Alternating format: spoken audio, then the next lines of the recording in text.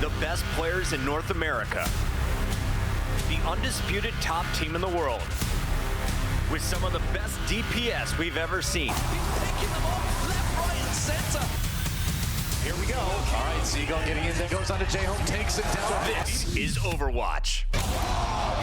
So crucial there towards Indy, but he's dodging them. The mechanics of this man now is going to take a breather and get that down. Very, very quick use of the bionic grenade. This is gonna be good.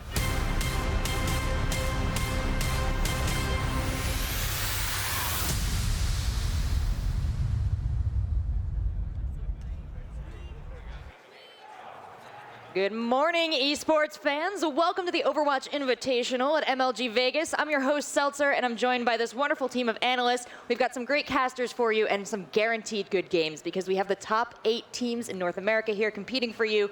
And here to break it all down, I'm joined by Stir, I've got Huck, and I've got ZP down in the end. Gentlemen, how are you enjoying Las Vegas, I ask, urging caution in your responses. I'm good. I had 4 bowls of ramen last night. I guess that's not Vegas You're exclusive. an animal. You gotta calm down. The guy Vegas, serving okay? me called me a beast. I felt bad. He was mostly impressed, I'm sure. He was. Yeah. He was. Ender game party.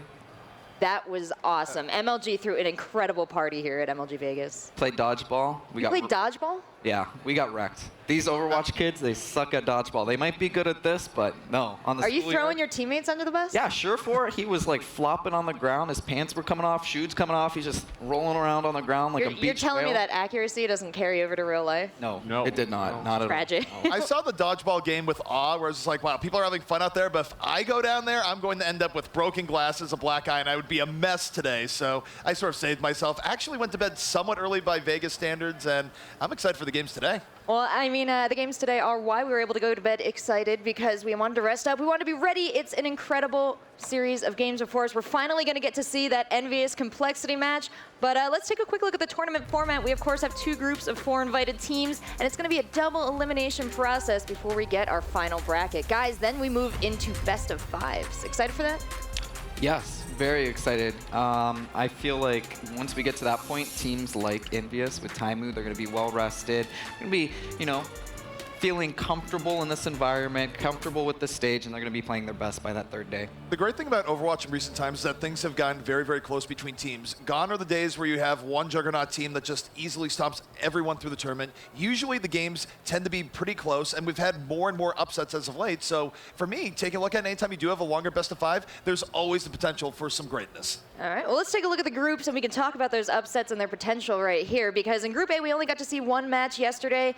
We had our boys on Fanatic go up against Rise Nation, closer than I think the score indicates there. I don't think so. Wasn't that close, All right. unfortunately. I think Rise could have done a lot better, and I really want to see how they do in the losers bracket, because it would be a real shame to see them go out. They're a great team, and they just weren't playing to their fullest. Yeah, and then you would expect that. I mean, they've never played on stage. They were at a previous tournament, MSI, but they didn't really get a chance. Using the term loosely. Yes, they didn't really get a chance to do anything on that stage. So I think as the matches went on, it seemed like they were getting more and more comfortable, experimenting, and just calming. I would expect them to come out better today. I'd say the key thing for Rise is that they haven't really adapted to the current meta, but they're actually doing better where they pulled things back a little bit. As we saw from Faze, where Faze went back to running more Genji, they had success. So I think a key theme here would be just running what you're comfortable with. Absolutely, and it's another situation too where these teams, you know, not super comfortable for Rise. Got a lot of travel coming into this, and I was just, you know, happy to see them playing as well as they did. I think they have a lot of potential, a long history ahead of them. But taking a look at Group B, that's, I think, where we saw some of our crazier games yesterday. Impressive performance by Liquid, but not quite enough there against FaZe Clan.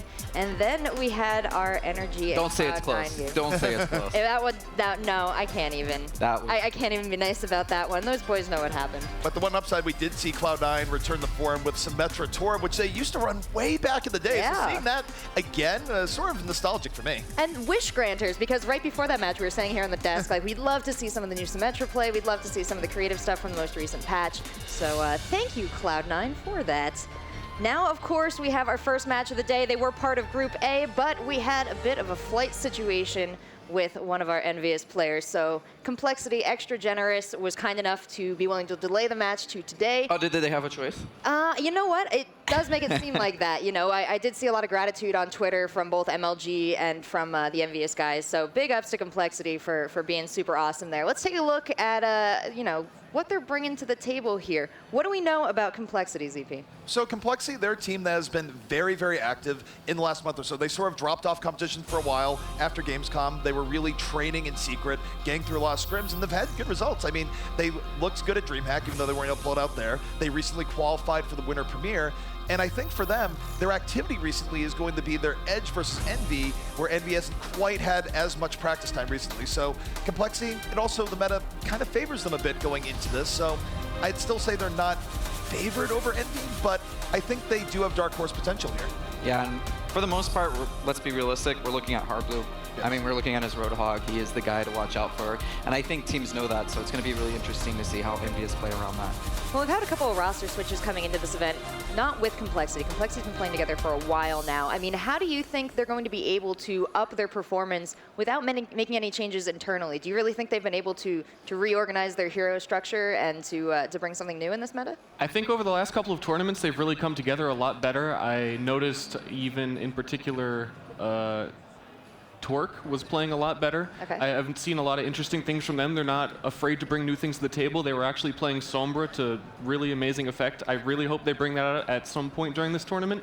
Would be interesting to see, but I think just in general, on a player-to-player basis, they've all stepped up a little bit. Well, That's great. Well, also, too, you look at their Diva play, where one of the key defining factors of teams doing well right now in this particular patch is being able to run a Diva and do well with it. And Complexity is actually telling us how, hey, look, for our Diva play, we don't just go standard here. We actually practice our bomb spots. We have setups for it. Of course, they were able to set up with Sombra EMP. And just making space for Hardblue to get a hook is big. And we're talking about the advantage of the unexpected. You know, we don't know what they can bring out here, and it's going to be a pretty exciting matchup. They're going, of course, against Envy, which makes it scary for them. I mean, no matter what creativity they bring to the table, Envy is a solid team that can face almost anything. Yeah, we might not know what to expect there either, because Taimu has been stuck on a plane for what seems like a week at this point. He's finally in the building, ready to play a game, but yeah, he's been through a tough little trip there. And we're waiting to see if Taimu's able to bring his A game, of course. I've heard he's good at aiming, so he has that on his side. Also, they do have a new player on their roster. So talking about roster changes, Mickey is new on the team here. Tailspin did leave Envyus, but definitely replaced with an excellent player. Yeah, how has it been, their adjustment to Mickey? We've seen a lot of success. I mean, they just won Apex with him. ZP, what do you want to add there? Well, Mickey, of course, is a phenomenal Diva player, and he couldn't have joined Envy at a better time, at a better patch. But also, more so than that, I mean, you take a look at Envy, there's probably no one else in Overwatch that has quite as much fun playing the game as Mickey does. He is never without a smile. I remember back in the Overwatch World Cup, we saw him with Team Thailand, where Thailand was losing. He was just ecstatic. Thailand was winning. Even he better. was ecstatic. So Yeah. I mean, no matter what, he's always happy. So I feel like at some level, yeah, right there. There you go. He has an elbow. Yeah. It feeds back into the rest of the Envy team, though, I feel like. Yeah, he's taunting Golden Boy right now, but I think it's very important too, like social dynamic. We've seen that that's very important for building out teams, and he brings that fun to Envyus. You know, they might be down, they might go down a game or two, or they might be too serious, and he's just always joking. I mean, he's such a clown, such a lovable character, and I know that Envyus guys love him. And this is a squad, you know, we talked about yesterday how a lot of teams are kind of like, at that moment, if they don't perform, they're probably not going to stay together. Coming off a win, having stability, I think they're all very happy with the roster right now. That's right. And you know what? I love the Harry Hooks laugh, and now he finally has like a laugh activated on the team. So maybe one day we'll get listening, but in the meantime, we're just going to have to watch their faces on the cam. These guys are so exciting to watch play. Anything else you want to watch out for from Envy? I mean, what have we seen, you know, new strategy-wise? I mean, I don't even think strategy. It's like Taimu, either he is going to perform or he's not going to perform. The only chance that Complexity has in my book is he is still deathly sick and he doesn't, and then they might have a shot. I think if Taimu comes into this and he's the Taimu that we expect, Complexity don't have a shot. I don't know. We saw him walking in today. He seemed energetic. He looked well rested. I mean, maybe it's a lie. Maybe if it's a facade. But if he can keep it up. After a long journey, you have to assume, like, okay, I'm finally here to play. You're going to play and be excited to do that. So I think he'll be fine. Well, there's that, and also when you're stuck in O'Hare Airport for like 6 hours, I think at some point you're getting a surge of adrenaline just getting out of Chicago. But here's the thing for Taimu is that historically he's been one of the most consistent land performers for Envy, where he always comes to play, even at tournaments like Gamescom where things didn't go so well for Envy, Taimu still had a standout performance. This is probably going to be his biggest test given all the crazy circumstances around his arrival where, I mean, look, it's not just his plane travel, but he's also sick right now. He has an ear infection. And yet, I still think like there's a good chance that he comes out strong here today. All right, well, we shall see soon enough. We're heading into King's Row, so I'm going to give it over to our casters. Let's get this game started.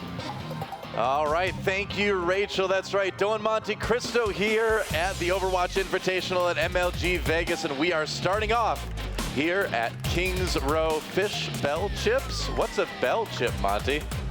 I don't know. Scrap all robots. Why are people so mean to robots in London, Monty? Do you know? Well, I wish I could actually hear you right now, Toa. But, I know. We're having some audio issues. We got super echo. Hold on, guys, just for a second. If we get back I to this feel game. like I'm in a big arena right now. Now batting, Monte Cristo.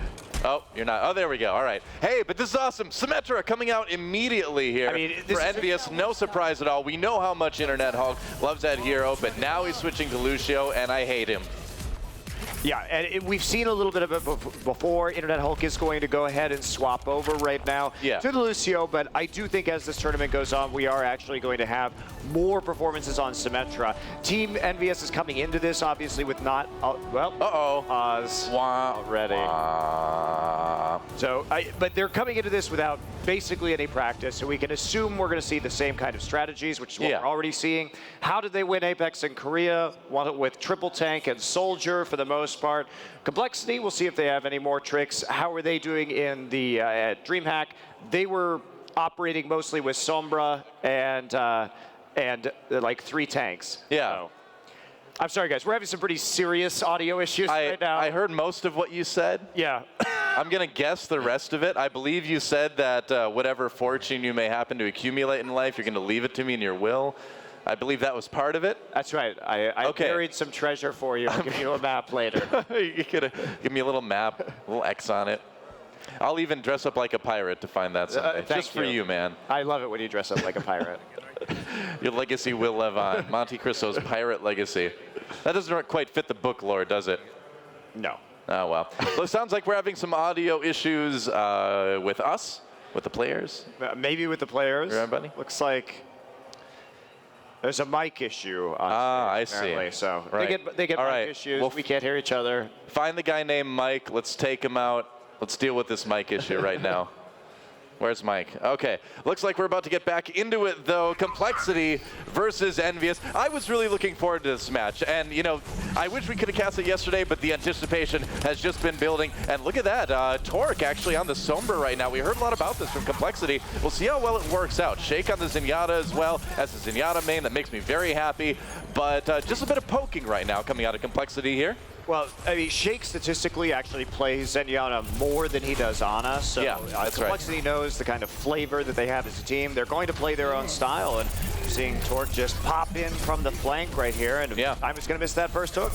Well, I mean, when he's got his translocator back there to stay safe, as soon as he starts taking damage, just hops back, goes to one of his hacked health packs. And they come back very quickly. He already has ult. Yeah, it's so fast. Yes, we're very quickly into this game, but when you hack that health back, it does quadruple the speed of the health back respawn, and then you get ult charges from it. So Harry Hook in a little bit of trouble, but actually being healed pretty well. Yeah, staying alive, chases away Nicholas there, and that D.Va's in trouble. He's gonna have to jump to the low ground now, but he got rid of the mech at least. Meanwhile, few kills coming out. And so far, it's a bit of a brawl right now, but there's an Anubis onto Mickey. He's going to turn around, take out Nicholas, go to the point, and they're going to keep defending here on King's Row Point A. Yeah, tried to pop the EMP there, but no real follow-up, no other ultimates available, so nothing actually working. Harry Hook has the tac visor. You see, Healthback has been hacked in the hotel. Yep. They're going to try for another push right now, but tac visor on the high ground. Harry will be ready and waiting for this one. Oh, all right. Nicholas coming back up again, trying to just dislodge Harry Hook from that top part, and he does. I mean, that's one of the dangerous things about Soldier 76 is that you got to get rid of him. Whoa, they do. So Hardblue with 2 kills on that Roadhog already, and this may be the opportunity for Complexity. Torque used that EMP a little while ago.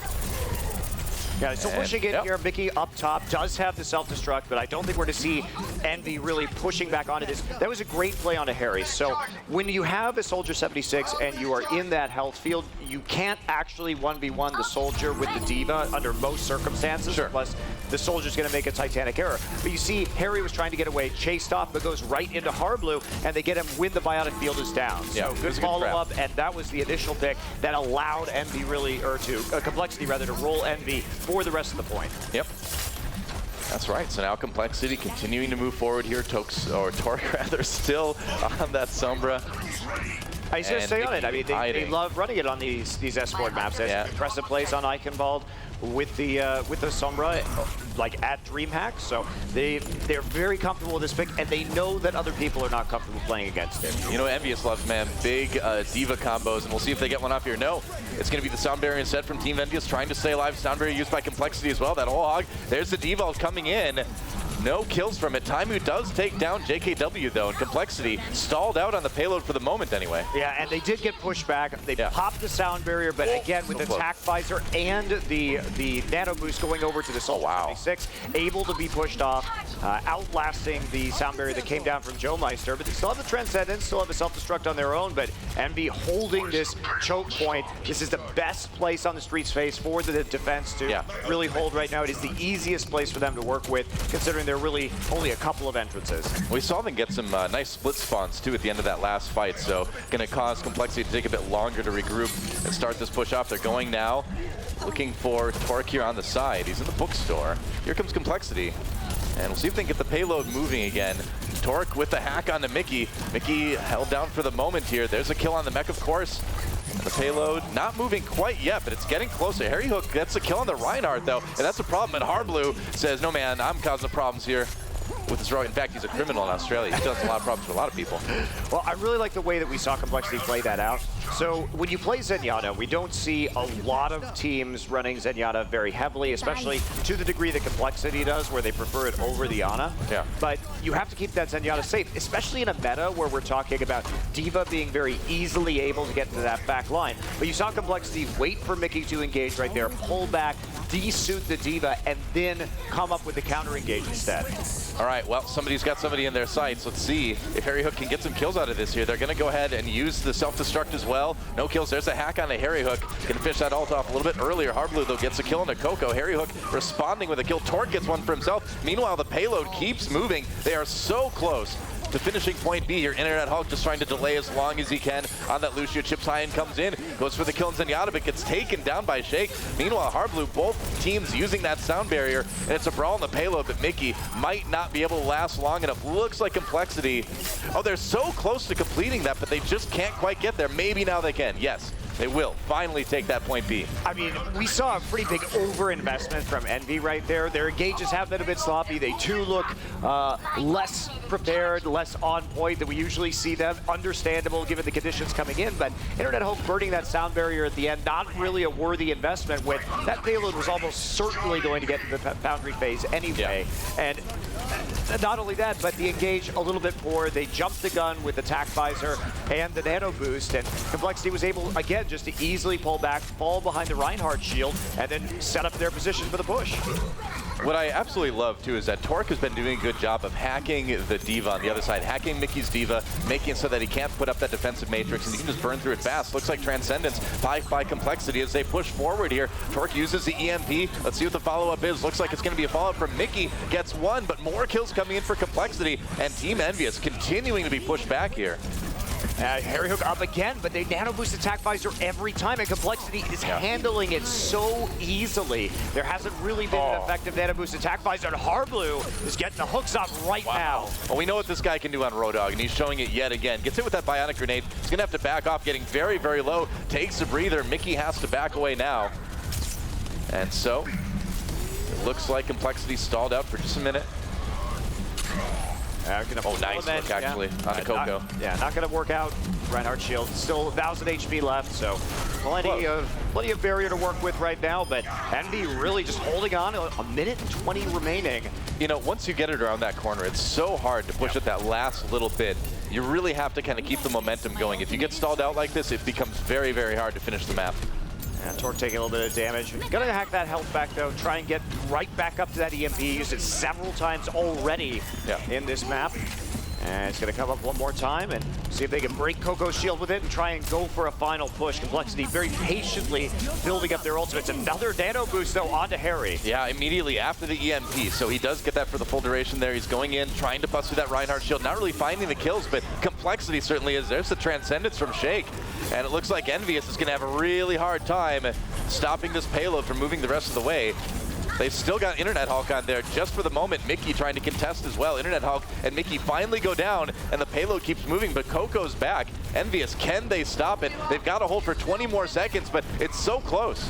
Yeah, and look at this. We got to see if they can get in right now. Harblu's stuck in the back, and that's just going to be a push. Wow, they keep Taimu away from the payload, push Coco off. He couldn't get there in time. Yeah. Envy holding back at the last second, didn't want to commit too much, but in the end get bounced right back off the payload. Yeah.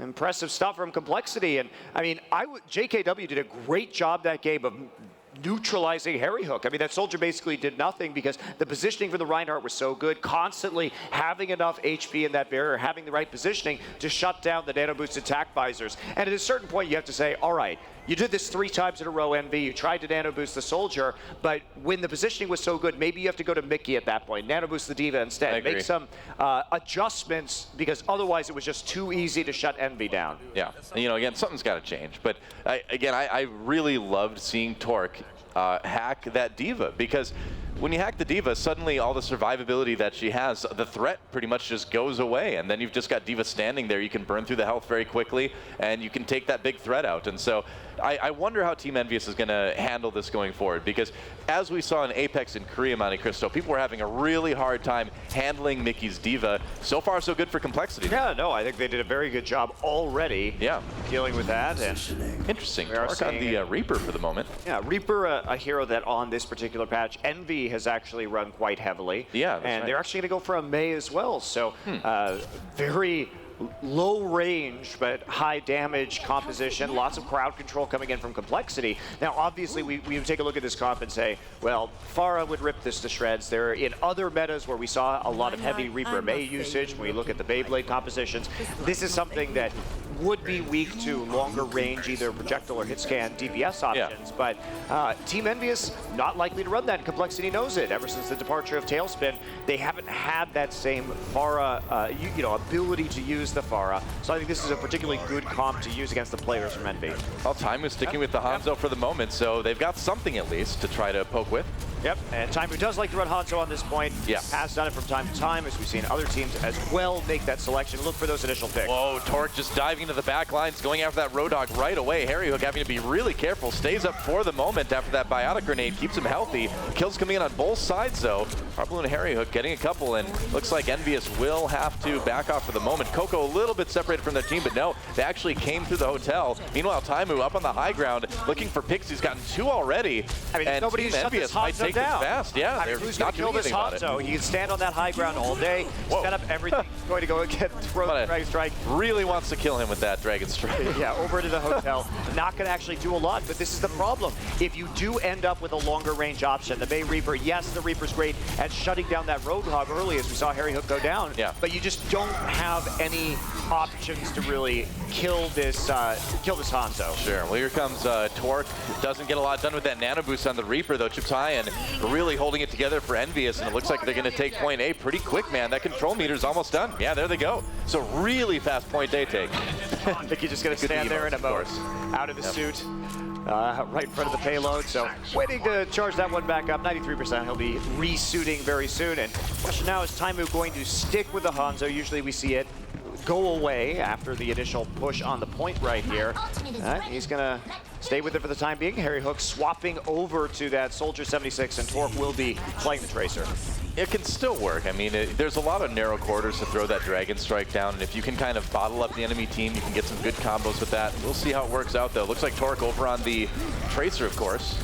Yeah, and that's a better choice, obviously. Yeah. We'll be able to harass the Ana, as you're saying, or the Hanzo in the back line, and really cause a lot of problems. Another Dragon Strike going through it. Yeah, coming through. Envy just got pushed very far up on the point. A little bit of damage, but Envyus just trying to do anything they can to move this payload forward right now. Complexity dives back in again. They're going to go for the Blizzard, and yeah, Taimu's got to run, and that payload's just going to sit there. So they're buying a lot of time here. Yeah, they're buying a lot of time because we saw Torque on the Tracer just running circles around the payload. Yeah. Envy wanted to push up, wanted to push people off, but the payload was not actually moving in that time. Got Maywalled. Team Envy still keeping it on the move, but it was a nice little delay there by Complexity. Harry Hook moving really far up, just try to put the pressure on with that Soldier 76, allow the payload to keep pushing forward. And things are going pretty well, so it looks like they might just get a near free point too, unless Complexity attacks right now. It'd be risky, but yeah, they're going to go out. Okay, payload just turning the corner. They're going to drop the Graviton Surge. Torque waiting for that. Finally gets the Photon Bomb in there. Can use it. No kills, though, coming in. Internet Hulk actually gets one on Harblu, and Envyus just going to fight right through that and keep pushing. Yeah, Taimu with a point-blank arrow on the Torque there on the Tracer, just headshotting him at close range. Jeez. And the Pulse Bomb was late.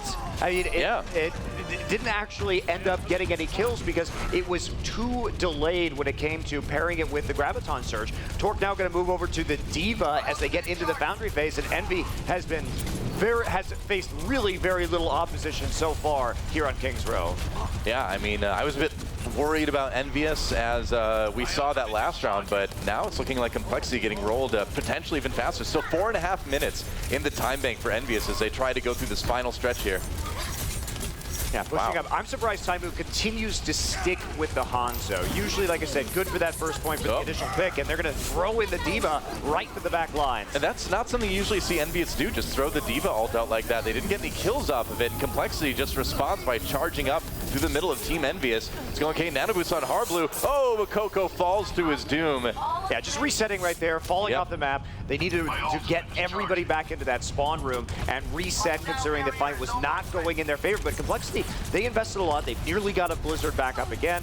See if they can use that. But Team Envy coming up on a host of ultimates. They're going to have 4 soon enough, and that might just be enough for a final push. Could be. I mean, they've got a lot of good ultimates to pair to. I mean, they've got the Attack Visor, they've got the Earth Shatter. They're going to have the Nano Boost really, really soon. Harry Hook having to run from that Diva. He's going to pop the Attack Visor now. Graviton Surge, Blizzard to use. He's going to dive into it. They've got the Sound Barrier from Lucio to try to keep him up, but Complexity getting the kills. Wow, they just completely locked up Team Envyus. Yeah, and that's the problem, is that the Blizzard can nullify so many of those ultimates. Again, Hulk, usually on point with those sound barriers, has had a little bit of mistiming here on Kings Row so far, throwing down the sound barrier, but they invested so many ults, just countered by the Blizzard straight up. Not a big investment there from Complexity, and now they're going to be pushing back. They needed to be keeping better track of the Mei ultimate, draw it out, and then make that push when they had a huge ult advantage. Well, they've really got to make this Nano Boost count for a lot. We're going to see. Both teams have it. There's the Earth Shatter, a big one for JKW. Where's the follow-up, though? A little bit slow for Complexity, and they get a couple kills. That was a bit worrying, but they got enough to push Envy's back again. I mean, the ult economy is in a really bad shape for Envy right now because they had that advantage and then threw it all into a Blizzard. Complexity now, they're going to be coming up on many more ultimates, and it's going to be a grind. I mean, we've got 2.5 minutes left, but Envy is probably looking at realistically minute and a half before they can get another good push. Wow, JKW with the Nano Boost trying to take advantage of that Graviton Surge, but not really finding the kills he was hoping to find. Envy's pushed back for the moment, but now they're going to respond. Pushing up ahead, Twerk popped out, or actually taken out on that Mei. Harry Hook with the Attack Visor. Now he's got the Nano Boost as well. Staying healthy, going around the side, looking for the kill into Harblu. Decides to turn. They want to get that payload moving. It's been stalled out for so long. It's finally pushing forward now. They've still got 2 minutes to try to move it the rest of the way, but man, credit to Complexity. They've burned so much of the time bank off. Yes, they really did. That one Blizzard, again, I keep going back to it, absolutely crucial in this map, but they've got to make a play right now. And we saw Envy get stalled out right here. We get pushed off the payload. Now we are going to see Mickey popping out with that self-destruct. Nice Maywall to block. Yeah, Complexity drops the Blizzard right afterwards, so Team Envy is having a hard time even getting close to that. Coco taken down, and Nicholas just doing work on this Mei. Yeah, absolutely. Nice work again. The Blizzard has been absolutely clutch. Oh, in the back of the head. Ouch. Take out Harry Hook. So they moved the payload a little bit of the way further towards the point, but again, Envy using so many ultimates. They're going to have the sound barrier soon, but it's not looking real great here for Envy to actually finish out this map. It's going to take a pretty Herculean effort for them to finish this one. We'll see if they can dig deep and do it. This was the team that was kind of the underdogs for a long time in Korea. There's the Graviton Surge. They pull in everybody, looking for that big combo. Not quite finding it. Harblu does get 2, though. It's enough. And now Envyus, yeah, certainly not going to be able to push that payload the rest of the way. It's going to be really hard to make it work. Yeah, 45 seconds. They've got some ultimates. At least they have the sound barrier to work with right now. Chips may be able to get another nano boost by the time this goes through, but they've been so predictable with the nano boost onto Harry. Yeah. And it has been very effectively nullified time and time again by Complexity. So Envy going to be pushing up one more time. Yeah, they're going to try it. This is it. It's do or die. They've got the sound barrier. There's attack visor. Going for huge clutch play. Harry Hook knocked to his doom, and now Harblu at that nano boost. He's going to go after Coco. Fiat a grenade, not helping a lot when you've got JKW hitting you with the hammer. And Complexity defending that payload. Just 9 seconds left. There's the Graviton Surge to try to finish things off. It's a brawl on the cart, and they've got the nano boost onto Taimu now. He does get the kill on the Joemeister. Internet Hulk knocked prone, though. There goes Harry Hook onto the Tracer, trying to stay alive, just trying to keep that overtime going, but I don't know if it's going to be enough. Envyus somehow, some way gets a lot of people back on the payload, but there's the self-destruct. Coco going to throw up the shield. Harry Hook gets another kill on the Torque. That was such a hero play coming in from Joemeister, denying the tack visor flank from Harry Hook. That was the last really good shot, I think, that Envy had to win this map, and now we're sitting here in overtime. Yeah, we're in overtime, and that payload is moving, man.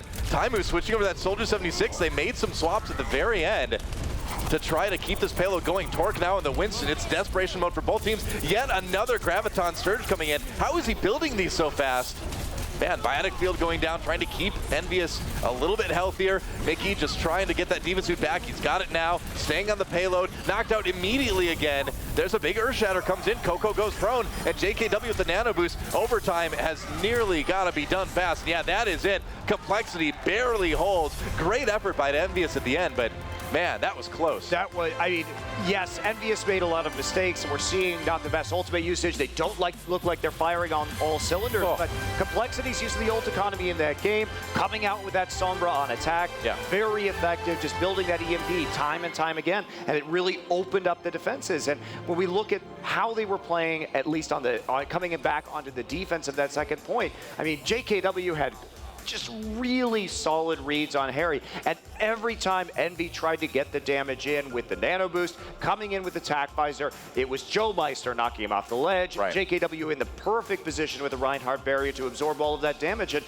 Envy just couldn't make the most out of their engages. I mean, we know Envyus, you know, because of some of the player travel issues, haven't gotten to practice like they've wanted to. But, you know, more than that, too, it's interesting to see Complexity throw something at them that they did not deal with at all in Korea over the last couple of months. So it's kind of a combination of tough factors for Envyus to deal with. And you know, like I was saying earlier in the match, Envyus is a team that lately has been used to being the underdog. I know it's strange to say that, but in Apex in Korea, they really were. Towards the end of the tournament, they won a couple playoff matches. Nobody really thought they were going to win. Ended up winning the tournament now. And so here they are in a situation where you could maybe say they're, you know, they're a strong team certainly, but again, coming into it with not much practice, now Complexity throwing stuff at them they haven't been playing against, haven't been maybe expecting, and so finding themselves maybe once again a little bit in that underdog role. Yeah, absolutely. So Complexity putting together a strong first map. Yeah.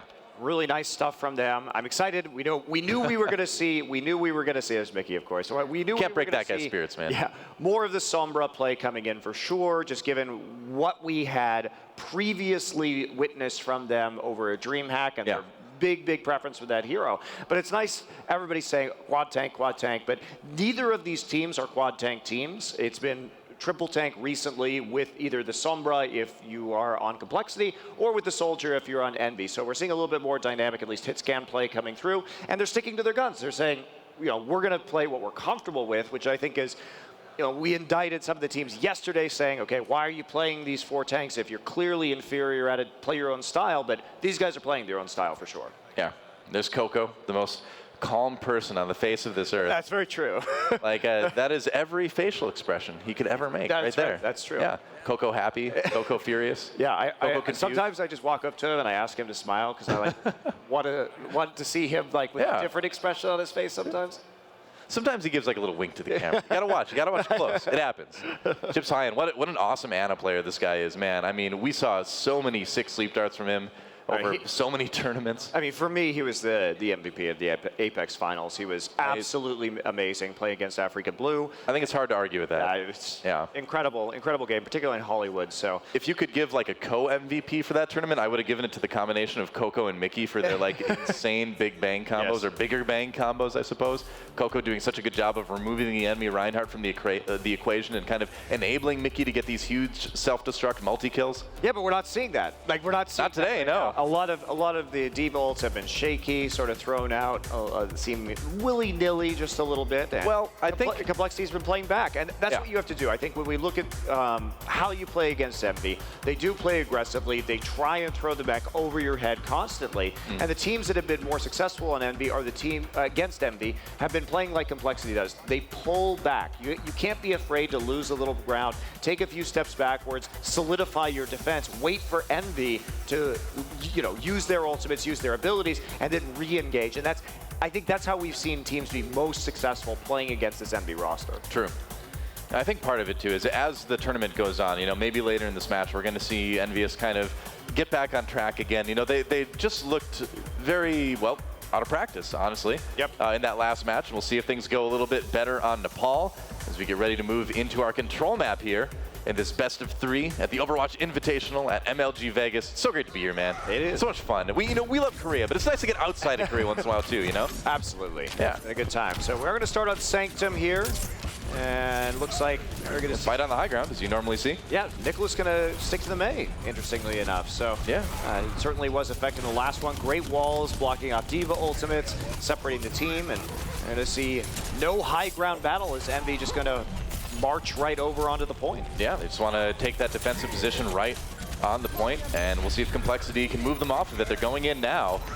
And they stop right before the control meter builds all the way. Taimu looking for the hooks, not quite finding the pick he's looking for. Gets hit with that biotic grenade, not in the good sense. Kills coming in on both sides right now, but JKW for Complexity really making things work. Harry Hook trying to equalize. Oh, nice right click from Nicholas. Again, I mean, that's why this guy plays the Mei, man. He can hit those right clicks. He can cover so much space, and especially on this point on Nepal, if you put the Blizzard on the point, the other team's just not taking it back. It's such a patient engage, again, from Complexity. I like what Envy is doing. Normally, you would see a high ground battle, but when Envy realized that there wasn't any kind of long-range damage coming out of Complexity, they knew they could go down to the point and just fire away with Harry Hook's Soldier. But Complexity was so decisive on that engage, coming in against the Mei wall. And another great Mei wall there. I mean, boxing everybody in.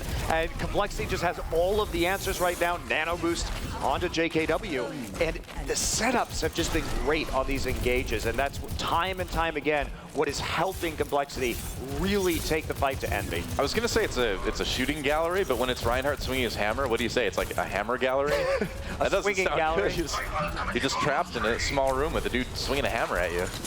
That sounds like a scene from Old Boy. It does. It also sounds like a scene from Overwatch, Monte Cristo. Harry Hook trying to make a difference as a Blizzard gets dropped for Complexity. They use that sound barrier as well as the fight continues. Envy is just not able to get through that choke, though. And man, if you get stopped on Sanctum, okay, this might be it. Bigger bang incoming?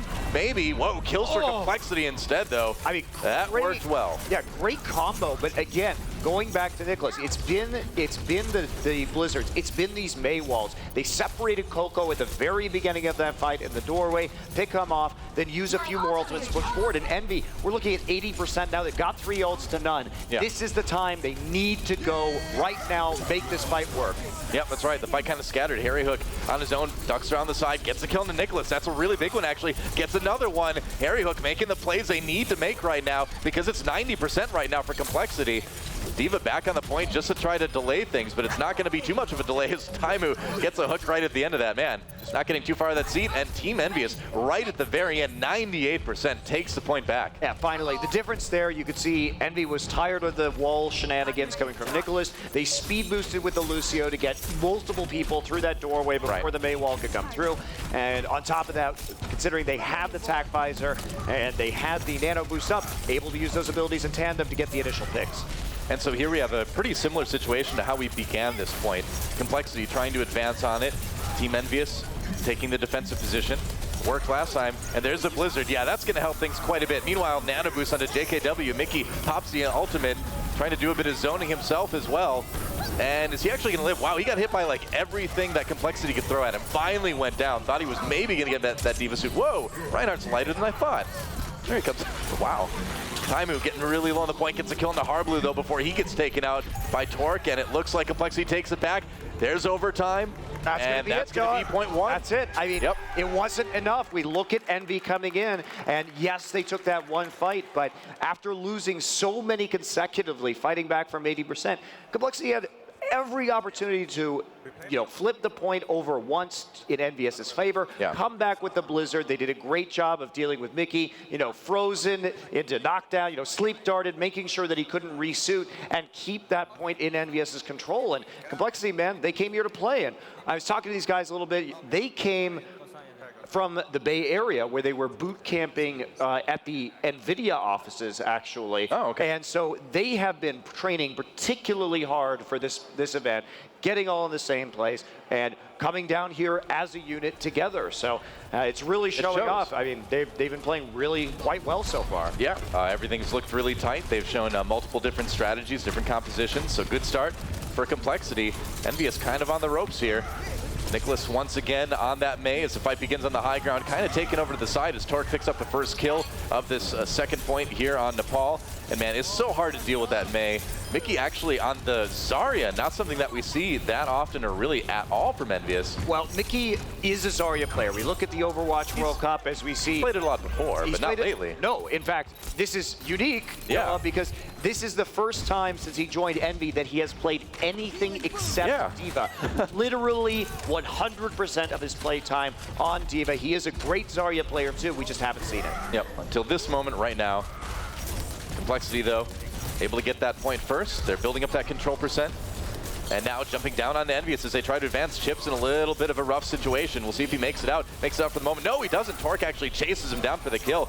Meanwhile, Nicholas trying to find that kill onto Coco. Turns and has to put a little bit of attention onto Taimu as well. But so far, so good for Complexity, man. They're just zoning out Envyus really, really well. And yeah, Mickey not making any progress at all on the Zarya. Coco. It's like, all right. Trying to get out, trying to, get a little repositioning, get back to his team, but yeah, if he moves really fast, it's snow, he can kind of slide for a while. Yeah, taken out pretty fast there. Taimu actually going to be going on to the Whoa, Nicholas got taken down. Harry Hook actually found a nice pick from the side there on that Soldier 76, and the problem is he needs the rest of his team to kind of capitalize on that. They need to go for this 5v6. Meanwhile, Graviton Surge up on top. There's Attack Visor looking for the kill in the shake. He finds it, looking for a bit more. Oh, gets clipped by the edge of the Earth Shatter. Pretty clutch for JKW, but it may not be enough for Complexity to hold this point. Yeah, there wasn't any follow-up. I mean, we see Harblue coming in, launching that Graviton Surge, but there wasn't any damage. Oh, Jolmeister, it goes down to the right click in the end. Yeah, I really think Complexity, when we saw the pick onto Nicholas from the long range and the engagement from Envy, that's where you fall back. I mean, you already have 70% of the point. Yeah. You don't necessarily need to take that fight. It's better to try and draw ults out of them, allow them to flip the point, come back with that big advantage, and go from 70 to 100. Instead, a little bit of an over-investment there from Complexity, throwing out that Graviton Surge when the damage just wasn't there on the follow-up. I feel like Taimu's mad now. He switched on the McCree. That's like a Taimu wants to win pick now, so we'll see if he can make it happen. The point already going back to Complexity. They just snuck in and took it right under Envyus's nose here. Envyus, though, fighting back. Maybe they'll be able to reclaim it. Looks like they will for the moment. Harry Hook manages to chase down Harblue in the back. And so, Envyus taking that point right back again. It's been a bit back and forth here on Village. Yeah, but we do see a lot of. Yeah, but by sneaking it, the thing is that it separated the members of Complexity, allowing them to be opened up for getting killed one by one. Yeah. So yeah, you get, 9% off of it, but you lose the team fight and you lose a lot more percent in return. All right, well, Taimu pops that Deadeye, looking for a bit more, trying to get through that Reinhardt shield. Doesn't get any kills out of it. Sound Barrier comes in for Envyus as they try to hold the point, but they've got to deal with that Blizzard. Really annoying to get through that. It's over now, and Complexity on the point. They take it back. They're building it, and they're up to 86% right now. Envyus cannot allow them to have any more time on this point. Nicholas getting really, really low. Finally going down. Another crushing teamfight win for Envyus. But again, look at that, 96%. Complexity just holding it long enough that now if they take it back, they're just going to win another round. Yeah, but they lost the fight there because they were throwing away ultimates again. Yes, they got in there, they got the Blizzard down, but they committed to the sound barrier, and Team Envy, they just pulled right out of the point. Yeah. So easy for them to retake after that. So many abilities used without any noticeable effect, and so Envy, okay, it looks scary for 98%, but they played it beautifully on the re-engage. Oh, Taimu coming back in again with that McCree. Nice pick off onto JKW. Looks for one more onto Torque, getting very low on that Diva. Yeah, pops her out of the suit. And now they're back on the point. Yeah, not allowing Complexity to take it back this time. And it just seems like since Taimu switched over to this McCree, Harry Hook's been doing well in the 76s at the same time, and Envyus having a lot easier time now holding the point. Man, and Taimu on McCree, I've missed this. We haven't seen enough of this lately, man. But we're seeing it, Doa, because they don't have any long-range damage. Yeah. Switch to 2 long-range hits can, and you're playing with 3 tanks in a Mei. Who is going to kill the Soldier? Who is going to kill the McCree? 99% now for Team Envyus. There's the Deadeye, no kills coming in. Graviton Surge used. There's the Mei Wall to try to block a little bit of damage, but it's looking pretty good. Nano Boost actually. They flipped the point. Yeah, they managed to take it back, and there's overtime. Envyus now, they've got the sound barrier. They need to win another fight and take this back again. I'm really surprised. Wow, it was actually overtime able to in favor of Envy, but they backed off thanks to the Blizzard. Oh, they got it back Flip again. the point back over right now. Very close match. Gotta keep it looks like off of this there. is going to go to Envy. Okay, yeah, so point 2 goes to Envy, and we have got a very close round of Nepal. Yeah, absolutely. That was down to the wire, but I love how Envy played that. You see why they are one of the best teams in the world right there. Such great patience coming out, playing around the Blizzard much better on this point than they did previously on the last map on Kings Row. Yeah. So bringing it up, feeling they seem like they're getting into their groove a little bit more now as we head into point 3 here on Nepal. I agree. It does seem like they're looking a little bit more comfortable than they were earlier. Meanwhile, Complexity still playing a very tight round. Time with a smile on his face. He's had a rough couple days, man. He has spent a lot of time in airplanes and airports. He's finally made it to MLG Vegas here. And so far, so good, man. It's so good to see him on the McCree again. Yeah, I never get tired of watching Taimu on McCree. No, neither do I. Repping America. It makes me feel bad, though, because I could never headshot like that. Oh, no. No. Years. Nor could I, but and now Torque is going to switch it up. So we do see an adaptation here from Complexity. Yep. Moving over to the Soldier 76, so at least they're going to have some long-range hit scan of their own to try and get the necessary damage down onto that back line. Well, Taimu's still on the McCree for Envyus as they take this point initially. They're gonna hold on to it for the moment, but now Complexity pushing them back a little bit. Torque doing work on this Soldier 76. Here comes Coco. He's got to be careful, though. He's getting very low behind that shield. Manages to take a ride on the Mei Wall and stay safe for the moment. But, yeah, okay, so Complexity will take it first. Envyus just backing off. Let's see if the same strat that worked for them on Village works here on Shrine. Yeah, but Harry's going to take out Shake in the back line, and notice that they already have Nano Boost. So in the middle of all that spam that we saw into Coco, it was Chips getting a huge amount of healing done on the Ana. So they should be able to flip this point pretty easily right now, and now it's going to go in favor of Envy. So they didn't even use any ults. The shot calling is good. You can tell the poise is there. They didn't have to commit any ultimates. They didn't overcommit any ultimates. Just go ahead and stay back and wait it out. Wait for the Ana healing to bring up that Nano Boost. They didn't end up having to use it, but the pick that we saw onto Shake initially really made that big difference. And Team Envy knew they could push forward, knew that they wouldn't have to use ults in order to win that fight, retake the point. Yeah. All right, Hardblue with the Graviton Surge. Coming in now. And there it is. They're going to see if they can try to get something going here with that. Soldier 76 pops the ultimate. They've got the sound barrier for Complexity as well, trying to stay alive. Taimu uses the Deadeye. Doesn't find any kills with that, though, I believe. Managed to take out Hardblue, though. And it looks like Envyus going to hold that point. Yep.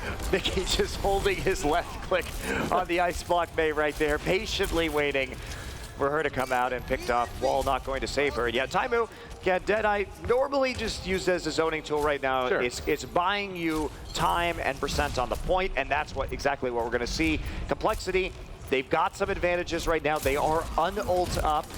but no sound barrier for them, so not a lot to use defensively, and they're going to pop the tack visor in the Nano. Oh, take Internet out Hulk Hulk runs instantly. right into him. Yeah, you don't want to kiss the barrel of Soldier 76's gun. That's not a good idea, man. Torque getting 2 already, looking for a bit more complexity on the way to retaking that point control meter, building fast, and Envyus struggling, desperate to take that point. Taimu gets the kill, though. Maybe they can actually hold it. No, there's the hook.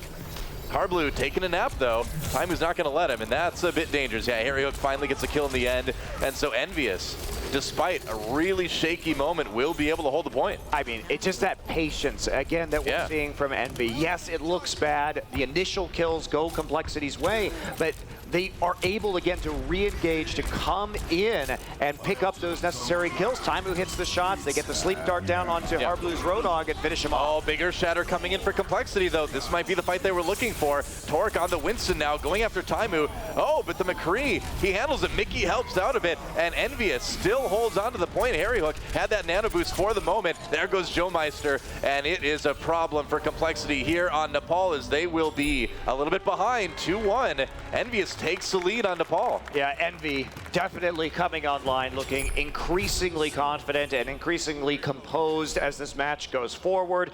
And now on match point here in this second map of Nepal, could send us all the way into a third map potentially.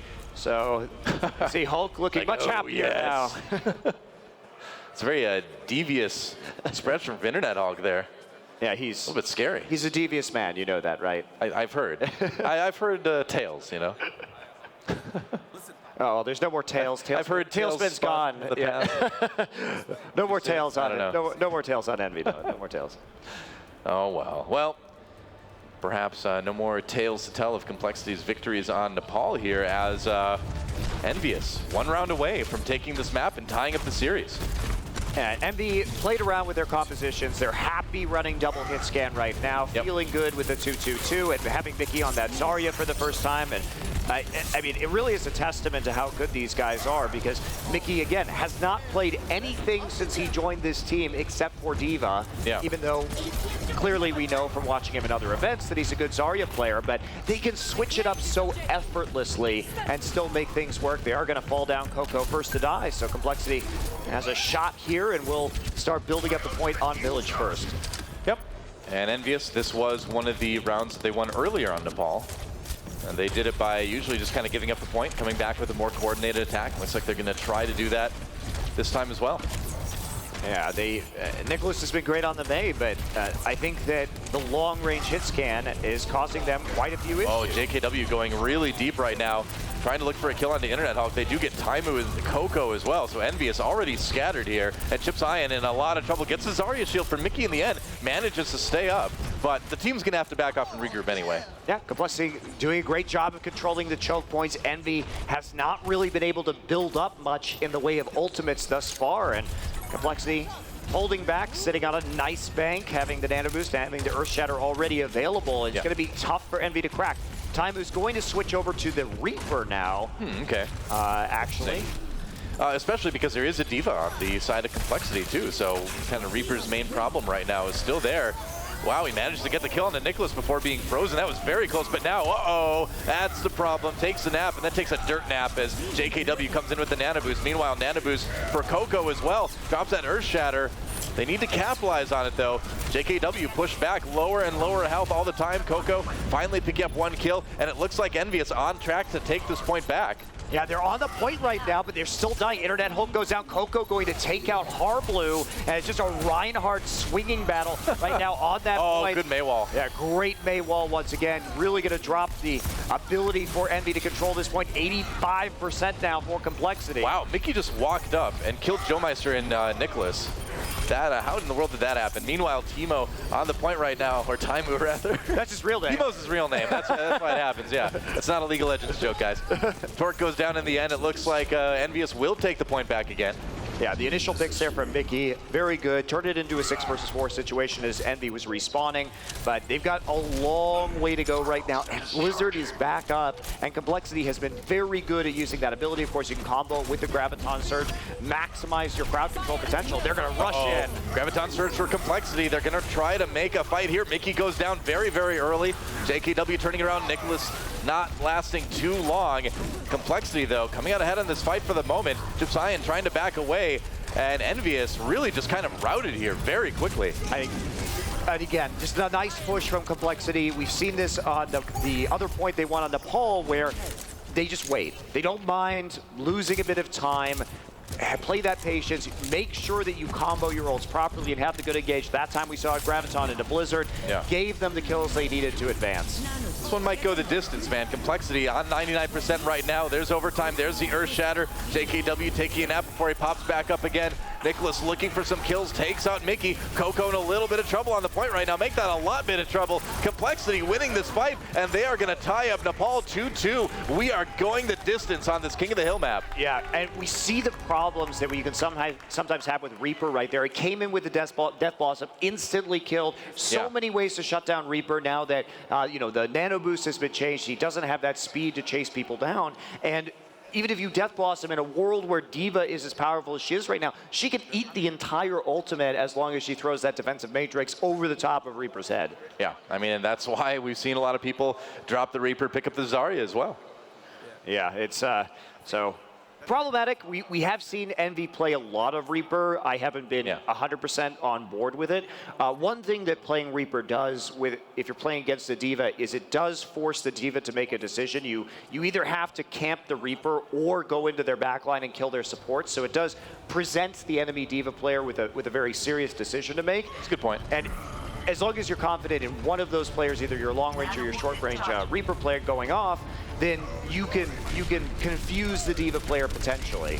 Well, Harry Hook back on the Soldier 76. Taimu on the Roadhog once again, and Nicholas still on that maze. Wow, he's going to go way up in the air off of that May wall. Complexity is trying to hold on to the shrine right away, and whoever wins this round wins Nepal.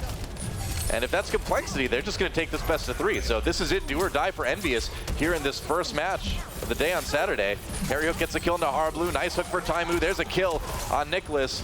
And Complexity forced off the point already. That percent building, but maybe not for too long. JKW, lucky did not go off the edge right there. Nice kill onto Shake. And Taimu just going crazy on this Roadhog right now. And how many times have we seen this, Joel? When a lot. The team needs him to come up big, and Taimu's on this Roadhog. He is landing all of those hooks. Even in their losses sometimes, it looks like a highlight reel from Taimu's Roadhog. Gets the hooks done there, and that's going to be an early cap here for Envy as they start to take the lead on this 5th and final point of Nepal. Yeah, Taimu's individual performance has certainly not been an issue, even in a lot of their losses, like you said. Yeah, I mean, ZP, I was talking about on the desk, he is incredibly consistent. In a land environment. All right, Wall comes in. Nicholas trying to create some sort of separation to get some picks, maybe finding one at a time move. They do actually get a good start for Complexity as they try to retake Shrine here. Envyus not giving up so easily, though. Mickey and Harry Hook getting kills. There's a Graviton Surge, though, for Complexity. Looking for a follow-up. Graviton Surge comes in for Envyus, and there's a Sound Barrier as well. If they will hold strong on the point. 45% right now. A little way for Mickey. And a celebration, perhaps a bit premature, but I can't fault the guy. Wow. I mean, it's a great fight. Yeah, again, Internet Hulk looking more comfortable right now. That Sound Barrier was actually really good. Not too early, not too late, like we've seen it at some other points so far in this match. Again, drawing so many ultimates out of Complexity right now. They're going to have more tools to work with. They're coming up on 4. So this is Complexity's push. They got to retake right now. Yeah, they do. Okay, Ice Block used very early. Nicholas dropping the Blizzard as well. They've got the Nano Boost onto JKWs. They push everybody from Envyus off the point. And Envyus, they lose Internet Hulk, but they do back off in a fairly coordinated way. Taimu comes back in, takes a nap on the point right now. Complexity going to wait him out. There's a pin. Actually, got the hook too, but no kills off of that. Complexity holding strong for the moment. Torque getting a little bit low, but it looks like Envyus is going to have to regroup here. Yeah, re-engage a little bit sloppy, but Complexity, they used a ton in that fight. Basically dumping everything that they had. They knew they had to retake it. It was going to be their last big opportunity to do so. But just like we saw in the last match where Complexity was okay giving up a few percent on Nepal just because they could, or on Village so they could make a stronger push, this is Envy going to be coming back with a strong push of their own. Yeah, well, they get a bit separated by that May wall. Nicholas has been great with using that ability so far. Taimu coming around the side, looking for the flank, gets the hook. onto the Zarya. No kill, though. Meanwhile, Torque gets 2 kills of his own. Really rough push for Envyus. It's like they tried to kind of flank, but people just kind of got separated. That fell apart really fast, didn't it? It was also weird that Nicholas didn't die right there because he was biotic grenade in the ice block with what looked like about 10 HP, and nobody could finish him off. It's May, we didn't see what happened, but nobody could finish him off right afterwards, and suddenly Torque picking up some huge self-destruct kills. So Complexity now moves into the lead in terms of percentage, and Envy couldn't get it done. Oh, there's a Graviton Surge trying to win this fight before it begins. Envyus caught a little bit off guard. Taimu, though, getting the equalizing kill, but there goes Chips High, and a big loss for Envyus as now Nicholas comes back onto the point, have the nano boost for the moment. He's still got the Blizzard, too. It's looking grim for Envyus. Taimu trying to pull some heroics, but no such luck. There's the ice block. It's going to bounce around on Mickey's head for a moment, I guess. Internet Hulk with 2 kills. That's a boss bloodthirsty support play right there, and they're going to retake the point. How did that one turn around? Well, Complexity nano boosted the May right there. Yeah, man, why not? I mean, talk about overcommitment. Maybe you wanted to save that for the back end of that fight. Maybe nano boost potentially a better target, but we're just not really seeing that from Complexity. Yeah. And they didn't have the tools at the end, so they get to 99%, but now Envy, they are the kings on the hill. Early sound barrier for Envyus as they expect the fight to begin right here. It has kind of begun. Harry Hook with a nice kill on the Shake there. Good hook by Taimu. There goes Joe Meister. It's into overtime right now. Complexity trying to sneak that point back again. Chips diving in, trying to hold it. There's Taimu on the point right now. They can take Nepal right here if they win this fight, and it looks like Taimu's deciding they're going to do just that. There's the whole hog, gets the nano boost in the end. Overtime dying off, and Envyus will tie up this series. GG, wow. A great final point there. Well fought by both teams, and Taimu just comes out and clutches it at the end. We've Welcome seen him to do Vegas, it. man. Yeah, so many times. This guy's been traveling for the last 30 or 40 hours and shows up with that kind of performance. Check out the play of the game right here with Mickey. Hey, we know he's got great Zarya tracking, comes back, absolutely wrecks everybody, gets the Graviton Surge of his own down. Beautiful Zarya play. Yeah. Oh, but no taunt at the end. Oh, bad times. Well, you know, Mickey, like you said, we knew he was able to play Zarya. We saw that at the Overwatch World Cup. You know, in Korea, he played only Diva. He was fantastic at it. But in this situation, I think it's great to see the Zarya come back. We're going to throw it over to the analyst desk for just a second to help them break down that match. Thank you, Monty. Thank you, Doa. Guys, 1-1 here. Complexity and Envyus. I really wish we had done predictions at the beginning of this, but maybe we can save it. We have 1 match left when we come back from break. Do you guys have some thoughts based on the performance of these 2 teams so far today? Envyus. I still think Envyus are going to take it. It's a lot closer. And I was expecting Taimu, you know, if they were going to win, Taimu was going to have to be a little sluggish. Taimu's doing great, so the Complexity just showing strength. My heart is with Complexity. No matter what my brain tells me, I think they can win on Dorado. I think their payload strategies are good enough to take this. I feel like Envyus was pulling it together towards the very end, and Taimu, again, I think maybe a slower start to the day, but really came into his own. Again, I don't know if there's any illness, travel plans, anything that can actually keep Taimu down, so I definitely still give Envy a slight edge, but man, Complexity came out strong. Absolutely. Envy's just warming up. They finally got their computers under their fingers and they're ready to go, but Complexity here bringing out some really unexpected stuff, some excellent play. This is a brand new and really amazing Complexity, so we are going to see the exciting conclusion of this first matchup of the day right after this break.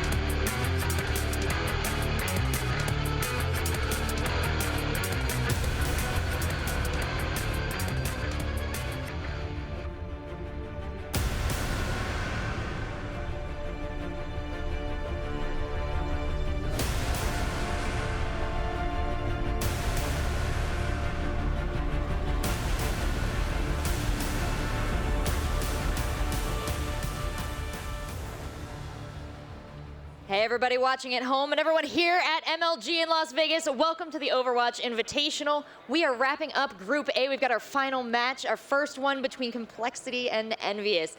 This has been really exciting. I mean, we've had a win from Complexity here, we've had a win from Envyus. They just barely squeaked it out, all 5 rounds of Nepal. ZP, is this what you expected?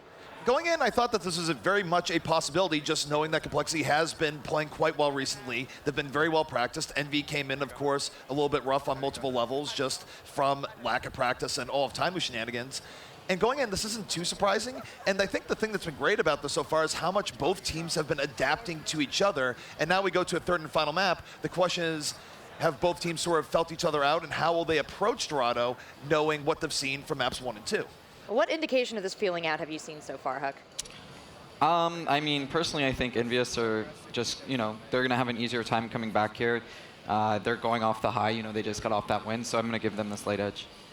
All right, Stir, anything you want to add before I think Complexity has a little bit more interesting strategies here on payload, but we might see some really cool stuff from Envyus. I really still want to give Complexity the edge, and we're going to have to see how it pans out. All right, let's do just that. We're going to give it back over to Monty and Doa. Let's get in this last game. All right, thanks, Rachel. That's right. It's time to move into what will be the final map of this first best of 3 here at the Overwatch Invitational at MLG Vegas. Complexity taking on Envyus. We are all tied up, and that was an epic match on Nepal, going the distance, all 5 rounds. I hope Dorado's this close. This has been a good one. Yeah, it really was an excellent King of the Hill match that we just saw. Complexity looking like they may be pulling out the Symmetra again there. Yeah, pocket pick, their specialties. So going back potentially to the Symmetra and Zenyatta combo, or not Symmetra, Sombra and Zenyatta combo. We'll see. Zenyatta, man, now you're speaking my language. Well, there is a Symmetra. That's why I was looking at it. So Internet Hulk coming back. This has been a pick for Hulk that he has played prior to rework many times, including on frequently on Dorado defense. Yeah. We did see it in the finals as well, pulling it out pre-rework against Africa Blue. So it's definitely something they're comfortable with, and definitely something that I thought we'd be seeing from Envy today. Well, Dorado is one of those good Symmetra maps too. It kind of always has been, along with like Hollywood Point A, Hanamura defensively too. So, and now with rework Symmetra, you've got that choice, right? You can either go for the teleporter or you can go for the shield generator. You probably are going to use the teleport in this particular case, but that shield generator is really strong and hard to kill too. So I'm very curious to see how he's going to use the shields. It's going to be fun to watch. Shake on Zenyatta, man, everything is just great for me this match. You love it, Symmetra and Zenyatta together. This is officially Doa's favorite match of the tournament so far. I mean, Shake is the only long-range damage dealer they have, because they're going to be sticking Nicholas back onto the Mei, so no Sombra actually on the attack. Torque going back to the Diva. They are going to come around and try and get in the market, but that's a great hook to start things off. Yeah, JKW brought a little bit farther forward than he would have wanted to go, but Complexity trying to sneak around the side here. Envyus holding strong for the moment. Coco gets the kill on the opposing Reinhardt. Nicholas looking for a bit more. He pops Mickey out of the mech. But Taimu getting the kill on the opposing Diva. Good start for Envyus. And it's really tough on this map to move past that Symmetra sometimes. Yeah, absolutely it is. So you see Hulk has the teleporter up. He's going to go ahead and place it here on the hallways above the marketplace, and it's going to be a shield generator, actually. So. Oh, okay, really cool. So this gives everybody within range 75 shields, and it's hard to find. It's hard to kill this thing. Even if you find the shield generator, it's really hard to kill. It has 350 shields, I believe, and 50 HP. So it's a lot to ask for if you're not going to be eliminating those. But Harblue gets the turret anyway. Chips high and gets the kill to Joe Meister. And Internet Hulk, whoa, actually, Torque manages to take down the shield generator really quick, so that did not last long at all. Yeah. They found it, they took it down. Great Diva play to deal with that. And that was not a UFO, that was actually just a Symmetra shield flying through the air. I love the new barriers, they're so fun. JKW trying to survive right here. It looks like he will be able to do that thanks to the help of the Bay wall blocking off that line of sight. He had like 1 health left. That was very, very close. Internet Hulk, though, he built up that ultimate on Symmetra so fast. You certainly can do that if you're hitting a lot of people with the right clicks fired down the narrow corridor. And Complexity, still pushing, but they've been delayed a long, long time here. Yeah, definitely have been, and they're fighting at an old disadvantage, and they see the Graviton surge coming through. Yeah, that's right. Nano boost, meanwhile, onto Harry Hook. He pops that tac visor, of course, as he does, but the Transcendence comes through. That's going to negate that. Meanwhile, Symmetra takes a nap. Harry Hook and Taimu, though, getting kills. No follow-up from Complexity, as they've lost a lot of members already, and Zenyatta does not do well in small corridors. Torque Jo gets a bit of revenge kill. Nicholas actually comes in for a bit more revenge on Taimu. Complexity trying to fight back as best they can, but meanwhile, that payload is not moving the way Complexity wants it to move. Oh man, Nicholas taken out with the Symmetra right click, moving through the doorway. Internet Hulk back again with his ultimate available. Maybe slaps down that shield generator one more time, and the answer is yes. See a bunch of shields. Shake swapped over to the Ana after dying it on that Symmetra. Wow, that's like suddenly it's become my my superhero, right? Anyway, ultimate comes in for D.Va, looking for some kills, not finding anything with it though. Nick does get the freeze onto Coco though. Harry Hook getting kills, and man, Internet Hulk with another one on that Symmetra. And Complexity just seems to be not able to move Team Envyus an inch, and it looks like they've got the shield generator back up again. No, they've got one push. Yeah, the shield generator went back up. Chip Cyan has the nano boost, and it has been moved. Good spot for it. Yeah, wondering Look where at how far back you could put that thing, man. The range is huge on that. Yeah, it's absolutely massive. So Torque gonna swap it up, have the Tracer right now. 24 seconds remaining for them to push this, otherwise they will be full held on Dorado. Yeah. They really haven't even moved the payload out of the archway yet. Taimu coming in, he's a little bit too far to get that shield, but he is close enough to cause trouble. He's gonna pull in another Roadhog though. That's dangerous, man. Roadhog duels, left click action. Oh, Harblue wins the Roadhog duel. That was a 1v1 for the ages, man. Kills coming in on both sides. Envyus holding for the moment, but the payload finally moving. Internet Hulk jumps into the action right now. That beam does a lot of damage, but not as much as a Reinhardt hammer to the face. Meanwhile, Mickey on the payload right now. Coco drops the Earth Shatter. They're trying to knock Complexity off, and it looks like they might just be able to full hold here. Overtime kept alive by Torque on that Tracer now. How long can he hold? It's not a long spawn. Ooh, not that long. Okay, there we go. Overtime, and that's it. Envyus will full hold on Dorado, and that's what that comp is supposed to do, man. Get the shield generator up, hold, and they did it. Yeah, and they look good doing it too. And they did. Remember, this is a team that has literally zero practice with new Symmetra. Do they have a lot of practice with old Symmetra? Absolutely. But coming in here, we've seen Envy just wake up over the course of this match, and it is going to culminate with that full hold. And now Complexity has their work cut out for them. They must also full hold and do it even better if they're going to win this best of three. Yeah, I don't know if Envyus has actually gotten to practice as a team since the Apex Finals, until like last night maybe when Taimu got here. I think Taimu went to bed after the travel ordeal. No, you got to practice. His sickness. I bet. I mean, we're talking about this while the analyst test was going on. What can slow Taimu down at this point? It is apparently not much. It is amazing how consistent he is as a player, even in ridiculously adverse circumstances. You know, he may have lost that Roadhog duel in the end, which I'm sure he's like really upset about actually, but he managed to occupy Harblue enough that the rest of Envyus, with all those extra shields, it basically still was a 6v5 in terms of health. Yeah. So it worked out either way, you know? Yeah, absolutely. So we're going to come in right here. Joe Meister is also going to be trying to run this Symmetra. So we have seen more and more of it. Cloud9 with the Torbjorn Symmetra. Now a couple more Symmetra picks here on Dorado. I feel like you have to, honestly, because what other choice do they have than to try to hold Envyus really, really close to spawn? I mean, we saw where that yellow mark was on the ground. Envyus does not need to move the payload very far to win this map, and if they win this map, they win the series. Look at that. That's all the farther they have to move the payload. Yeah, I mean, I really do like Symmetra now, especially one of the... I always did. Yeah, I know you did, but she was bad. No, she was bad. Maybe. And she was also boring. No, you're breaking my heart, man. Make your analytical point. Go ahead. Do it. I'm done. But with a range increase on her primary fire, we saw this in the Cloud9 match, but they were nano boosting Symmetra. And yes, we saw that from, of course, Team South Korea at the Overwatch World Cup. But that totally was serious. It was totally not serious. But when you do it now, it can be serious because that range increase is pretty significant. And we're talking about as soon as her beam ramps up. Yeah, as soon as her beam ramps up, you deal 180 DPS. Go ahead with that with the left click. So it's a lot of damage at a better range. True enough. All right, well, there go the sentry turrets. Taimu making short work of those, and that payload is nearly there already. Complexity falling back, but they cannot fall back too far.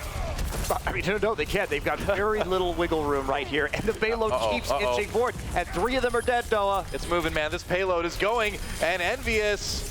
Taimu gets here at the last second. The payload so close. Envyus so close to winning this best of 3. Vicky is nano boosted as a mini diva. There it is, and Envyus wins Dorado, and they will win this best of 3 over Complexity. That was a great best of 3, man. That was very exciting, particularly that Nepal match, very close between these 2 teams. But I think as we saw the match drag on, Envy looked better and better and better. I was worried after seeing that initial performance on Kings Row where they looked out of sorts, but well, they really just shook off the rust. You know? They aligned. The stars aligned in the end.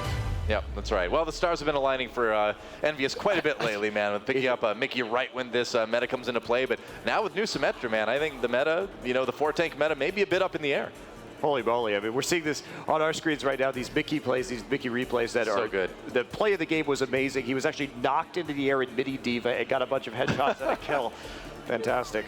I'm sure you guys will be able to take a look at that in just a little bit. The guy's a master of Diva. So a great start for Envyus here at the Overwatch Invitational MLG Vegas. Great start for them. And I got to say, again, like we said at the beginning, we know how strong they are. But given the circumstances, perhaps a bit of an underdog in this best of 3. But that was proven to be completely false. Looking awesome. Well, and Complexity did, they did a lot of good work. I like what we saw from them on Kings Row, and it was, it just wasn't enough in the end, actually. Unfortunately for them, Envy, the raw talent, overcoming perhaps that lack of practice. Yeah, that's right. So it sounds like the desk is ready to break down that match, and there's so much to talk about. Can't wait to hear what they have to say. I can't hear it. So it's okay. Well, thank you so much, guys. Here we are on the desk, and we do have a whole lot to say. I mean, right back from the first map on Kings Row, we've got a lot to talk about, all the way through Nepal and Dorado. But, guys, I mean, let's just, reaction off the top of the head. I know, Stir, you were rooting for Complexity there, and it was from the goodness of your heart. I was saying that they had interesting payload strategies, but what I saw that game was no strategy. They'd been running Sombra, and that's the perfect counter to Symmetra having a shield generator in the back. You can go destroy it, but they just got held up with the choke. I don't know. I don't know what happened for them, but it was depressing. Nah, they did good, and we will see more from them over the course of this tournament. But Envy, just such a strong team. Yeah, I mean, as I expected, I think as ZP expected as well. Too bad, maybe next time. But overall, I mean, look at them down there, so sad. Most importantly, I just like to see Envyus getting into their normal pace, right? They're getting used to things. And one thing that I think is worth knowing too from Complexity is that they're running Sombra so much on attack that I think times where they have to swap off and on payload, they sort of think, well, gee, what do we do in this situation? It's almost old NIP syndrome back when NIP wasn't sure if they really wanted to go triple tank, and then they swapped off and didn't do well. I feel like Complexity has to perhaps even out their practice time a bit. Well, before we dive too much into our assumptions, let's hear what Golden Boy has to say with one of our winners on the stage. Thank you so much, guys. All right, so I'm down here with Coco, wrapping things up here. Coco, that was an incredible game, start to finish. I do want to ask you guys first about Kings Row, because did you guys feel like you really weren't getting into your groove in the beginning because of the lack of practice and all the other craziness, for lack of a better word, that was going on with the squad? Yeah, for sure. We were discussing kind of what we wanted to play, because we had an idea of what Complexity were running, and we played against some Sombra in Korea too, so we had an idea, but we didn't really have the cohesion yet to really play around it, so we didn't really perform on Kings Row at all. Gotcha. And while I would love to talk to you about Nepal, there's so many things to talk about. I think I'll let our analysts break that one down. Lastly, I do want to ask about the full hold on Dorado, Symmetra. Have you guys had time to actually refine that composition, or was it really just like, hey, we think this will work? It was the first time we played it, so it worked out fine. We've used a lot of Symmetra before. I think we're the team kinda that's used Symmetra the most in the past, so that plays well for us. And Dorado first point is usually good for us, and yeah, it went well. Nice, good job. Well, I'm gonna let you continue to break down, guys, but there you heard it from the man himself, Coco. Great game from Envy. Back to you. Thank you so much, Alex. Thank you, Coco. Coco had some great moments there in those Ryan versus Ryan fights with JKW, but we had a lot of great matchups over the course of this this match here. Starting on Kings Row, like Golden Boy just said, Envyus wasn't performing up to their usual stats. Yeah.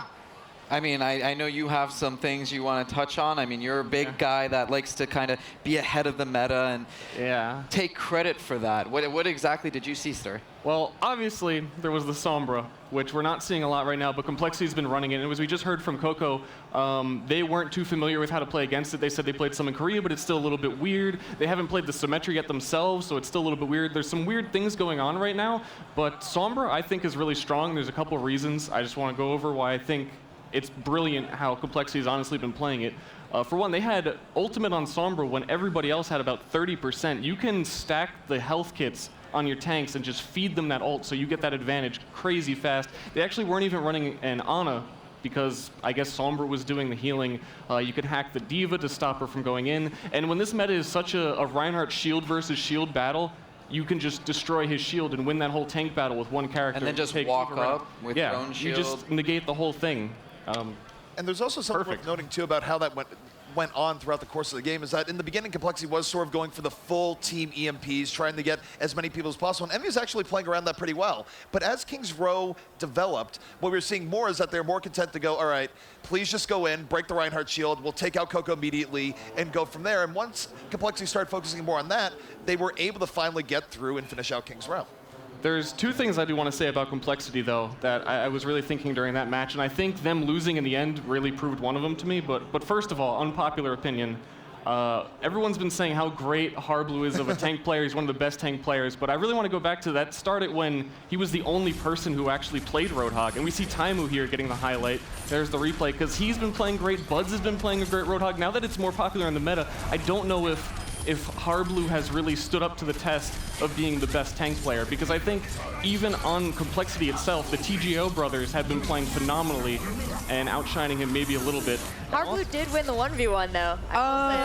But usually, generally, generally the rule is if you get hooked first, you should win the 1v1 battle. So, you know, and he had to reload too. I think Harblu actually had to reload after getting hooked.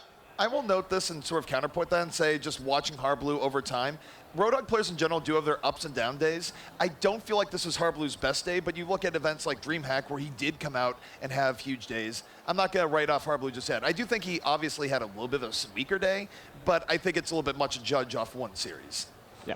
Well, we did have, like you said, we had great play from Harblu on Roadhog, but he also switched over to the Zarya and was doing pretty strong work here. I think that we had some Mei picks that were really messing things up. I mean, what was the turning point on Nepal where Envy sort of capped to Complexity strategy and was able to take that over? Composition switch, I think, for the most part. They were having a hard time playing around that Mei. Eventually, they ended up going double hit scan, and then Complexity were kind of trying to figure out where they fit into it.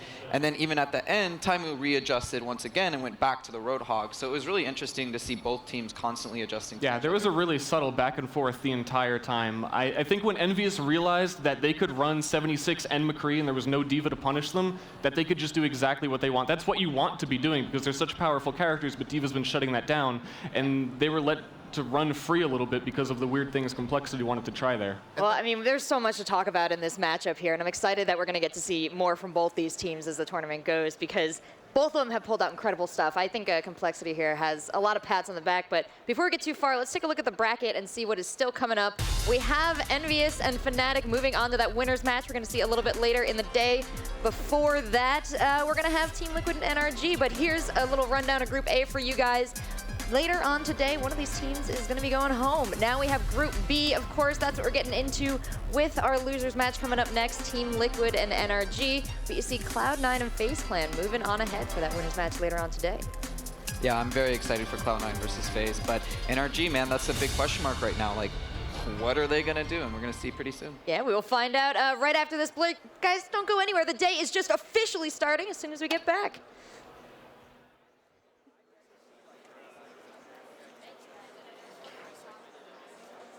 Whoa, this is awful. Try it. Oh, no, that looks gross. What is that? You gotta try it. It's terrible. No, thank you. I have a very sensitive palate. If you taste something bad, you want someone else to try it. It's what you do. If you want to save 15% or more on car insurance, you switch to Geico. It's what you do. Dog, dog, dog, dog.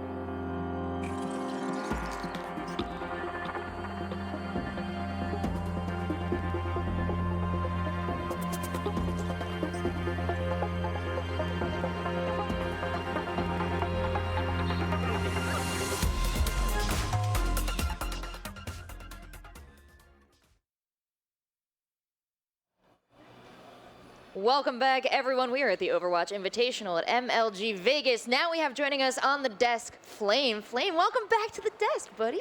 Glad to be here. They let me back on the desk for the second day, so we're off to a good start. Surprising.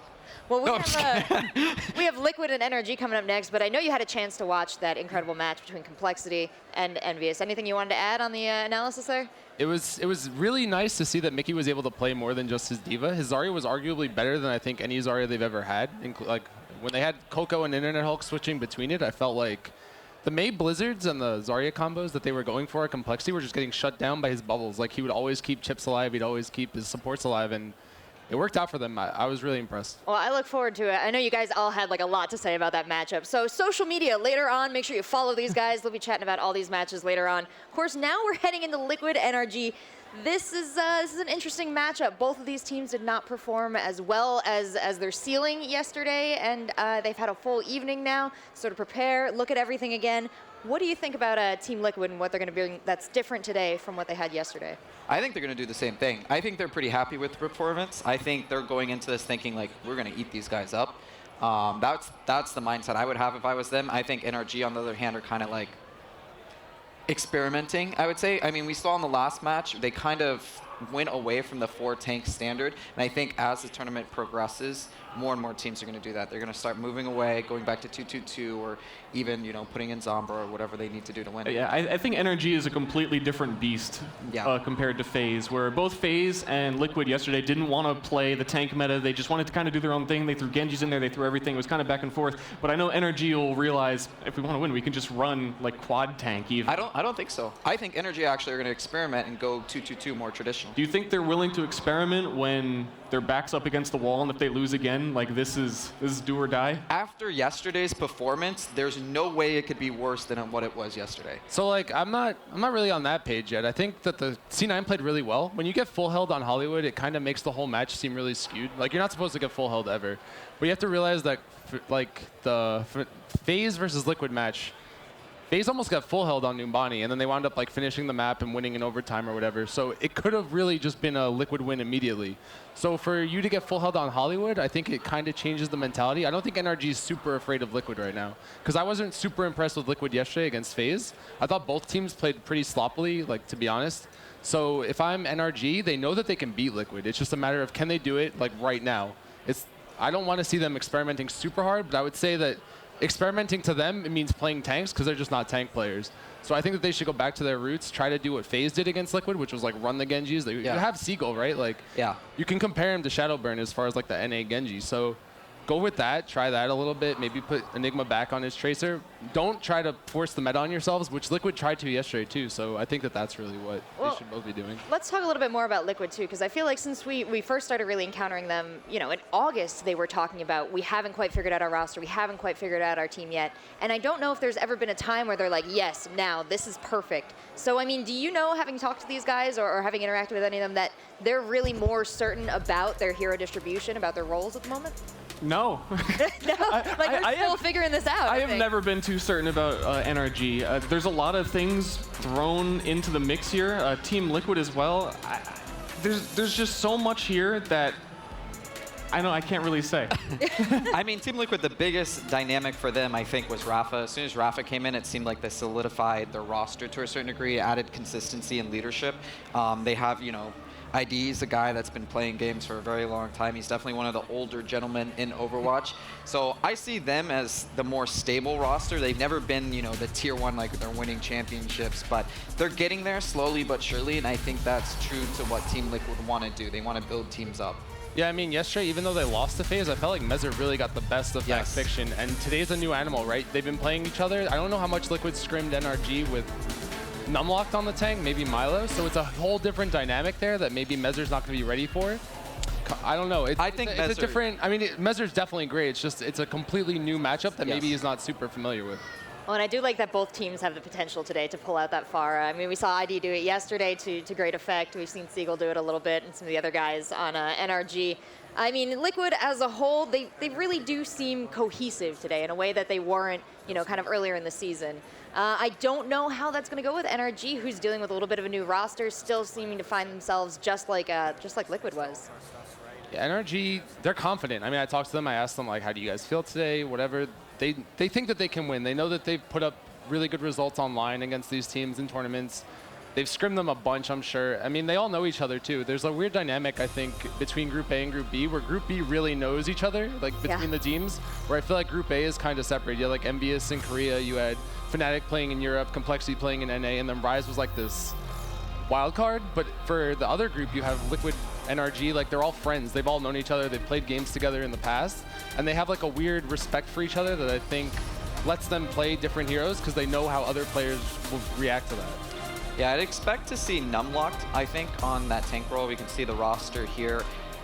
It's going to be interesting. We saw a lot of different things yesterday, right? We saw Enigma on Tracer. We saw Clockwork on Tracer. They've swapped a lot of roles. Seagull was playing everything. He played the Pharah on Ilios. He played Zarya.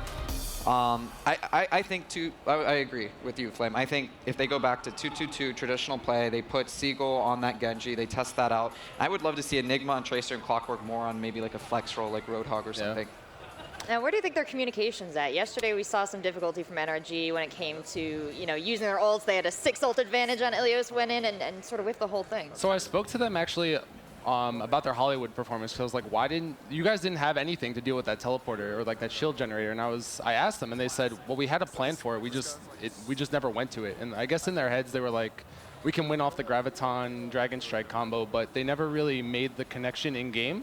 So I think coming into today, they're gonna have a fresh like start. They'll realize like, okay, we had really bad communication yesterday. We didn't stick to our guns, and today they'll make sure that they do that. You know, like there's room for improvement. I think that that's where. I think that NRG's in-game communication is something that's always lacked a little bit, and we haven't seen too much energy from that team.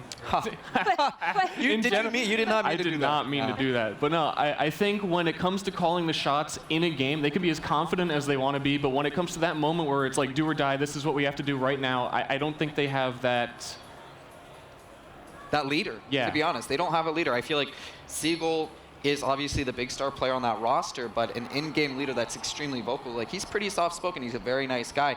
And sometimes you don't need that. You need the guy that's going to really fire people up.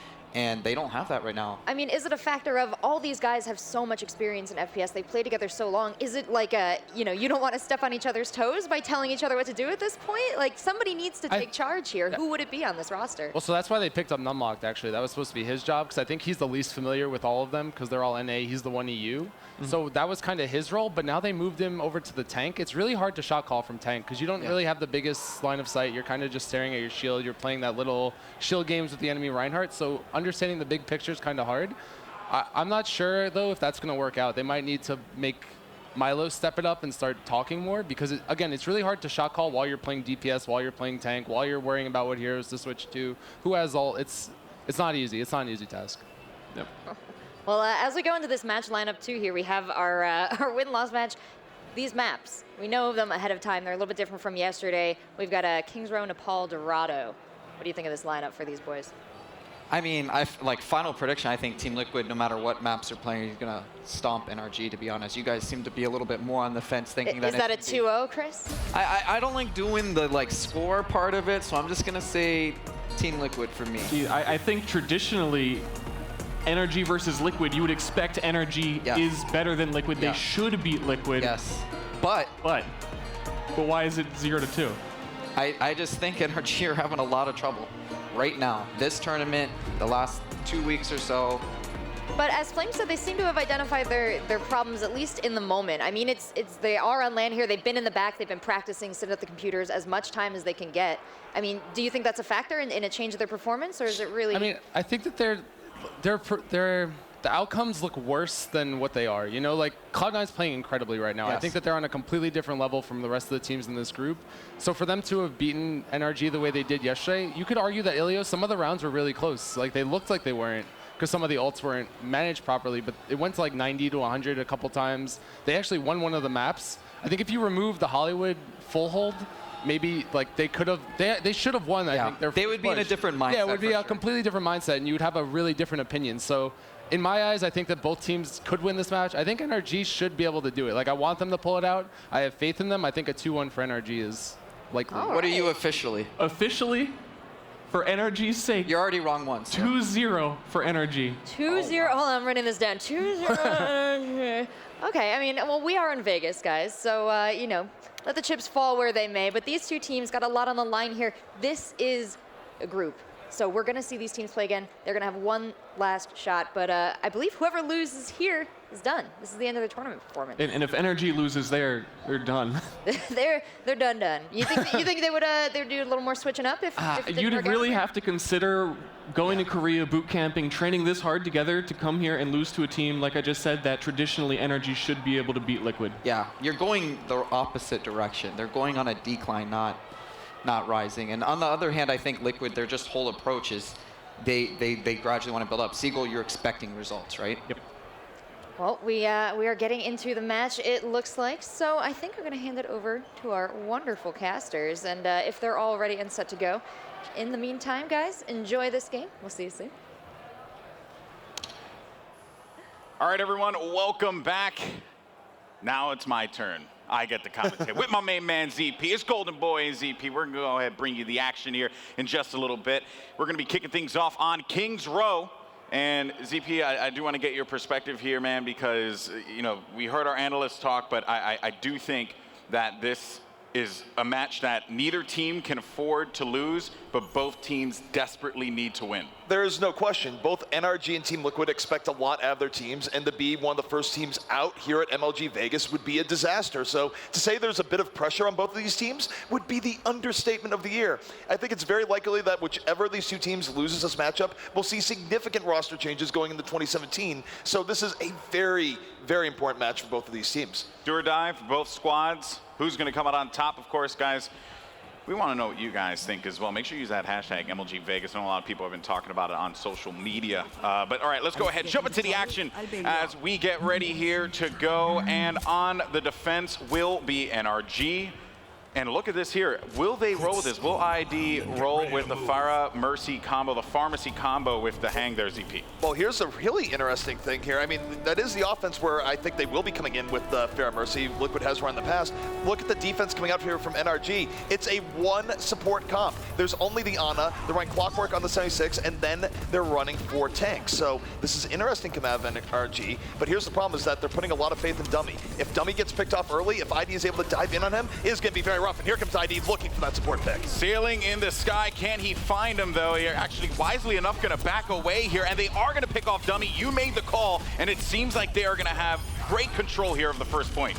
And just like that, now there's no sustain here on the NRG side. They are fighting back Liquid here, but here's the problem is that Liquid is going to be able to come right back in with a full 6. Dummy's not going to be back there for a while. There's going to be an opportunity for Liquid to really bring this back in, although we do have a swap up. ID does not like what he sees with Clockwork on the 76, moves to the Zarya, but here comes Liquid once more. That's also time that NRG was able to rally the troops and get right back into it here. Of course, as the battle ensues, Milo looking to flank around the side here, maybe get a hook, and he is going to find him as well, and that was going to be critical. If Minstrel gets picked, that is a lot of sustain that you're going to be losing early on in this fight. Enigma able to take out Messer, and we always talk about how important the Reinhardt is in there as well. That's going to open things up lovely here for NRG to push Liquid back here, and of course, Milo and the rest of the crew doing work. They succeed. Oh, nice hook there. I didn't see, it looked like he was a fadeaway hook there, ZP.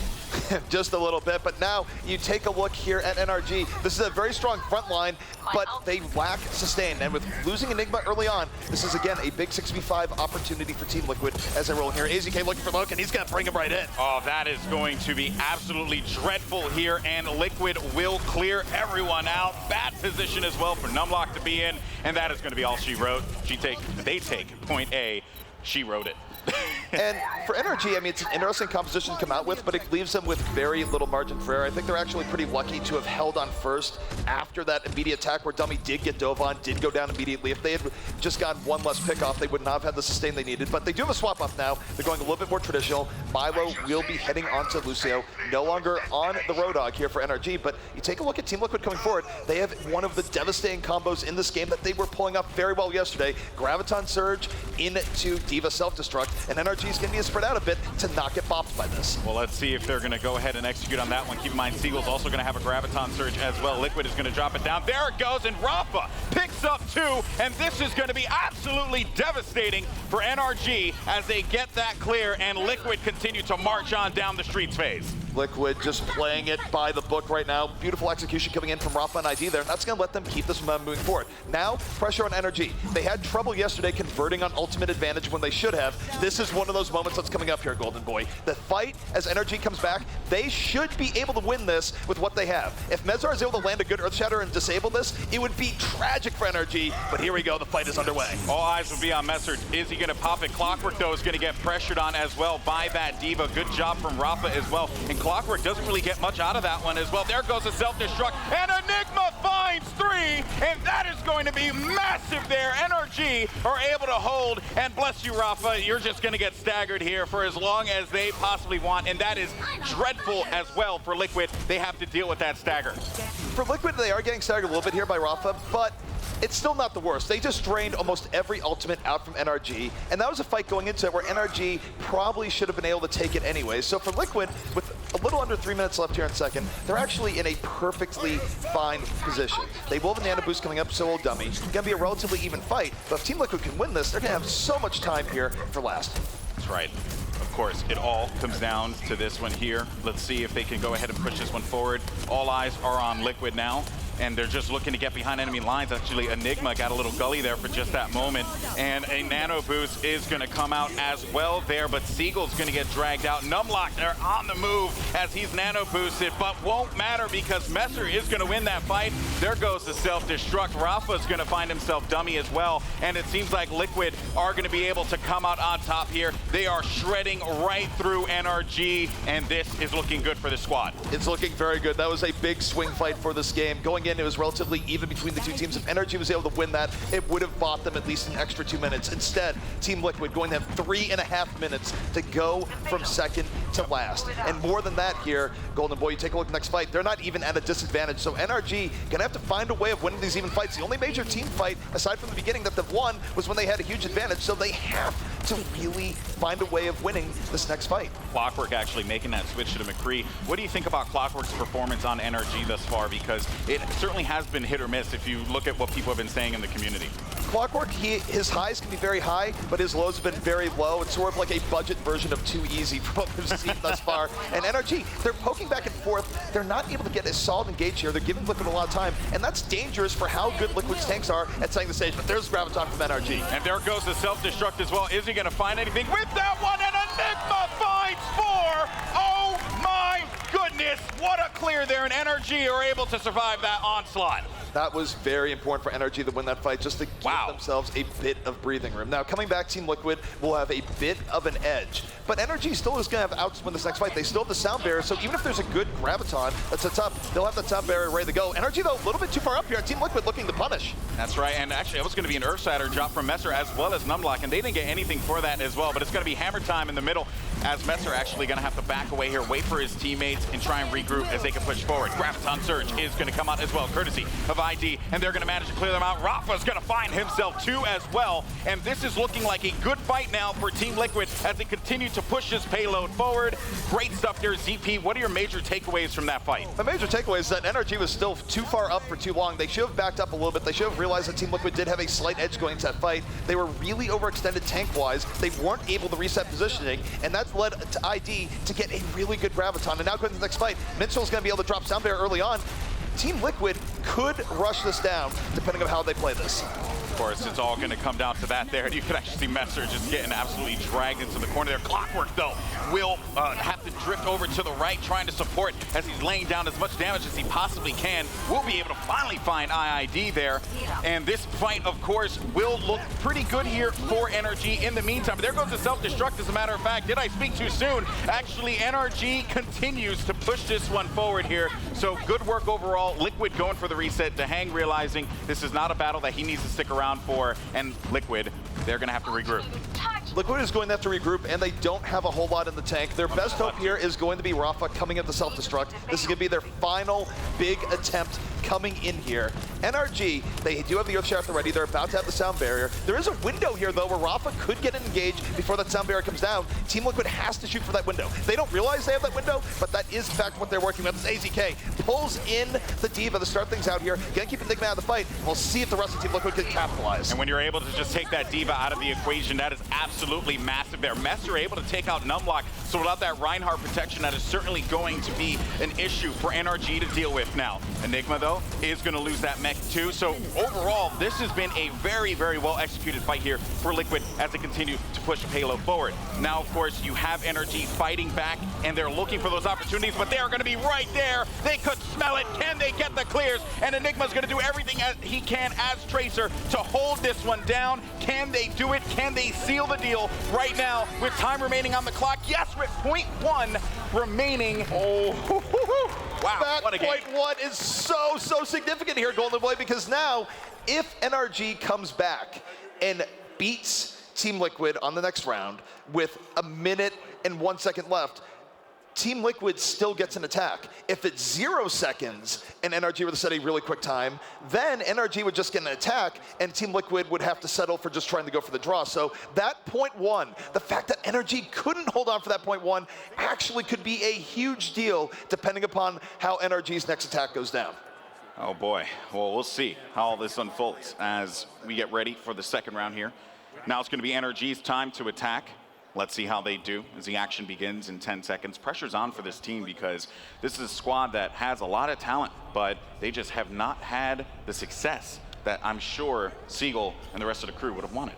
It's one of the interesting stories in the Overwatch scene because NRG, of course, fueled by Seagull's stream popularity, is one of the most popular teams, but they haven't really ever been able to bring home the championships that people want to see from them. They've always been sort of stuck where their best case scenario has been top 4. They've never been that #1 team, and they've been working. I mean, they've been making roster changes, they've been boot camping, but they still have yet to take that next step. And now here facing elimination in Vegas, it's very much a high pressure situation for them. Keep in mind, too, Liquid, they're going to be running with the tried and true quad tank. And actually, a fun fact about that, too, almost 50% play on day one, courtesy of Winston Lab, by the way. Huge shout out to those guys. I did see that stat, and, you know, this is certainly a combination, a composition, I should say, that has been very successful due to the recent meta and the shift that we've seen with this patch. All right, well, take a look here at this NRG offense. It does look like we might be seeing the fair come out, not from Seagull, but from Clockwork. Give me a moment here, and no, that is in fact what we're gonna be seeing here. We'll see if the defensive Team Liquid can deal with it. Team Liquid doesn't have a whole lot of big range options to deal with Clockwork, so Clockwork could have a lot of space as he takes his guys and moves into this first fight. I like the idea of Numlock looking to dive in and just be a disruption there. Of course, that's something that Winston's very good at, but does he get focused is the question. And Clockwork just looking for those shots, and this is, you know, reminiscent of what we saw before. Of course, composition's completely different, though, when we saw IID do the same thing as well. And now this is actually looking like a huge one here because they are going to lose that D.Va, and we know how significant D.Va can be. Of course, the question remains, though, can NRG finish it off, CP? We'll see. Right now they are going in, but Team Liquid is fighting this back. They're down a D.Va, but they're bending back. They're not breaking here just yet, and Clockwork is not playing a super aggressive Fairy. I think he's very much scared of the Roadhog here, but that's a problem as Fairy because poking Fairy, even if you're not getting poked back, is not that scary. Farah's at her scariest when she can deep dive and get on your supports, and Clockwork is playing it very passive right now, and I feel like NRG needs to get a little bit more aggressive. Do you think they're really relying on Numlock to try and like disorient everyone in the middle, and that will give them that opportunity for the Farah to deep dive, or he just hasn't seen it yet? I mean, they have been doing that, but Clockwork still hasn't been diving in deep. He takes out Rafa again with the long-range rocket, but this is taking NRG quite well. But there's Graviton Surge. Oh, nice job there. Is going to get sleep darted, but despite that, though, Clockwork and Enigma are able to take out two significant heroes there with Lucio and Reinhardt, and this is looking very strong here for NRG as they are going to be able to clear them out, and this will be a cap as we begin the streets phase here. So not bad at all from NRG. Took them a little while to do it, but they still managed to make it happen. NRG is still in a very, very fine position here. They have a little under 5 minutes left. The pressure is almost certainly on Team Liquid to come up with a series of holds on second. If NRG just walks through second without much resistance, it's hard to imagine a scenario where Team Liquid can actually get themselves a decent time bank v time bank scenario if we have to go into extra rounds. So really for Team Liquid, they have to find a way here. NRG with a bit of an ult advantage going into this next fight as well. It's going to depend on what Clockwork can get with this barrage and how Milo can set up the sound barrier. And here goes Clockwork right to the back. Nice. I like like that play, but he gets sleep darted right away, and that was a huge play from Dehang, but now Dummy is going to look to just keep his teammates alive there with the Transcendence. There goes the Earth Shatter, but doesn't get much out of that one, despite that charges right through like a savage, but Seagull able to find it as well. There goes the Graviton Surge, ID and Rafa able to pick up their respective kills as well, and AZK just having to deal with that Winston as well, the Rage Out Winston. It's going to be cookies for him, and they're going to clear this one out. Liquid, they did everything everything right in that situation. They did everything right, and unfortunately NRG did quite a bit wrong. That was a case where NRG definitely had a window of advantage. They weren't very aggressive in pursuing it, didn't get the initiation they needed to get, and they let Team Liquid not only win that fight, but now the Ultikami situation has completely shifted. Team Liquid is favored in the next fight, and this is exactly what Team Liquid needed in order to stall out NRG and give themselves the best chance of winning this map. I mean, you just look at the ult economy there for Liquid and what they have. AZK now coming in with that Tac Visor, Nano Boost, the Nano Visor as it's called, and AZK is just cleaning up house here. He's gonna find himself more. Is he hungry? Is he gonna go for dinner? No, he's gonna back away instead, but still, that was savage. That was really, really well done there by Liquid. Listen, you're in Vegas, you might as well eat at the buffet. Well, AZK just ate at the NRG buffet. So either way, NRG gonna have to back off, regroup. Seagull with Graviton Surge gonna be a big factor here. And here's the question here: can he land a big Graviton to step NRG? Goes to that backline. There's Graviton, and here comes the big bang right underway. 3 kills coming out here from NRG, and that's what they needed to get this moving through second. Nice job from NRG ZP as they saw that opportunity from Liquid. They had the edge for that time being, and of course, you know, when you talk about these kinds of, you know, the edges and what that means, right? It all boils down to time. Time is your enemy and your friend in this game. So because of that, someone may be at home being, oh man, but they just cleared him out and they lost it. But no, NRG lost significant time on that play, so they had to make up for that one with that last push. Absolutely. And now here comes Team Liquid. They're going to be coming back in here, trying to contest this, and they get Numlock. Numlock's a little bit too far out, which means Team Liquid could get this hold right before second. NRG had a lot of momentum. We'll see if they're able to capitalize as the fight breaks down. Oh, that was a brilliant, brilliant bubble there from IID as well, forcing Clockwork to have to back away there because he could have been in a world of hurt. Messer, he will have that Earth Shatter as well. And look at Clockwork. Opportunity, not going to find it neither. But AZK, I believe, will be nano boosted as well. I think I just saw that one come through. Yes, he will. Can Clockwork come out on top? Yes, he can. That's going to be huge for them, though, because, of course, we know what that nano boosted 76 can do in its current state. Clockwork, though, not able to stay alive as NRG continue to push it forward. Can they make it happen? There goes the Earth Shatter, and he's going to find himself, too, with that one. It's going to just sweep away Minstrel as well as he gets focused on, and this is looking like a fight that NRG could come out on top with here as they clear them out. Will this be the case, ZP? They get 2, and I think this is very much NRG's victory. NRG is going to take this, but Liquid made them pay for it with quite a time bounty. So now you look at the time that's left here. NRG is still in a position of advantage, but they really have to capitalize on Graviton and Soundbearer in the next fight. If they get gummed up here at all, I think fate could shift against them very, very quickly. So again, key players to look at here: Milo, Seagull. Seagull going to need to get a better initiation here than ID gets. But ID, he's taking the initiative. He goes to that backline and pulls it too. Oh my goodness, Graviton Surge is going to come down. Can IID be a big factor here that will lead AZK to get those kills? Him and Rafa are able to find himself too. And NRG, though, they're going to have to back away. So that was really well done there from Liquid for the time being. But keep in mind, you are going to have that Wombo combo, the black hole, if you will, the Big Bang Theory, as Hexagram says, with that Pulse Bomb and Graviton Surge combo, Z. It's very interesting, though, is that Team Liquid, their specialty is getting good initiations, but here comes NRG striking right back. There's the Graviton Pulse Bomb coming into that backline. Numlock picking up Rafa. 2 quick kills here from NRG off of that combo, and this is going to let them get things going, Golden Boy. Not bad at all. Finding themselves 3 here. NRG is in a good spot. Of course, they're going to have to clean out the remainder of these members of Team Liquid in order for them to progress this payload, and they're able to do so. So a huge win there for them as they're going to make the bend with 1 minute and 30 seconds left on the clock. ZP, pressure is on for NRG because if they could finish this one with substantial time left, that would be better. A minute more than, you know, or I should say a couple seconds more than Liquid. Well, there's still a lot of pressure on them just to finish out the map. It is anything but guaranteed right now. Early wall coming out here from Team Liquid, and the one look at here, Rafa holding on that self-destruct. Clockwork looking for any happy little skulls, not gonna get it. And here comes the self-destruct right to the back line. Clockwork diving for cover. NRG gonna have to be a little bit out of position there, causes Seagull to die, and now Team Liquid looking to try and take this fight. Yeah, losing Seagull there, of course, that will be very significant. Zarya, fantastic with those bubbles, and you are gonna have that nano boosted Reinhardt there. Numlock with the Earthshatter as well is gonna force a lot of players to have to back up. And look at Enigma and Clockwork as they shred right through it. Only one player left remaining. It's gonna be the Hang, just crouching, doing everything he can, trying to be a sneaky little beaver, as Chris Puckett says, but it ain't gonna be enough, because that will be NRG capping it, making it 3-3. What a round there as well for NRG ZP. For NRG, they're able to get in the very end. Was looking a little bit rough. They do have a slight time advantage that extends out to about one extra attempt here. So the actual difference between the two teams for attacking point A, not as much as you might think. And what's going to come down to here is how does Team Liquid do in their first push? Because if they get point A in their first push, then we're in an overtime rush, and the time advantage that NRG has actually doesn't matter whatsoever. And you get into the true crazy mad dash part of Overwatch, which, by the way, is super exciting. Yeah, always fun, of course. All right, so ZP, I'm gonna put you on the spot. You're Liquid in this scenario. Do you do anything different? Do you try and be unorthodox? Do you play tried and true compositions? What would you shoot for here?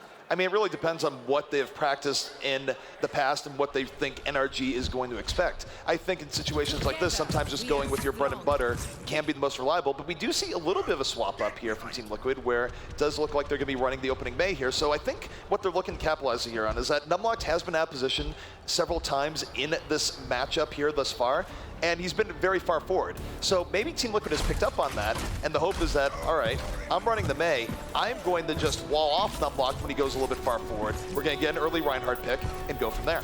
So if you're Numlock, you have to be very careful about charging forward like a crazy person, or else you might very well pay for it, and could very well lead to Liquid coming out on top here. Surely, though, Liquid or NRG is aware that Liquid will be running that May as soon as they see that pop up. And I like this, play here from NRG. They're playing back. They're keeping this one slow, but there you go. Is he going to be able to get that wall, though, on Numlock? And he's going to section him off, but I don't think that's the wall he necessarily wanted here. Of course, not a lot of time left on the clock now, people. Can IID find those shots that are necessary? But ZP, this fight certainly has not gone to favor I think Liquid would have liked at the break. Right now, it's still relatively even. I certainly think Liquid was looking for the early pickup on Numlock, which they did not get. And Liquid actually losing this poke war pretty badly right now. Mezar going to fall. AZK lucky not to fall immediately as well. Only 12 seconds remaining for Team Liquid, and now they took so long this first attack, and boy, I don't know if they're going to get a second. No, I don't think so either. I mean, Mezar is just going to come up here, and unless they can get a great stall on point, I really don't see that being the case. And folks, that is going to be a hold here for NRG. I mean, you could have maybe one more player charging. No, will not matter. That will be a complete round, and brilliant work there from NRG. NRG able to hold in strong, and that was the case again where I think Liquid was just looking for that early wall off, and NRG, they played more defensively there, did not really give that opportunity, and Liquid in the end probably would have been better served running, say, a Pharah, or if they wanted to do something crazy, or just something more standard, because the May did not work out. Well, and I also just want to say real quick though, you had mentioned Numlock, pushing forward. He didn't do that, so great discipline from him as well. Absolutely. Now, of course, this is not necessarily a one map for NRG. They're still going to have to go through here and get this first attack. They will get an extra attack relative to what Liquid had, just because of that extra 37 seconds, which can come in very handy. Who knows what Liquid could have done with an extra 37 seconds. And for NRG, it's looking like, for now, that they're going to be more on the dive side here, where Clockwork will be on the Pharah again. They're going to be running Winston, and the goal here is just disrupt the backline of Team Liquid. And AZK probably going to be finding himself under quite a bit of pressure early on, but don't forget, they weren't running the 76 on defense the first time around for Team Liquid, so it's not going to be quite a smooth sailing for Clockwork either. Yeah, I mean, as soon as he flies into the air, he is a target, like in 76, just shreds Pharahs in those positions, especially if you're not careful. And based off what I saw in the last, push there from NRG, he plays a little bit more complacent than, say, what we saw on Liquid side. So this is going to be very, very telling here off the break. Absolutely, and speaking of crazy dives, we also have Enigma here on the Tracer. So this is going to be all in your face from NRG. And the good part about this too too, is Golden Boy, is that it gives you multiple cracks at this. You're either going to win quickly or die quickly, so they might get as many as 3 attempts. Thumblock's going in right now, and Clockwork still being very tentative on this fair, but finds Mezar right in the head. Mezar a little bit overextended, and this trade out actually very good for NRG. This is going to be huge. Can Clockwork and the rest of NRG find themselves a point here? Of course, if with that pick there on Reinhardt, that opens the floodgates here for NRG to be able to put bodies onto that point. You also have the Diva, Rafa, not in the best of positions as well. And this, of course, with Clockwork and Milo here, just trying to stay alive. Fortunately for Clockwork, that is not going to be the case. IID, though, looking for everything he possibly can. And AZK going for cleanup as a backline 76. And NRG, even though they started that off really well, they're not able to capitalize. They're not able to finish their plate.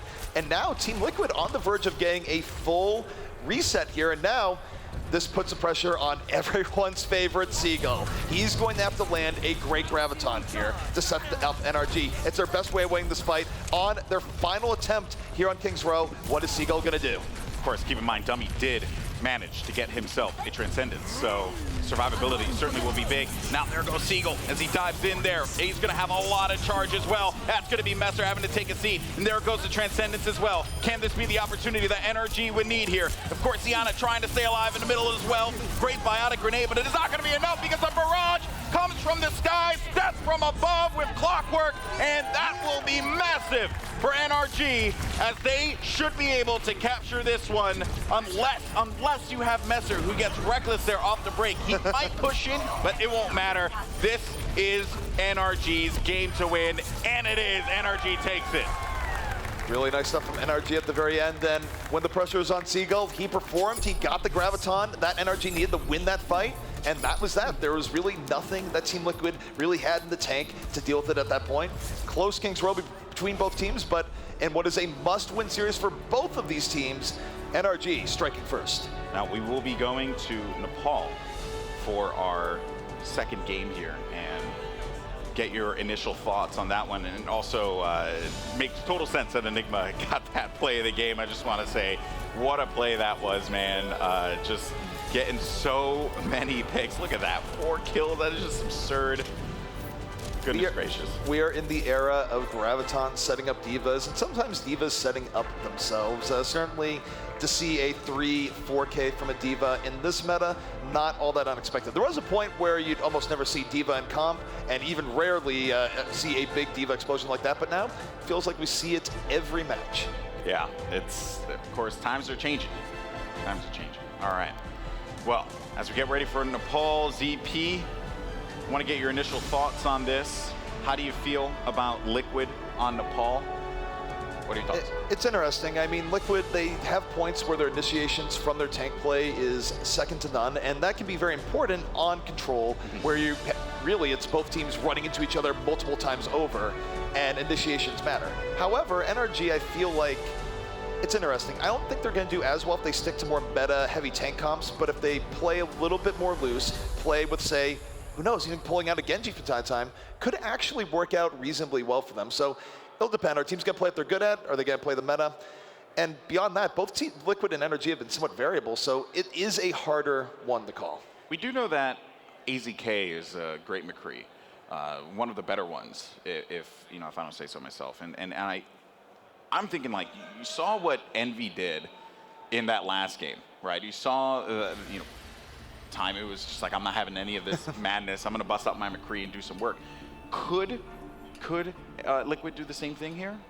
I would actually say no, and it's not. AZK is a good McCree, but he's not a Taimu level McCree, where I would call him a McCree specialist, because that's sort of a title of not only do you play the hero in situations where other teams don't, but you also have to be really, really good at it. And I don't know if I put AZK in the same class as a Taimu for being able to just come out and immediately start picking up 2-3 kills out of nowhere. He's good. I don't think he's that good. When I was doing my research, there was a lot of talk about AZK's McCree. So seeing it on Nepal last time did raise that question for me in this one, if they were to fall on Kings Row. Of course, with Envy, or I should say with NRG, acronyms for days, by the way. With NRG in the position that they're in here, one more game and that's it. If you had to gamble now on this, would you say NRG is in a bit more of a prime position than Liquid? I mean, anytime you're up 1-0, that's something good to have in your bag. It's a case where at least there's less pressure on them going to this next game. I still feel like I kind of called the series going to 3 no matter what, so I feel like Liquid will grab Nepal. Wouldn't be surprised if they didn't, but I think no matter what, here we're going to go to 3. And as regards to what happens in that third map, I guess we'll see what happens in the second map to see if one team is gaining significant momentum over the other or not. Yeah. Who are going to be your players to watch on this game? Because I think for me especially, Messer is one of the really good tank. I mean, this guy is just incredible, and I felt like we didn't get to see much of the Messer show in that last game. I fully agree. When I think about Liquid, I think about really strong tank play. Their tanks are what come out to me when Liquid does well. It's less their DPS play and more just great initiations, great contributions from Rafa and Mezar.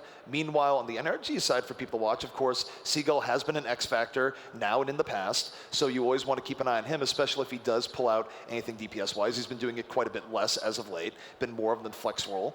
And I do say that there is an interesting switch up here where Clockwork will be running more 76, and we'll be seeing Seagull here on the Roadhog. So I actually like this approach coming out here from NRG, especially in light of some of the games yesterday.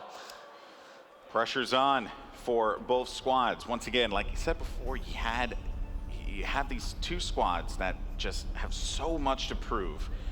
For Liquid, it's about really establishing that, hey, we know what we're good at, and everyone who doubts us, we can make this happen. For NRG, it's, let's just do this. Let's win a game. Let's prove the doubters wrong. So there's just so much on the line here for both of these squads. What are your initial thoughts, EP, from the compositions that we're seeing here, barring that we see Torbjorn, which, of course, the boy can dream, but won't happen. Torbjorn probably won't be a thing here on Control. Indeed. Other than that, pretty standard stuff here. Obviously, NRG is looking to be more along the lines of breaking the enemy Reinhardt shield. They're running that classic shield break comp where you have the 76, Reinhardt, Roadhog, D.Va, where the entire idea is support your Reinhardt, destroy the other Reinhardt. Meanwhile, you take a look at what Team Liquid is running. They're running 4 tanks, so they're going to be a little bit more durable, a little bit more willing to dive, and probably a little bit better when both teams have fully charged ults. Well, let's see now as Seagull's going to get charged right in, and IID is going to find him immediately. Luckily for his squad, they're able to pick off Messer, and that will open things up quite a bit. We've talked about Messer before, a player to watch. Hopefully he can begin to, rev up the engines, if you will, and make some magic happen here. Clockwork actually doing a brilliant job of just laying down as much damage as he can, unopposed here on this ledge. This is a really nice positioning here for NRG. However, Team Liquid does do the only play they have available to themselves, and they dive in, they pick off 2. NRG, if they could have stalled that back a little bit, taken advantage of the range of 76, it would have been better. Team Liquid, the comp they're running right now, Golden Boy, they must dive in hard. It's the only play they have. NRG has to be a little bit quicker to back out and let Clockwork do his thing. Clockwork is going to be a big factor here. He already has ultimate as well to hang on the other side for Liquid. Will have the nano boost. Messer will also get Earthshatter in just a little bit. See how they're going to go ahead and synergize this here, as you have Messer just diving right in again, and they're looking to keep him alive as much as they possibly can here. And with that nano boost as well, that will continue to just give him more HP. There goes an Earthshatter. Does he find the targets he wants? He is going to go in there and sweep right through. That will take out Dummy, and that will force NRG to have to back away for the time being. I gotta say at this point, I actually would like to see NRG swap off the Soldier, and here's why, is that this is a more closed-in control point map, even by control point standards. It's really working out for Liquid to just dive into NRG's face at any possible point, and Clockwork really can't make a whole lot of separation. He has best separation in the beginning, but now the last few fights, it's been very rough for him. He's gonna go for a flank now, we'll see if this works out. Well, I think they did telegraph that one a little bit there. Giant mech stomping her feet all over the place. Certainly will, let people know that you're coming. Will the nano boost tac visor coming through? Yes, it will. Will Clockwork get the kills, though, is the question. Will find Rafa. Minstrel, though, picks off Numlock, losing that Reinhardt again. Very significant. And Enigma continuously doing work. And Clockwork unopposed yet again. We saw NRG do this before, but they weren't able to win that fight because they got dived on. This time around, the odds are forever in their favor. This is looking very good here for NRG if Clockwork can continue to get those kills. Well, this is where NRG is in a position where he can't even be opposed right now. He's way far in the back. His team has a numerical advantage. He is just going to be cleaning up the rest of Team Liquid in that situation. That's a fight that NRG needed. They did have a decent engage where they were able to get away from the door, came in, got the separation that they're looking for. But now, Golden Boy, they are still in a very tough spot because you look at the percentages that are going on in the game. Team Liquid, they can just play a little bit safe here, save up ultimates, and just get one good fight at advantage. If they win that fight, they'll take the round. It all comes down to one for Liquid. For NRG, they have to hold as best they possibly can. And Liquid looking to charge up on the side there. And there goes that nano-boosted Diva as well. Rafa trying to do some work there. Clockwork's just saying, you know what, I got this ult. Let's go ahead and take advantage of it. IID is going to be in a world of hurt. Bubbles himself, luckily. And look at all the members there of Liquid just stack inside. And that will do it. Liquid will take that point. So I need to note something that I'm pretty sure happened there. I think a sleep dart hit Enigma when he was over the pit and threw him into the pit. Oh, because it was just his mech just sort of fell in there. We didn't have the best angle on it, but it was like, there's only a few ways that happens. And I think he still had his boost up, so that was actually incredible stuff coming out from Dahang there. And actually very instrumental to that fight. I think NRG could have had a better contest there if they actually had their Diva still up and alive. One thing I will say too, Dahang has had some great sleep darts. Yes. You know, we saw that, I believe it was against the Winston earlier, just was like, oh, you're gonna dive back lineup? Boop. You know, nothing. You just won't happen at all. That is just very necessary for an Ana to execute on. You have to be able to do that. But all right, as Liquid takes the lead here, they're gonna bust out that Mei, and we've seen Mei's effectiveness in the past. Most importantly, we've seen what Seagull can do with Mei as well. He's actually really, really good with this hero. Clockwork and Numlock able to find 2 targets, and Clockwork on that Roadhog is actually going to do a substantial amount of work. AZK, World of Hurt for him, can't stand up, he gets deleted. This is looking fantastic for NRG. Seagull managed to find himself 3, and NRG is gonna take this first point. Seagull and Clockwork being the Bash brothers on that last fight. Clockwork having a much better showing on Roadhog to start out the day here today, getting the first few kills, and Seagull finishing up the rest, putting Team Liquid in a very tough spot here. And for Team Liquid, this next fight actually of extreme importance, because if they lose this fight here, Golden Boy, they're going to be an ult disadvantage. They'll probably lose the fight after that. And now, this is actually okay for them. The wall does not split them off. It's a little bit early, and they can actually rush out here and take this fight at a slight advantage. That's right. I was going to say, if Clockwork was able to get a hook, though, and especially if it's on a squishy target, that would have been really bad. And look at Seagull. You know, you're not going anywhere, sweetheart. You're going to stay right there, Rafa, and there you go. Nice work there from him. He's going to drop that Blizzard. Nano-boosted Reinhardt. Never mind, it's going to be a frozen Reinhardt. Not much he could do with that one as well, and just look at the way that he's sectioning him off, ensuring that they clear them out. But despite that, though, it wasn't enough. Seagull and the crew fall. Actually, you're entirely wrong here. Reinhardt was not frozen. He just wanted to strike a pose as Team Liquid won that fight. Cold or no crap. Mezar, everyone wants to dab here. Yeah, he was dabbing. He just wanted a little bit of style going in there. And unfortunately for NRG, that was a case where they lost too many people by the time the Blizzard came in. And it really came down to the fact that because that wall wasn't successful, Team Liquid knew they could rush in, take the fight at advantage, and they did just that. But here comes NRG. They get right back on the point to start this up. And Team Liquid, they're rushing in, Golden Boy. I do like how NRG forces them to have to go a different route with those walls. Graviton Surge, though, is going to fall down. And can Liquid stay alive here? No. Graviton Surge on the other side as well, and not going to matter. That self-destruct won't find anything there. NRG gets right back on, and they are in scoring position yet again. Good news for them. They are going to have Milo with that sound barrier, so that's going to keep them alive going into this fight. Numlock should be getting Inert Shatter relatively soon. And for Liquid, they really don't have anything at the moment besides a sound barrier, which of course, while is very important, still they don't have anything that could wipe anyone.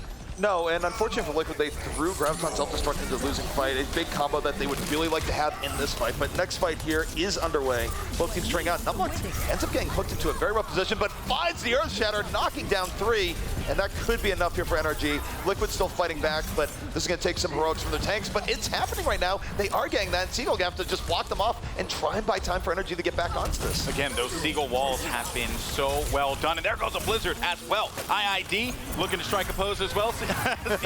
There you go, we'll take a seat, see you later. Rafa now out of the mech too. AZK though still managing to do work on Dummy, but I just don't know if he's gonna have the support that will be necessary for them to come out on top. There goes a Graviton Surge as well, and look at the charge right through from Numlock. He is just gung-ho there, and Clockwork on Tracer. We've seen what Tracer and the impact this hero can have in the past as well. and this is basically going to be NRG's point to gain. Very well done here. Very well done. It was very solid from NRG, although I will say is that Team Liquid absolutely had a chance to stay in this. What happened there on the second to last fight, where they threw Graviton and Self-Destruct out of nothing into a losing fight, they really needed that for the fight that came after, and when they got nothing off of that, that was pretty much the end. I mean, they still had the possibility of bringing back, but the odds got much, much greater. So now we take a look here. We're going to be heading into the Shrine stage, and based on what we've seen here thus far, this is going to be interesting. It's not super tight quarters, what Liquid likes. It's not quite as conducive to Mei splitting everything off. So this is sort of new territory within this round, and we'll see what goes down. We didn't see Mei be rather effective, though, before. You know, it is possible, you know, but Seagull opting, you know what, we're not going to go ahead and use this. We're going to stick with the Zarya. This is a much better position. I do like that Enigma is using that Tracer, though. You just, you know, because of the elevation, too, Enigma's able to just zip around and, you know, the different rooms as well. He can get behind them and flank, which is actually really well what he needs here. Now, of course, Liquid, as they dive in, looking to pick off 1 or 2 kills. They are going to find themselves a right Winston, and Numlock won't be able to stay alive. So Liquid looking in a great position as Clockwork, not today, my friend. He's going to get hooked and destroyed. Liquid are going to get the first points on the board here, ZP. I got to say, just given how NRG was positioning there with this team comp, I actually don't like them running the McCree here. I do think the McCree can work in certain circumstances. I'm not sure the McCree can work out for NRG. Maybe I'll be wrong going forward, but if this next fight does not work out for them going boy, I'd definitely like to see Clockwork swap onto something that's a little bit more comfortable for him, because he hasn't had the best track record with McCree in recent times. It's going to be a challenge, of course, CP. I mean, we always have to keep in mind that these players, they have a strategy, they have an approach, they have an idea of what they want to use, and sometimes, you know, the idea is very different from the reality. For Liquid here, they were able to stay on this one, continuing to accrue percentage. NRG back to the drawing board, and you mentioned it, Clockwork, he made the switch realizing McCree was just not worth it. It just wasn't going to work out the way that NRG was approaching these fights, especially the way, just where Clockwork was going in terms of protection and actually dealing damage. It just was not working. So he's coming in here on the Hog once more. But as they roll in, this is a good position for Rob to just drop this Diva self-destruct in and over. They take cover in the room, but it might be too low too late as Liquid picking up the first kill. Big pickups for Liquid here as they are just getting ever so close to getting their second point here on Nepal. They continue to maintain this, continue to hold, and they have a good amount of ults too. They are going to have 3. And matter of fact, Rafa is going to drop that self-destruct as well, and he's going to find himself 1 on Clockwork there. 2 members down, 3 members down, as a matter of fact, for NRG. Make that 4 as Seagull won't be able to go toe-to-toe against the entirety of Team Liquid, and they hold yet again. Could we see 100-0 here? Right now, it is seemingly going to be very likely the way it's turning out. NRG, they will have Graviton and Sound Barrier going to the next fight. Team Liquid will have a Sound Barrier Earth Shatter, so they have to wait for Milo, though. If they go in right now with Milo not having Sound Barrier, they could lose 1 or 2 people early on, and that would be it. And AZK grabs Clockwork, and that might just be it. Oh, my goodness, and there goes the Pulse Bomb, too. Not going to get much out of that one. Unfortunate there for NRG, but Liquid did just a brilliant job holding this one out. You could try as hard as you can, Numlock, but no, won't matter. That is going to be a pickup there for Liquid, and I have to say, man, once they got that, they never looked back, and the point proves it. Indeed, and now here's the question: how lucky is NRG? This is where you roll the dice, you pray to the OW gods, and if you're NRG, you absolutely want to go back to the village, and I do believe it is going to be village. So did NRG? No, it's not. It's going to be Sanctum. It's all over. Oh my God, CP. Well, I saw the brief look at the window, and it looked like village. So it's not actually all over, but this is definitely not a more favorable map for NRG. I totally get what you're saying there, man. Like, they weren't able to really execute all that well. I mean, granted though, Village was like they just look so powerful in Village, so strong in Village in comparison to all the other points. So we'll see how this pans out as NRG backed against the wall here on this game. Keep in mind though, they are going to be up 1-0 in this series, folks. If you're just joining us, we had a riveting Kings Row matchup, but now Nepal, the battleground here, and look at that wall, and there goes Seagull. What a good job there from Clockwork as he does manage to nail that hook and just sectioned off Mezzer from the rest of his team. So key difference here is that Seagull is going to be running the Mei here on the Sanctum, and for Liquid, remember, the first time they played this, they were running very, very divey. They can still run high dive comps here. They just have to respect the wall. So for NRG, this is high risk, high reward on the May control. If Seagull is able to land a good wall, they'll probably win the fight.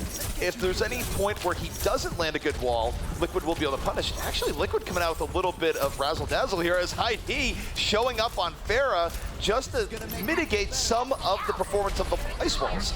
Yeah, well, of course, Pharah just dives right over it, right? Just doesn't even need to be bothered with those walls and does a substantial amount of damage with those rockets. Liquid, though, on the point. Can they capture this one in their favor here? As ID, he's gonna jump right on him, and that is so well done. Dummy, granted he did get the sleep dart, but it doesn't matter there because eliminating that Ana from the equation, that is a lot of healing prowess that you just wipe off of the board, and that is gonna force NRG to have to go right back to the drawing board. Question is, do they make a change, ZP? I think Seagull stays on the May at least until next Blizzard, but attacking with May here is actually much, much more difficult than holding with May. It can be, it's gonna be hard for NRG to actually get out here and get the engagement that they're looking for. They're not really gonna be able to get the split off, but they're gonna go in and try and give themselves a good opportunity to use this Blizzard. Meanwhile, Team Liquid, they're just playing around the edges here. NRG, they're the ones that actually have to cap the point, and if they're not careful, they could just get knocked off by the concussive blast. Well, it seems like Seagull will manage to get himself a Blizzard in just a little bit, and is going to throw that one down as well. Minstrel, Ide, and AZK find their picks, and ID continues to be a factor here with that Pharah, and, you know, good job. Who'd have thunk it? Well, Seagull has had enough of May. May somewhat one-dimensional on this map, especially if you are on the attacking side. So he's going to be going for a little bit more raw power, looking for those Roadhog hooks. But for NRG, time absolutely not on their side here. They have about 2 good full attempts left. And AZK get a whole hog in their face, but gets slept to start it off. Not sure if it's going to be enough. Oh, man. I mean, once again, those sleep darts, we've seen how impactful they can be. But if you are NRG, you're like, man, I really wish that did a little bit more. They just cannot seem to get through that front door with confidence. Every time, they just get pushed right back in. It's like, go back to your whole energy. We don't want to deal with you right now. This is our house. While Team Liquid in a great position to win this game right now. NRG gonna have to hope for the Earthshare of the Gods, but Rafa and Bezar have been scarily consistent. They have the Sound Bearer to back them up. Everything in Team Liquid's favor here as they dive right in onto this NRG squad. Rafa able to find Numlock, and losing that Reinhardt is gonna hurt. A barrage of rockets coming down as well. ID continuing to be a factor with this Pharah. Milo, not today, he says, and just look at the way that he's just, you know, sailing around here. I mean, again, I'm just very impressed by ID and the way that he's been playing with this Pharah. It's super impressive. And this is a case where NRG, they just have to throw themselves into the point. They know it's not good positioning, but they have to go for the miracle here. Team Liquid, though, looking to be the crushers of dreams, coming in on NRG. And NRG still doing a decent job of holding in, and oh my goodness, Milo getting knocked into the pit to end things out here as Team Liquid gonna take the ball and bring us to a map 3. There ain't gonna be no miracle in Vegas here, folks. NRG couldn't quite make it happen as we get ready for our next map. It will be on Dorado. What do you think about that? Historically, it's actually pretty good for NRG. There was a point where that was their map, it was their thing. Not so sure it's that anymore, that we do go back really far when we reference that. But on face value, it's actually not that bad for NRG. Well, for Liquid, this is going to be huge. Honestly, I couldn't have seen this series ending either way. Honestly, I couldn't have, but let's go ahead and toss it over to our analysts to break things down. We'll see you in a few. Thank you, Golden Boy. You guys worked so hard over there. These matches have been neck and neck. I know we had some disagreements on the desk. Some thought 2-0 for NRG, some thought 2-0 for Liquid. Now we have them more evenly matched than anyone could have predicted. I didn't say 2-0 for Liquid. Oh, I just said Liquid. not? I hate saying the map score. It's too precise. Like to so stay you vague. wiggled around. Yeah, I like to stay vague and then like. My prediction's still alive. I said 2-1 NRG. Oh, okay. I'll still count it. If NRG wins, we'll give you the W. Even if it was 2-0 NRG, they're not playing the way you'd have to hope for them to play to be able to beat Liquid in a reasonable fashion. What makes you say that?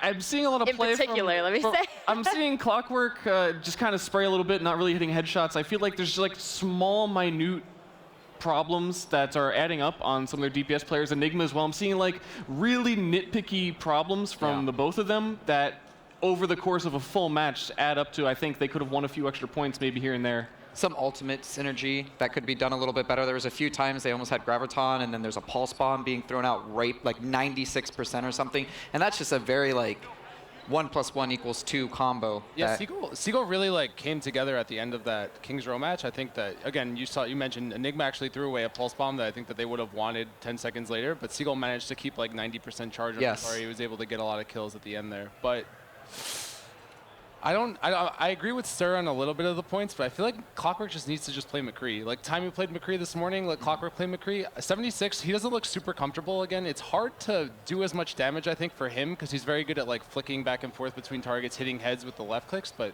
I don't think he's actually figured out 76's spray enough to where it's effective on the level of other heroes. Yeah, it's a very different hand movement that you need mechanically, you know, than just, like, the little swipes that you like to see. And I think it's just more entertaining, to be honest, too, to see those flicks and get those headshots. All right, we'll do more of a breakdown after we come back from this break, because we have one more match in this matchup between NRG and Liquid. Don't go anywhere.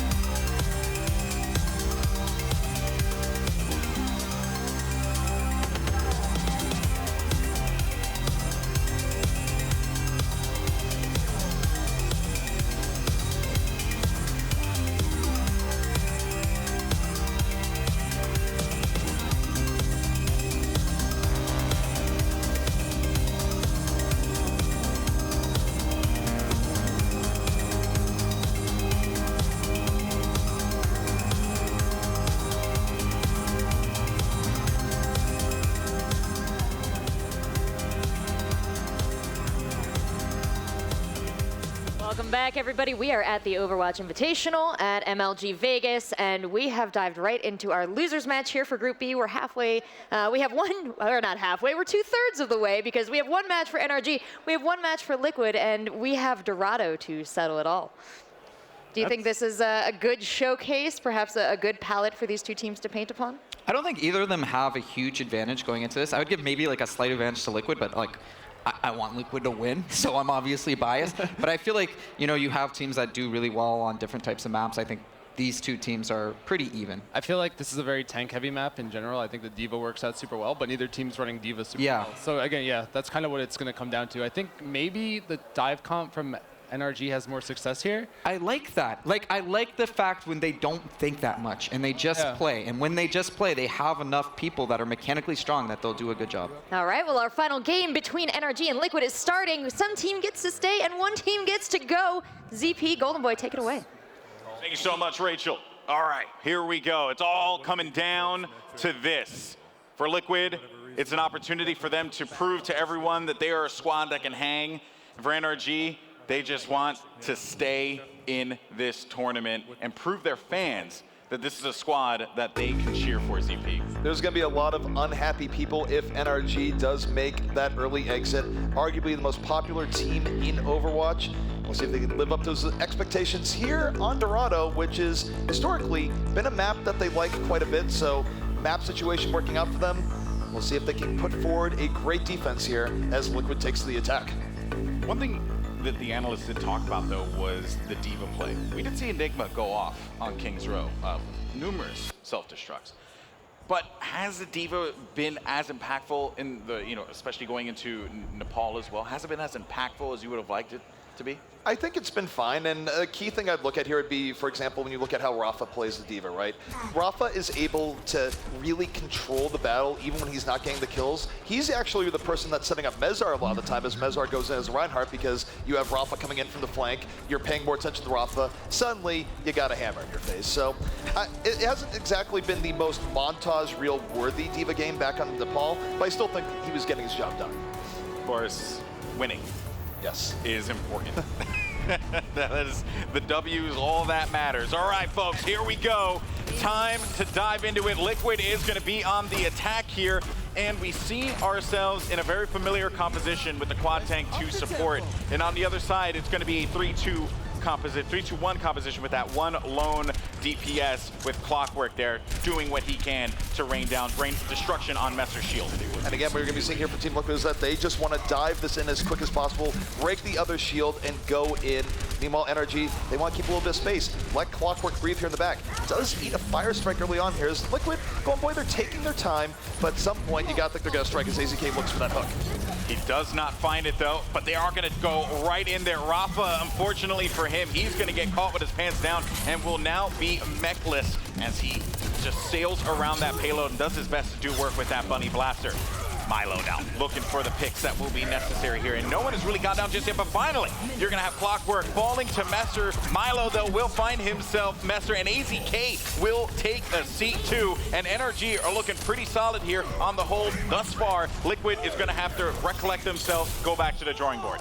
On one hand, lots of props to Mezar. On the other hand, no props to Mezar. He built a very quick Earth Shatter, which is great. Was landing some awesome fire strikes to set up, but then he throws the Earth Shatter into a losing fight, and now that's a little bit rough, especially when you look at what NRG is up here. NRG has actually built themselves up a very nice ultimate advantage. Team Liquid, they're going to be well served here by saving ultimates, going in and sort of absorbing everything NRG is saying. There's the ground top from Seagull. They are going to invest themselves quite few ultimates into this one. Seagull finds that his squad are getting the kills necessary, but Rafa, though, able to find two, and Messer doing everything he can to stay alive, but they do manage to waste a significant amount of ults. And on the other side, Liquid didn't invest anything into that one. They, in this next fight, are going to have quite a lot to work with, CP. That was big from Seagull towards the very end, knocking Diva out of her suit. And now for Rafa, he can't do the initiation he wants to do here. There's only 1:48 left here for Liquid. This is actually a very tough position for them, given where they are ult-wise. ID really needs to hold on this ground time. If he uses in this fight, this would actually be a disaster.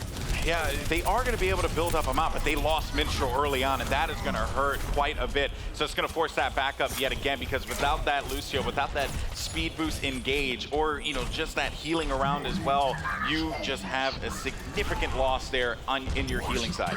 All right, so this very well could be the map. This next fight coming up, ID will have the Graviton, Rafa with the self-destruct, NRG with a lot of tools of their own. Seagull very well will get Graviton up mid-fight. It's all going to come down to this. Both teams underway, and here comes Clockwork on the flank. It's going to be a fireworks show, people, but who's going to come out on top when the smoke is cleared and the dust has settled? Milo, though, not able to stay alive as AZK gets the pick. There goes the self-destruct as well. That will clear out Liquid for the time being. Messer doing what he can, but it's not enough yet again.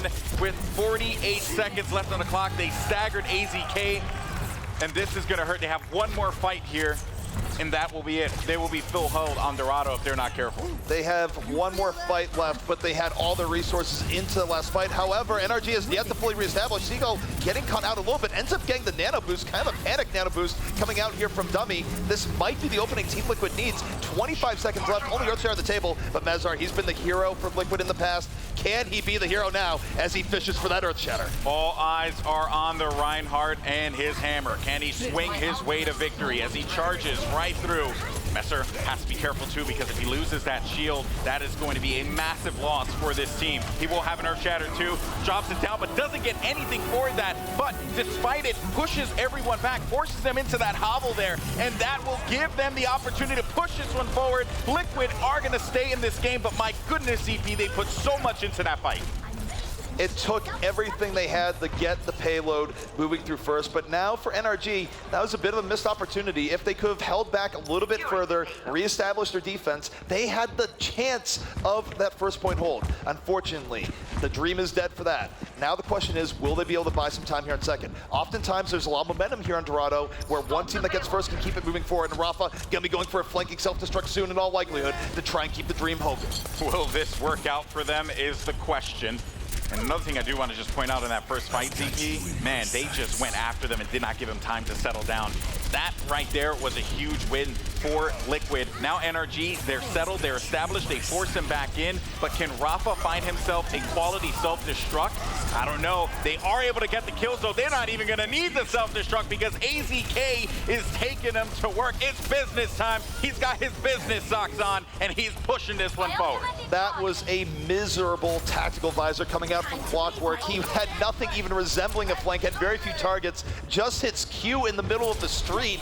Absolutely nothing to be had there. NRG throwing some very good resources away. They still have Graviton coming to the next fight, but now they've opened the door for Liquid in a way they don't want. And now, between the two Zaryas, the question is, will ID be able to get a pick off with his Graviton before Seagull is able to get his Graviton? Now the Enigma's gone because he dove too deep. It's a bigger opportunity. See how this works out. Graviton's going to come out for Seagull as well. Self-destruct too. Will this amount to anything there? And Numlock Clockwork will find themselves valuable picks there on the tank. D.Va and, of course, losing Reinhardt is going to hurt them too.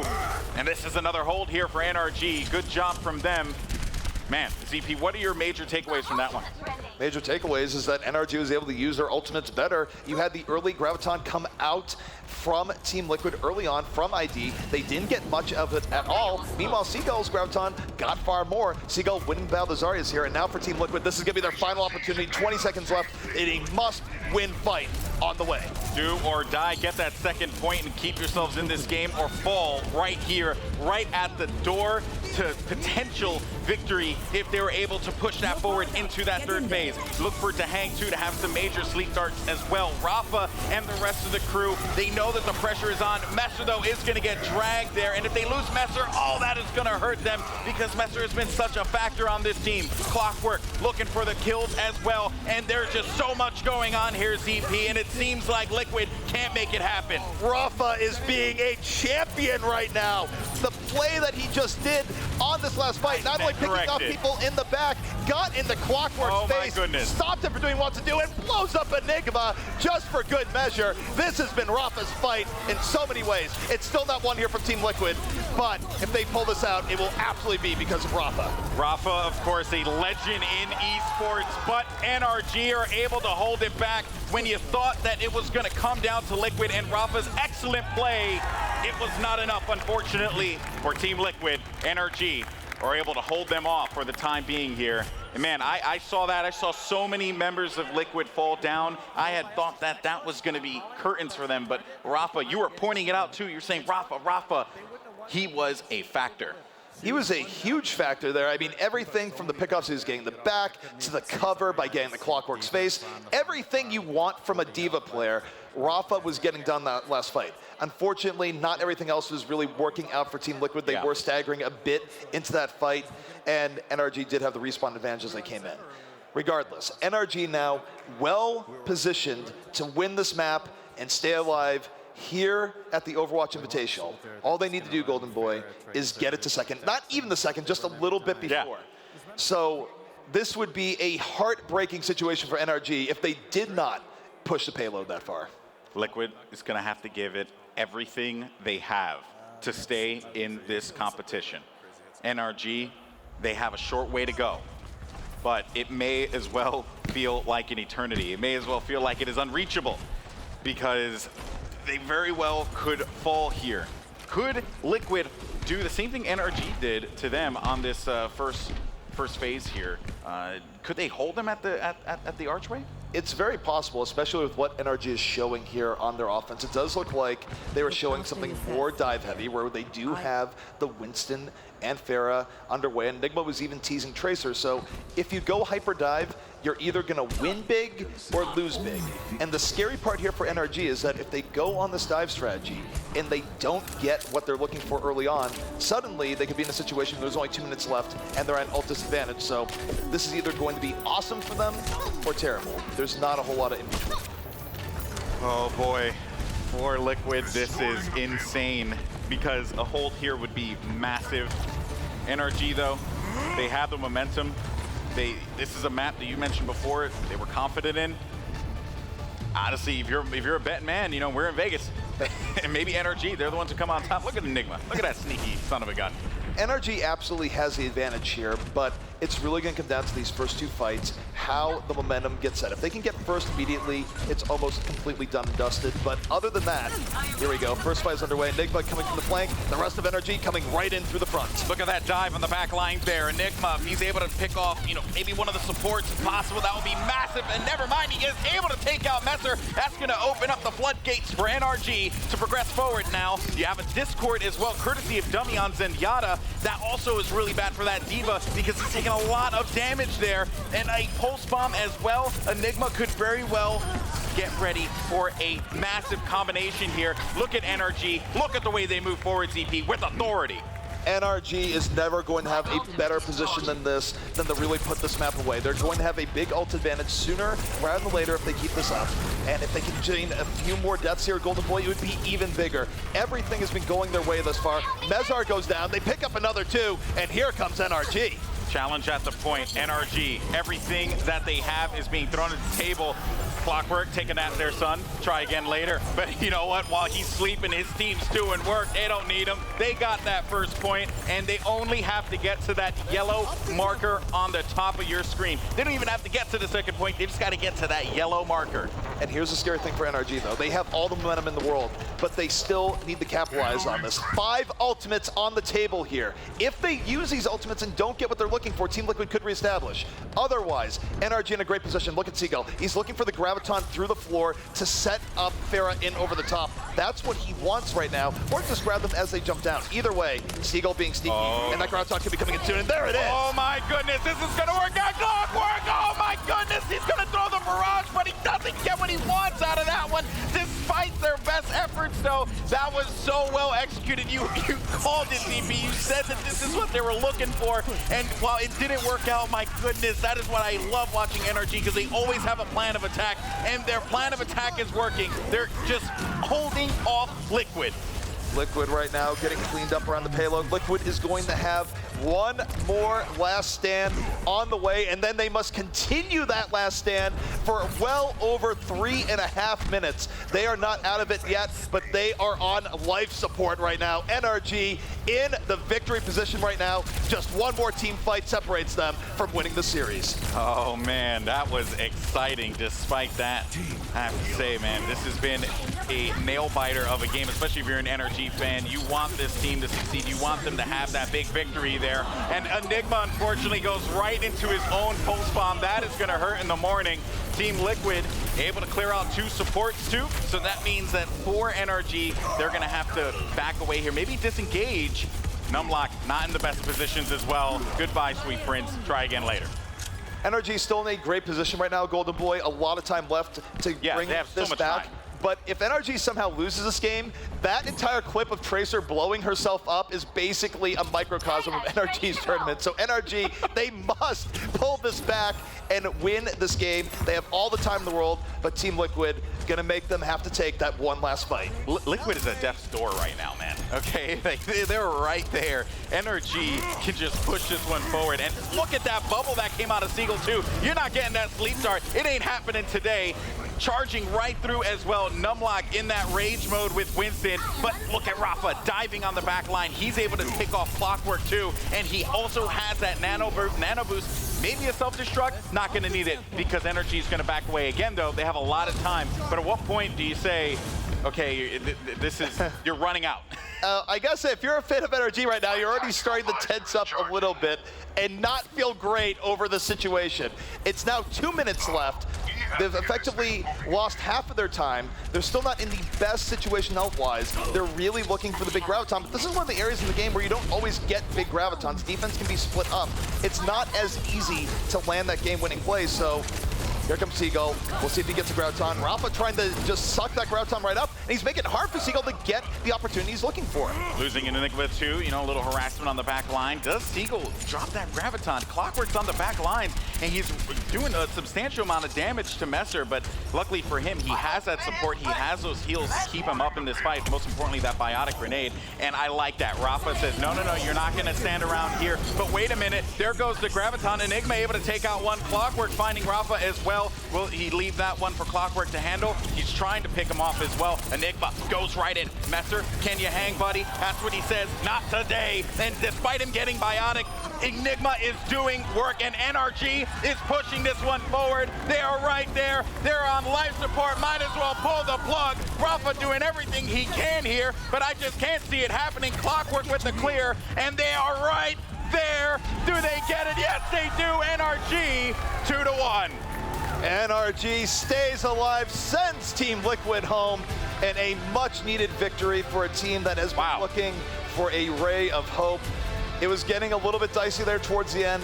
About a minute was left, but NRG saved their ultimates, were able to execute flawlessly towards the end, and it worked out. And I gotta say, towards the very end, really good stuff by Clockwork to be on the flank, splitting people off, and creating that opportunity for Seagull to come in with the graviton, and Enigma to fall through with the pulse bomb. So it was pretty well executed from NRG all throughout to make that final play happen. It also forced Rafa away from the fight too. And Rafa has had a pretty lights out game with his Diva, so he had to come back in, and because of that, Seagull was able to actually engage, and you had Enigma on that back line just, you know, really tickling Messer as much as he possibly could. I have to say, man, that was just a incredible game. Nail biter from start to finish.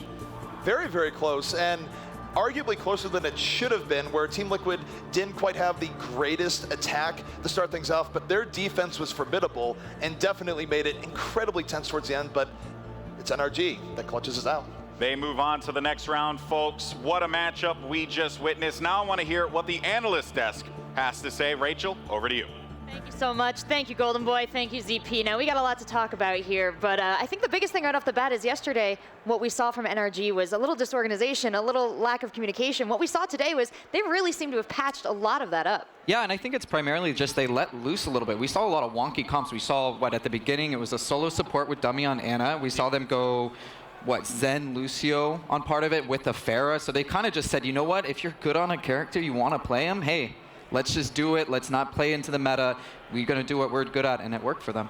And what's interesting is that I actually, when they were making this team, I said, why isn't Enigma just playing your DPS hit scan? He's like, I'm not comfortable. I don't feel like I can do it at the highest level. And his Tracer just went off the entire match. Like, that Dorado team looked like a brand new NRG squad.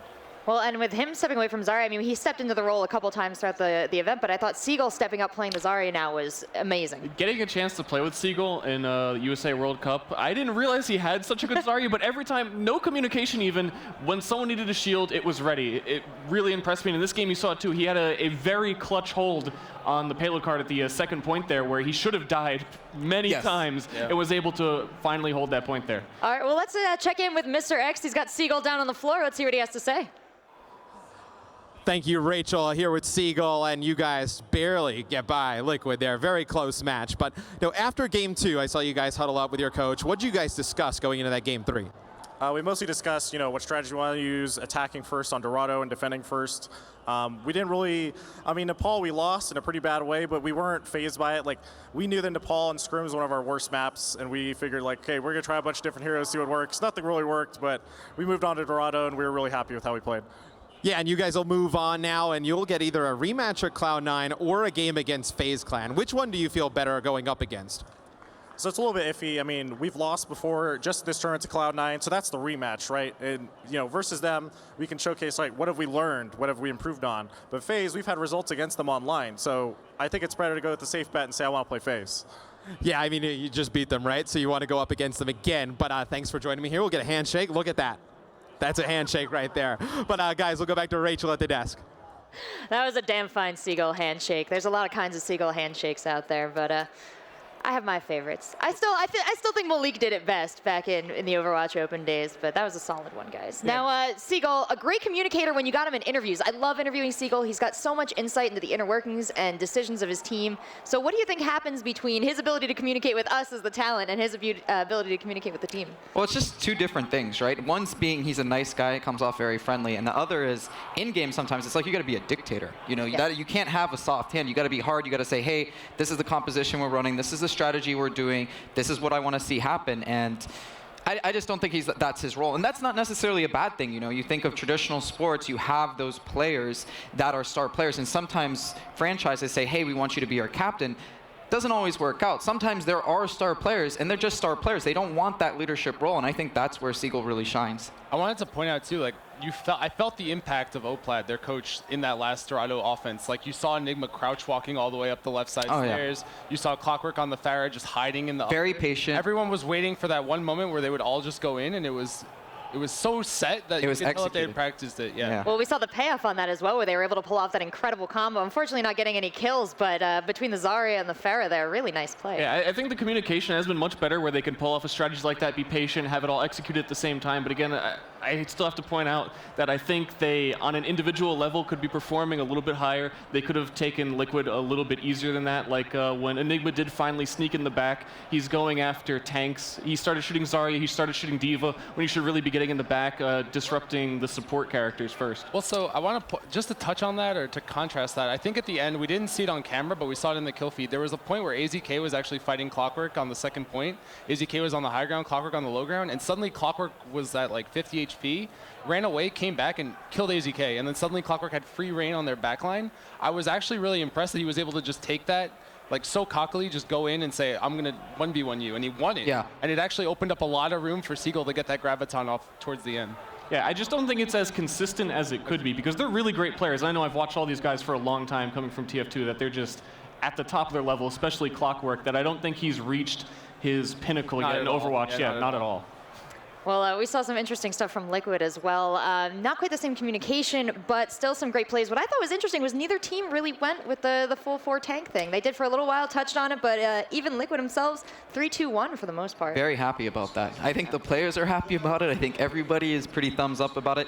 I want to say, I think Dehang, this guy right here, played really well. We expect Mezzer to come in big, but Dehang in particular as well, keeping his team up. He's done a great job this whole tournament, even hitting great grenades. Yeah, I felt like Nepal was his map. Like Seagull said, this is one of our weaker maps. We're just going to try a few comps, but I think Dehang just literally solidified Liquid's chances. Yeah, and you can see that right here on Nepal. Mezzer, I mean, he was impact the whole time. He only hits 2 or 3 people with this Earth Shadow, but look how brave he is. He runs in, he gets low, his team backs him up, and it just feels like they had a lot of control on this map in particular. I mean, towards when the game changed to Dorado, though, I felt like you saw that NRG wasn't running a Winston on offense, or they were running a Reinhardt, they were running a Winston, which you would think gives Mezzer a little bit more of an opportunity to hit some Earth Shatters, but Enigma was just on his case the entire game, and I don't really think Mezzer really felt comfortable during that entire match. Just getting tickled. Yeah.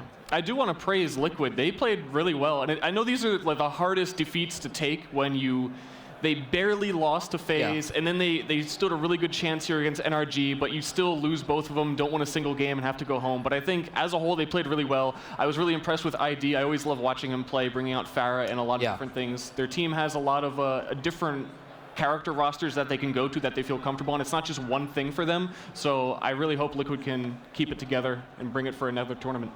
Yeah, a lot of talent. It just kind of needs to settle into the right folds there. Let's take a quick look and see where we are in the day. We've had a lot of matches, some yesterday, some today. Now, this was our first losers match, so unfortunately, our losing team here is going home, and so that's all we're going to see from Team Liquid in this tournament. NRG moving on, and they will be playing the losers of Cloud9 and Faze Clan. Faze. That's what Seagull wants. I mean, that's what everyone's saying right now. Cloud9 is looking like the absolute top of their game. They have never been this good before. Many people think this is their tournament to win, but Envyus and Fanatic probably going to have something to say about that. But first, Faze is going to try and say something, see if they can speak up. They might just phase up. We don't know what's going to happen here. Phase down. Or phase down. Well, we will find that out in a little bit later on today. Our next match of the day, of course, is going to be Rise and Complexity. This is a little bit more of an even matchup, do you guys feel? Or you think Complexity, based on what they've shown already today, are playing a little bit better? It's like really on rise. I feel like Complexity is going to play their game. If anything, they're going to be a little bit stronger just because they're so confident. And then on rise, it's like, you know, they're so young, they're not used to the environment. It's going to be, are they comfortable? Are they going to finally grow to their full potential, or are they still going to be capped? All right, we'll find out right after this break. Don't go anywhere. We got lots more Overwatch coming to you from MLG Vegas.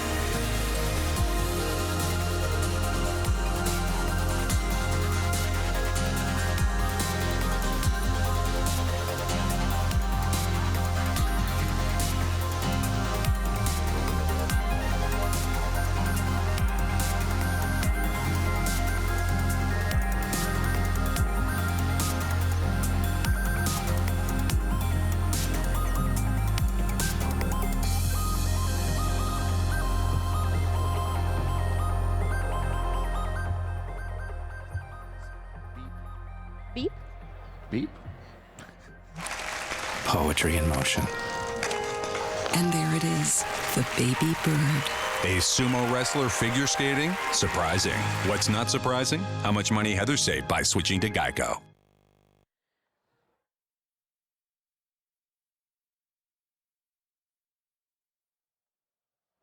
Welcome back to the Overwatch Invitational here at MLG Vegas. We swapped up the analyst desk a little bit. We like to keep the flavors fresh. We've upgraded, really. Upgrade? Is that what we're going to go with? Absolutely. Oh, man, don't tell Flame. We've traveled the world together now. Yeah, you've been in like 2-3 different countries now together? No, we've only been in one. Just- we've only been here. We've never left the U.S. No, Sure. we've only known Yeah. each other. Not yet. Yeah, That's right. Not yet. No. Not yet. Not yet. Someday I hope to travel abroad.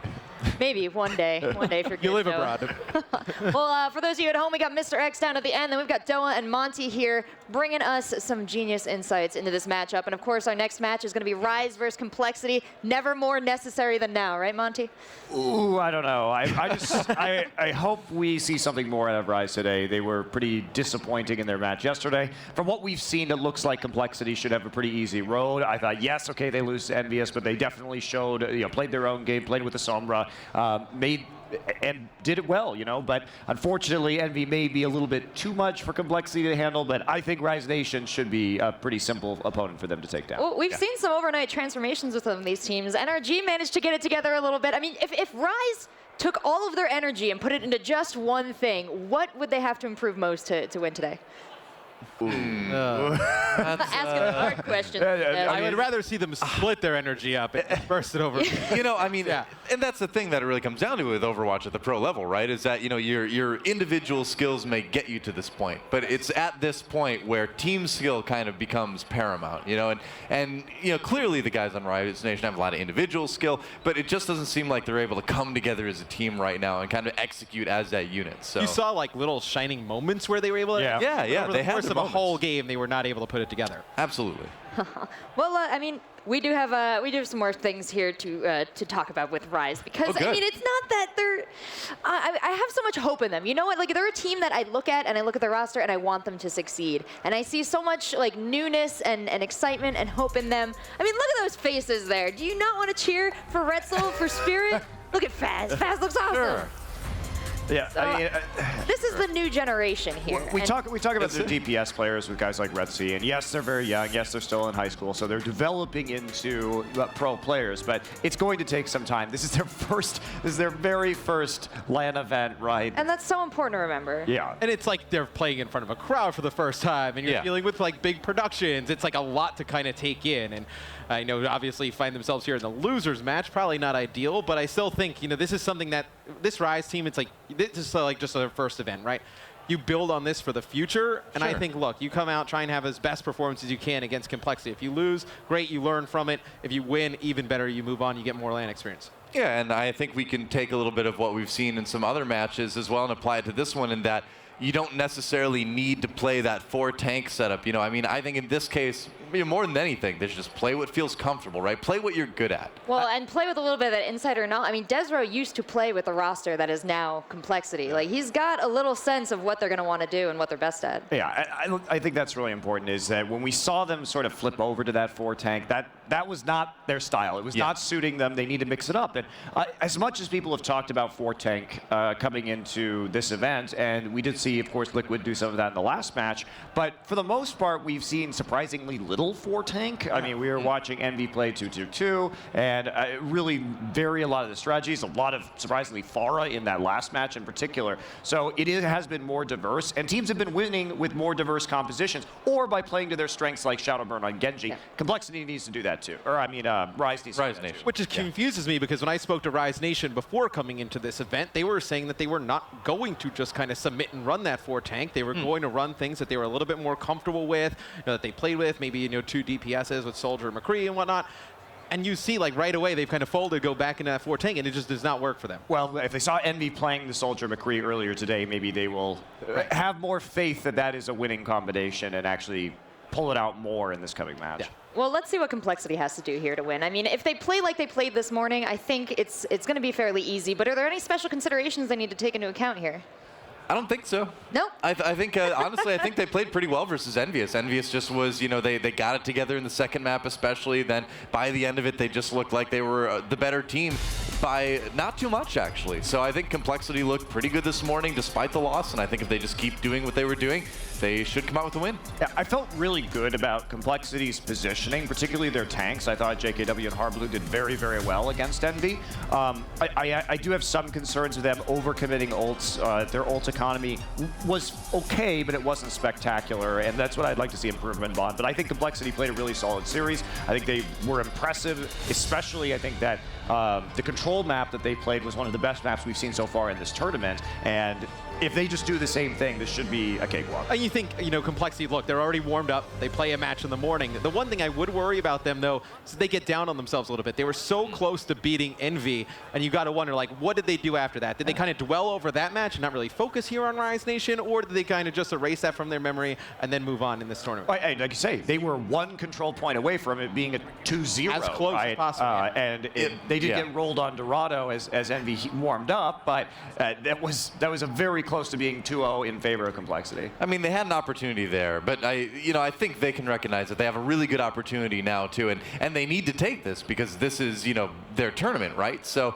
they need to make this one work. I feel like they probably buckled down. I would hope they would get, serious about this one because it's a very winnable match for them. Well, and they have, all their regular strategies. All, everyone's been preparing in their back pocket. But Complexity was sort of the first to bring out Sombra. We saw some creativity from them here. So we don't really know, how big their response pool is. I really think that, just with the hero pools we saw in Torque and Nicholas, they've got a lot of stuff in their pockets. Yeah, Nicholas was very effective on the Mei in the NV series, doing a lot of nice things on that hero. And then it's been interesting to watch Harblu kind of transition from somebody who's exclusively running Roadhog to now running Zarya most of the time. I thought his Zarya play was very effective. Yeah, Dylan was talking about it during the cast, but we were surprised at how fast he was getting Gravity. Yeah. He was charging that ultimate really quickly for his Zarya. It really was, and I mean, to have him be able to add on to that, like, already pretty major Roadhog threat that he brings too is pretty huge for the team. So it's been kind of fun to watch their evolution throughout the last, few weeks too.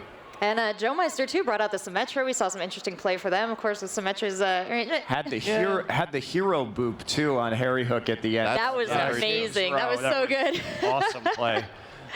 So there's a lot to like. I mean, there's a lot to like about this Complexity roster. They are, I would say, in the harder group in this tournament, so it would be sort of a bummer if they weren't going to make it out of the group stage, because I feel like maybe they're better than a lot of the teams that are in the second group, but it's like a tough group. Complexity went into hiding for a little bit, and then at DreamHack, I thought they had a pretty good performance. Obviously, not the results they expected. I think I agree with you. With the work they put in and like how good they've looked, it would just be unfortunate if they don't make it through. I mean, they spent the last weekend boot camping, and see how just all that has paid off. Great note there, Monty. Let's give it over to our casters and get this game started. Yes, I am Huck, a washed-up pro player, and I am with Stir, a washed-up YouTuber. Never even a pro player. Yeah. No credibility. No, you weren't at the World Cup. You didn't play with any of these guys, let's be realistic. Well, I mean, I was the worst on the team. Yeah. That's not worth anything. Me too, don't worry about it. All right, actually, maybe Poke. Not great, sure. Poke, shout out to you, Poke, of course. But anyways, getting into this game, in a very exciting match, we got Complexity against Rise Nation.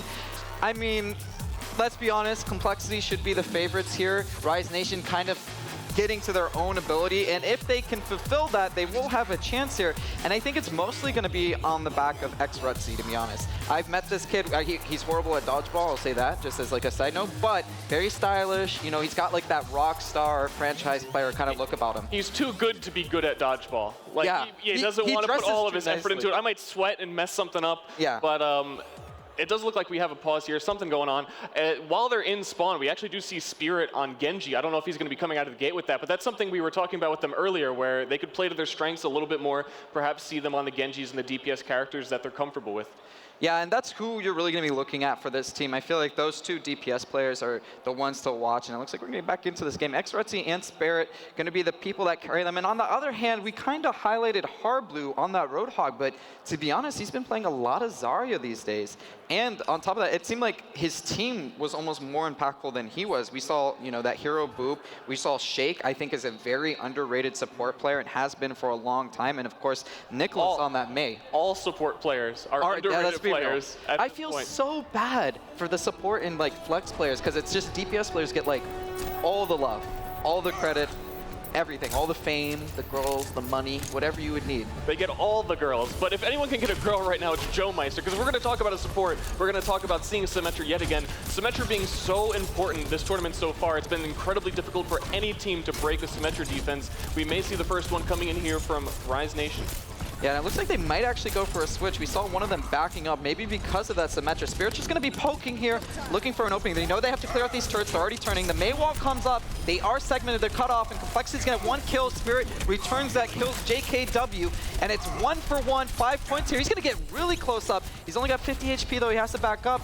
To be honest, so far, Rise Nation, I like this opening from them. Yeah, I think they should be getting it a little bit more aggressively here. They did lose Ana. That's one of the most important picks you can get at the beginning. Maybe they're a little bit cautious worrying about these Symmetra turrets on the side, though they're taking the high ground appropriately. Spirit dropping back as well, but any advantage they had is completely gone now.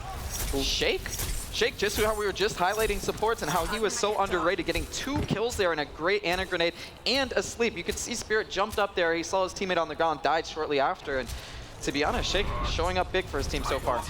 Nah, must have been someone else. Oh, okay. Couldn't have been a support. Could not possibly have been. Graviton Surge already catching them inside by the car over here. The car taking no damage, but Diva explodes, pops out the back, and is going to go down in just a second. They may be able to stagger her a little bit. No, just take her out with the laser beam. Harblu, 5 kills. We talked about how quickly he can get that charge and ultimate. And like, that Graviton was so very early. It's about the same time that Shake on the same side gets his nano boost. It was so early it worried me, because a lot of teams will do that forward Graviton Surge and no one's able to follow up on it because of how far back they were. They had the Reinhardt there to help them and everything, but they cleaned up on it very well. So far, looking very strong against Rise Nation here. We have Torque inside the building. We can already see the shield generator down from Symmetra, but they're charging in. He gets knocked down, and here comes the Ana. Yeah, Ana coming in here. 1 kill so far for the Soldier. Looks like Complexity's going to get 3. Rise Nation going to have to back out, but it looks like they're going to get cleaned up. They can't back out just yet. X-Retzi being the only person to make it away. Maybe the Lucio. No, he's going to go down after trading Midnight, getting JKW. It seems like on Complexity's side, the tanks are doing a great job. The only person we consistently see dying is JKW, and realistically, that's your job. Kind of be in the front, take the damage, and let your teammates return in hand. Oh yeah, this shield generator is a serious problem now. We do have Retzi with the grenade right here. He's going to have to go around the back, find inside that cafe how he's going to be able to destroy this. But a Tracer alone now, it actually has quite a bit of health. You can see him shooting tanks in the back. They're not even worried about it in the slightest. There goes the pulse bomb. It's going to miss, unfortunately. Not too many pulse bombs hit this tournament. I think it's been a bit of a trend and just get shot in the head by the Soulless Demon. I don't know why the Soulless Demon that is known as Mei. I really don't know why teams aren't prioritizing going for that. It's the same rules as if Symmetra before. If there was a teleporter there, you have to kill it. There's no reason you can't. You can look at the top left, you can see the extra shields on every character. It's giving them, you know, extra 20, 30% of I'm not a mathematician, but 75 health times 6? Yeah. It's impossible to figure out. Yeah. But it's a lot of health. Yeah, and they can easily prioritize that by just sending the Tracer in the back. They have the flankers to do it. And it just seems like teams don't think it's that useful from the Symmetra. And every time we've seen the Symmetra, it's done pretty well so far this tournament. So teams really have a little bit to figure out. But a great Mei wall coming in. She actually bites the bullet. Spirit takes her out. JKW trading with Desro takes him out as well. It's 1 for 1, 2 for 2. And it looks like Complexity's going to get a slight edge here with this hook. It's going to be even again. And Torchu actually going to do a great job taking out Spirit. Very close. It felt like if Rise Nation were going to do it, they were going to do it then. There's only 15 seconds left on the clock. They're trying to get back in time. Locke's actually hiding behind this wall, hoping that his team can get back in time, but we'll see. There's only 6 seconds. They got to touch the point. Desro gets on it barely. The Mei wall comes up, segments him away from his team. It looks like they're going to fall back. Graviton comes out, gets 2, 3, maybe 4, and they're all huddled behind that wall, and they just don't have the follow-up, and Mei's going to just drop her ult and segment the team as much as they can. X-Retzi picking up a kill as well. 4 for 4. If they're going to do it, they got to do it now. It's OT, and they're down 1 kill so far. And even with all this fighting happening in that doorway, the extra shields are still there. They have Zenyatta keeping everybody alive, though. That's their one last hope. They finally get walled off. They can't get the shield generator just yet. They don't even have a lot of cap time on the point. I think Complexity may have another shot here at defending, but I think they're just going to let it go, make sure they have a good defense on the second point. It takes so long to get up on these high grounds. I'm surprised they were able to take it with not many kills going either way there. They didn't destroy the shield generator. It just felt like things kind of fizzled out. Yeah, it looks like they might have a little bit more room now, though. They have 2 ultimates up. Desro having the one, the Pulse Bomb actually landing, and X-Retzi going down, pulling the Enigma from the last match.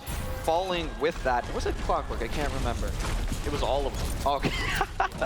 all of them, but it looks like they're going to get into it right now. Spirit doing a great job. Actually, Rise Nation get a lot of momentum here. They pick up 5 kills. Midnight and Desro just bashing through, and I like this Genji. I feel like on this side of the map, Genji just has a lot of scalability, being able to get on the high ground, being able to spot out, and just being annoying. You can see how aggressive he's being. Because they don't have a Roadhog, there really isn't that instant burst that he's too much afraid of. Complexity is missing a lot right now. They don't have a D.Va to stop their 76. They don't have something to really go after the Genji. They do have a Graviton Surge. They're going to throw it out, not finding any kills yet, looking for the damage. Honest keeping everyone alive. Lock finally finds a kill on JKW, but they're still trading back and forth. Spirit's in there with 18 health and the Dragon Blade, not able to do quite enough. Yeah, a very questionable move there. 18 HP and deciding to go for it. He gets 1 kill, but he drops in the end. It looks like Harblu's going to clean up X-Retzi. They're almost down. It looks like they're going to have to fall back.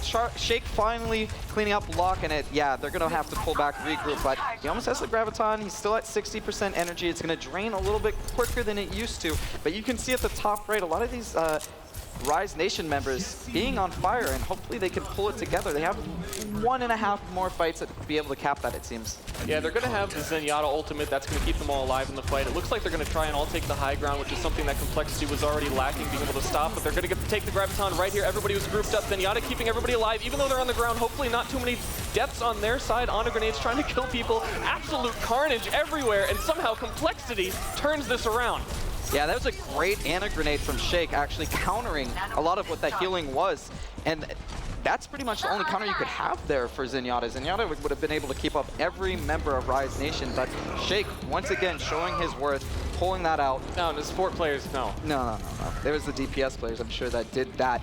All in all, I feel like Rise Nation are doing okay, but it's clutch time once again. 15 seconds on the clock. Can they do it once again? It looks like Spirit's going to go on the high ground. He's looking for a flanker. X-Rexy in the back line. He's going to pop Attack Visor. He's going to pick off one person. Maybe, no, they're all hiding. They're getting good ground, getting good cover. Complexity getting 4 kills, and he dies solo with that Graviton, and that's it. It looks like Complexity going to hold here before the that was an absolute cleanup by Torque, and they're going to stop it right there. That's definitely a great distance. A little bit hard for teams to push here on this point in Hollywood. A fair distance, not horrible. Yeah, I mean, it's doable. We've seen a couple of first holds today. Pretty much every time someone has picked Symmetra, really. I think this is the first time a Symmetra defense has actually been broken. Everyone's been first holding with Symmetra. Surprisingly, and once again, like we said, I would love to see more of a priority put on that shield battery, taking that down. I mean, it's just such an easy target to get in the backline. You just have to tell your team to be patient. And if you're running Tracer anyways, if you're running Genji anyways, if you're running Zombra even, it feels like it'd be relatively easy to get in the backline and be able to pick that off. Yeah, but no team really focusing it. I think a part of that may have to do with the fact that Symmetra can lay down 6 of her turrets anytime she wants now, so it's definitely always defended. If you send a Tracer in alone, you're at such high risk of being grabbed by a Roadhog or something. I mean, I know they didn't have one exactly, but there's still people on their team watching out for those kind of flanks and the 6 turrets to slow them down. It has, I believe, 400 health now on the shield generator, which is quite hard for a solo Tracer to really do on her own. Yeah, and some interesting compositions. We're actually going to see the Torb Symmetra, which seems to be bread and butter of this tournament almost on this map. We saw it once earlier yesterday. We're going to see it again here in very interesting compositions. Rise Nation, when they were attacking, ran the same support lineup. They ran the Lucio and they ran the Zenyatta instead of the Ana, which, you know, I felt like was useful, but Ana obviously being such a big impact and being known as one of the better heroes in this meta right now, it's a little bit surprising to see. Do you think it's because they're thinking that they're going to go for tanks and hopefully that Discord can burn through those big heavy targets? I'm not sure. What I'm really interested in seeing is the Sombra, if they actually do decide to go with this. A lot of teams have just been messing with the casters today, like, haha, we picked this in spawn, but you're an idiot. Yeah.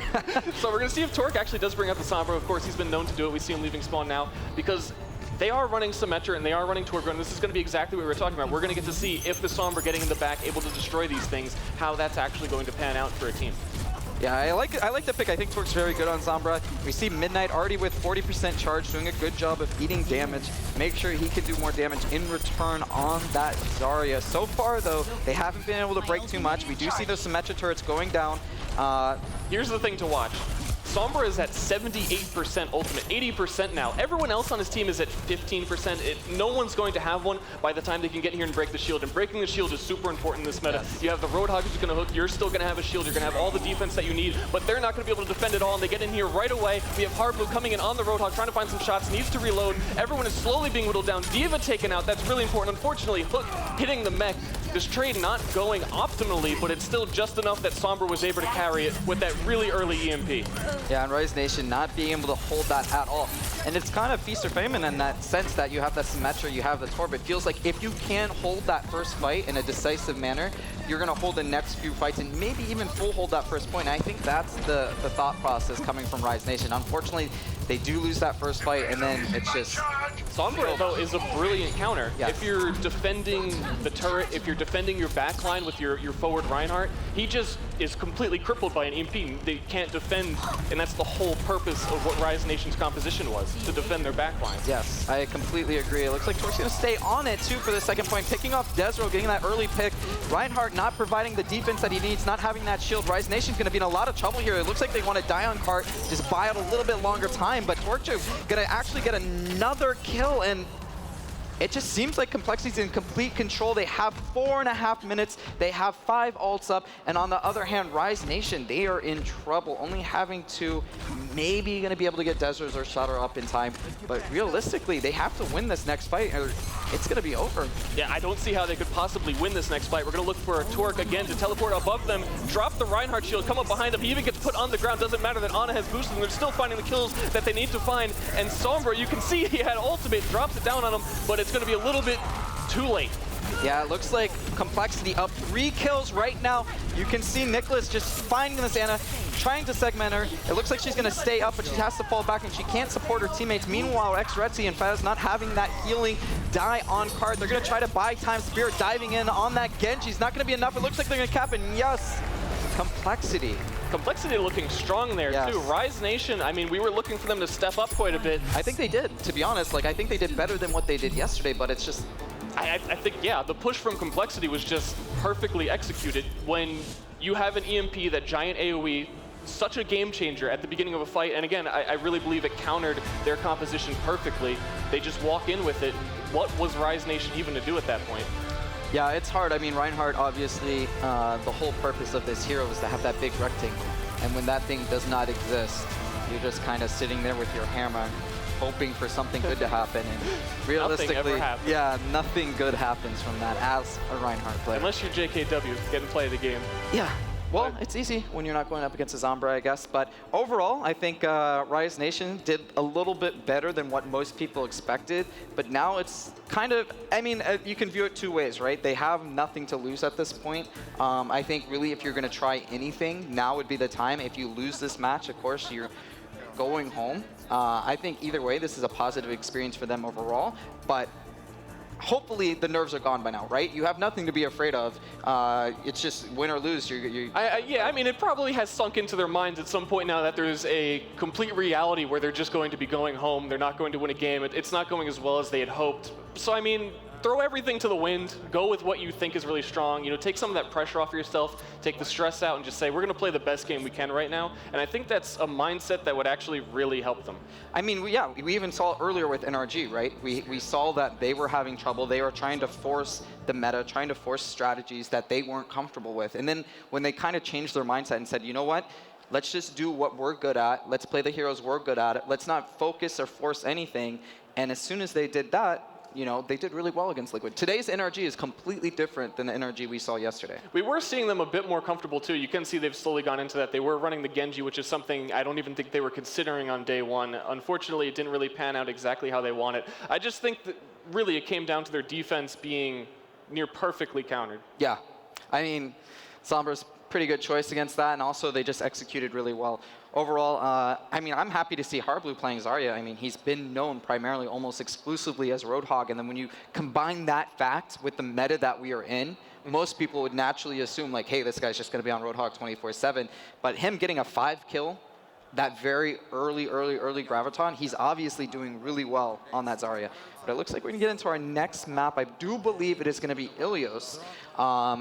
I'm not quite sure how that would pan out with these two players, or these two teams, but I feel like if anything, Rise Nation, like we've been saying, they need to view it as more of a fun game. Let's just do our best, positive energy, and hopefully they can make something come back here, maybe get a 2-1, and then close it out.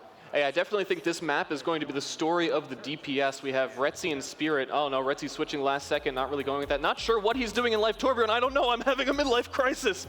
But obviously they're going up against Torque and Nicholas, the TGO brothers, who have been playing really well today. Torque, who I think has just been playing top of his game as of late. So it's really going to come down to Torbjorn. No, no, it's not going to happen. 100% not going to happen. I mean, we're here in Vegas. I wouldn't count on it. Hey, they just got to have a fun game. They just got to relax. Yeah. Totally. I hope that's not what their coach is saying to them. You know, gotta at least stay semi-professional here and no twerp. That's a reportable offense in my book. Anyways, we're getting into this game. You can see that Reinhardt just zipping up, making sure he can get his shield in good position. It looks like actually Complexity going to take the side angle. That's primarily because they do have that Mei, and they're going to be able to segment out Desro here. He's going to be in a little bit of trouble. That Mei while blocking his charge as well, and it looks like the first kill is going to go in Spirit. JKW is going to kill Desro, and I feel like that's a good trade overall for Complexity, having that Reinhardt, having that shield. But overall, Spirit 2 kills, 3 kills. Spirit really showing up here on this Tracer, and he's just fragging out. It looks like he might be able to get this other Tracer. Oh my god, Spirit is tearing apart Complexity, and he finally goes down to Hardblue, but he was at 95%. He almost had a pulse bomb within the first 20 seconds of this match. Yeah, I know you talk about how fast Sombra can build ult, and just Spirit has it coming back. That was so huge for the team. Story of the DPS, like if you have one person going off that much, you're going to win. He's going to come back, have that pulse bomb, be so effective. We are having Nicholas also on the Mei, who I think has been a really big deal for Complexity. Taking down the support immediately, just getting that out there, making sure he uses it. Both supports down, trying to pick apart the defense line that's there a little bit. Yeah, and this is the guy to follow apparently. He's doing an amazing job on this Tracer. I almost want to see him exclusively on him. It looks like he might be able to pick up this Reinhardt too. Smacks him down. He's going to lay the law down. And it looks like he has to carry his team a little bit longer. Some of his team members are going down already, but Spirit's going to clean him up. And I want to, like, Jesus. Who didn't he kill? He had, like, when you finally see the Mei there, you're like, I just killed like 5 of them. You guys couldn't kill one Mei? Yeah, and you're dying. But overall, yeah, Spirit carrying his team right now, and this is exactly what you need to see. We were talking about X-Retzi, we were talking about Spirit, and he is definitely showing up. Tracer doing a great job. He's just, look at him, so annoying, so much in the backline, going for these high priority targets, and they're ignoring him. Complexity not focusing him at all. I feel like they need to directly counter this kid because he is all over the place. He's going to throw down Pulse Bomb. He's in the backline trying to get this Ana down. Very important pick.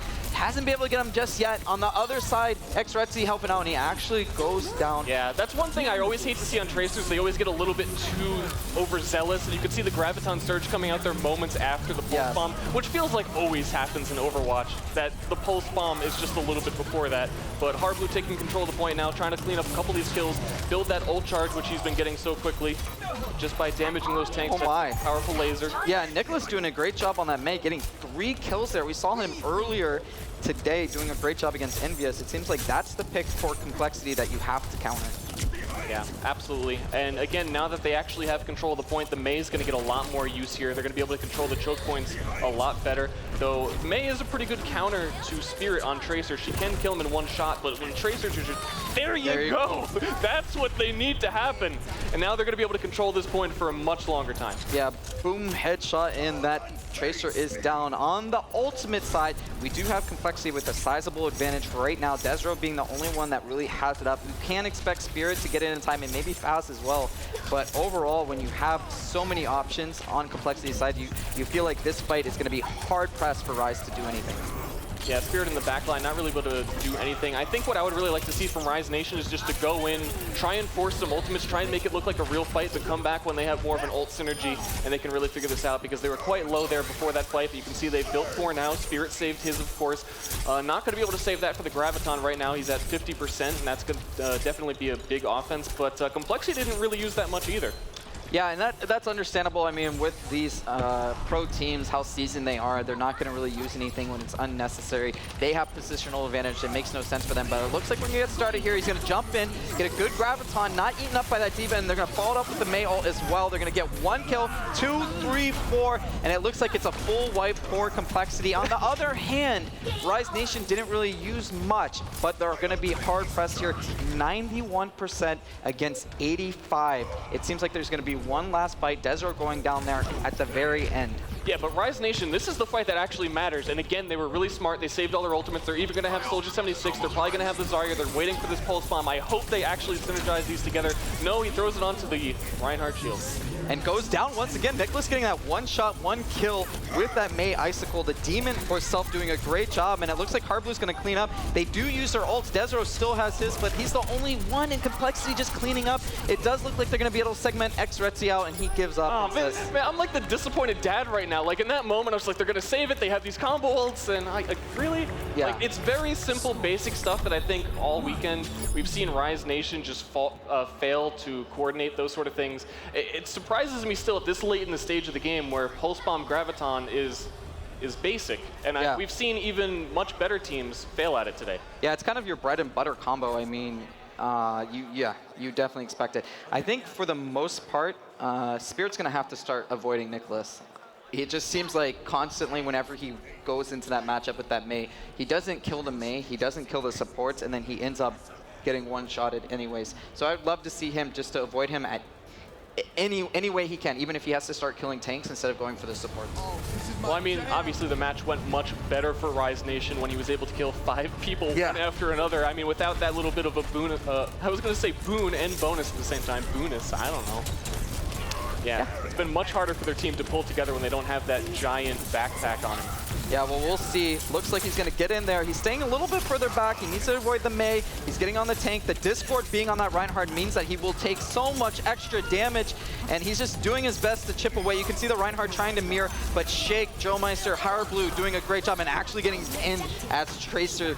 That is slightly embarrassing when you have shift up, but great job, great charge by JKW, really showing himself in this tournament, not widely considered one of the better Reinhardts in North America, but so far from his performance in this tournament, by the, I guess. Not considered better by who? I'll fight him. JKW's amazing. Every tournament I've ever seen him in, he's always been on point. I think maybe he faltered once or twice, but has been really consistent.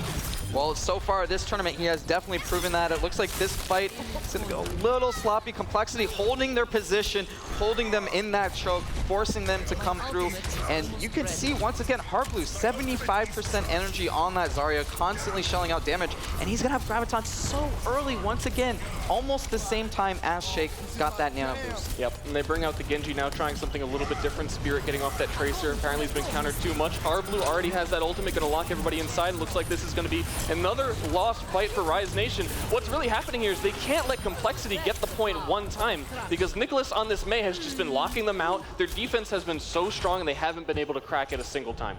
Yeah, and it's so much more important that I feel like Rise Nation, I mean, I think the thought process is you get the Genji so that you can retake that ground, go over the wall, go under the wall, around the wall. But when you have a Reinhardt that's so slow, it's just hard to push in, and you're down a pick, you pop that Zenyatta ult, you get grenaded because there's no shield, and it feels like everything's just kind of falling apart for them. Yeah, this has been perfect. Really, Complexity is opening up every time with, we'll tease them with one ult, and then one player goes down, but they think that, it's good enough we can push with Zenyatta, but then everyone gets anti-healed, and it just snowballs one after another, where next time they come in, you're probably going to see Nicholas going for a wall. If he lets them through the wall, he may even bait them to let them walk through it, and he's just going to drop down the freeze, and they're just going to trickle one ultimate at a time and slowly rip them apart. And you can see that right now, the wall segmenting so much of them. You can see Desert on the right-hand side being frozen out.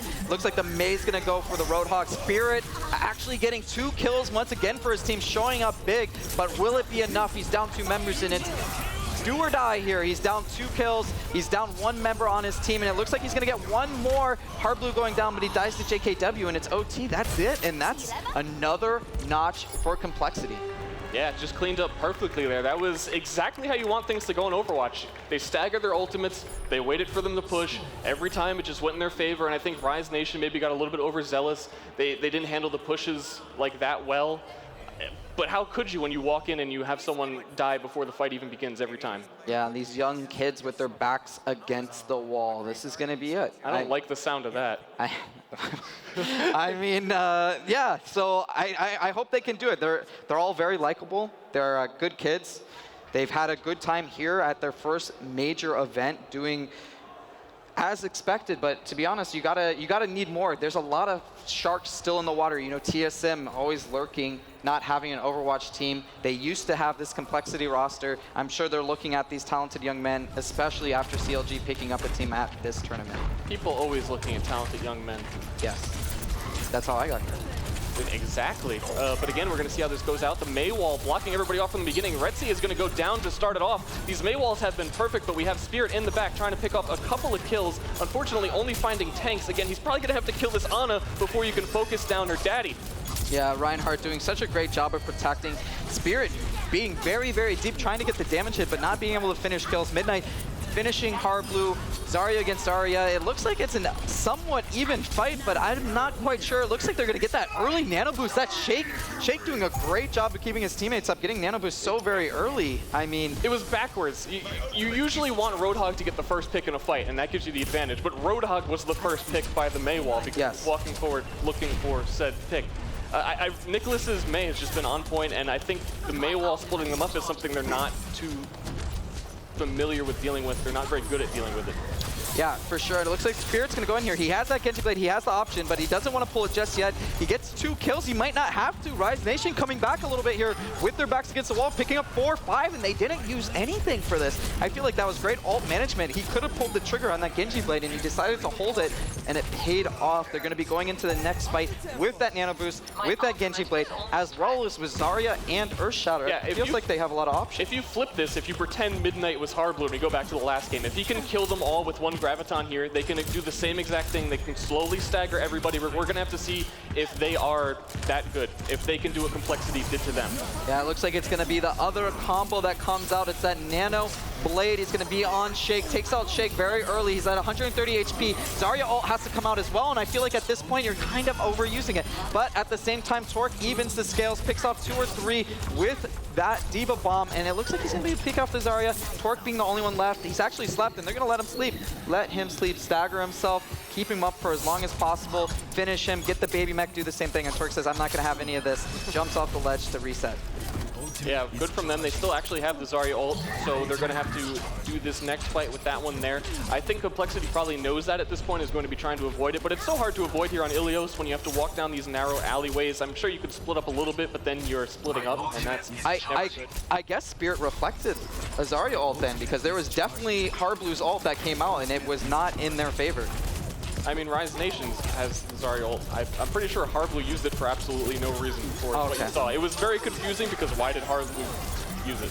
Yeah, but it looks like this Mei ult's going to come out, and he's going to try to freeze people. Retzi doing a great job showing up. The other DPS player on that roster picking off 3, and it looks like a clean wipe, and they still have some options. Spirit getting his ult once again, and it looks like it's going to come up at the perfect time. Locked also getting that Nano, and they're going to have a combo. I think they can close out this game. Yes, I mean, just staggered back to back. They started with Nano Genji, then they went to Zarya, now you're back to Genji again. And you can just keep this on rotation. It doesn't look like Complexity has too much to push with. They're probably going to try something with Torque. Maybe if Harblu can build an ultimate in time, but they don't have time. That's the one thing they don't have right now. And Spirit is going crazy, looking for people to kill, but he's not finding anybody. The dash is in the wrong directions. Enough damage put out, though, to get a couple of quick picks in the beginning here. Going to try and finish off this Diva, and I think that might put it down.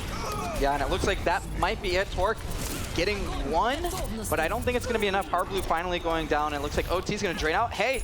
That's a point for Rise Nation. They're on the board. They're on the board. That's better than they were doing before. If only the score was more. Well, you need momentum, and they have a little bit just now. You can see they're not getting their hopes up just yet.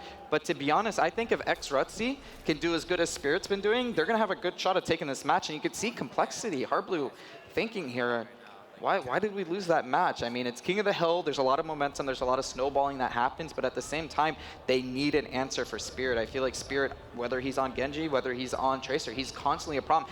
In that last match, he got Blade before any other ultimate on either side. And that doesn't happen. Blade is a very valuable ult that takes a lot of time to build up. Spirit has been playing exceptionally well in this set. I think if there's anything you could take away and go home and say you tried to prove something, at least Spirit will know that he was able to prove many, many, many things. But the first fight here is going to be the most important. Whoever has been getting the capture has been holding it for an exceptional amount of time. So what goes down here may even determine the fate of this entire match. Definitely looking for Retzi to find a hook here in the beginning. You always look at these Roadhogs to see who they can grab. Nothing going down quite yet. Reinhardt's just throwing some shots back and forth. You're going to see people going down to the point in just a second as it finally unlocks. There goes a hook. Not able to find one.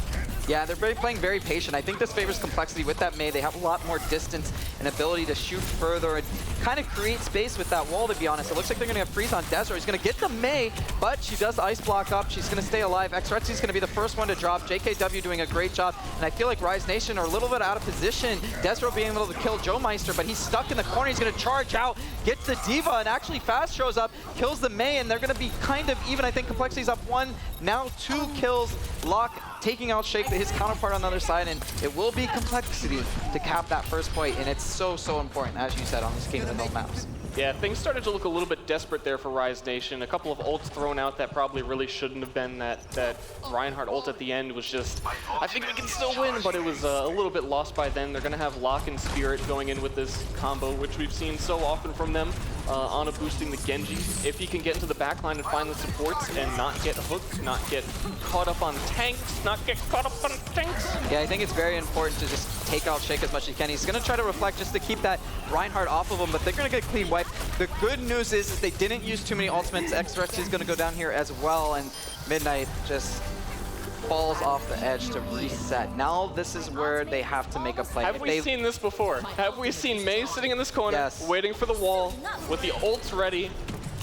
I feel like they have a buster play here, though. I mean, you throw in the Genji, you get the Nano Boost on him, he should be able to theoretically create a decent amount of space. It's a question of can he get there, and it looks like he will. He gets the Zarya bubble, he's looking for Shake, that's the target they've been prioritizing the most. He gets a support, but they've lost 2 in the meantime. That Mei ultimate creating so much distance on top of that wall, and Shake actually winning the battle against him at the end. Spirit goes down, and it's 65% for Complexity. Xretzi trying to fall back. Looks like he's going to be able to do that, and they're chasing a little bit further. But Complexity say, hey, we're going to fall back, and you can't go through this choke. I feel like it's impossible to fight against this Mei, against this Reinhardt in this choke. Yeah, they're going to have a chance here. Maybe just for a brief moment before Hardblue gets his ultimate. JKW maybe trying to stop everyone. There goes another wasted Reinhardt ult, unfortunately, and he takes them all down. JKW gets to the front of that shield and cleans up all the rest of these kills. Hardblue just wants to put them in a Graviton just to make it hurt that much more. They're at 92% right now. They're just going for all the kills. They want everybody staggered as much as possible. There's one lone Zarya in the back wondering, what happened to my country? Robots. Yeah, and it looks like that's actually where Rise Nation are going to have to say goodbye. A valiant effort from them, but... Yeah, a great showing by Complexity. They showed exactly why everyone's been saying they've been playing great, they've been playing better, they've been really stepping up. They've really started to become, in my opinion, a favorite to win this tournament. I've really been enjoying watching Twerk in every game that he's been in, just from the character selection to also how well he's been playing everything. JKW again there in that play we just saw him play the game. Again, yes, actually again. Playing on a phenomenal level. Yeah, I think JKW for the most part has been the star of this Complexity match. Even in the previous match when they had against Envyus, he was the one that segmented that nano-boosted Soldier ultimate that was coming out, Harry Hook being such a dangerous DPS. I feel like he's very undervalued, not by you, but by some other people perhaps. Overall, you got to feel for this young squad, Rise Nation, but I'm sure we're going to see more of them in the future. I want to give kudos to Spirit, though. Spirit really showing up big for his team. I want to, like, almost carrying them to a certain degree. Yeah, I mean, it's incredible. Anytime you can see a Tracer like that just running across the battlefield, making every single kill like that, trying to win an entire map just based off the couple of picks he was getting, it was really phenomenal. Of course, I really hope they get their stuff together, they don't get too discouraged. It's always really disappointing to see a team that has a lot of potential like that take these losses way too hard and overthink them, overanalyze them, and you know, start to falter after that. But for more on that, some of that analysis, we're going to jump over to the desk with Rachel right now. Thank you so much, Chris. Thank you, sir. You guys are amazing as casters. I love listening to you guys cast. Anyway, this was a very exciting match here for Complexity. Maybe not so much for the Rise guys, but I do have to say, I mean, they really had some moments. Maybe Spirit had some moments. I don't know. Monty, you're giving me that look like, no, don't No, say anything I think, nice about them. I think it was really impressive to see how hard Spirit was carrying it on Helios. And eventually, yes, they did do a good job of shutting him down, especially Nicholas, who was he landed like 3 of those headshots in a row with the Mei right click. I was like, well, you're not going to switch to McCree, you're not going to do anything, you're just going to trust that you can hit a Mei right click. And yeah, it worked. Yeah. Well, before we get too deep into our analysis, we'll be coming right back. Mr. X, I know you were super excited to say. We'll give it over to you in just a second, but we got Puckett down on the floor with Torque from Complexity. All right, thank you very much, Rachel. I am here with Torque. Torque, congratulations on a big win. We saw you playing so many different heroes throughout this tournament. You started off the day going up against Envy, fell just short there in the game 3, but now you took out Rise. You'll be playing the loser of either Fanatic or Envy. First off, before we talk about the upcoming match, how do you feel you guys played against Rise Nation? I felt that we did pretty well. Our ult combos were on point throughout both maps, so I'm pretty happy with how we played. Now, tell me a little bit about the strategy. We've seen 4 tanks, 3 tanks in almost all the games. We've seen you switching up things with the Sombra, and we've seen it on King's Row. You guys brought it out on Hollywood. What's been the strategy, and have you guys been aiming to counter the opponents, or are these just set strats that you guys have been working on? There's set strats that we've been working on for the triple tank and quad tank. We feel that with this comp, if you hard engage really well as a team and play together, like focus fire and stuff like that, it's really good against quad tank and triple tank. They can't really out DPS us. And the final match for you potentially in group play will be either Fnatic or Envy. Who are you hoping to play, and who is going to be your star player in that match? I mean, I think we're fine with playing either one. We really rely on Hard Blue a lot with the Zarya play. If he gets good combos, then we're going to win most of the time. So all right, it'll be close games. Well, I'm looking forward to it. It's coming up in just a little bit. We have plenty more games here to come on the Overwatch stage. For now, though, let's send it back to the analyst desk. Oh, well, thank you, Puckett. Thank you, Torque, for that insight. And, you know, Torque, one of the 2 TJO boys, Nicholas being the other. And I don't know if you guys are Nick Swardson's fan, but Nicholas, the strongest Mei in the world, I think, at the moment. I mean... Forever, of all time, the best one, Monty. Okay. All correct. I'll let Monty say that. He's been putting on impressive performances here, no doubt, especially on that Mei. Really fun to see. But for me, watching that last game with Complexity, we could focus on the DPS players, but it was really their setups a lot of the time. Harblu, once he got the ult and he was getting that Graviton Surge again very, very quickly in a lot of these maps, he would start hiding at a certain point, either when we saw it on Ruins, or we saw it in the stairway outside of the arch on Hollywood, even though they were on defense, like going up a little bit further, wait for everybody to walk in, and then they just spring the trap on him and get those ult combos that Torque was talking about really, really consistently. And they just didn't expect the Zarya or the setup to be that good. So I like the way they were laying these traps. They looked really refined in their teamwork and coordination.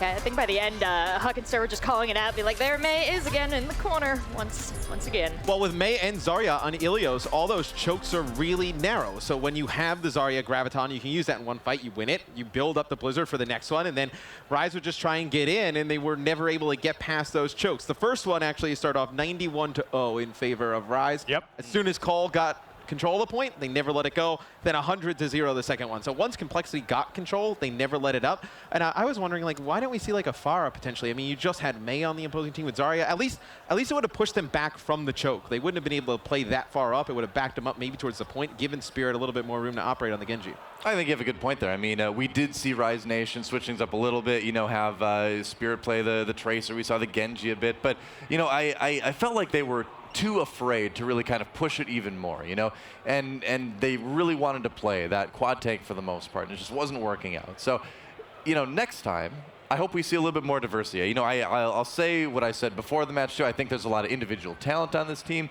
I just think they need to, you know, be brave enough to kind of bring it out, and you know. Or did I start with A or B? It's been a long night. You know, you started with A. After A, it's B, right? Got it. C's after B's. I'm going right back to first grade after this, guys.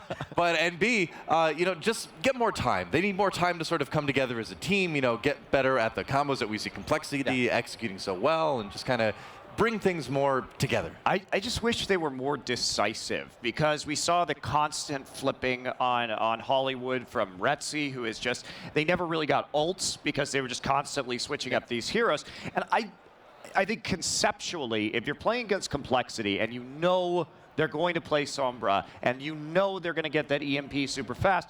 You don't play Symmetra Torbjorn on defense because the EMP will disable the turrets. It will disable the shields and the shield generator. That is the wrong selection of heroes to use against a team like Complexity that is so Sombra heavy. Yeah, I mean, when you're relying on Torbjorn as your second DPS and he loses his turret within the first 30 seconds. I mean, it just wasn't even shooting in that fight because they just jumped in with Sombra, EMP'd the point, and that was it, right? It's not like this isn't something that should have been a surprise to them, too. I mean, Complexity ran the Sombra earlier today, you know? I mean, they did it for all of DreamHack. Exactly. So, I mean, this isn't a surprise. It was kind of a surprise to us to see them try the Symmetra Torbjorn into it, but, you know, lesson learned, I suppose. Well, no surprise in the end for you guys at the desk. You called it. Complexity came out ahead. Let's take a quick look at the bracket, see where we are for all of our matchups. Of course, we have another one coming up next. It's going to be Faze and Cloud9. But in Group A here, we have Complexity down in the Deciders match. They are going to play against the loser of Envyus and Fanatic. It would be cool if we could see Complexity versus Fnatic again. That was a matchup we saw at DreamHack. It was a very close match. So I think those are two teams that know each other well. Just played about 2 weeks ago. So it'd be cool to see that matchup. I mean, Complexity Envyus, we saw that earlier today, and that was a great match too. So I think either way, we're in for a good decider match there in Group A. All right, let's take a look at Group B real quick. We've got Cloud9 and FaZe Clan coming up soon. The loser of that's going to face off against NRG. NRG says they want FaZe. I think it's going to be FaZe. I mean, I think that given what we've seen from Cloud9 recently and how easily they disposed of NRG, and yes, we could Astrostat and say NRG played particularly poorly yesterday and maybe is a little bit more revitalized today, but Cloud9 should, I think, they should be the king of Group B. This is the easier group, I think, overall. Yeah, Cloud9, I would be shocked if they don't go on and win Group B. And I think you look at, potentially an NRG versus FaZe match. I think that's going to be a very difficult one for NRG. Yeah. Yeah, well, I mean, NRG, just kind of barely clinging to life here in this group anyway. So we'll see if they can continue to do that or if this is it for them. All right, well, we will be coming back very soon with the Cloud9 versus FaZe match after these commercials. Stay in your seats. That was.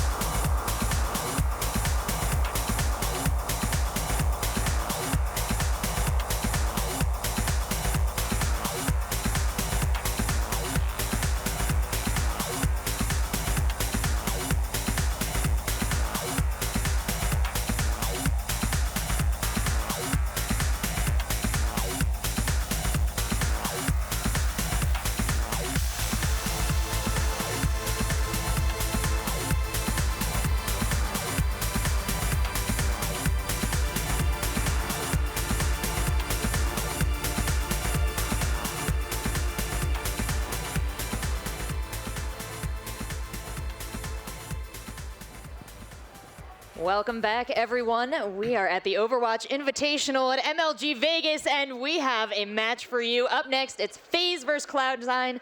And guys, Cloud9, one of the top teams, possibly a favorite to win the whole tournament. Faze, an up-and-coming, they've done a lot in the scene, but this is maybe their opportunity to do a little better. Do you think they're going to come out here? Do you think they have a chance against the C9 Juggernaut?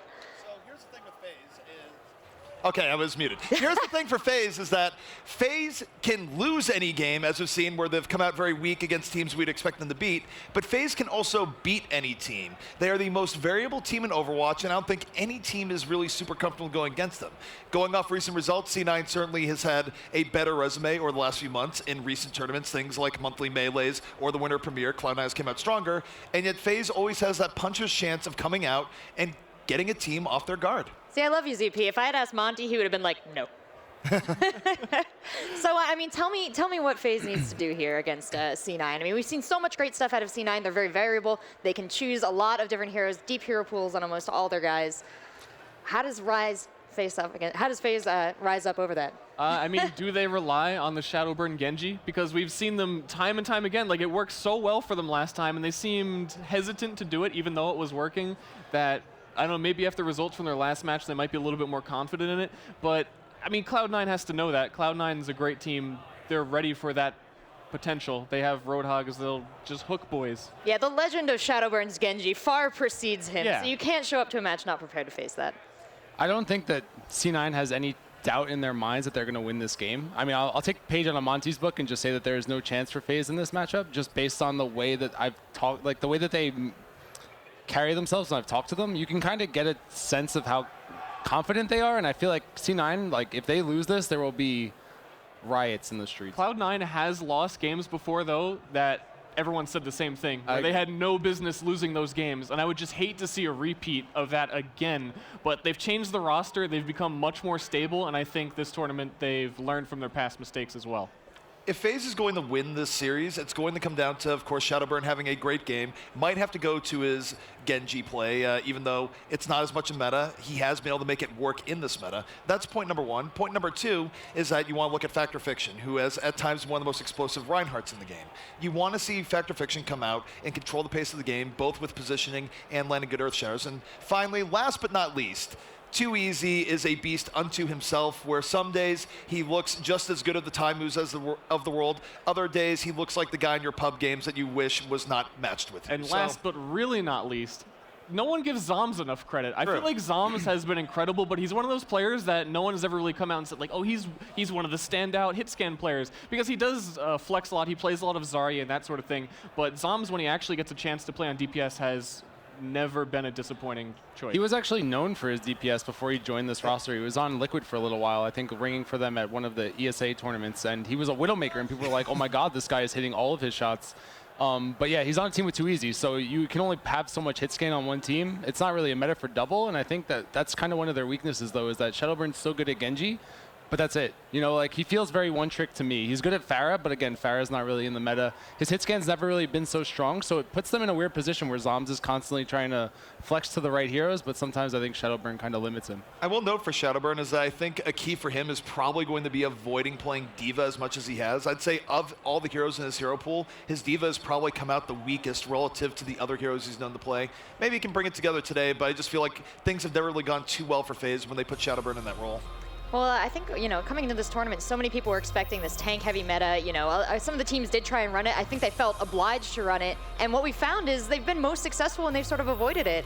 Not even in counters, just in, you know, a 2-2-2 or a 3-2-1. So, you know, Faze, do you think we're going to see Shadowburn go back to that Genji that he feels so confident on? Is this the tournament of comfort picks, or is this the tournament of meta picks? I think it's still just going to be a 50-50 with him on D.Va when they need it and him on Genji when they don't need a D.Va. Because really that seemed to be what he's bouncing around to over time and time again. There are a lot of points and defenses where you just need a D.Va, so. Even going back to DreamHack, we've seen that teams can really excel when they play their game rather than bending to the game that other teams are trying to put forward. Obviously, when we saw Misfits come in with 3 DPS, it worked really, really well. And you take a look at FaZe, even just yesterday, they did do well when they bent back a little bit more onto their traditional plays rather than trying to run 3-4 tank as a lot of other teams are doing right now. Yeah, I mean, NRG just won. Like, they beat Liquid. People weren't expecting them to beat Liquid. I expected them to beat Liquid. But they went with a dive comp. Nobody runs dive comp anymore, and it works. I think yesterday, though, it seemed like FaZe thought that the Genji wasn't working based on 2Easy's interview at the postgame, but it was the reason why they were able to overcome Liquid. So I hope that they give him that space. The thing is, 2Easy is not a very deep player. Like, he won't go in, he won't initiate fights, and he does really well when he has Shadowburn in the front line able to create space for him. You even saw Fact Fiction yesterday was able to take over the game because there's a Genji in the air, everyone has to look at him, and then 5-man Earth Shatter, GG. Well, it seems like FaZe has a composition they've done better on and a composition they've done worse on. Cloud9 seems to be comfortable in almost any composition here. So we're going to see them kind of constantly trying to outpick FaZe. Are they going to go with what they're best at here? Mendo, of course, had a tremendous game. Are we going to just revolve around him? I was actually told by Shore4 a day or two ago that they had planned specifically against NRG to use Symmetra, but only against them. I didn't really get a reason why, but it speaks to me that they've prepared strategies for each team, that if they have something weird that they might bring out or something they want to try, they've been one of the most active teams on coming here and scrimming, practicing, talking. They've seemed really focused, so they could definitely just have something special for FaZe. Cloud9 has both specialty plays and they have comfort picks. They're actually a more unique team when you look at certain maps and certain situations where Share4 is more willing to pull out the Mei in situations where other teams might not. And they even run things like, say, if they play on a game of Route 66, they'll pull out a Bastion. And they're more willing than other teams to try crazier and wacky stuff. And more than anything else, they have the ability to flex to meet needs. Mendo is a very versatile player, and Share4, one of the very best players in the game, at a whole lot of different heroes. At one point had one of the better Genjis you can see, more known in recent times for playing more hit scan stuff, but he can pretty much flex to whatever is needed within any given game. And I do want to give a little bit of credit to Rib there as well. I mean, we first saw him summon him from Misfits at the Overwatch Open. Now he's got himself a nice, steady spot on Cloud9, and he was doing phenomenal yesterday. I mean, he won the E-League match. Like, he was on that roster, and like he comes over here and he fit in really well. I talked to Mendo too about like their playstyle. They don't have so much set plays like you saw NRG execute. They kind of just have a very good trust like between each other where Mendo will be like, oh, Rib, you should just charge right now. And Rib won't know why, but he'll do it. And it'll work out for Mendo because he knows exactly what he's going to do and how much space that's going to create and how he'll react to it. And I think that that's at the end of the day what every team should be striving for in this game. And it's good that they're there right now because it puts... They're not in Group A, but Group A looks very tough, and I'm really looking forward to this like playoffs if they make it through. One of the big differences about the Cloud9 now versus the Cloud9 of several months ago, back when they had their old roster, is that they are a much more multi-threat team. You look at the Cloud9 of old as sort of, how do we support Share4 to win the game? Now they have multiple threats. Not only do they have Share4, they also have Mendo, and the tank play coming out from Rib has actually been a gigantic improvement in what they're able to do, where you don't have to have Share4 win every fight. There's multiple threats on the team that can come out, even if Share4 gets, say, isolated and taken out relatively early. Well, another big factor here is going to be the maps. These guys are going to be playing on Kings Row, Nepal, and Dorado. Kings Row has been a great, I think, canvas for a lot of teams to showcase their individual strategies on. But a lot of different picks on that first point that you don't quite see carried through all the way through payload phase. So what do you think our Cloud9 guys are going to start out with here, and how do you think FaZe is going to deal with that? So going into this map, it's going to be interesting. I don't think Kings Row's ever really been FaZe's best map, in part because Kings Row's never been the absolute best map for Genji relative to other maps where he goes off. It's hard to say how this is going to go down. We very well could see an opening Hanzo type early setups coming out if teams still want to run it here on Kings Row. It'll be interesting. I just don't think either Kings Row or Dorado actually play too much of FaZe's strengths. Yeah, and I think that C9's very good at exposing weaknesses in teams. You'll see that they have a very hard time running triple hit scans, so maybe they can run the Pharahs on Share4 or Mendo. Their defenses, I think C9's known for this map in some ways, shape, or form. Like, they've been a team that's been together, like half of them, since closed beta. So like Kings Row has always been a staple of Overwatch competitive scene, and I think that their experience on the map, they know the timings, they know the pushes, they know how to like abuse the map geometry, and I expect to see more Pharah from Share4 in this matchup specifically. I expect like more 76 on defense. They're just good at this on these maps in particular. I actually did talk to Shore4 specifically about Pharah. I try and keep up with all the latest news on all Pharah developments in Overwatch, and he had said they did run it on King's Row fairly recently, but he said he hated it and it didn't work as well. I kind of disagreed, but it seemed like he just really didn't believe in it at all. So I'm kind of doubting they're going to bring it out, which I find unfortunate because I feel the same, that you could really get a lot of use out of it here on King's Row. But I think to start out, maybe they're just going to go with something a little bit safer, feel out Faze, just get a first like clean point, nothing really too out of the ordinary. And I'll know part of the problem with running Fair right now versus running Fair in the past is that Fair in the past, when it was run really well, whether it be by your Sure4s of the world, your Tailspins of the world, it was a deeper dive Fair where you weren't afraid to go for a flank again in the back line. Farah has to play more poke style right now just because of the threat of Roadhog. You don't want to get hooked in, and that's not exactly Farah's comfort zone. You can be effective depending on it, but your work is much harder than back in the day where you find a good spot, go in, and dive. That said, I was going to say maybe we might see C9 just come out super arrogant. Like, they're a very arrogant team. They're very, like, passionate. They might just say, okay, we're just better than you, and come out with some crazy defense strat, like pull out the Symmetra, pull out a Bastion on offense, pull out whatever it is, just something out of the ordinary just to see if they can catch them off guard the way that they did to NRG. I feel like with their team change, when they changed rosters, one of the main, most important things they lost was a bit of their arrogance, where they really toned back a bit, and now they're a little bit more cautious because they've made it to these tournament stages before, where, like I said, they've lost matches they should not have lost at all, and that would be awful to happen again. Oh, I hope their arrogance is in full play as we head into this first match here, because I want to see them go up against Faze with everything they've got. Let's give it over to the casters and see just how this plays out. All right, thanks, Rachel. Dylan Monte Cristo here for yet another match here at the Overwatch Invitational at MLG Vegas. It's going to be FaZe Clan taking out Cloud9, and we will see if anything crazy happens. And you know, maybe this is something that won't be too crazy in the near future. But Adam on the Symmetra already, and he's setting up the turrets. I don't think this is any trolling here. No, and we've seen enough Symmetra at this tournament that yes, it is probably going to become more standard. Very strong hero right now. A lot more choices than you had previously of how to use kit, and the barrier going to be quite valuable, especially in an era where Roadhog is so dominant. If you're able to use a different kind of barrier besides Reinhardt to go ahead and block some of those hooks, you're going to be feeling pretty good. Otherwise, everything pretty normal here. You know, big change with Symmetra too is that she starts out with 6 turrets right off the bat. She doesn't have to wait to build those up like she used to. And that makes it a lot easier to place those turrets, get ready for the first push. And here it comes from FaZe, and right away we see Shadowburn on that Genji going right after the turrets. I think they knew it was up, and Genjis are quite good at making life miserable for Symmetra. It goes the other way too. Turrets anyway. Yeah, her turrets. I mean, when we have the increase on Symmetra's left click, it does make it in fact easier to hunt down a Genji in the chaos of a fight. You have more distance to work with, and he can't reflect it. So you're feeling pretty good in that scenario as a Symmetra player. Yeah. Well, Shadowburn certainly doing work already on Cloud9.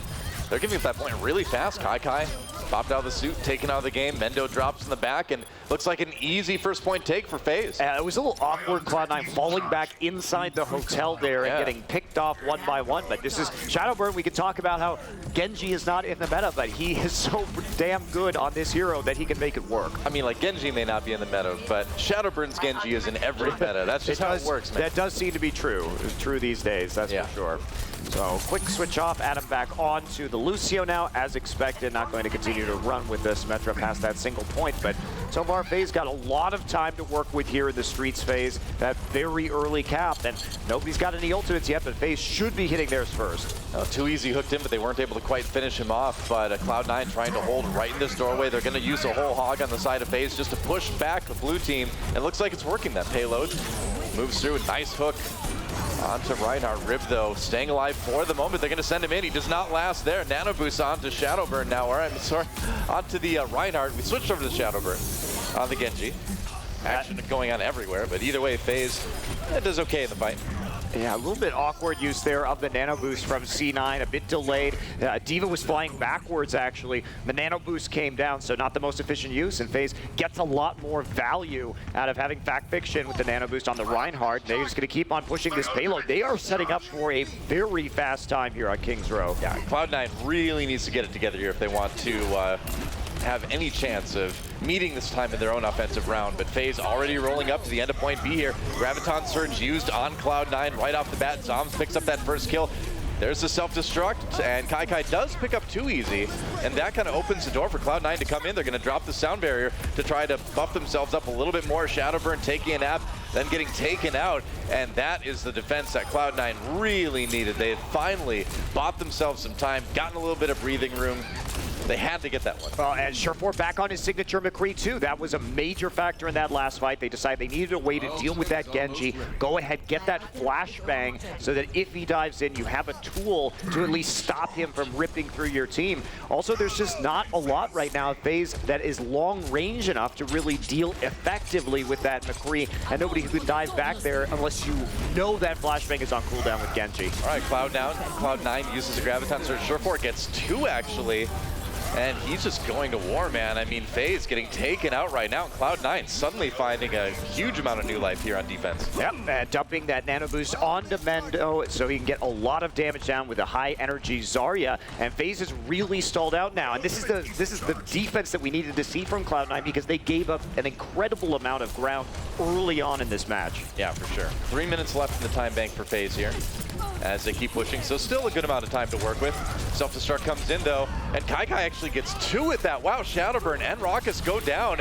Rib following it up, and now Kai going deep with that Zarya. And Faze, I gotta say, just really falling apart in the streets phase. Yeah, they definitely are. And they threw that mech in. It was pretty obvious. I'm surprised that the kills actually came through. I couldn't see if there was any more crowd control. Weren't expecting it. Yeah, it's certainly a bit of an offensive or aggressive D.Va play rewarded in ways that it probably shouldn't have been. That said, Faze is looking at a 6-ult push here pretty soon. Because they had so much time during the streets phase, they're able to be patient and just wait for a massive push if they need to. Yeah, well, they've nearly got it now.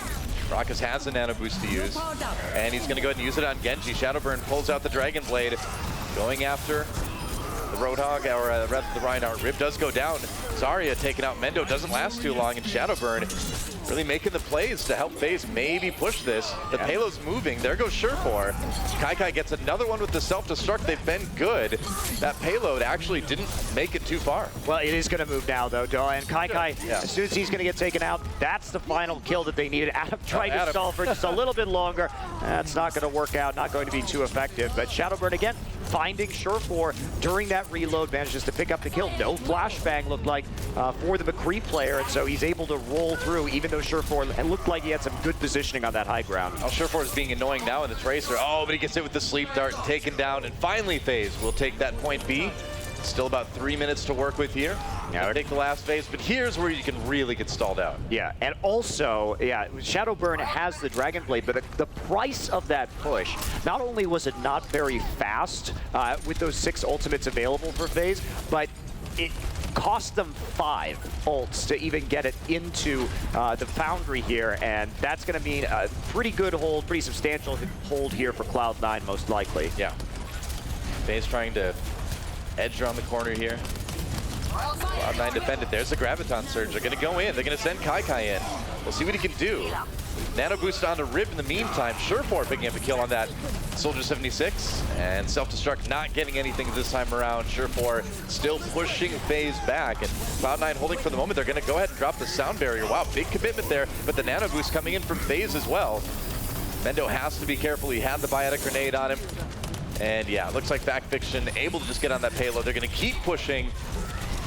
And I don't know about this, man. Cloud9 seems to be having a really hard time slowing down Faze. There comes the Earth Shatter. Well, this is what happens when we have so many tanks, though. These fights can last a very long time. Earth Shatter's going to be coming through, catches a few. All right, well, big play for Zoms. Helps set up his team for 3 kills here. Faze maybe getting some room to push the payload now. Kai comes back in on the D.Va, but gets taken out almost immediately. He was on his own, so no big surprise there. Now they're going to get a lot of distance on the payload. And if they can defend the respawns, this one might end pretty soon here. Well, they're waiting. Cloud9's coming out right now, trying to group up and make a final hold here right at the end of the point. Nano Boost coming down. Yeah, Nano Boost onto Rib. He's going to chase Backfiction out, dodges the charge. Meanwhile, Rolf actually gets picked. Wow, nice pick for 2 easy. Gets 2 onto Surefour, and Faze really setting themselves up to finish this right here, right now. About a minute left, and they will end it with 57 in the time bank. could have been better. Cloud9 got a little bit of a delay in that second point, but in the end, you know, not a bad time bank result for Faze. Yeah, it'll be rounded up to a minute. Should we actually go into the rest of the time, into the time bank? But C9, you know, I don't know how happy they're going to be with that defense. They stalled it out for a little bit, but at the beginning and at the end, they gave so much ground. They were too aggressive on trying to play it too far up, really. And then we see, I mean, Rib's just like running around in circles right here, and that was just a great play. Getting hooked in by Surefour, but still having ammo left in his gun, so picks up 2. Yeah. But they played so far forward and so aggressively that FaZe was able just to dial it back, kind of recollect themselves, wait for all of those ultimates to come out, and then they would re-engage and win that re-engagement. We saw that right in the Foundry at the end of that extended tank war that occurred. I mean, honestly, too, King's Row is one of those maps that you do see held before it's completed a lot of times. So if your opponents actually get all 3 points, that really puts you in a bit of an awkward position more than it does on some of the other escort maps. Yeah, it looks like we are just going to be going to a 4-tank defense here, so no Symmetra coming out for FaZe. And so far, it looks like we may see mirrored compositions if Cloud9 is going to stick with this.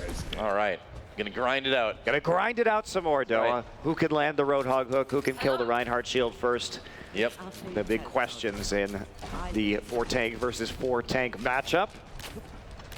Indeed.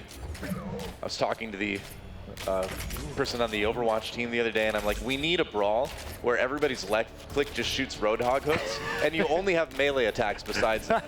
That sounds like an awesome I know. game. Yeah, you said that, and I was like, well, Reinhardt would be super good then, so. Well, yeah, I mean, you just like take away Reinhardt's hammer or something. He just punches people. You know, you have to even it out some way, but everyone gets Roadhog hooks and melee. It take a long time to burn through a Diva health pool. Well, let's not talk about that. Stop raining on my dreams, man. Fun wrecker Monte Cristo as usual. That's right. Thanks, man. Appreciate it. I'm just here to destroy dreams. My dreams go up in Monte Cristo, right back down to earth. Stomps on them. Well, Reinhardt shield battles commencing here. Yep. Let's see, throwing some fire strikes through, seeing if they can get some damage in, but big holding pattern as the hook fishing will continue. Yeah. Easy looking for it. Nope, no hook there. Reinhardt shield getting a little bit low for Cloud9, and that's going to be the cue for FaZe Clan to go in, and there's a nice kill onto Surefour, and yeah, Fact Fiction getting one on Rolf as well. And so, like you said, man, that Reinhardt shield for Rib just going down a little bit earlier than Fact Fiction's, and FaZe Clan hit the go button as soon as they saw it. Yeah, great decisiveness there from FaZe, so moving right in, seeing that window of opportunity and getting the picks. Now, Cloud9 really hasn't looked quite as comfortable on these 4-tank setups. I mean, we've seen some great Diva play from Kai, but Surefour on this Roadhog has not really been as impressive as other Roadhog players that we've seen. All right, well, Shadowburn pulled in on that Diva for the moment, but they weren't able to take him down. Here comes Cloud9 again. And remember, FaZe Clan took point A on their first push. So already, Cloud9 a little bit slower on the offense than FaZe Clan was. Yeah, absolutely. And the time is ticking down to 2.5. So Kai brought in again, gets very low. There's the Earth Shatter coming down. Graviton Surge used by FaZe Clan, and they have got Cloud9 right where they want it. Man, that was brutal. Shadowburn had that nano boost, gets 2 kills for himself, and then the rest of the team cleans up. And things are getting, I don't want to say they're getting desperate already for Cloud9, but even if they do take point A here, they're going to have much less to work with on the time bank than FaZe Clan did. Yeah, absolutely. They're going to have to roll through the streets and the Foundry pretty darn quickly. Yeah. But man, that was another great counterplay. They waited again for Cloud9's engage with the Earth Shatter, and then Zombs hit a massive Graviton used in conjunction with Shadowburn having the nano boost on the Diva. So really nicely done. A lot of that whole hog blocked by Shadowburn, but they move on to the point anyway. There's the sound barrier coming in. Shadowburn knocked out of the mech suit just in time. Oh, Graviton Surge used by Cloud9, and there's the follow-up. No, the Reinhardt shield. He still got 2 though. I thought maybe the Reinhardt shield got up in time, but Kai still getting a couple, and it looks like Cloud9 finally ready to claim point A here. Yeah, they came back, got themselves back together, realized that there weren't going to be a lot of ultimates because they had just seen a lot of them come out of FaZe. They had seen that Graviton come out of Zombs. They had seen the nano boost get used. So re-engage at that point, try and come back with their own Graviton Surge, ends up working out. I'm not entirely sure how Kai managed to pick up a couple of those kills because it did look like that combo was slightly mistimed in that the Graviton ended and there was a chance for Cloud9 to reposition. Yeah, I think it caught 2 people in the hotel, it seemed like almost. Yeah, it was weird. They were a little bit hiding, but Mazad. All right, there's Oak. Could you bring in? All right, well, it's the other Diva. Not the most optimal hook target, but it is something. Meanwhile, Cloud9 gets that payload rolling. Rockets with the nano boost. He's going to go ahead, fire out the sleep dart. Don't know if that connected with anyone, though. Don't think it did. Nano boost on Kai, though. Cloud9 getting aggressive. Nano boost onto both Divas right now, but Kai knocked down by the Earth Shatter. They're going to bring in Shadowburn with the hook, though. Mendo gets a kill on Zombs, and Surefour with that whole hog getting blocked a lot, but he's still getting some of the pushback done. There goes Shadowburn. The mech is gone. And Mini Diva, not a big concern yet. Just leave her be. Yeah, Faze overextended there. They tried to get right into the backline. Shadowburn. Gets split spawn. Yeah, gets split spawn right at the end. So it looks like they are going to be able to successfully move into the final point here. And they'll have a pretty good time bank right now to do it with, because the Streets phase was abridged compared to the one that Faze had when they were on attack. And that's a great Graviton. Yeah, I mean, it guarantees them that point B immediately and a big team fight. That's going to give them a lot of time to push the payload here through Foundry. Yeah, it's huge. Really good execution there. Yeah. Painting it into the Earth Shatter with the Biotic Grenade. No chance for healing. Commitment, pretty big commitment in terms of ults. Have to drop a few, but it's going to move it nearly all the way to the end of this map. They know they need to move the payload really fast to try to match the time of FaZe Clan, and so far they've done that very, very well. They've got 3.5 minutes to move it the rest of the way through Foundry. Meanwhile, Zombs gets a Graviton Surge, uses it right away. Where's the follow-up? Shadowburn with the Diva ultimate. What's he going to get out of it?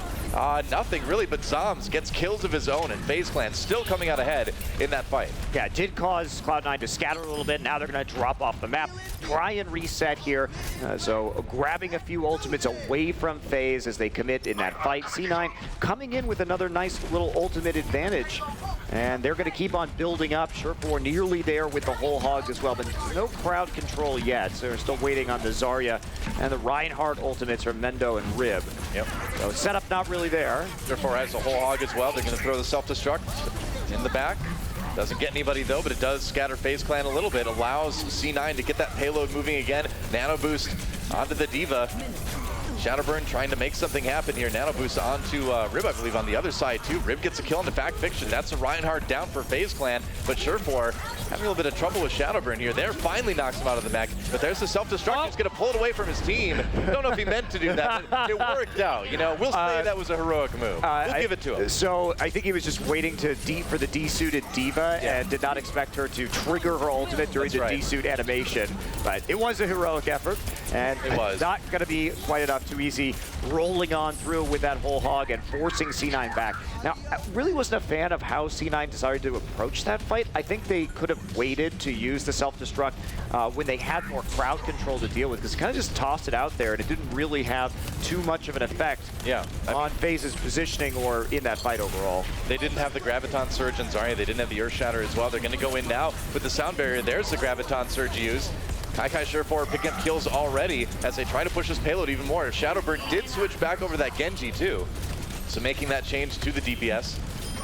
And that payload's going to move, and actually Cloud9, again, if they can handle the respawns, may actually get themselves a little bit better of a time bank than FaZe Clan. Yeah, it's still possible we could go ahead for a draw here, Doa, considering that there's very limited time, and Zogs just gets back on the payload, dies, but Shadowbird's already there with the Genji dash. Self-destruct, and is it going to get anything? Kai gets Forsaken.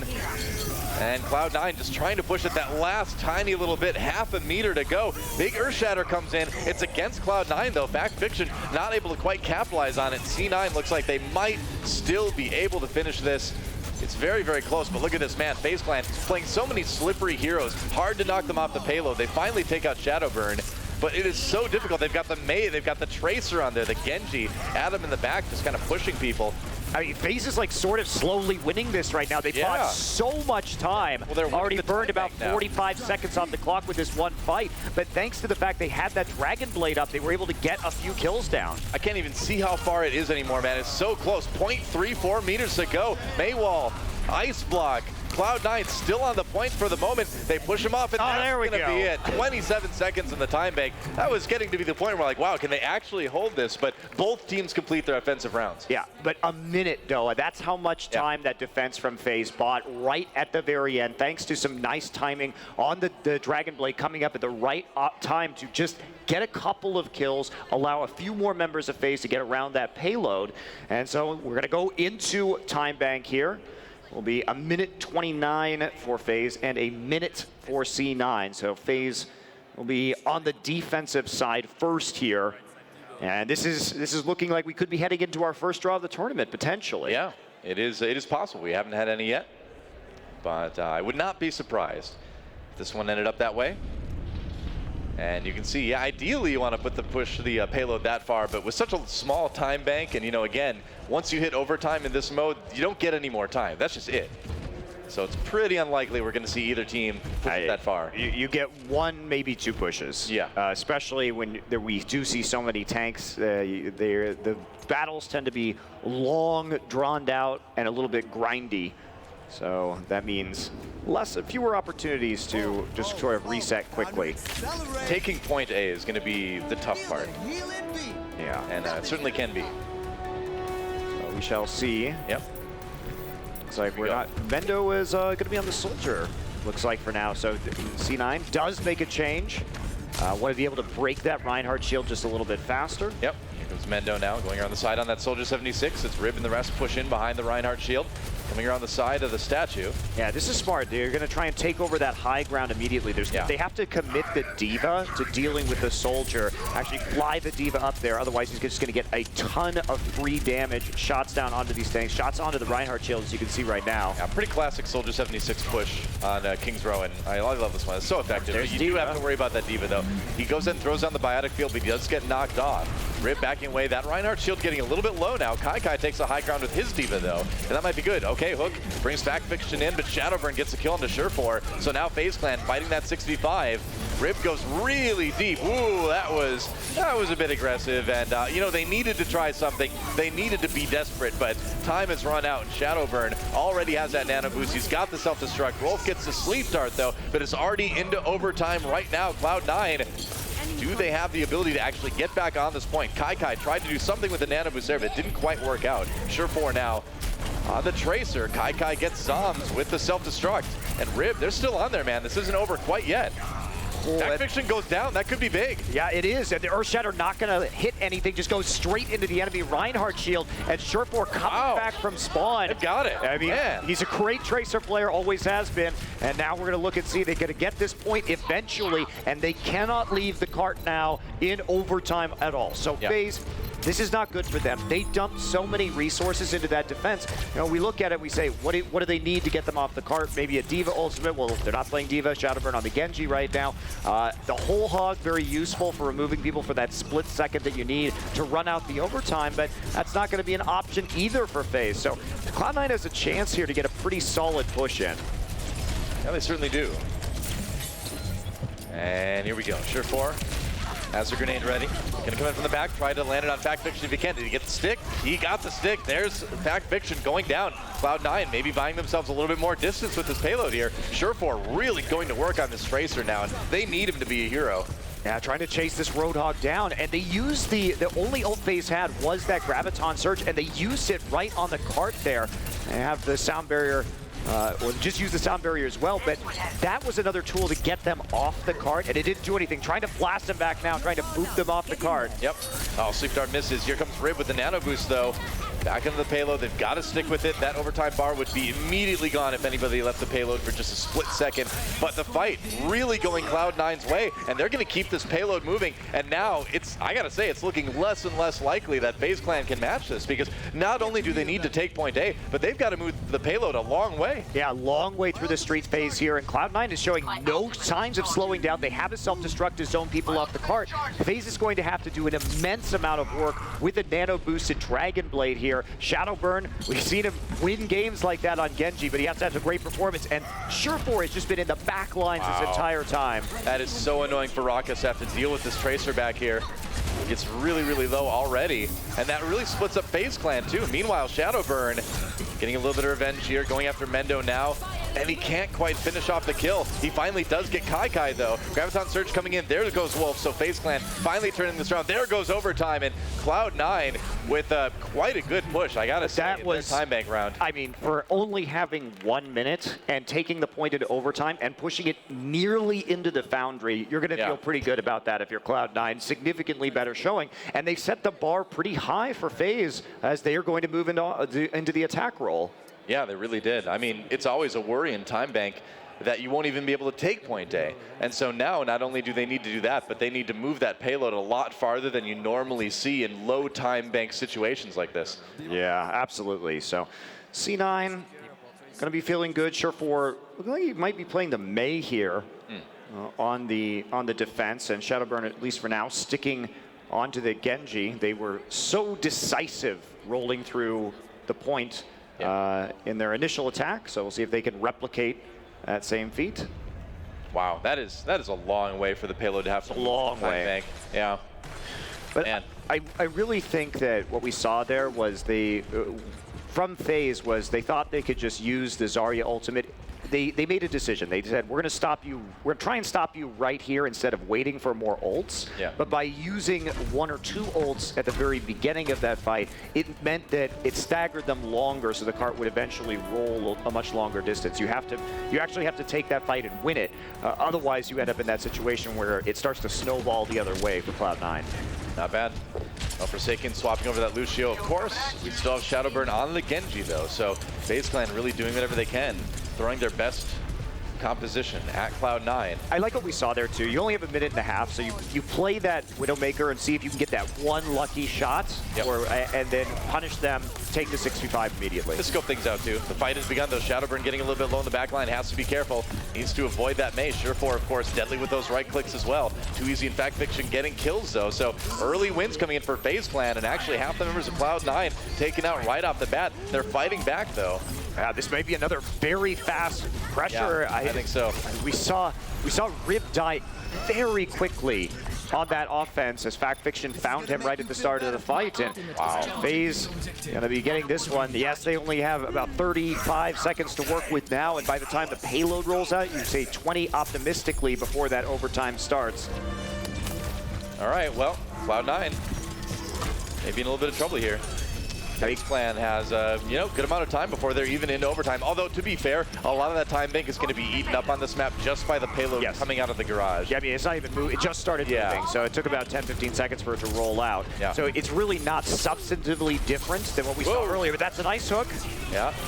They pull in the Zarya, Shadowburn pulls out the Dragon Blade, goes after Adam in the back, gets the Lucio. Now for the Ana, can't quite fish him off. No, Rolf does go down. They use a Blizzard as well, but FaZe Clan unfazed as that payload is still in position to move here. There goes Rib. Now they have to finish off Surefour. Yeah, they will. Wow, nice reflect from Shadowburn. And they needed him to go off on this Genji. That payload's moving. And that was the mistake right there, Duel, was they could have waited right there because Shadowburn took out their supports and they threw the self-destruct and they threw the Blizzard onto the payload, but 2 of the members of their team were already dead. I feel like if you wait for the Dragon Blade right there, remember, you have a lot of room in the Streets phase to work with. If you make them commit to that, then you take the second fight, use the Blizzard, use the self-destruct, because now you are ultless and FaZe is still moving. Yep, here we go. They're getting close. Cloud9 needs to defend right here. FaZe Clan's going to take King's Row. All right, we'll see. Yeah, okay. It's time. Fight time. Surefour back on the McCree again. And he needs a miracle, man. Oh, nice flashbang over the shield. He gets it. Meanwhile, Nano Boost onto Fact Fiction, but not able to get a ton of damage. Mendo gets 2 on that Zarya. FaZe Clan slowed up big time. Surefour has the Deadeye ready to go, and they are going to take it. Such beautiful. A heroic flashbang play. Yeah, man. And we really saw some great carry plays from Surefour and from Shadowburn in this series at those really clutch moments, but managing to get over and get that flashbang down. The cleanup was huge with a team that had no ultimates at that time. So C9, wow. I didn't think they were going to be able to take that, and they just barely win on King's Row. That was just pure mechanical play, man. That was glorious. Well, they did sort of let him. We'll take a look at Mendo here in that huge graviton that he had in the Streets phase. Yeah. But that was like, I'm surprised they let the McCree walk up that far. He did get a lot of freedom to move up without being impaired in that particular situation. Well, it's one of those moments too where you don't expect the McCree to do that, because a lot of times that's suicidal, right? The McCree's just going to get destroyed. But in a situation like this where you need to make the big plays, you have to take those risks, and who better to take those risks for you than Surefour? This is what I was talking about Surefour on the desk yesterday. This is what I love about watching him play, because it was such a specific situation. situation. It was, we don't have any ults. We need to stop this cart right now. What am I going to do? Well, I'm going to just like melee flashbang over a, you know, a Reinhardt, the Reinhardt shield, man. Yeah, why not? And take out everybody. He sees the positioning. He knows they have to stay on the cart because it's overtime, so he's going to hit multiple people potentially with the flashbang. Yeah. And worked out beautifully. It was great, man. I mean, that the flashbang coming up big for Cloud9. And so they will start this best of 3 up a game. And we will be moving on to Nepal soon for our control map. I'm excited. Hopefully with Nepal, we're going to see more of the Genji from Shadowburn, where he's going to have a lot more room to operate.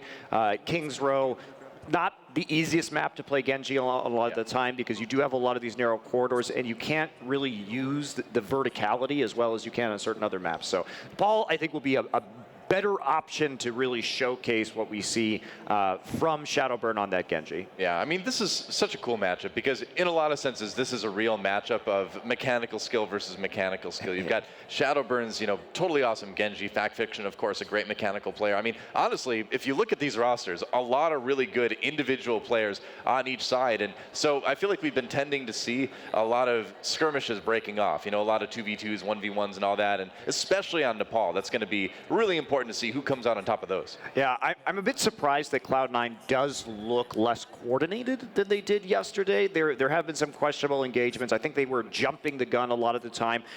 When they were successful on engaging in King's Row, it was mostly Mendo that was landing the Graviton surges, but Kai and Rib haven't had that same ability to set up the engage in this series so far as we've seen from them on previous days. Yeah, Kai, though, still, I think, having a pretty good day on the Diva, able to get, you know, solo kills with the self-destruct. You don't see that a whole lot. Usually you see that as part of a combo setup, but he's been doing well. So here we go. Time to go to Nepal for the winners match here in Group B of the Overwatch Invitational at MLG Vegas. Yeah, it's going to be Shrine as our first point here. Yep. A lot of room to maneuver in the sky. Shadowburn, at least right now, looking like he is going to be selecting that Genji as we get straight into the map. Why wouldn't you, man? Especially on Shrine. It's a great point for Genji. And a lot of Nepal. You know, aside from possibly Sanctum, I suppose, works out pretty well for Genji. But I mean, it's Shadowburn. There is no like bad map or bad meta for Shadowburn's Genji. You can just play it whenever he wants. Yeah, I like that Surefour at least is thinking about going with the McCree right now, knowing that Shadowburn's going to come in. It was their answer in the previous map to dealing with that Genji, and Surefour's performance on it, always a treat to watch. I think, I mean, McCree does just fine on this point a lot of the times. You have plenty of wide open firing lines. You don't feel too unsafe going through some of the narrow corridors because you've got that flashbang. And you've got, you know, of course, defense for your supports too, to flashbang a Genji that comes in. So yeah, he is sticking with it. I think it's a good plan. As we move on to the point now, the fight over the middle, Rib advancing a little bit farther, Cloud9 just forcing Faze back. And wow, Backfish and Shadowburn already going down. Rib with a nice pin on the Shadowburn, I believe. And Surefour finishing off Backfiction. So already things going pretty well as the point unlocks in just 2 seconds. Yeah, initial pick, very good. Not too much time going to be gained right here because the point did just unlock, so they're going to have a chance to sort of reconvene right in that choke point and try and make another pressure play before the percent builds up too high. Yep, wow, Rib goes in with another charge and ends up working out pretty well. Too easy, looking for the hook, doesn't quite find it. Shadowburn does find Surefour and take him down. Switched over to that Zarya, or that Diva rather, to make it happen. Kai pulled in, knocked out of the Diva suit right now, and Cloud9 in dire straits maybe. Actually, they're doing okay. Yeah, they're holding on right now. D-suited Shadowburn. It was an initial pick from the Diva that made it, that looked good on the part of Faze, but they couldn't really capitalize on it immediately thereafter. And see the D-suit happening pretty quickly there for Shadowburn. Too easy just going to go ahead and reset, so they're not able to flip the point at all in the end, despite having the upper edge in the initial part of that last engagement. I do like the fact that we see Faze proactively switching heroes. That they see the McCree and they're like, no, we're not doing Genji with this. Back to the Diva with you, Shadowburn. Yep. For the moment, and he gets the kill onto the McCree. And then Surefour immediately changes Rodog. So nano boost onto Reinhardt as Rib wades in. Gonna have to throw up the shield though. There's a big Earth Shatter. Wow, gets at least 3 with that nice pin. onto the opposing Reinhardt. That was a really long charge. Rib does go down in the end, but overall Cloud9 winning that fight handily. I mean, Rib hit the huge Earth Shatter right there, though. Gonna have to have the Shadowburn reset right there, and the Ziva was the self-destruct coming in right afterward, helping to pick up a couple more of those kills.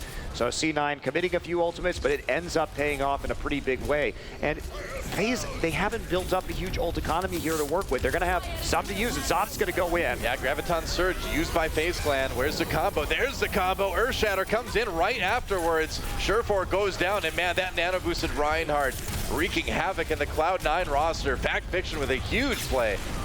Yeah, both of the Zaryas throwing out the Graviton Surges, but the follow-up CC was there because the Earth Shatter was available for Fact Fiction to use, and they knew that it was down on the other side, considering that Rib had just won that previous team fight with it. Yep. So gets the first point, but they get it at 99%, so they don't have a lot of wiggle room, and they certainly invested quite a bit in that push.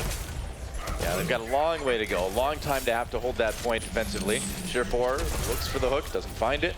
Cloud9 sneaking around the side here. Remember, all they need to do is take the point and then survive overtime. Looks like they're going to use whole hog right away. So Faze Clan just trying to get as much control percent as they possibly can in this defensive hold. Surefour getting very low in the back on that Roadhog. Needs to be careful. Gets a bit of health back again. Too easy, misses a hook. Oh, but he lands that left click. Kills coming in for Faze Clan. Rib on his own in the point. Yeah, he's got to get out of there. Reinhardt, what are you doing? You crazy, man. All right, he gets out. Or does he? Hook. Too easy brings him back in. And Faze Clan, they are getting a lot of control percent now. Yeah, they are, but even so, great patience from Cloud9. Look at what happened over the course of that fight. They forced the sound barrier out, so Forsaken is not going to have that to use. And Cloud9 has just used that grindy fight to build up a lot of ultimates, because this is the push that they want to actually have be successful. Everything else was just building up to this point.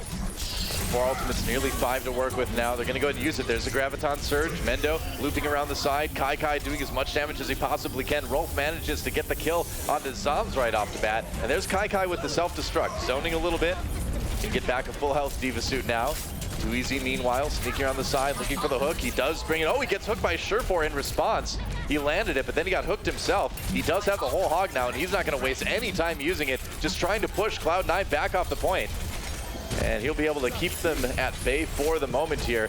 But sound barrier brought in, Graviton Surge used by Faze Clan. Cloud9 pretty beefy though with that Lucio shield for the moment, and no kills come in. Meanwhile, Too Easy looking for it's another Roadhog duel. Who's gonna take it? It's going to be Too Easy. Gets it with 3 health remaining. Wow. At the end of that, that might actually be super clutch. Heals himself up with a breather and is now just dealing a ton of damage. Mendo Kusai coming in with the Tracer just to stall out this point, but that was huge. Yeah, overtime ticking away. Faze Clan in position to maybe get this one. Mendo so low. Faze Clan looks like they should be okay. Oh no, there's overtime yet again. Rib dashing back to the point on that Reinhardt. There's the stick. Does he get it? No, no damage done. Shadowburn gets a kill onto Rib though, and that's overtime. No, it's back again. There it goes. Faze Clan finally takes Shrine. Man, that was a hard fought first point. It was, and when we saw Cloud9, the push that they had to have work, they managed to catch out Zombs at the front of that fight, but they couldn't quite get the kill onto the Zarya. And then when they actually headed into the point itself, yes, there was a good Graviton Surge that caught multiple people on the side of Faze, but there wasn't any follow-up damage to it because they were all strung out. Half of them were chasing Zombs around. The rest of them were not following up on that Zarya Graviton Surge, and it meant that they just didn't have the damage to push them over the top. So Faze outlasts them in the end. Really, really clutch Roadhog battle. That could have absolutely determined that map. Had it gone the other way, had Surefour won that, maybe he's the one who's taking the breather, comes back, and starts to clean up the point. I think you're right. I think it definitely could have made a big difference there. Now we're moving to Village and Maze on both sides. Yeah, interesting stuff. So Surefour switching it up, and same thing with Shadowburn. Not heroes we typically associate with either of these players. So Faze not fighting on the high ground, opting to just take the defensive position in the point. And Cloud9 not going to be happy with that. They're going to jump down and try to infiltrate, but Faze has a good defensive position here. Well, they split him up too. Mendo goes down very early on. Rib and Kai diving in, but Rib not lasting very long. Kai soon to fall too, I think. Adam trying to do what healing he can, but he just can't do it. And the angles for the Ana heals just not coming in. And Faze Clan easily winning that fight. Very awkward engage for Cloud9, and Faze Clan going to get the control percent building early. I mean, the Maywall was substantially better for Faze. They cut several members of C9 ran out of the point while they were all in there dealing the damage, and Mendo went down super fast, and now Faze retaking the high ground here, feeling a lot more confident from that position, and we're going to see a boost. Yep, that's right. Oh, they left the Ana behind. That is well, she's not too sad. Right? You know, she can just get Farah to pick her up, right? I think that's how it works. Yeah, for sure. Surefire will squeeze it through the wall right into a charging Reinhardt. That is not where you want to be.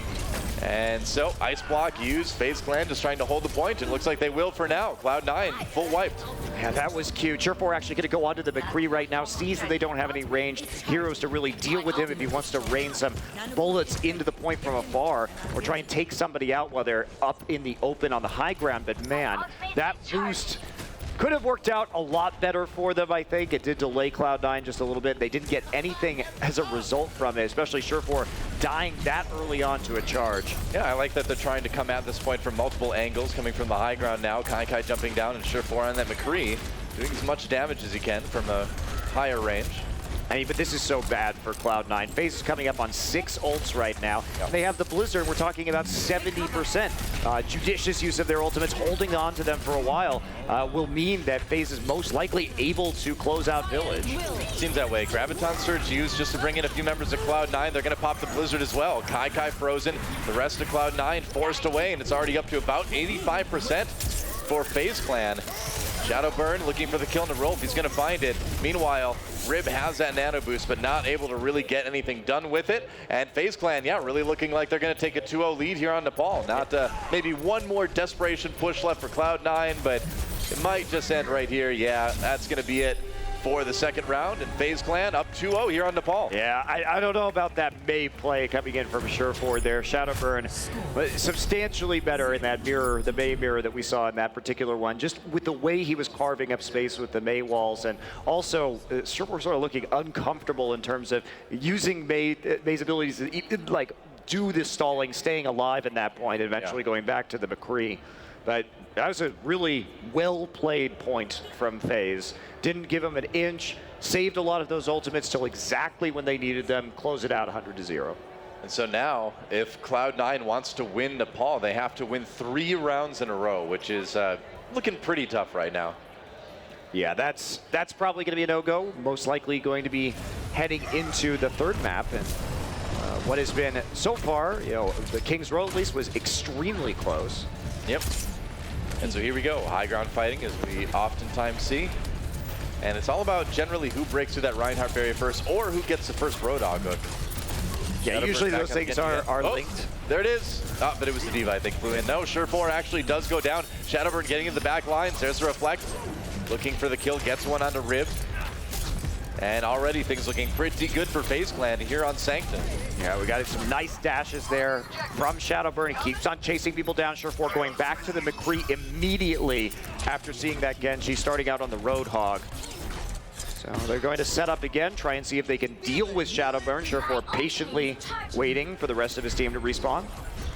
Yep, trying to go in now, but it's really hard to break through the spawn blockade that you can set up on Sanctum. They're going to try it. They're just going to bull rush their way in. But Mendo goes down almost immediately. Shadowburn has that Dragon Blade too if he needs it. So FaZe Clan, they are not going to let Cloud9 in anytime soon. No, they've been really dominant so far on this control map. And yeah, really. Cloud9 just not having the necessary tools to really get in. They're going to take the long way around right now, see if they can sneak in. Probably a good idea. And they will sneak in, but they still need to get to the point. They're taking the high ground for the moment. Hook doesn't land. Shadowburn. And you go a bit deeper here. Again, he has a Dragon Blade. He gets the nano boost. Going after Surefour now. Nice flashbang. Oh, but he lived. No, he doesn't. Rolf takes him out. Clutch play by Rolf on the Ana to finish off that nano boosted ulting Genji. Yeah, Shadowburn too, man. Yeah, that was coming up absolutely huge, and now they're just going to snowball this on through. You do see the nano boost dropped on Kai's Diva, giving that a little bit of extra. I don't know if you really actually want to. Ooh. Wow. I don't know if you really want to commit the all of your ultimates there if you are FaZe. It was a sort of a losing battle anyway, Surefour. Oh, goodbye. Somebody going to go on a trip right there. Yep. Yeah, you get a few more percent if you're FaZe Forsaken. Yes, eventually you do have to go down. But and that said, they dumped absolutely everything in. I don't think it was necessary to use the sound barrier or for Zombs to drop the Graviton surge right there. So a little bit awkward, and not going to leave Faze with much when it comes to ability to retake. We'll see what they can do. They're going to come in right now. Yep. Sit. You got to get back on the point. Faze plan. Trying to make it happen. Mendo on that Zarya nearly has the Graviton surge up. He's going to have it just a second here. Now he has it. So where's the opportunity here?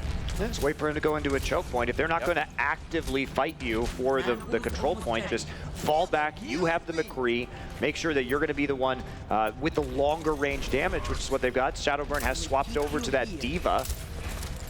So trying to come in on the high ground now. Yeah, McCree not going to be as useful as he was when Shadowburn was on the Genji. Yep, too easy went for the hook there. Wasn't able to get it. There's the Graviton surge now. And what's Cloud9 going to be able to do with it? They're going to go ahead and use the nano boost here. Kai backing away. Couple ults up for FaZe Clan if they want to use him. Surefour has that Deadeye as well. And they get the initial kill on the Fact Fiction. He went into the team, and there's a nice drop there as Too Easy lands the hook onto Rib. So dangerous when you run to a Roadhog like that, but it worked out. And then he just headshot Shadowburn on the way. Oh, but he gets hooked. There's a kill for Too Easy, and he's going to get the nano boost as he pops that hog. Oh, but he's going to fall off. Oh, no, it was almost Too Easy. Definitely. He got just knocked off by the Diva right there. Fact Fiction coming back in, swinging away, trying to make sure that there is a defense here from FaZe, and Cloud9 isn't going to take this into another point. Can't keep Kai up for now. Fact Fiction on the point, though. And it looks like it will be taken back by FaZe Clan, and they are pretty close to 3-0ing Nepal. Yeah, C9, they've got a huge push coming in there. Look how many ultimates were built up over the course of that prolonged engagement. They should be able to at least make a solid attempt to retake right now. All the CC you could want. Only Mendo going to be waiting on that Graviton surge. Wow, they're going to give Surefour the nano boost too. He's got to find something. Deadeye doesn't do it. They zoned well enough. Yeah, he did kill Too Easy. They're going to use the sound barrier as well. Oh, they nearly have it. There's the overtime. They don't quite have the point yet. Look at that. Yeah, and Self-destruct comes in, and they've got to somehow push FaZe Clan off if they want to keep Nepal going here. Meanwhile, nano boost on the Fact Fiction as they clear Cloud9 off the point. It is into overtime now. Kai not going to survive too much longer as he's going to be knocked out of the mech almost immediately. Biotic Grenade couldn't quite keep him up. All right, Rolf's got to get on the point. Nice Earth Shatter onto Rib. Gets him in the corner, but he doesn't quite go down and actually picks up a kill onto the enemy Reinhardt in the process. Surefour doesn't make it. Adam just trying to delay longer and longer. So annoying to deal with that Lucio. Goes for the boot, but doesn't land it. There's the overtime, and FaZe Clan going to get the 3-0 on Nepal and tie up the series. Yeah, very, very decisive. And this is one of those times where you sort of wonder about hero pools, because at the moment, I mean, basically, if Surefour isn't playing the Roadhog, then nobody else is on his team. And Roadhog is so powerful in the current meta, where getting a hook can mean the difference between winning and losing a team fight. That is it really good that they don't have enough flexibility, that Surefour can't play McCree and then someone else on the team play that Roadhog, right? Yeah, it's a good question. It's a good question that we may find the answers to a little bit later. But an exciting series. But I mean, this is a winner's match in Group B, so no surprise that we have two good teams going at it. Yeah, absolutely. I mean, it's been interesting so far. Kings Row very close. Nepal not very close, but we'll see if, as we go into our final map, what the score is going to end up being. Let's go over to the analyst desk and have them mull it over for a bit, shall we? Thank you, Doa. Thank you for the opportunity to mull this over, because we have a lot to think about here. We went into this thinking this was Cloud9's matchup, and we are quickly learning that we maybe put FaZe aside a little too soon. What do you think, ZP? Well, for me, I'm not surprised. FaZe has been doing this for months now, where even if they go into a matchup where they're not favored, they can find a way to make it very close and very interesting. And what's interesting to me is that we're just continuing the trend where teams are going against the meta at points, playing what they're known for, playing what they're really good at, and having success. And you see that no more than what Shadowburn has been doing here with Genji. All right, guys. Well, before we go to break, anything quick you wanted to add? Yeah, I mean, to ZP's point, it's interesting to see that I think FaZe plays at the level of their opponents, and it makes things a little more interesting than it needs to be. If they just like solidified all of their play and used their combos more efficiently, they'd be a top team. But I feel like they get caught in the moment with the teams that they're playing against. If they had played this well, I think yesterday against Liquid, it would have been a quick 2-0. Wow. Well, we have one more match for FaZe and Cloud9 coming up next after this break. Don't go anywhere.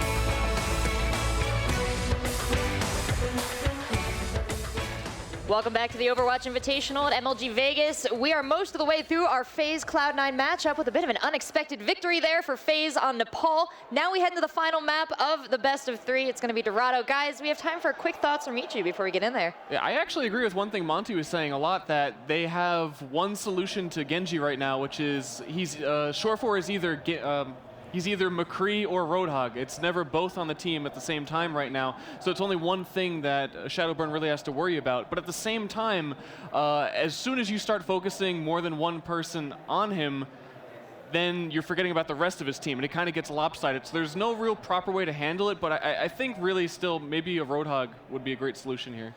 So one thing I'm going to note is that both of these teams have actually matched up against each other on Dorado in the past, and the way it worked out is that Shore4 completely shut down Shadowburn, McCree versus Genji. It was one of the harsh shutdowns I think I've ever seen. If Cloud9 can channel that here, they're going to take this one away. All right, anything to add, Matt? I mean, I kind of agree, but the thing back what they were saying in terms of flexibility, I wouldn't be surprised to see Kai maybe go back to his signature Winston if they're really feeling like they're having that much trouble. I think Faze is doing a really good job exploiting the fact that they're forcing Shore4 to switch to like deal with Shadowburn, and it seems to be tilting C9 out of their comfort zone a little bit. That's the problem, is that Shadowburn is their trump card, and Shore4 is Cloud9's trump card. But they're not using him as like he's our powerful player. They're saying he's our counter to theirs. He's not really getting a moment to shine. It's hard to on McCree in this meta, but we'll see how that pans out. Yeah, we will see if Cloud9 can sort of absorb your advice from the atmosphere here, or if they have the plans brewing in their own heads. But Faze, what an incredible performance. Let's see if they can do it again and upset Cloud9. We're going to give it back to our casters for the final match of this best of 3. All right, thank you, Rachel. That's right, Dylan Monte Cristo back for what will be the final map here between Cloud9 and Faze Clan, our winners match here in Group B. We are going to Dorado. Yeah, absolutely. I'm really excited to see what's going to happen on this map. We at least looks like, we'll see if we stick with the heroes that have been selected already, Adam. At least flashing over the Symmetra currently, certainly a pick that would and has seen increased play on the first point here in the marketplace. Yeah, well, like we saw before, Dorado is certainly a map that you can use at Symmetra to great effect, and he hasn't switched yet, so fingers crossed. Although, you know, again, like you mentioned on our Kings Row map earlier, I mean, we're going to see Symmetra more and more. She really got a lot of good changes in the last patch, and, you know, she's always been good defensively in some of these positions, but now she doesn't have, you know, those problems that she had before where E just kind of gave shields. You know, now that she's got a much more useful tool in that floating shield that moves forward, and so we're going to see a lot of Symmetra from now on. Yeah, absolutely we will. It didn't work out, must be said, on the initial point in Kings Row. It got rolled pretty quickly. Yep. By Faze. Still going to get practice, I think. But yeah, I do think in a world where you assume that Shadowburn's going to be playing Genji, the Symmetra can be a powerful tool if you set up your turrets properly in order to shut down that pretty significant threat. And we are going to see Mendo too. I mean, C9 showed us yesterday that they have no trouble running a Torbjorn Symmetra defense, although yeah, and if they defend the first push, get some armor packs out, and if Adam gets enough ult charge up to get down that shield generator, that is going to be an extremely durable Cloud9 team. Yeah, that's what's scary, because you get 150 basically extra HP between the armor and the shield generator on every single character on your team. So how would you like a 725 health dog to deal with? I would not like that. I would not like that, though. But yeah, it gets really crazy, and it snowballs very fast, which is why C9 likes to run it. You win one of those initial fights, and it becomes just increasingly difficult. Shadowburn going to be on the Pharah, though, so has some long-range tools at least to poke away, try and soften up these turret defenses. Yeah, I like it. Fair's always been a good answer to Symmetra in that you can find the turrets and poke them safely. And it does take a little bit longer for Symmetra to build those back up again to place. Really annoying to deal with. Going after Adam to begin with. Wow, he gets one of the turrets. Good start there. Yeah, there's also nobody to shoot that Symmetra out of the sky, right? Shore4's got to land that hook. Kaikai's going to get desuited pretty early on, and that's a nice shot. Yep, that Torbjorn turret too. I mean, that's the thing, is that, you know, there are answers already for Symmetra Torbjorn. I mean, you can play those longer range heroes like Pharah that just deal with those turrets so well.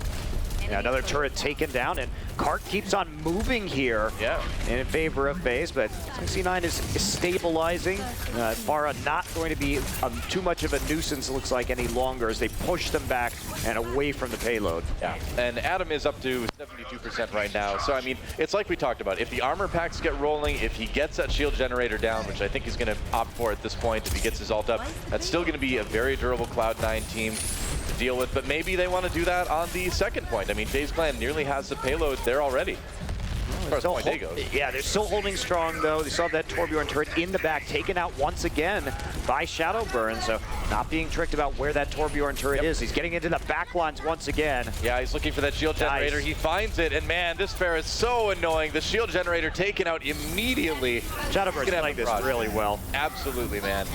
FaZe Clan pushing ahead now. Nano boost used. Fact Fiction has that Earth Shatter ready to go, and that Reinhardt shield from Rib is getting a bit low. Nice sleep dart, knocks him down. They're going to give him the Nano boost, but he's already so low. FaZe Clan should win this fight handily. Yeah, they're trying to just deal with it as much as they can. Oh, whoa! Can't quite get it down in time. Looks like trying to drop it. He will be swapping over at his hero right now. Not going to be sticking with that Symmetra too much longer. Lucio will be the selection. Mendo goes on to the Soldier 76. Yeah. But that's going to reset a lot of that ult economy. Shadowburn with the barrage up, and Zoms will have the ability to set it up at least in the initial part of the fight with that Graviton Surge soon. Lore appropriate Anna sneaking around, finding those snipe targets. It's gotta hurt to walk through those cactus though. Here comes the self-destruct, and Kai gets two. Wow, Shadowburn can't fly away from that one. In fact, Fiction goes down as well. Mendo up on the top there. And oh, Adam getting really low there. Or no, it wasn't Adam, Anna. Yeah, and this is just some more poking. Nice control of the high ground right there. Again, I'm surprised Kai has been getting a surprising number of self-destruct kills over the course of this series. He's been finding very tricky angles to send him in when his opponents aren't expecting it. It's working well. Kind of feels like classic Diva play, you know? Where it's all you. Just throwing that ultimate out. Right now, FaZe Clan trying to dislodge Cloud9 from the high ground. Zoms has the Graviton Surge to work with. Shadowburn has the Barrage as well. So they've got a pretty big wombo combo if they want to use it. Oh, nice hook right there. They actually pull Rolf down off the high ground and immediately destroy him with a Pharah rocket. And keep on pushing through. Yeah, Rib's super low right now. He actually will go down. Shadowburn on the outside too. It's been so annoying to try to deal with the Pharah. Well, I spoke too soon. Mendo takes him out with the Soldier 76, and they do have an answer for it now, and it's a good answer. I mean, it's about time though. Shadowburn has had a ton of room so far in this matchup, and they need to be more. Oh boy. Well, we see that attack visor come in. Yep. That's what you need. Wow. Such aim. But it works out, man. Mendo helping set Cloud9 up for an easy defensive team fight win. And they will get the payload stopped. Yeah, just attack visor did have to pop the nano boost right there for Rib on the ground. But yeah, C9 having the occasional good hold here. Shadowburn now going to move over to the Diva. Zoms on the Soldier 76. So don't want to play with that any longer now that the long range hit scan is there. Pharah, too much of a danger. That's right. Rock is coming in. He's got the nano boost ready to go. FaZe Clan taking the high ground. This is a very long approach on the high ground for FaZe Clan. You don't normally see teams attacking this way. Yeah, just tried to take Cloud9 a little bit off guard, I suppose. They're going to get down the payload. Earth Shatter knocks down too easy, though, and he may be in a bit of trouble. Fact Fiction trying to get away. Kai, though, gets the kill onto Raucus. Mendo with a bit of revenge, though. Zoms does go down. Mendo getting two, actually. Man, he is just tearing it up on the Soldier 76. Kai helping him out there, and Cloud9 really holding strong here. Yeah, I don't know what they expected to do. It's a long setup for FaZe around the side there, under the high ground, and they didn't really get that much from it. They're going to do it again, though, so not gonna really be... Oh, no, they're not. Thinking better of it this time. Waiting for Too Easy to come up there. I feel like it's a way to at least get that Soldier 76 out of position right away, which is what they wanted to do, but now they are kind of splitting up, coming around the side. Mendo getting closer and closer to another tactical visor. Yeah, really close to getting a lot of free percent just by shooting away at that Roadhog. And Soundberry going to come through. Yeah, Kai gets two right away. Backing off right now. How does he get so many with that ult? It's the same, man. He's going to get the kill on Too Easy as well. Kai with 3, and man, his diva play all day has been so good. Bye, Shadowburn. Oh, he's going to the beach, man. That sounds kind of relaxing. I want to go there too. Nighttime beach in Mexico? Yeah. That does sound nice. That's right. Take a stroll, but I'd rather not plummet there via some rocks. That's right. I'd like to get there through like a nice path, perhaps, not plunging 50 feet onto the jagged rocks below. All right, well, we're going to go into overtime right now, Doa. Yep, we certainly are. Faze Clan needs to get a bit desperate here with their push. Too easy with that whole hog. They're going to try to burn through that Reinhardt shield. It is low for Rib. Meanwhile, Kai just keeping that payload from moving right now. Has to back away. Kai hit with that biotic grenade. He's got to wait that out so he can get some healing. Mendo with the biotic field, but he's pushed out of it by Shadowburn on that diva. Meanwhile, Zoms gets a little bit low there. Mendo really got to carry hard here, but Faze Clan still sitting on the payload for the moment. TacVisor not getting a lot for Zoms though.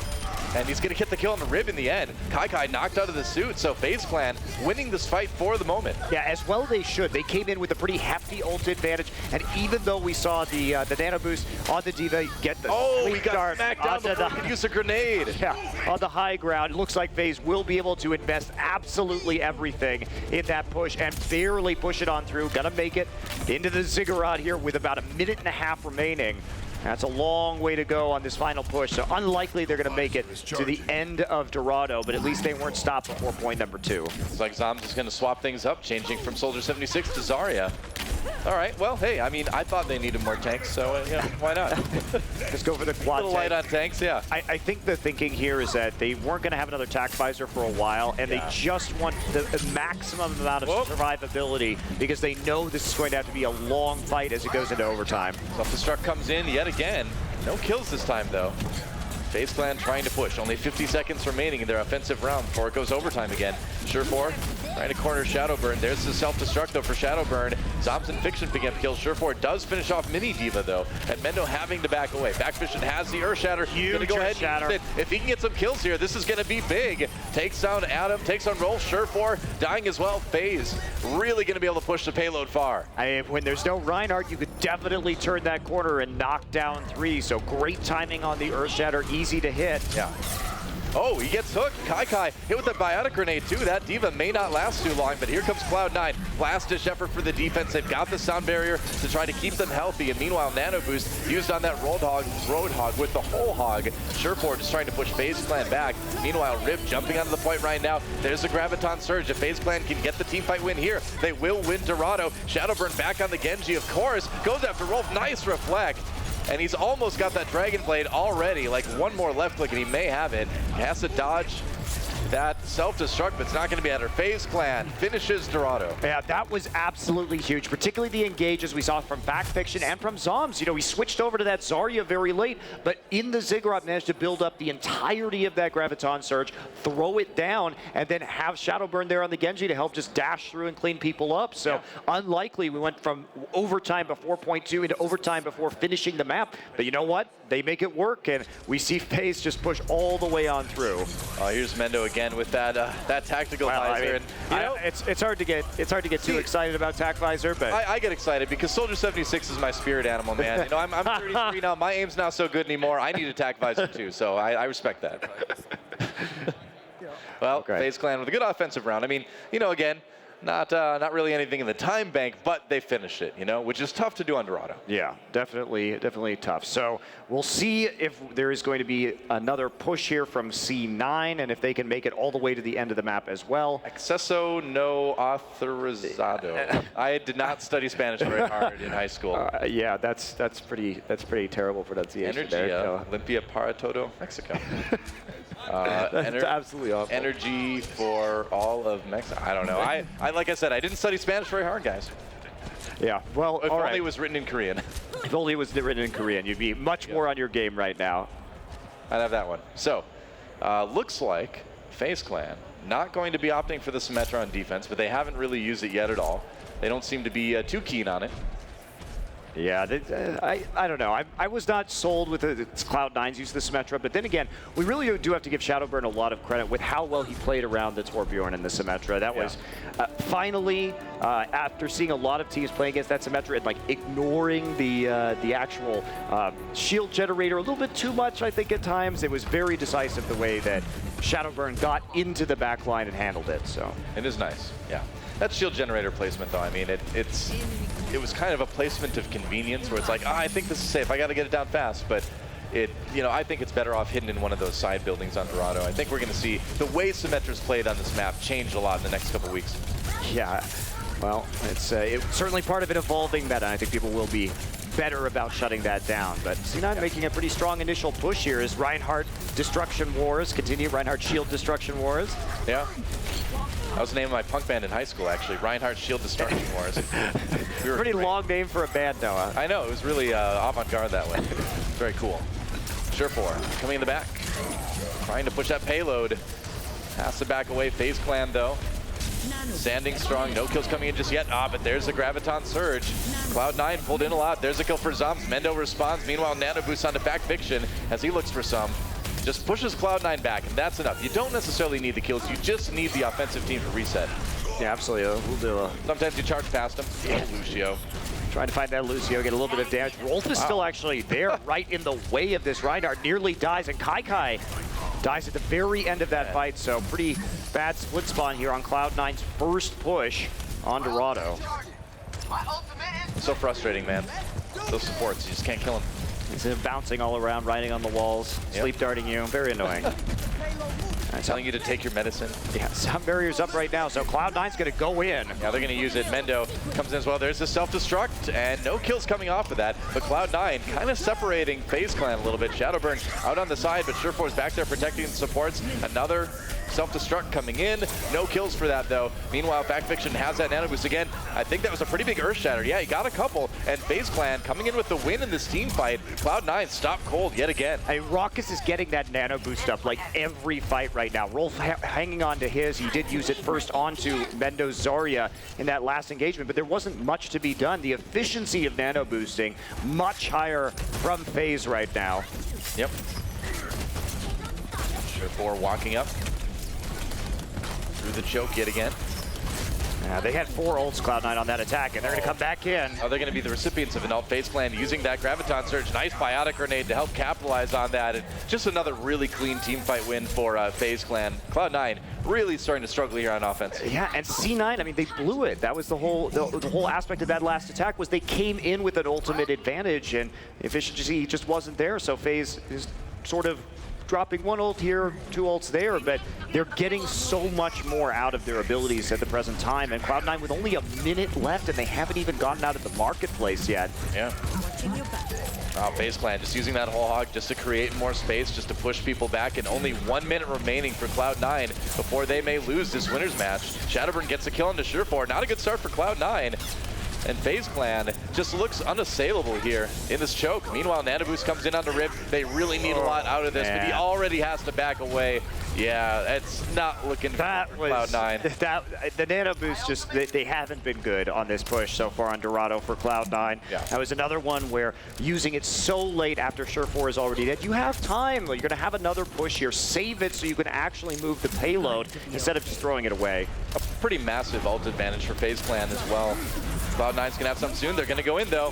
FaZe Clan not wanting to wait here. Meanwhile, Back Fiction gets into the back lines. Cloud9 push even farther back. We're down to just like 13 seconds left in this offensive round for Cloud9. They need to win a fight, and they need to win it now. Rib comes in. Meanwhile, Zom's getting close to that Graviton shield. Goes after Rolf. Rolf does get taken out. Shadowburn with 3 on that Diva, and Cloud9 may lose it right here, right now. This best of 3 could be over as soon as that overtime bar ticks away, and it looks like it will right now. FaZe Clan will win Group B. I mean, that's just such a huge upset, I think, coming into this match. And they're actually going to exit in first place now out of this group. Cloud9 still has another chance later today to make it into the brackets. But, man, that really nicely done by FaZe. That was a commanding performance.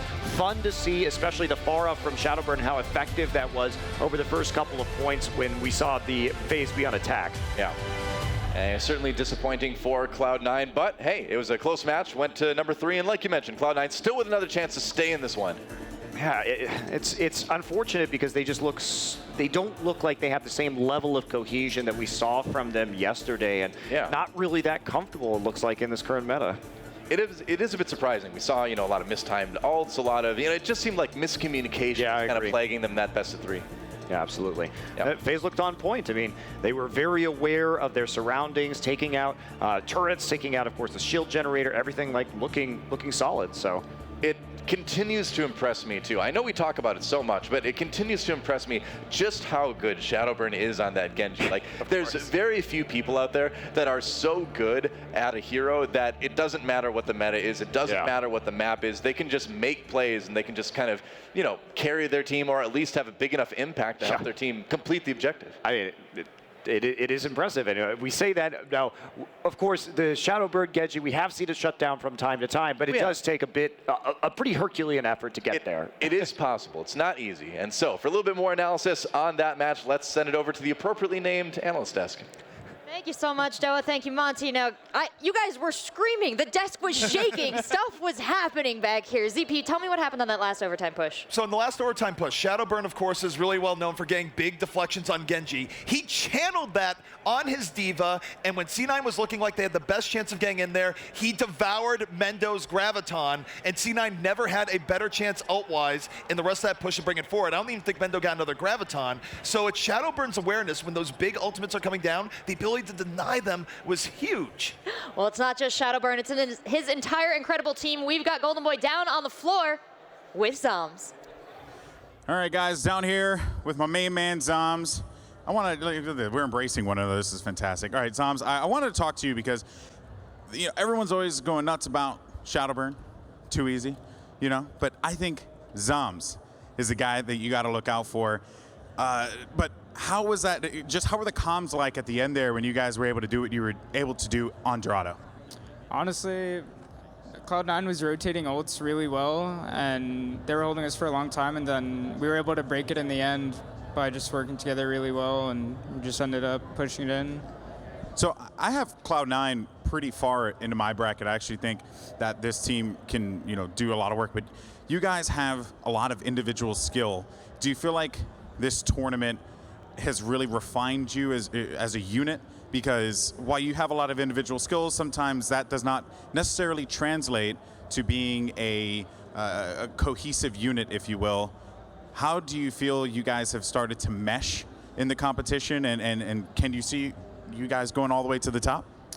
Well, we do have 3 Euros and 3 NA players, so our comms are not that good, but we know what our problems are, and we just had to work on our target focus and calling together, and once we fixed that, we were just destroying them. Nice. Well, Zoms, of course, I think you're a fantastic player. Great 76 play. Looking forward to seeing what you guys could do moving forward. Let's go ahead, toss it back over to the analyst as to break down this awesome match. Thank you so much, Golden Boy. Now, Zom said it there, an improvement in their comms, just focusing from yesterday to today, led to entirely different performance in this game. I think in general, it's an entirely different FaZe clan. I would normally say Cloud9 wouldn't usually lose to FaZe, but this is a completely different FaZe, where after watching the last couple of their matches, I would even say they could definitely win this. They're looking like one of the strongest in the tournament right now. I mean, if they're going to take out Cloud9, what do you think, ZP? Well, Faze gave us a mix of the old and the new, where going in, I was a little bit of a downer on Shadowburn playing Diva because he really did not look all that great yesterday at points. He played it far better today, especially on Dorado, but he also gave us a bit of the old, where he had multiple hero moments on Genji, said, you know what, forget the meta, I'm going to play what I'm known for, and was really able to put Faze in a great spot multiple times. So Faze did not bend to the 3-4 tank at all times. And I think at the beginning I mentioned that I expected arrogance out of C9, but I think the word at the end of the day should have been just emotion, because I think what happened was their defense was actually pretty, there were multiple times where they could have won the map on the first point, on the second point, even on the third point. And I feel like it broke them more and more as the map went through. I didn't agree with the Torbjorn at the beginning, actually. I thought it wound up hurting them more than helping them. The Symmetra was good because it definitely would have shut down Shadowburn's Genji, but that Pharah play was phenomenal. And I don't think even they expected the Pharah to come out. So as that went on, I felt like C9 got broken on their defense, and their offense was just... And the interesting thing with Shadowburn is that Shadowburn isn't necessarily known for his Pharah. He plays a good Pharah. It's not really his strongest card in his deck. However, the good thing about the Pharah is that it did catch C9 a bit off guard, and they didn't have the adequate preparation for it. But I will note it was on a razor's edge. If they had just failed on that push one more time, suddenly they deal with the shield generator. All right, we got a couple replays actually queued up here that you guys called for. So tell me, what's in this first one? So this first one right here. This was actually after the push where they went in with, they actually missed their Ana. They went for the boost, and then you see right there, they get pinned between the two Mei walls. ZP likes to call it the freezer. And yeah, he got pinned and it was over. You can take it away, ZP. It's always great when you have that situation where both teams just stuck by both walls. Didn't quite work out the way they were expecting there, though, and always. Yeah, great boot by Kai right there to knock Too Easy into the pit. Too Easy had a really rough time on Nepal, I felt like, and then you see here, this is their defense where they heroically kept them for the entire map. Again, I think C9 had a really hard time getting anything working on offense, just momentum-wise, because I think the momentum from defense really pushed them into their offense. One thing that wasn't in there that was also really, really good from C9 and actually game-winning was you go back to King's Row, the coordination where Surefour says, look, I'm going to go in, flashbang over the top, get ready to fall through in this moment while the Reinhardt shield is down. It was actually saved C9 on King's Row and kept them in the series. So that was huge, even going a little bit further back. I mean, C9 was unbelievable on King's Row. What they were able to push out in that final push. And actually, I can't believe that FaZe was able to match them. Not only cap that first point, but push nearly as far as Cloud9 did. What do you think has been the biggest factor in FaZe? In FaZe's choices here? I mean, they made some great calls. They worked together as a team, but there were a couple times where they seemed like they were on the verge of falling apart. They just know that everyone knows that Shadowburn is the problem. Like, the focus is always on Shadowburn. We hear so much about him, Shadowburn, but Zoms is great, Too Easy is great. They have a whole team behind him. They support him well, but he can also manipulate the fact that you expect Shadowburn to be Genji, for him to come out on Pharah and dismantle everything you built to try and counter his Genji. All right, anything you want to add there, ZP? As far as that goes, I mean, I just think FaZe, it goes sort of their inherent like team brand of volatility, but they also sometimes just try random things for basically no reason. I know Too Easy can get very hyped, or guys, let's try this, or no, guys, let's try that. And it does sort of result in you wondering for FaZe, gee, why are they running this? But sometimes it works out really well when, say, they come in with the surprise Pharah. Like, they make it work somehow, you know? Like, Too Easy, I felt like throughout this entire tournament has just been hitting the hooks that he needs to hit. You'll watch him, sometimes they'll bring him to the camera and it's like, oh, he's missing his hooks, he's missing his shots. But then at the end of a fight that they really need to win, he's always hitting them, he's always there, and like, even at the end of King's Row, I think he got like a 2K, he like hooked the Ana, then like immediately killed Surefour's Roadhog. It was insane, I think, how clutch he is versus like how consistent he is. All right, well, let's take a look at the Group B bracket and wrap up the action that we just saw here. This was an incredible and unexpected performance from FaZe. Of course, moving on, winning the group. 2 victories, no losses. Really nice job on their part. Of course, that knocks Cloud9 down to face NRG again. NRG cannot be feeling good about that. I mean, that's really cool. I think so far this tournament, my favorite match to watch was Cloud9 versus NRG. To get to see it again and maybe see how NRG corrected their mistakes from before will be fantastic. I'm really looking forward to that one. Actually, I think NRG is looking forward to it too. I was able to catch up with their coach backstage a little bit in between getting food, and he was just mentioning that, hey, you know what? As far as Hollywood goes, it's actually one of our better maps. We just didn't play against Metro before, and we got caught a little bit off guard. So I actually think NRG is very much looking forward to that rematch. I think C9 is feeling vulnerable too. Like, again, back to the emotion thing, they're not feeling good after that loss. And C9, like, they're on the down and NRG's on the up. So I think that that's going to play a big part, especially knowing NRG's players and how they respond to momentum. It's not going to be as clear-cut as yesterday, for sure. Wow, I look forward to the rematch here. These teams learned so much about each other in the last game that this one's sure to be exciting. But of course, we have before that Group A. Let's take a look at what's coming up here, what remains ahead of us. Of course, our next match is going to be Fanatic versus Envy. Excited to see both those teams play again. The winner of this will win the group, but top 2 teams move on from each group, so that Group A deciders match is going to be huge. Fnatic has been taking a snooze, I feel like. They played one game and it's been so long since their last one. Like, oh, how has Fnatic been doing? I haven't seen you in a while. Old friend. And Envyus as well had their match delayed because, of course, Taimu was lost on that plane for an eternity. So who's going to be fresh in this fight? I think Envy versus Fnatic, they're 2 teams that, if you look at their strengths and weaknesses, I've always sort of looked at Fnatic as a little bit weaker than Envy, at least going back to Overwatch Open way back in the day. And looking at them now, I feel like this matchup between the 2 of them, especially with Fnatic coming in with a lot of practice, Envy perhaps a little bit off their game, I think has the potential to be incredibly close. Yeah, Fnatic definitely can shock some people here. I think one of the biggest factors, though, for me is the fact that Envy was allowed to play this morning. Like, that delay from Taimu might have actually helped them coming into this match specifically because they've already warmed up for the day. Like, they're feeling comfortable, and they had a really good series against Complexity, another team that was very competitive with Fnatic. Well, that's all important factors to keep in mind as we round out this day of Overwatch. We still have so much to come, so guys, don't go anywhere. When we come back, we've got Fnatic versus Envyus. It's going to be incredible.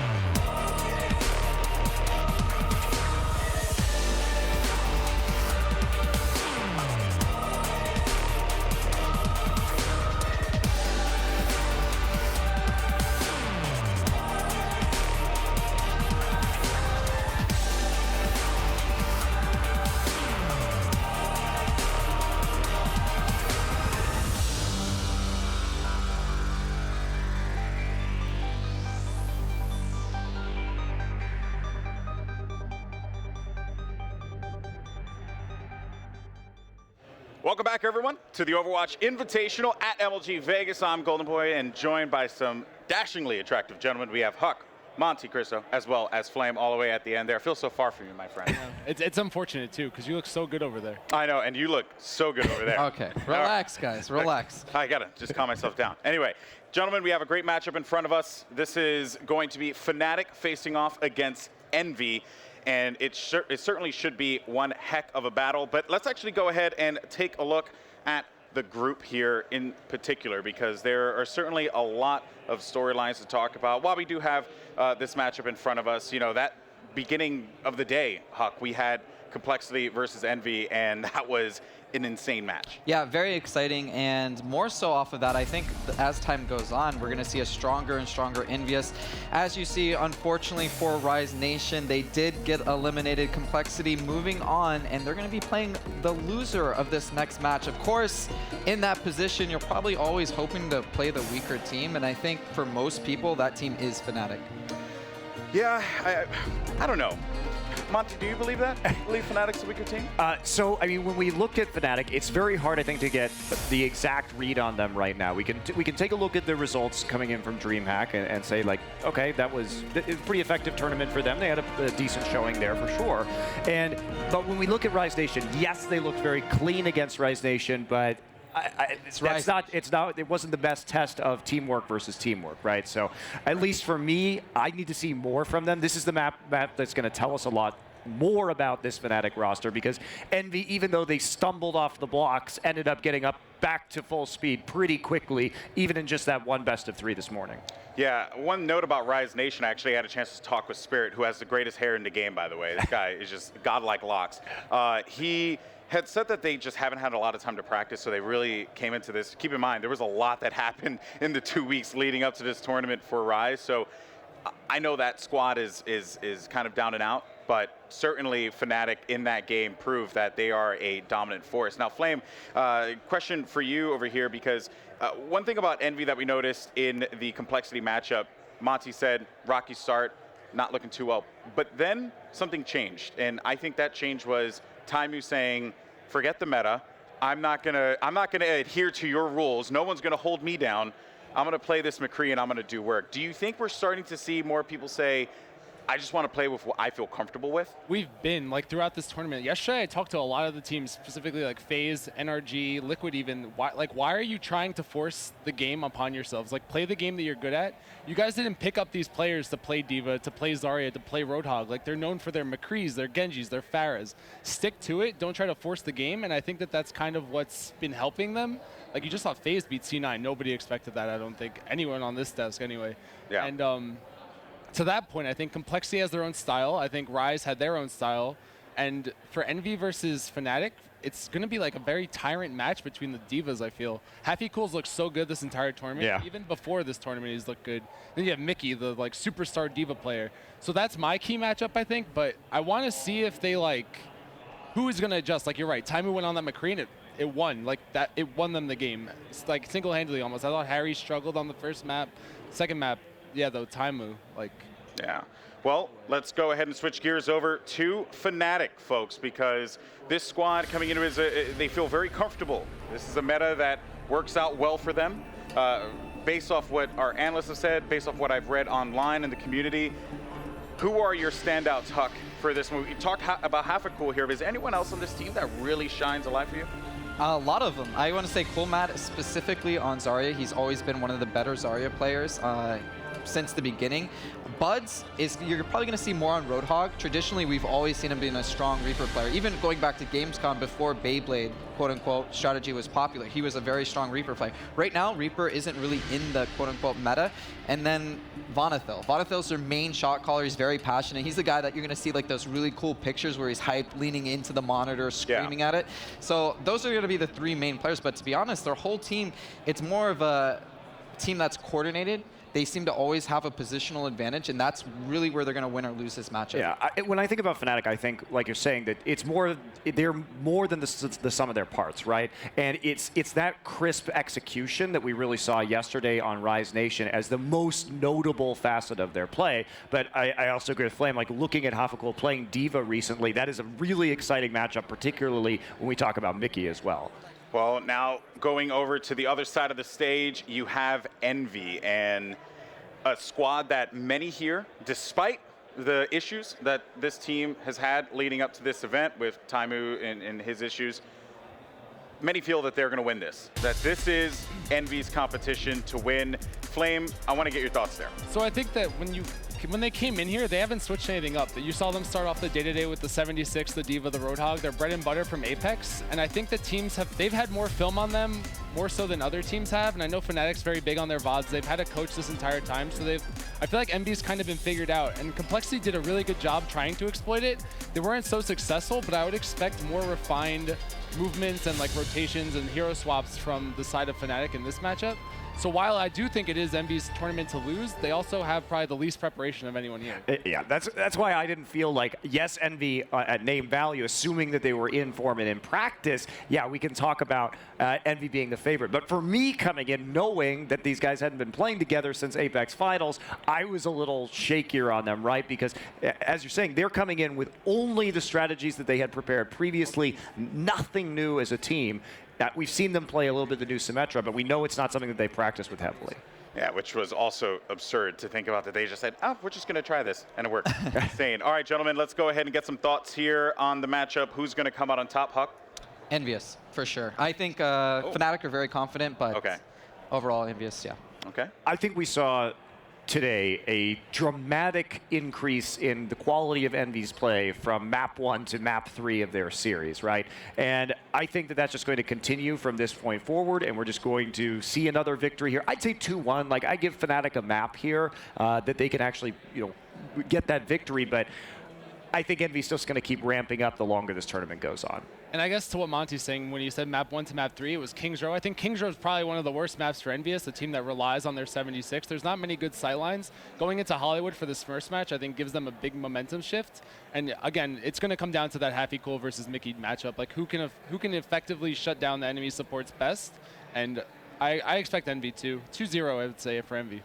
All right, well, this is it. It's going to be a good matchup. Can't wait to see how all this unfolds, people. So to drive us through the action is none other than ZP and Stir. Take it away. Alrighty, thank you, Golden Boy. And here we go, heading right into bright and sunny Hollywood. It's going to be Envyus versus Fnatic in the upper bracket. And I'm joined by none other than the one and only, the man himself, Stir. Stir, also known as Stare. Yes. I go by many aliases. Also Star, whichever one you want to pick. And yeah, I'm really excited to cast this match. This one's going to be a good one. And I agree with what the Death said, that the pacing of this match and who I really think is going to win is based on this first match here. What is really going to go down. If we buy into the idea that Envyus is going to get better as the day goes on, I almost feel like this makes Hollywood into a must-win situation for Fnatic early on, where they win the first map, they give themselves a little bit of buffer, and then can come back in map number 3 as it goes. Or maybe they just have to 2-0 it to get through here. Either way, I think both of these teams are exceptionally strong, and Fnatic is probably a little bit more well-prepared, so this is a great opportunity for Fnatic to score what many people would see would be an upset. Yeah, absolutely, and there's definitely a lot of ways you can take Hollywood here. Fnatic looking forward to play another Hollywood match. I would be really interested to see the Sombra. I feel like they've just been messing with the casters. I said this earlier, but every single match it's been like someone just toying with my heart. But definitely the first point, there's a lot of strategies you can go with. It seems as Internet Hulk is going with the Symmetra, a lot of teams have really been leaning on that. The Symmetra play early on really does put a bit of a timer on the attacking team, where it puts all the more pressure for that first attack to be successful. Because if you lose that first attack and you end up giving up a shield generator, your job becomes far, far harder. So if Fnatic is going to be going up against that defensive Symmetra, they really have to hope that they get a strong early attack to start things out. And of course, it does look like they're going some of the forward defenses with Symmetra. You always want to put those out a little bit further ahead so you can start building that ultimate charge with Symmetra as fast as possible. It doesn't really matter if they get destroyed. Even if they just tick someone for about 10 damage, that's all they're looking for there. And it does look like Fnatic's going to go with a pretty standard quad tank composition here. Cool mat on the Zarya. got Buds walking in on the Roadhog, looking for the first couple of picks in this fight. This is pure power coming out here from Fnatic, where they're going to be looking to break that shield early on. They are taking the brute force approach. Buds looking for the hook over the top, not going to get it early on, but who is going to get that hook? It's going to be Taimu, putting Fnatic in a rough position as Mickey just comes in, picks up 2 towards the end, and this fight going the way of Envy. That fight ended before it started. I don't know where all those kills came from. There was barely a skirmish there, and then just several people died. They're going to have to repush this in just another second. All right, and now here's the key part, is that Internet Hulk does put down that shield generator. Suddenly for Fnatic, they're going to this next fight, and their job is far, far harder than it was in the first push. Now they really have to hope for Buds to go in and get that early hook. And look at that, that's so well protected in the back. It's gonna be difficult for Fnatic to deal with it. But next fight underway, Fnatic diving right in, just looking for the early pick, and they're not getting it just yet. Yeah, Harry Hook is doing a good job fighting the Diva over here, trying to find some damage. Stoop is actually really low, being a little bit brazen there, taking a shield down for a second, charging in. They're charging in, and Stoop gets on the chips, but it's Envy fighting it right back. Harry Hook operates attack visor, picks up a quick 2, and it's a little bit bloody here for Envy. Bloodier than they would really like under the circumstances, but they do just enough to hold on to the point and push back Fnatic. Oh, and there's another hook coming up from Taimu. He's been grabbing a couple of good ones. He's been starting off these fights definitely in a favorable position for Envyus here, and the shield generator has been so far in the back and so well defended, hasn't even come into play yet. There hasn't been a real fight, and so much time has gone down. You see them going around the back now, looking for that big Graviton Surge. Graviton Surge coming in here for Glacka, pull in 2 right away. Is Fall 3 gonna be there? Buds takes down Taimu early on, but there's Mickey. The counter self-destruct coming in, pushes Fnatic back, and gives new life here to Envy as they push this back, and they are going to end up holding. And by the way, that shield generator is still up. The shield generator hasn't been observed. It hasn't been looked at. Like I'm saying, they were barely able even to get on the point before they were just shut down by that Graviton Surge and pushed back. It's so well defended back there, and they're going to have to win a fight while the other enemy team has 75 extra health per person. It's absurd. Well, here's the big problem for Fnatic, is that now they're starting to run out of time. They only have 1:30 left. They have a sound bearer up. This next fight going to be probably their best window in terms of ult advantage. They don't know where it is. Yeah, Even back there looking for the shield generator, they don't actually know where it is yet. It is a sneaky shield generator, and oh my goodness, Stoop getting picked off. This is going to delay Fnac's push even more. Maybe they would have had 2 pushes left, Stir. Now they have just 1. This Diva in the backline, I'm sorry. Comedy gold. Like, we're losing to this, and I want to help. It's impossible. So Hafakul is going to go down with nothing done. There's only a minute left. They only have 1 push for this to work. They have the ultimates. They have a chance here, but the shield generator, which is shrouded in shadows, may be their downfall. It's a myth, it's a legend. Fnatic has not been able to find their own personal version of the Holy Grail, but they are going to try and brute force this. They're coming in up the front. Bonathil going to be looking for up the beat. You have Hafakul going into the cafe, and he's going to stop Harry Hook from doing exactly what he wants here. Defensive Matrix right in his face. That's really good to protect Fnatic, but Fnatic has not gotten a single killer to start things off. Instead, Mickey blows up the backline, sets up Taimu. 3 kills here from Envyus as only 28 seconds remain. I don't know really what's going wrong for Fnatic here. They just get wiped once again. They can barely get into this fight. They're not getting a single kill in these fights. They have 20 seconds, maybe just enough to walk forward and see their precious goal, the pot of gold at the end of the rainbow there. Is it a moral victory if they just get the shield generator even while losing at this point? No, that's when you realize where it was the whole time and just hit yourself in the head. That is fair, but here we go. The true last fight on the way here. Fnatic rolling in, trying to get anything going. No, they don't touch the point. They can't get on there in time. There is no overtime, but there is a full hold here from Envyus, and that is a statement to start out this series. Jeez, yeah, that's what we're talking about. Before we mentioned that this first match would set the pace for everything else, to see how this was actually going to play out, see how strong Envyus really was, and they looked uncontested. They looked like Fnatic can't do a single thing to not one of their players. And this is really just demoralizing for Fnatic, because now their best case scenario right now is to hold for 4 minutes and only get a draw. Usually when you get the first point hold, you can look forward to, oh, we're gonna win. Now they have to do that just to break even. It's never a good position to be in as a team. Yeah, I mean, if you really are going for a full hold on first point too, you have a lot of things you're going to want to consider. It doesn't seem like they're going with anything extraordinary. They don't want to do the Symmetra themselves, no Torbjorn.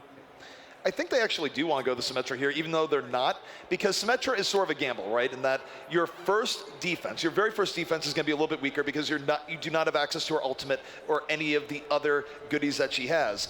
But if you can live for a long enough time to get that shield generator up, then your subsequent defenses are much stronger. And unfortunately for Fnatic, they're in the position where they have to gamble to get the long-term defense. Sure, they might defend the first defense here, but over time, Envy should be able to overwhelm them if they play how they usually play. Especially pushing into a point where you know you only have to capture the first one, you can do so many different things. You can just wait until you have a Zarya ult combo, which it doesn't look like they're going for, but you can just, you know you don't have that much work to put in. No, absolutely, and Bothell having a little bit of fun by the door, going to be skating back. The fact that Fnatic is running Lucio, not really a surprise worth hiding. But here we go, 8 seconds till the gates open. Envyus going to have a whole lot of time to take this point. And you know what, Stir? There's no pressure on them here either, because even if they fail, they still get to go to a tiebreaker. Yeah, clean slate, just, you know, let everything even out. But we're going to have Mickey walking forward first on the D.Va, trying to eat some of that. Hook comes out, doesn't really get anybody. They're going to need that early pick to get something. Hook's going back and forth, just trying to make sure they can do this shield war right now.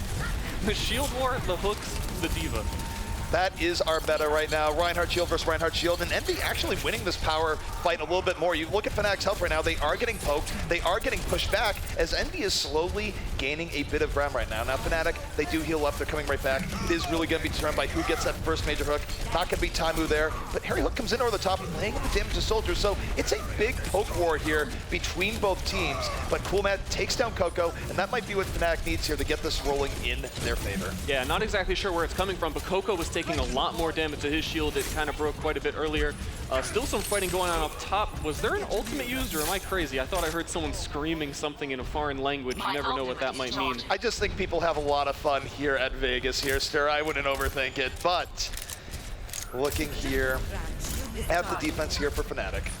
They're in a pretty good spot here. They do have a nano boost. They should be able to use this to start things out. And they might just go on Snoop. Snoop was looking like he wanted to dive in, pulled back last second, said, maybe not. Yeah, they're really just building ultimates, not really committing to a single push here. Mickey finally getting the nano boost, able to get in here, try and do some damage, but he doesn't really have a target to fight. D.Va over there isn't worth shooting at. Stoop got an auto boost as well, which isn't really helping anyone. And you see that for D.Va, Mickey has to go in through the room, backing out, cannot withstand against Stoop's hammer, swings it around, takes down Mickey. And Fnatic's playing this really smart right now. Look at the ultimates as well. They're really holding on to it unless they really need to use it. And going to the next fight, Envy now with only 2 minutes left, they're going to be able to burn 4 ultimates, but they're running into Fnatic. This entire point might be decided by this ultimate showdown. Here we go, the Groundhog Surge is out. Matt going in, picks up 3, but the Sound Barrier going to be protecting it, and oh my goodness! Mickey pierces through, but so does Half-the-Cool! This is pandemonium! It's D.Va on D.Va action. The nuclear bombs are going off, but it's Envyus who's on the point right now. Coco throwing some gigantic fire strikes, trying to get the kill on Coolmat here, but all there is a Lucio to fight it. I don't know if they'll be able to capture the point off of this. They even get a nano boost out there onto the Zarya, and they're going to be able to clean this up and defend the point once more. They're coming back. The D.Va war is over, but Fnatic going to keep it pushing forward. Coolmat at 75% charge, just melting down D.Va Mechs like it is his job. I guess it is his job. And what do you think about Fnatic pushing this far out? Always risky. You never really want to go too far. They definitely had a couple of picks and they had a chance to, but no matter what, you're going to stagger them the same amount of time either way. Clearly now they're coming back to the point. They don't have the positions they really wanted. Stoop doesn't even have the health he really wanted, the shield health either. He has to back into the cafe, but a Graviton Surge comes down, a couple kills going the way of Fnatic. And Fnatic, they're able to clean that up, and now here we go, Stir. A minute left for Envy. And Envy now back against the wall. We could be looking at the potential double hold. And what do we expect from Envy in this last push as they've switched up their heroes? I don't know. They don't really have too many ultimates on their side. I suppose they have more than Fnatic at this point, but the fighting is going on outside of the point. Now, once again, we have Harry Hook on Reaper, not too often seen, getting a lot of damage out of the side of that Roadhog. That early hook on the Stoop was devastating. Now it's a 6v5 in favor of Envy, and there's the nano boost, but there's the sleep. Costa with the beautiful sleep, but won't be enough. Fnatic still fighting without 2 of their big guns. They're down Matt, they're down Stoop, and Harry Hook is in this cafe looking for blood, tearing into this Roadhog. Not gonna get just yet, but a lot of stuff going the way of Envyus right now. They still have a full 6. They're still fighting. The Sound Bearers come down, and they are giving Fnatic everything they can, and more of it. Yet, Fnatic is fighting back. Here comes the whole hog. Every single time this Reaper tries to do something, He is pushed back, he is put to sleep. They absolutely had this on Envyus. He gets blown up by a D.Va mech ult there. Right, it's insane how much they denied Reaper. And we're in overtime right now. Fnatic fighting for their lives, and they very well could be forcing overtime in a round where we thought it would just be Envy's to take. Envy on the back foot, looking for the miracle, but here comes Taimu, a whole hog of his own, gonna be pushing people back. It is at 2/3 right now. Envy's still very capable of taking this point as he looks for the all-important hook, grabs Buds. Buds, though, going to get away from that, and down goes Taimu as both teams still fighting it out. This is still carnage. We have Harry Hook out here on the Tracer trying to take out as many people as he can. Enough damage into that D.Va. The D.Va could go down, but no! Fnatic striking back. One good first hold deserves another. And in the end, this actually shouldn't be that surprising because we saw a lot of the shenanigans going down at DreamHack where Fnatic, you know, they've kind of made a name for themselves off good defense. That is a draw. We're going to be going into our tiebreak. Yeah, this has already been insane. Maybe I spoke too soon. We had mentioned, again, that the first match would tell the pace of everything, but Fnatic answered back. And I mean, they did lose in the end, but they were so narrowly close that it's hard to really say they're uneven, this is poorly matched. Absolutely, and I think you go back and you look at DreamHack, where they had first point defense after first point defense versus NIP. It was easy to look at that and go, okay, maybe this is a one-time thing, maybe it was on an NIP. And yet they've come back here against Envyus where Fnatic did not have a good attack, and yet Envyus had an equally not great attack against Fnatic, and it's because both teams played killer defense. Yeah, the defense there. Again, I have to come back to that Reaper, just how monumental that was. They were absolutely going to win at that exact moment. Even without the nano boost, when he finally woke up, was able to deal so much damage to Roadhog, keep the Reinhardt out of the fight. But superb defense on that level, just like minute things, sleeping him, pushing him back, completely negating everything he could do. Absolutely. I mean, it's easy to overlook, but you look at Cust with that last moment sleep dart. It just, that's one of those things where you're having a bad day and you're getting controlled by all sorts of sources. The sleep dart right at the end, that's enough to just push anyone over the edge. Except for Mickey. He would still be happy. Mickey, I don't think anything in the world could get him down. You can tell he was like, Mickey, a meteor is about to strike the planet and all human life will be extinguished. You'd be like, all right, this is gonna be a cool show. That actually happened during that game with the Hafakul and the double D.Va ults.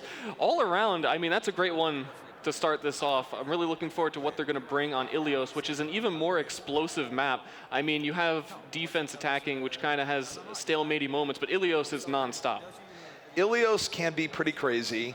And it'll be curious to see what we see out of both teams here. Obviously, Envy and Fnatic, they're teams that have a lot of flexibility in terms of what they want to run and all the rest. So I would expect this matchup here to be a masterclass in both teams switching up quite a bit, where if one team gets an edge, the other team's going to go and say, you're running this composition? Well, this comp is going to be slightly better. And it might go back and forth like that. How are you feeling about this matchup on King of the Hill traditionally? Hasn't Fnatic always had a fairly good King of the Hill game? Fnatic, they've actually, it depends on what month you go to Fnatic. They've had months where their King of the Hill game has been not so great, and then months where it has been very good. I'm actually pretty curious to see what Coolmat is going to be playing here in King of the Hill, because obviously Fnatic has been a little bit more tank heavy, but when they need DPS, he's someone that they could go to here. So I'm curious who's going to flex if they do end up in a 2-2-2 type setup, as opposed to multi-tank. Well, when you need a tank and you need DPS, there's always Zarya, which Coolmat, of course, has slowly become known for, always dealing so much damage with that Zarya beam right there. And we are headed right now to Ilios. I'm curious to see if we actually do get to see the Mickey Genji, because he was originally picked up for Genji. And it's interesting for that too, where Mickey, of course, is multi-talented. We saw a lot of that back in the Overwatch World Cup, where there's a lot of different heroes he can play, with a beautiful smile on his face the entire time, I might add. So he very well might stand this Genji just as a way of getting into the backline and keeping Fnatic off guard. Meanwhile, you take a look at Fnatic. Fnatic does not look like they are bending the meta whatsoever here. It looks like they want to go full-on 4-tank and just power through Envy. Fnatic has always seemed like the most standard team to me, where they figure out one thing, they're very cohesive, they kind of blob together, they don't really have many flankers, they just like to stick together and play a strong game as cohesive as possible. It doesn't look like they're breaking the mold here, because their team picks, their character picks always play with that as well.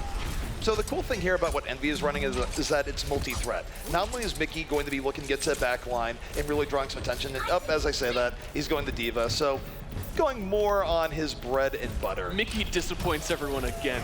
He does it with a smile, but he just keeps. I mean, he's probably smiling because he just fooled us if he can hear us in any form or fashion. But either way, the cool thing here for Envy is that they're going to be trying to play a little bit more of a range game. They don't want to brawl Fnatic up in their face. They want to give room for Harry Hook to work right now, as both teams right now take this first fight. And Harry Hook able to find a couple of shots here onto the back of the tanks. It looks like they've gotten really close up into their face. No team, either way, really getting a significant advantage over the other two picks. Coco getting one, and it looks like Envyus is actually taking control of this fight. Envy doing very well in this fight to start things out. Internet Hook got that first pickoff. Might have been a boot on the stoop, and it set the stage. Fnatic trying to fight it back a little bit, but I think they're just going to back off, reset, and go again. And the key is here, if they're able to come back quick enough, it will be relatively even ult-wise.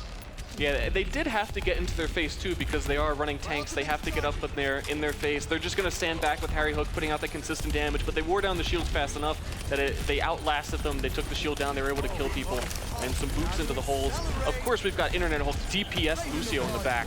Why not? Internet Hulk is swapping Lucio, pretty multi-talented himself, but here we go. Fight is underway, and did that boop happen? It did. Stoop into the pit he goes, and that is a big early pickoff.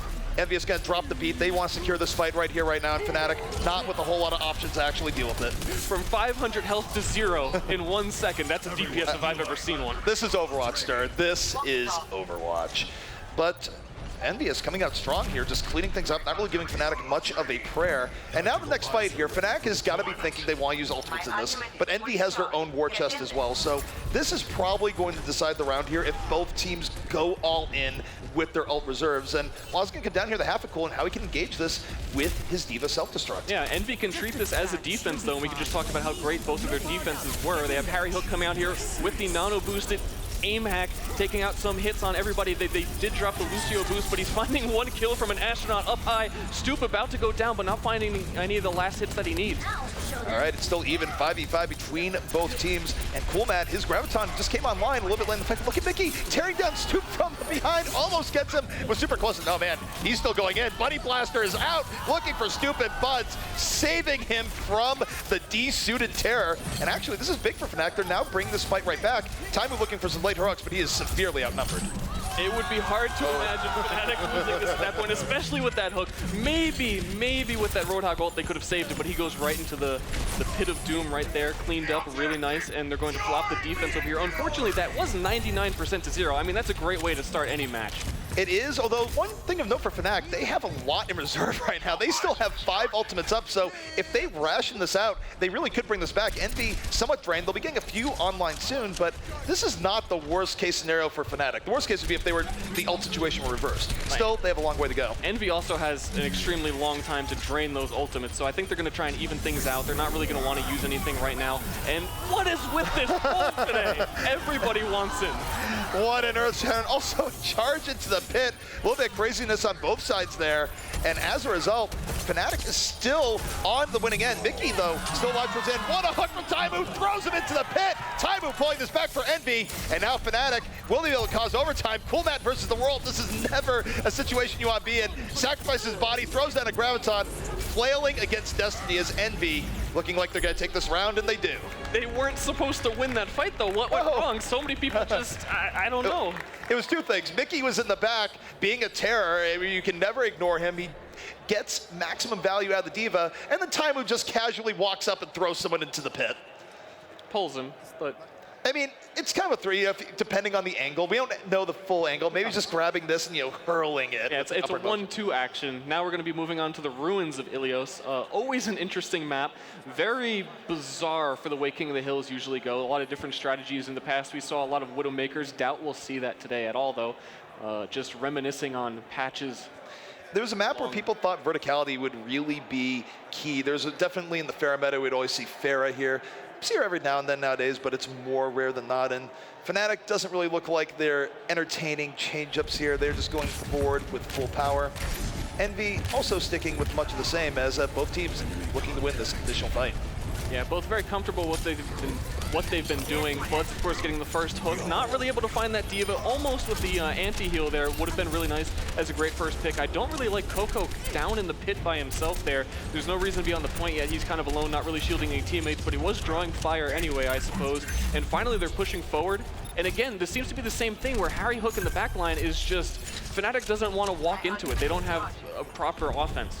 Well, this is a case where Happy Cool definitely needs to get in his face a little bit more. Harry Hook has been given a lot of space and has been doing all sorts of well with it. Mickey, though, can get low to start this fight, does not lose his mech, but creates the opportunity for Fnatic now to start coming in, to start pushing on to Envy. They're winning the poke war ever so slightly right now, but Envy's still keeping honestly healthy in the end. The hook comes out for Taifu, and oh, down he goes! Vonable says, let me help you over the edge, and that's going to be the boop that Fnatic needed to get this ball rolling. Man, if people just had those boots they wear in Portal, they just land and come back up, it'd be no problem. That would be great. That would be great. Although I think we was just hit the water there is the only thing. But either way, Fnatic cleaning up the rest of this fight, retaking it. But Envy at 38% and also decent amount of ultimates coming up for the next fight. Yeah, this is definitely going to be a nice engage here. See if they try and hold close near this choke point, whether or not they hide back. Buds is a little bit far back, but he's obviously looking for those hooks. I'd like to see them a little bit more forward, a little bit more pressure rather than just letting them get out of there, though. They send in Stoop right away, extra damage, getting the heal on him. And here comes Harry Hook off the flank. Tactical visor with Nano Boost on the way. Bud says, look at me instead. Gets moved back. The control on Harry Hook right now, actually insane. Good job by Bud to keep him out of it and keep Fnatic alive versus that flank. Yeah, who can complain? They held it well, but they came right back with the Lucio boost already in once again. I don't know if they had all of their numbers with them, but they're here to fight. Coolmat has the ultimate, going to stop them right there. And Fnatic super, super low right now. Look at their health bars on top of the screen. It's a miracle most of them are still alive. Only Stoop is dead. They're healing back up. They're still in this fight. Harry Hook looking for the flank around the side, running in the half a cool instead. And this is a miracle that Fnatic is still in this. And in fact, they might be pulling this back. Bud's on the prowl, looking for a hook. Hook comes in, connects. Down goes Taibu, and Fnatic going to hold on once more. I see what you did there. They might pull him, and then the game just sometimes it doesn't happen. Don't really know what's going on there. Bud's just trying to block some small girls with his big belly. It's too brutal. Too brutal for TV. Poor Mickey getting stalled out there, but that buys Fnatic a lot of time here. Fnatic now on the threshold of only needing one more fight to finish this out, and they have the sound barrier, so Envy is going to be coming into a very tough situation. They have to hope that Taimu gets an early pickoff or Harry Hook really gets the flank of Dreams here. Otherwise, Fnatic in a much stronger position. Yeah, he can definitely start this hook off with a little bit of a good pick.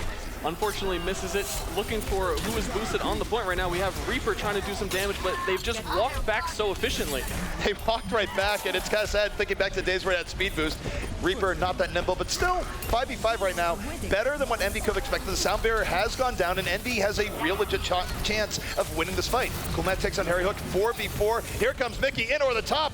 What will this get? It gets nothing. The fireworks show not effective, but you know what is? Taimu picking up 2, and Envy will be turning this fight in their favor. Yeah, they're going to need to be able to get the point right here. Again, 99% for Fnatic. This is a strong position for Envyus if they can defend this properly. Again, would like to see them hold a little bit more towards the gate. You see they're not pushing forward quite yet. I don't know if they're waiting for players or they're just skittish, would be the word I'd go with. But that gate definitely a great place to start any fight.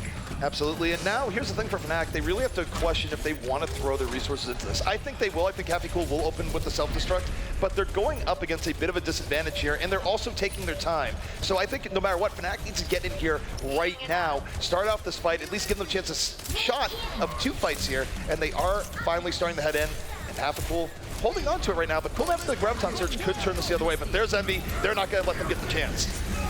Looking for Stoop right now. He threw an Earth Shatter somewhere. Not sure where it went. That was something really big that I think they needed for this fight. Hopicool still holding on to that ultimate, the Diva ultimate, and they were Graviton, and more people are going off the side. I'm really not sure what they were expecting out of the engage. They didn't use any of their ults properly. And the problem is for Fnatic is that if they had just rolled in when it was about 59%, they would have drawn ults out of Envy and then had ults up for the next thing. Instead, they went for the ult showdown, and now it's going to be a struggle for them to even hit the point in time. They probably will, although who knows? Maybe not. They're not there yet, and yes, Buds connects onto the point at the last moment, but this is looking for a miracle right now for Fnatic. It is 5v5, it's better than expected, but it's still getting very rough as Buds just starting around trying to put Fnatic on the right foot. Overtime was going down there. I was almost worried for a second no one would get on it. They're trying to keep them off of the point right now. That's all that matters. And ZP, take us through this. Right now, take a look at Terry Hook just cleaning up the scraps. Fnatic desperately trying to get back onto the point, but that is going to be it. Envyus taking it in overtime. Very close between both teams here on Ilios. Yeah, sorry, I was expecting a little bit more of a fight there. You took us through it, and it was very short. I wanted more of a swan boat ride kind of thing with you, but... Unfortunately, you take a look at that, just Fnatic didn't have enough people able to get back in. And this is interesting. So this is a best 3 out of 5 tiebreaker from the looks of it. So taking a look here, Fnatic does have a chance to bring this back, but they're going to have to do the reverse sweep. Easier said than done against a team like Envy, but these have still been very close games here, Stir. So if any team could do it, it would be Fnatic. Very close, but Envy is still in the lead, and actually if they win right here, they're going to knock Fnatic down into the loser bracket. So this is their last chance. We're going to have a big standoff here in the beginning. This is one of the most standoffish points on any King of the Hill map ever. There's so much about hooks, but it's such a narrow place to try and get hooks through. It's more about the shield war than ever before. Alrighty, so Terry Hook right now coming in as the Reaper right now. Chipsgen taking out Custer early on, and winning that Ana fight is actually huge here for Envy. Now they're going to have way more healing supporting them, and they can be a little bit more aggro, pushing the Fnatic, and that's exactly what they're doing is Harry Hook going to town with these Hellfire shotguns. Yeah, definitely interesting. Oh my god, once again to see Reaper shining in a meta where he struggles so much. You have so many things going against Reaper, which is why I haven't seen him lately, but the number one thing is 76 keeps him at bay, but he's nowhere to be seen in this matchup right now. Not in the least, but hang on, we do have something coming out here. Buds on the McCree. Switch-ups are going to be out here, and he's doing this, I think, to deal with Harry Hook's Reaper, where McCree can really give Reaper a bit of fits. Here comes Harry Hook in over the top of the Nano Boost, immediately finds Buds. Buds had no idea it was coming, as Harry Hook gets to work in the back. Death Blossom is out, makes it a triple kill before it's all said and done. Jesus, do I love seeing a character that everyone thinks, you know, we don't see this too often, just comes in before Bud switched to McCree to counter him. Before he even knew where he was dead. Perfect 2 shots in his head, dropping from above like the Batman. Like the Batman. Well, he does have the dark and brooding thing going on, so I will give him that. A little bit evil, though. But as we look here, Fnatic coming back in. They do have Soundbearer up. They have the Earth Shatter. Stir, is this one of the biggest windows here for Fnatic as they come in? It's one of the biggest windows for Harry Hook again. No one seeming to notice him. Don't tell him, don't tell him. And they single out him once again. He gets the Lucio boost, but it's not enough. So much damage coming from that Reaper. Maybe he can get to the health kit. This is the 1v1 of the ages. Even though D.Va helped him, he goes down eventually, and Harry Hook is cleaning up here. Harry Hook has not had an effective answer. Really, it's just that Fnatic has not been seeing him in time in most of these engagements. However, while Harry Hook was doing work in the back, Fnatic was going to his back line, did a little bit more work, and did manage to retake the point. But still, Envy in a great position here. Yeah, I think the biggest game changer there was the Lucio ult, that it took so long to kill that McCree that, I mean, if you're not making a big difference in the real fight, Harry Hook's been doing great, but if you're focusing that long on one McCree in the back, Fnatic was just taking care of the point. They didn't have the Reaper to help them. And here comes one more fight again. We have the ultimate ready. And here comes Coolmat. He's going to drop the Graviton immediately, looking this up the rest of Fnatic. Only picks up 2 in there. It's not the best Graviton that we've seen from him all day long. Meanwhile, Taimu took out Custis, so again, the healing output for Fnatic absolutely in the can right now. 2 kills by Taimu as Envy just slowly rolls forward and mechanically picks everyone off. Yep, there's one more kill. Looks like we're even going to have another Death Blossom coming out. It's been so long since I've said the word Death Blossom. It just feels good. And we'll see if he hides up in the same spot. They haven't quite noticed him up there a single time yet. Maybe by now they've figured it out, if their team communication really worked after Buds got taken down last time. They do have Tracer now. It's not exactly a McCree coming up there, but this fight is definitely going to be all about the Reaper Blossom. Harry Hook is measuring the offense of Fnatic right now. There's the Nano Boost. He's going to drop down, looking to spin, looking to get that back. Here we go. Death Blossom on the way, spinning, picks up 1, makes it 2. Harry Hook, man, and who thought Nano Boost Death Blossom was gone, because Harry Hook is bringing it back in style. And who thought it would be Harry Hook? Always when you talk about Envyus, you bring up Taimu is the hard carry. He does so much DPS, he brings so much to the table. But Harry Hook has never really been that person for Envyus. And there they are, they take it handily. Envyus coming in very strong there on Ilios, taking the first map of the series. First map was a draw. Second map goes the way First of map Envy. was not a draw. First map was a draw. Was it? Am I that dumb? I've often wondered to myself, alone in my closet, as I close the door and feel all my fabrics, am I this dumb? It was Hollywood. You had the full hold on both ends. But what we are going to look at here, it was a good showing from Envy, where again, it just sort of does feel like they have been gaining power throughout the tournament, where they started off on Hollywood, where both teams had full holds against each other, but on Ilios, Fnatic was close, but they were never really able to find the answers that they were looking for. Yeah, I'm still stuck on that. Sorry, I felt like they got the point at the last second, but yeah. Anyway, let's just ignore me, jump into the next map as soon as we possibly can, and forget this. Well, the next map here, the Ilios was our scheduled second map, so there was never a tiebreaker for map number 1, so we might just be rolling right ahead to Nambani and go to a tiebreaker if necessary. But to break down the action here thus far, we're going to throw it off to our analyst desk. All right, well, Stir, I can tell you, buddy, we're never going to let you live it down. Oh, my goodness. Top quality banter.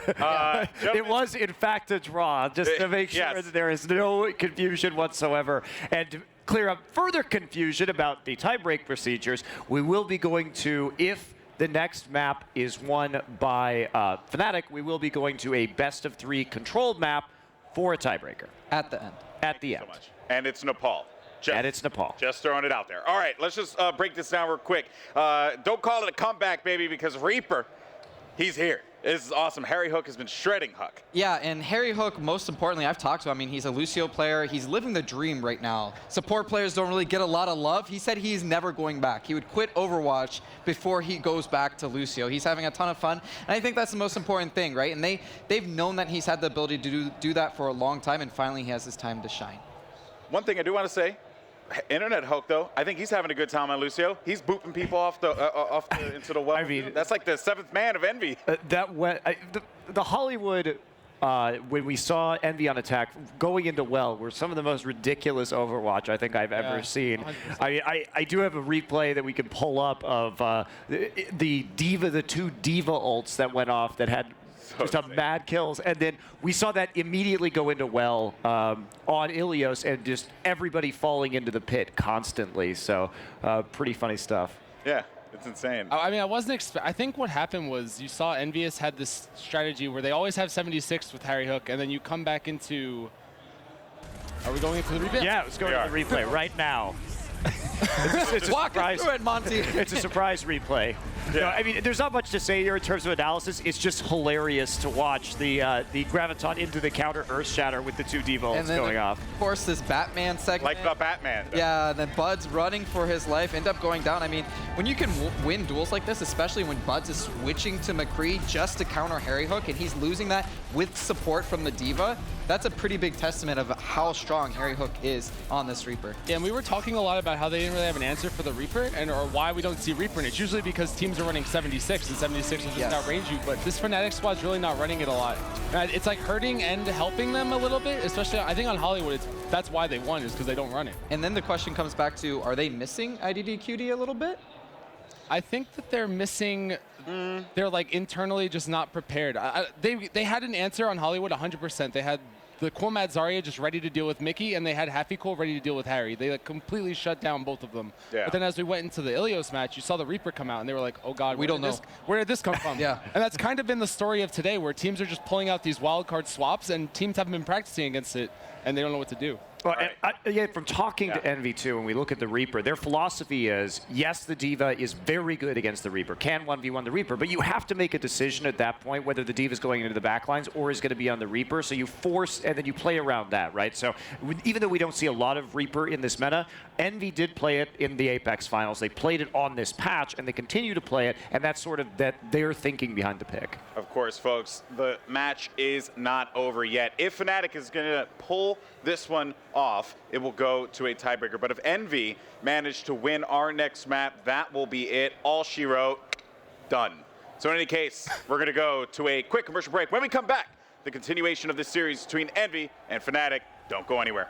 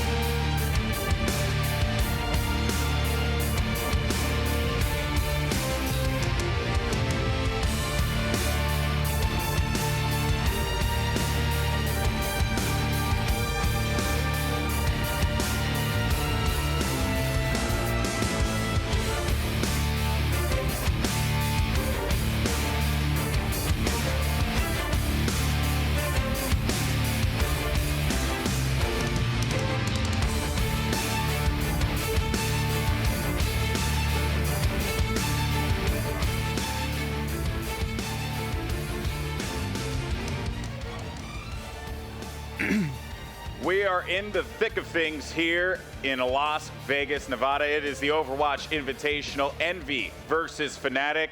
And gentlemen, this game has had a lot of great moments, from the incredible commentary of One Stir to some just honestly mind-blowing plays. It's been a good day. Yeah, overall, interesting picks too from both sides. I mean, Symmetra on one hand, Reaper on the other. Very, very varied. It has been a pretty silly best of three, though. I mean, the amount of environmental kills we saw just on Ilios was out of control. I mean, it's been fun to watch, but definitely not normal. Would you say clown fiesta? No, it's not a clown fiesta. Like, the plays are being made, right? But it is, it's silly. I mean, we opened up the series saying we're looking for this Happy Cool versus Mickey Diva fight, and then we get into that. We get a 7-man wipe on each, like both teams wipe each other with Diva mechs. Like, how much more can you expect? Like, this is going to be a battle, like a slugfest I would expect on Numbani. It certainly has been quite the series, you know, for lack of a better term here. As we get ready for Numbani, though, Huck, I guess we'll throw this one over to you. What are some of the things we should be looking for on each side? Will we have to emphasize on that Diva v Diva battle between Hafakul and Mickey, or are there some other elements there that you think could really shine a light here? I'm really interested to see if we're going to see Fair on the first point. Second of all, it's going to be interesting to see where Harry Hook kind of falls into that play. Because I think Fnatic right now, they have a coach. They have a coach that's quite credible. I don't know what he's saying to them, right? Like, what is Harry Hook going to say? What are Envyus going to say as far as, like, do we keep him on it? Do we change it up? I feel like Numbani, it's more spread out. You're going to have these longer distance engagements. So I don't think he'll play Reaper, but at the same time, it works so well, you got to kind of consider it. Well, I mean, even though Harry has not been performing at his typical level on Soldier today, it looks like he was waking up. Because if anything, Harry was the one I felt in their first best of three that wasn't living up to his previous performance, even as we went deeper into that match. So when we look at Numbani, though, coming up, I don't think we're going to see that first point, and I think that with how good of a that first point is for defense for Soldier, I'd be kind of worried to see Fnatic try and run a Pharah into that, especially when Harry Hook has traditionally been one of the best Soldier players in the game. Yeah. Even the Zarya, I really don't like attacking Zarya on Numbani, so I wouldn't expect them to try that. I don't know what cool mat will be on that. Maybe his Tracer, he's very good, but I would say that there's definitely an edge for Envyus on this map. But back to what you guys were saying about Harry Hook not looking too good, I don't think in Apex they were really... Happy Cool's doing such a good job of shutting him down. I don't think there's been many other divas that have just been in his face constantly the way that Happy Cool has been through this series. And even today, this morning, when we watched Complexity do it to him, he would, like, you figure out, okay, Envyus is winning because Harry Hook is going off. Let's just... And you just prioritize shutting him down. And then I get that, but like I think there were some weird positional choices he made especially in the first game that he was playing, and sometimes he gets separated from the rest of Envy and plays a little bit too aggressively. So that's right. So it's going to go down to this. Can you see predictions across the board real quick? Can you see Fnatic taking this W here on Numbani? No, I could see it, but no, it's not going to happen. Yeah, I don't think so. I think this is where Envy closes it out. They pull out a wild card, anything can happen, but I think in a straight up one match, it's going to be an Envy win. All right, folks, well, let's go ahead, toss it over to our casters, ZP, and the ever so wonderful Stir. Take it away. Alrighty, thank you, Golden Boy. We are here heading into map number 3, which will be Numbani. Fnatic fighting to stay in the series. If they are able to win here in Numbani, we'll be going to our tiebreaker map. So Fnatic fighting to stay in that upper bracket. And Stir, can we expect an iron defense from Fnatic here again on Numbani? I mean, you could always expect it. I mean, it is a reasonable assumption. I just don't think Envyus is going to let it happen again. I feel like it's all been thrown at them already, and they're going to try something that can sort of break them in a new way, because Fnatic is a predictable team. They play a lot of the same team compositions. They play maps very expected, but they just play it well. I think Envy has to come in here with something that can really just get an edge on them. Well, the key for Envy here is that if they are able to get first pick off as Taimu is rolling forward here on the Roadhog, it's really going to help against this Fnatic defense. The Fnatic defense is really just one pitch, one incredibly strong, fast pitch that they've practiced a lot, but they're not throwing a whole lot of variation here. But first fight is underway, and Fnatic really fighting to control this high ground, and they go into the room and really take the fight to Envyus here. Coco is down, Happy Cool getting deep in, and Envy actually wants no further part of that, is already down too. I was wondering that whole time, Harry Hooked got pulled. Did he not die? Apparently he was just having a snooze the whole time up there on Numbani, making sure they kill him at the last possible moment so that he can't regroup with anybody. Really well done. Even when they're winning the fight, they're making sure they win it even more than a lot of teams would, of course, with that sleep dart. All right, so Envyus, a lot of pressure here on their second attack, because if they fail this attack, they are going to be behind in ultimates. Taimu holding back, and Envyus trying to be sneaky here, going around the backside, trying to take the high ground from a different angle, and oh, what a hook on the cool mat. Down he goes. Cannot ask for a better hook, and here comes Envy. They're reversing course, getting right back in the Fnatic space, trying to make most advantage of the 6v5, and for now, it's definitely working out. Stoop tries to dive in to even it out. Does not happen. He actually dropped an ultimate there at the last second. It was a little bit of a payload where he got pulled in and immediately stunned a whole bunch of people. Didn't really do too much. We're seeing another one come down from Coco, drop a couple of people in the last couple of moments there. All right, so Envy going to work here on the Fnatic defense. Goodbye, Bonnetville. Vicky with the shove. A little bit of revenge for all the environmental kills he got back on Ilios. As Envy, they don't have this point yet, but Fnatic is in a very rough position.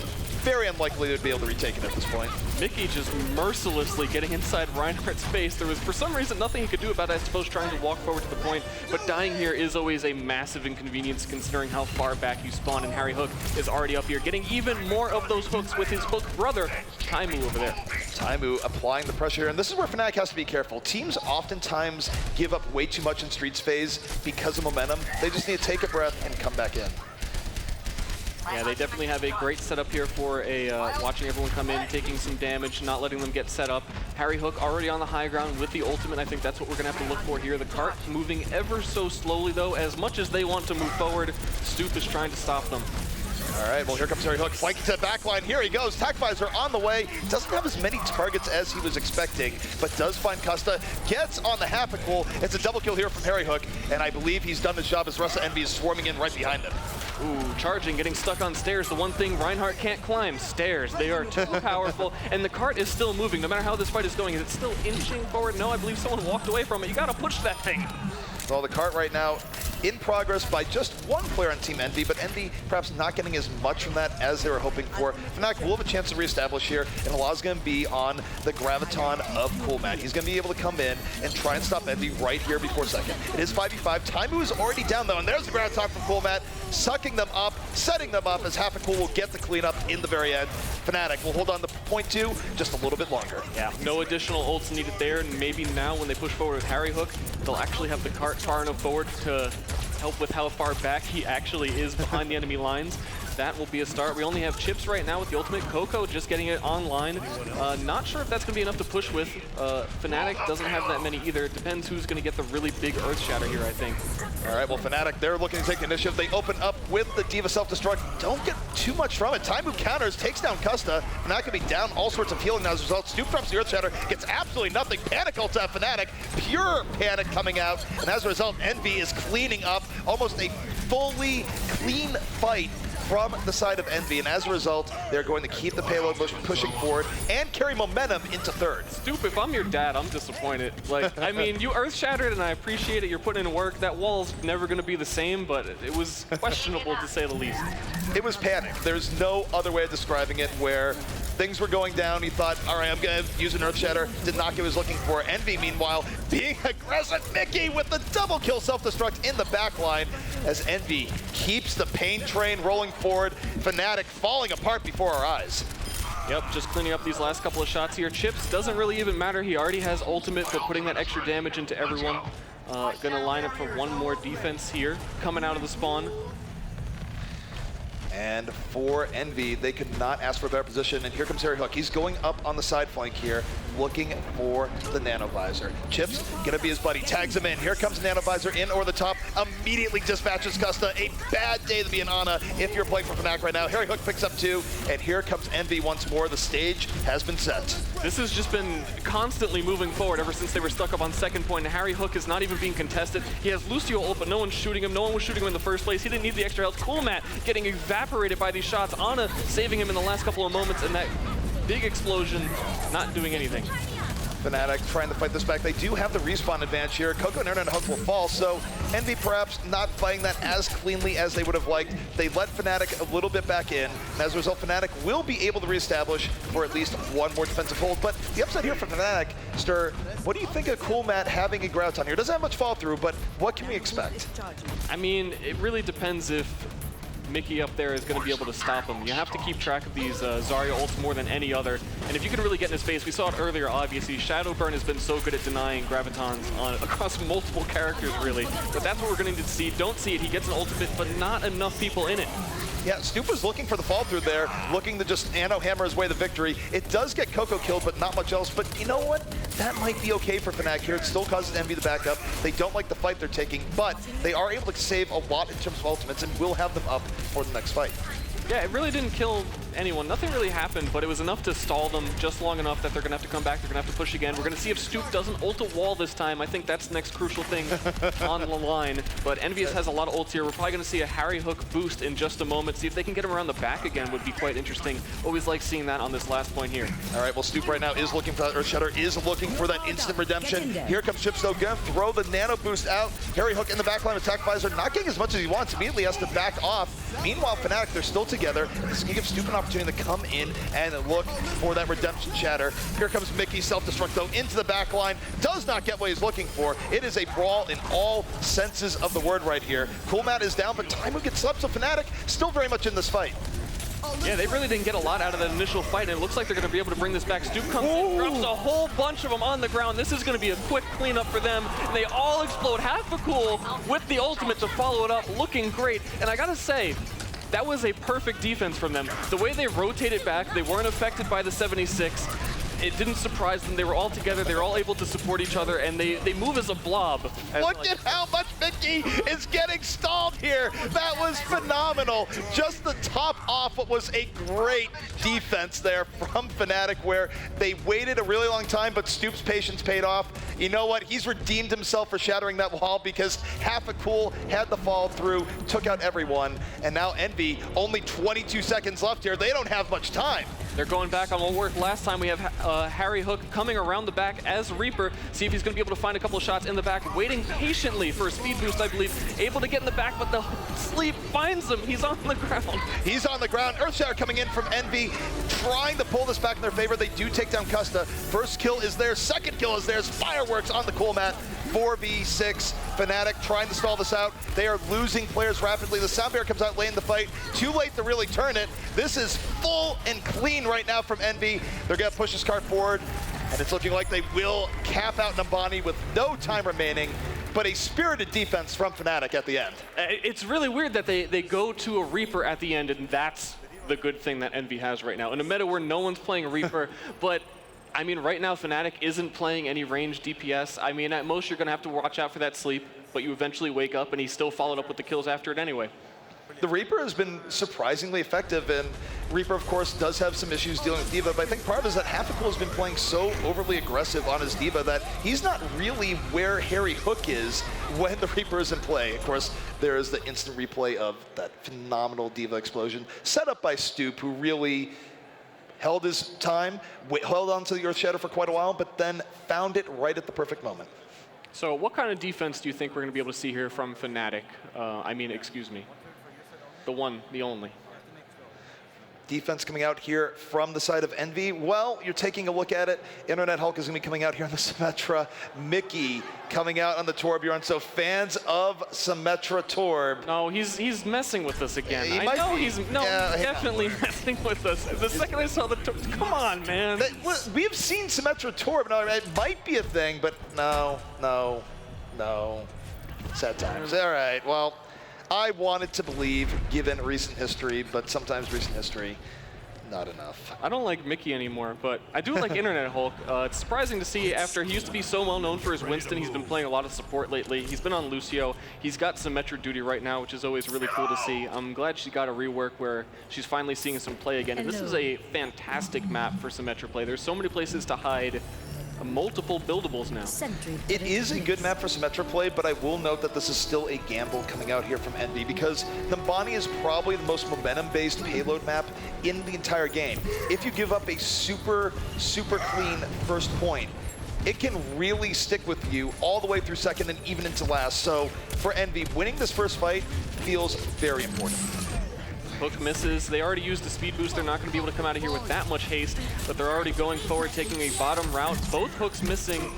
Not too many hooks for anybody. Well, Bud's able to grab Harry Hook early on, so Fnatic with the first strike, diving into Envy here in the lower ground, but Coco swings the hammer, ends up picking up two. Envyus fighting this right back, and that is all sorts of as Internet Hulk going crazy towards the end, picks up the double kill, and it's shield generator time. Or teleporter, but probably shield generator. And there it is in the back. You got a shield generator at the bottom of the stairs. Let's see if it's as stealthy as it was before in previous matches where nobody could exactly find where it was. And the gigantic radius on that makes it really difficult to pinpoint where it is. You gain benefit from a far range. And even if you walk out of the range, you keep it for a little while. So it keeps people guessing. Absolutely, and this is rough times here for Fnatic. It's going to make every subsequent attack harder. They have no real idea where it is. I think part of why Buds is on Tracer now, is he finding it? He was looking for it, but Taimu stops him. So now, does Fnatic go in 5v6 and feed ultimates? Like, I mean, they could try. It wouldn't be that great of an idea. They're flirting with it, but they end up losing Von Phil. Now they really have to back out. Yeah, that went bad for them before they even walked out of top. And then once they're at top, it's like, do we commit? This is so bad. I mean, even if they fought, maybe they could have tried to build ultimates, but then so is Envy. And they're going to wait and try this again. I suppose Buds could try and get in the back. And they're not even going to get a chance. That was an amazing pick there by Harry Hook. Harry Hook taking out Custa really early on in that fight. And again, this is going to stall Fnatic even more. The last two pushes for Fnatic have not even been pushes. It's been going up, losing someone early on, not able to do something. Look at this, Buds on a mission. He's looking for shield generators, and I think he's about to find this one. There it is. He's found his prize. Taimu, though, staying in on him. This is not necessarily an easy shield generator pick. It's going to start regenerating soon. So you must defeat my Taimu to stand a chance, but here comes Internet Hulk looking to protect. While that's going on, by the way, Fnatic is coming in on the main point, but just getting murdered by the Nano Visor. Yeah, Harry Hook is just up here, free reign to do anything. They're pretty much down a player with them looking around in the back, trying to figure out what's going on. He's still up here finding even more shots. There is one good part, though. Buds was able to take down the shield generator, so the raid boss is done, if nothing else. But so much time has been bled off the clock here.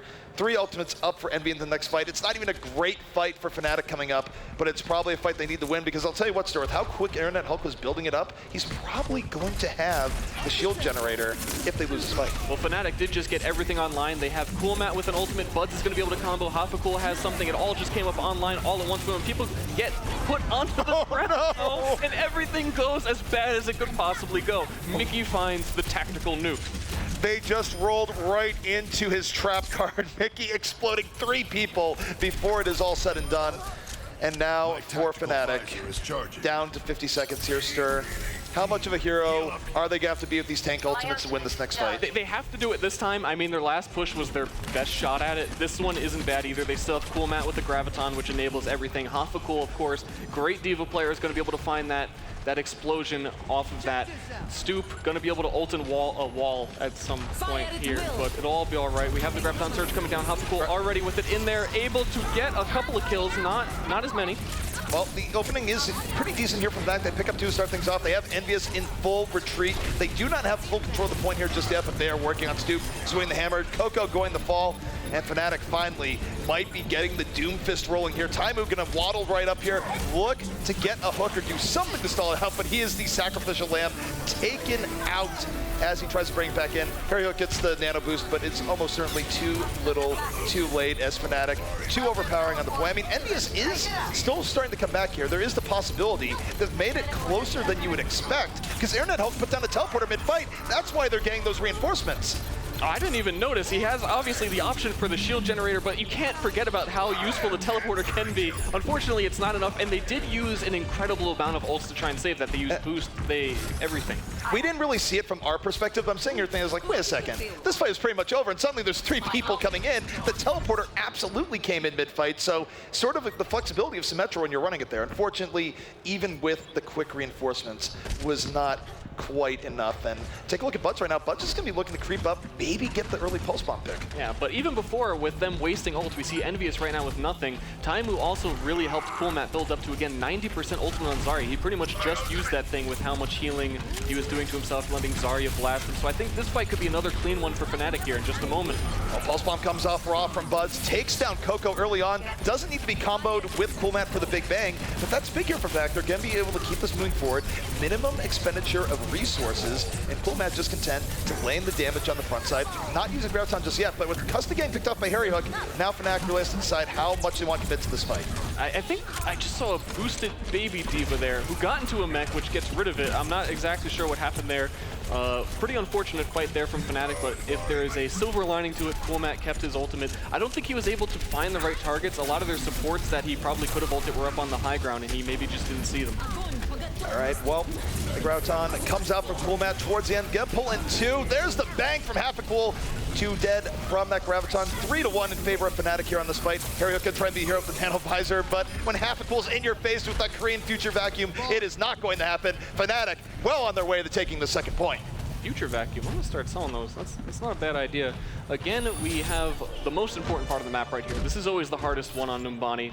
I mean, the first point is really hard, but then once you get to this corner, this bend, it becomes a little bit complicated. There's so many ways to do it. Bud's hiding in the back, though, almost with the pulse bomb, gonna start this off really well for his team. Absolutely. Note here, too, for Fnatic, they have a real chance of putting themselves in an amazing situation here if they can finish this out with at least 1 minute and 1 second remaining due to how Time Bank works. So this is really their window of opportunity to win this map outright. Bud's just hanging out here at the pulse bomb, waiting to go in. Dives right in, pulse bomb 6 on the Coco, does connect, and here comes Fnatic diving into the backline. Bud's looking for a little bit more. Sound Bear is down. Cool Matt takes down Coco from that pulse bomb damage, and now Envyus in full retreat. Well, not exactly retreat. They're just not sure if they want to fight or not. It seems like they want to retreat, but they're kind of stuck off in this weird situation. They're really spread out right now. It's Fnatic all around the point at the moment, taking that defensive situation. Taimu switches over to the McCree in the last second, finding a couple shots onto Diva. Not really sure where any enemies are off to his left. It looks like Fnatic is just backed up for the moment, taking their time. Bud's peppering some damage in there, trying to build some ult. Harry Hook on the side.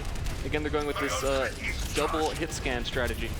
And both teams even 6v6 right now. Deadeye coming out here from Taimu. It is high noon, but there are no skulls to be found. And while that's going on, oh my goodness, he finds Bud's at the last moment. Bud's not getting respect. Evens up 5v5. Here comes Cool Matt. Graviton on the way, pulls in 1. Coco just struggling to live. Will get taken down at the end. And Fnatic keeping the momentum going here, Stir. They're not going to be able to do it with over 1 minute left, but they very well could finish out this map. Yeah, still so much going on in the cart. We have, of course, Diva's fighting, boosted, not going to be able to kill that, just chasing down the supports, pushing them into walls, getting back onto the cart, and there's going to be this slow stagger from Envyus, but I think they're going to have enough players here in a second to be able to hold this maybe a little bit longer.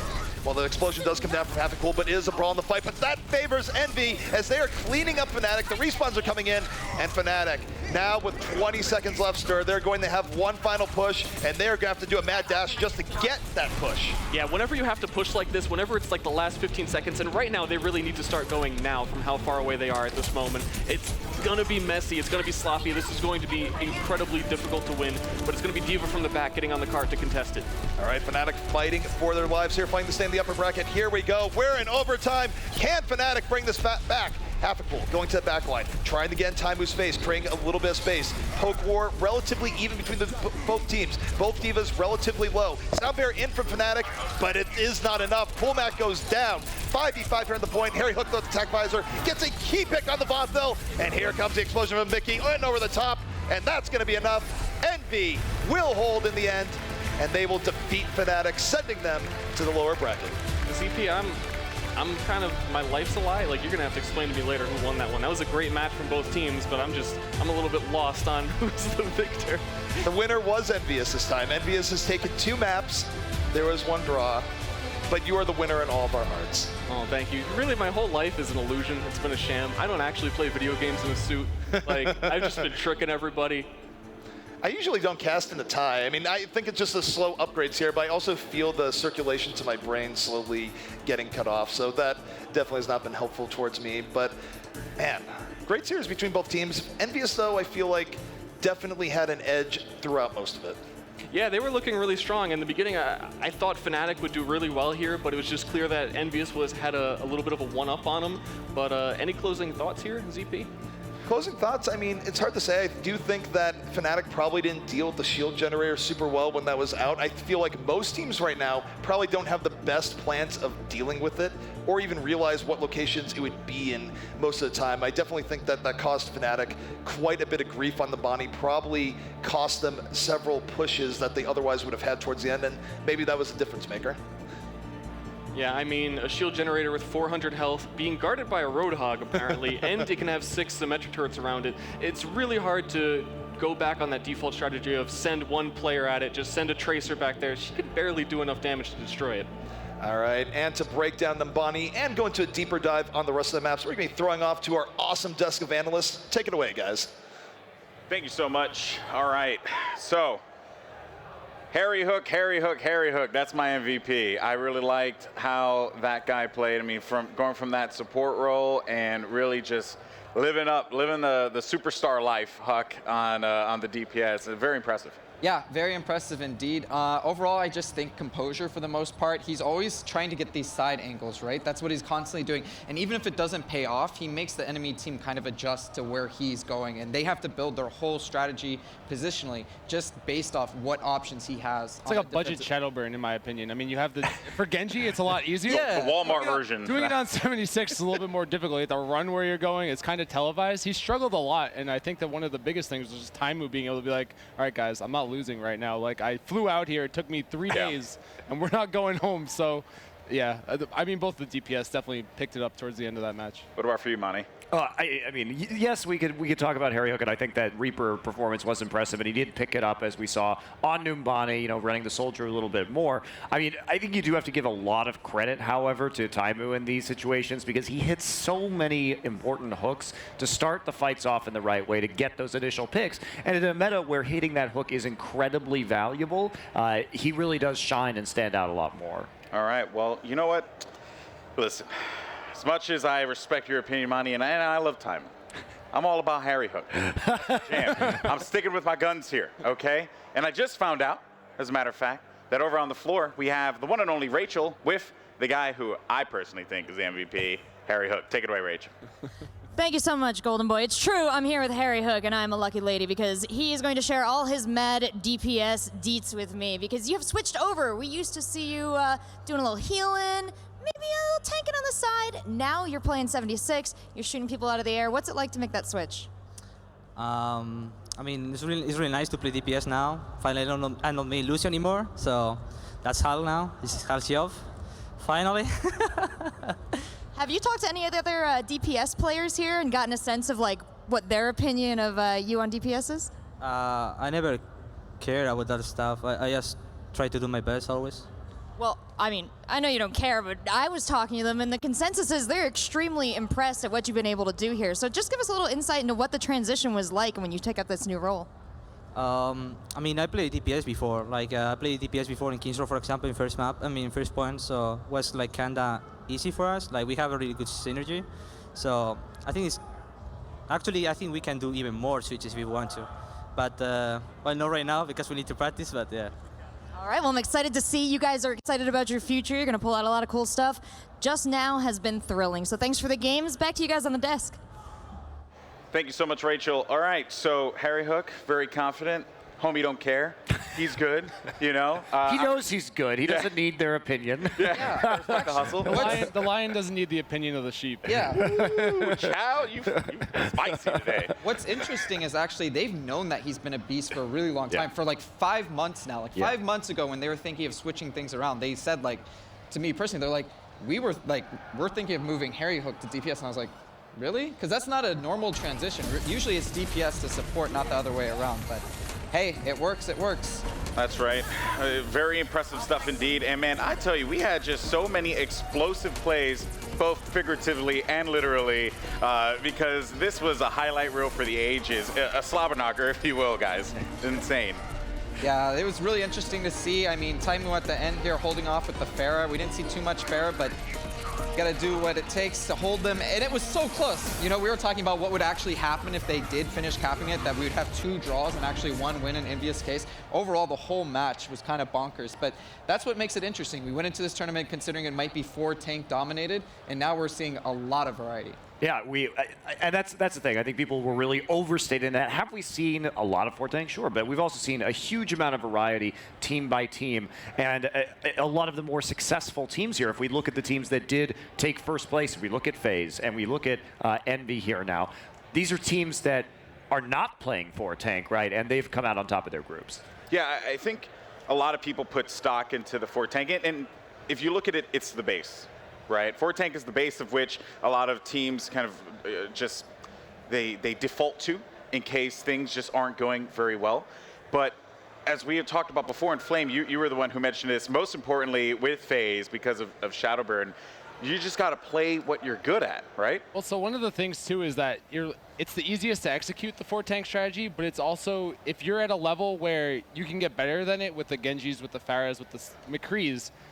There's like a limitation on how good 4 tanks can be, I think. Like, you can only do so much with a Devol, you can only do so much with an Earthshatter, whereas opposed to Genji, it's like, you can take Dragon Blades to some whole other levels, like you'll see Shadowburn, and barrages even. Like, Clockwork had some really good barrages today on that NRG match, and you don't really get that same level of flair that you'll get from those tank plays, so while it might be the simplest, it's not always the strongest. Yeah, the skill cap, you know, is a lot lower on those, and that you just can't do the damage you need sometimes. They don't have the explosiveness to finish off targets. Yeah, but hey, the 2 teams that, you know, have really shined in their groups, let's actually talk about this one first. They were the victors here, Envy, as a matter of fact. Let's actually highlight this one here because we started off with a Fnatic Rise Nation matchup where Rise, a young team with not a lot of practice coming into this event, went up against a very, very practiced Fnatic and just could not hang. Complexity and Envy on the other side started today. That matchup was madness. 2-1 was the score there. And then as we move forward here, you know, Rise Nation falling to Complexity, it was unfortunate to see the young team go off, but we still have Fnatic and Cole coming up in a little bit, and that one right there, that's going to be a lights-out matchup, Monty, at least in my opinion. I agree. I think my initial gut feeling is that Complexity is going to be coming out on top right now. I really like the way Nicholas and Torque have been playing so far in this tournament, and I think they have the star power to sort of push them over the top of Fnatic. Yeah, I mean, Complexity and Nicholas's May play was just... It's amazing, yeah. It's been so fun to watch, and I'm so happy to see how, you know, just different things, right? Like, I think a lot of people just didn't really expect that coming into it. And while, again, it has been, you know, a base has been laid, it's been great to see comfort picks coming out here and really doing well. I mean, we saw Symmetra from Internet Hulk First point Numbani, anything is possible, as the Lonely Island says. So, now let's talk about Group B here. I had to get my Lonely Island quote in there one way or another. I've been on fire with the quotes in my personal opinion. So let's highlight Group B here because we got some Would you like to highlight any other strengths of yours, Golden Boy, while we're at it? No. I think I'm going to keep the highlighting there to a minimum. Okay, so we had NRG Cloud9, and funny enough, we're going to get that matchup again as we go into it. Flame, I'm going to kick this one over to you. Can NRG beat their demons here? I mean, C9 is vulnerable now. They're not riding that wave of success anymore. They just got taken down. And I mean, Monty's giving me that look of like, no. He's got that. No. I was about to say, like, Shirt 4 really disappointed me on the Roadhog. Like, just losing the straight up duels, the Roadhog duels, it not really having that big of an effect on the game. It made me sad. I mean, it goes back to that, like, there's a limit on how good you can play Roadhog. I mean, Taimu is hitting all of his hooks. If you're not hitting your hooks, what are you doing, right? And I guess that's kind of how I felt when I was watching Shirt 4 today. But NRG's like on that up and up. I don't think that they felt as devastated as we thought they were yesterday. Like, I talked to them after their match, and they felt okay with how it went. I mean, Hollywood was a full hold, but it wasn't the... Really? Yeah, yes, like actually. So mentally, I don't think they're broken. Or not. I think that's good, though. Not as broken as Monty wants them to be. Yeah. They should feel bad. Huck, do you think they should feel bad, as Monty says? They should have yesterday. Yeah, no, they played today. They should be good. Yeah, but yesterday, yeah. But they weren't the only team to struggle with a teleporter. I mean, Fnatic even, that Hollywood match today was even like a little weird to me because neither team could have first point and neither team had an answer. Like Fnatic had no answer to Hulk's teleporter the same way that NRG had no counter to, I guess it was Adam's teleporter. So the shield thing. Yeah, the shield generator. The shield thingy, actually. It's the shield teleporter. Yeah, no, I totally get it. So, Huck, you know, before we close out, I want to get your thoughts here. Can you see NRG coming out on top against Cloud9? I never want to say they never have a chance, but Lord knows you can't be negative. It's very unlikely. I think C9, even though they're a team that's struggled with mental issues in the past and kind of once they go down, they keep diving down, I think they view NRG and they feel confident that they should be able to close it out. Oh boy. All right, guys. Well, thank you so much. This has certainly been a very, very fun session over here at the desk. But guys, it's prime time. That's right, folks. We're going to have a major matchup coming up next. Will NRG get their revenge or will history repeat itself? Will Cloud9 take the victory? NRG, Cloud9, prime time coming up next.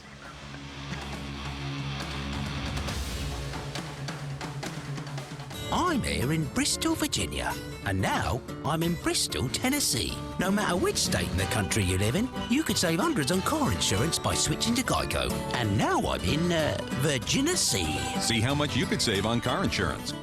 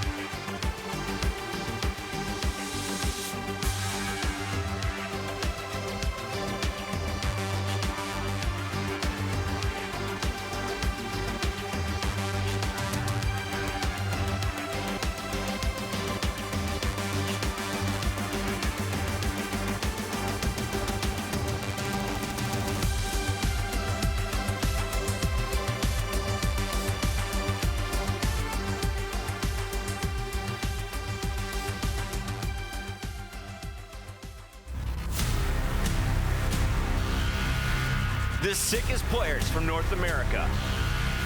Strategy meets skill. $100,000 on the line. The last one remaining, Rafa versus the world. Here we go. All right, Seagull getting in there, goes on to J-Home, takes it down. This is Overwatch. So crucial. Shadowburn has that nano boost. He's almost got it. Looking for Blade is out here from Shadowburn, picks up another. This is gonna be good.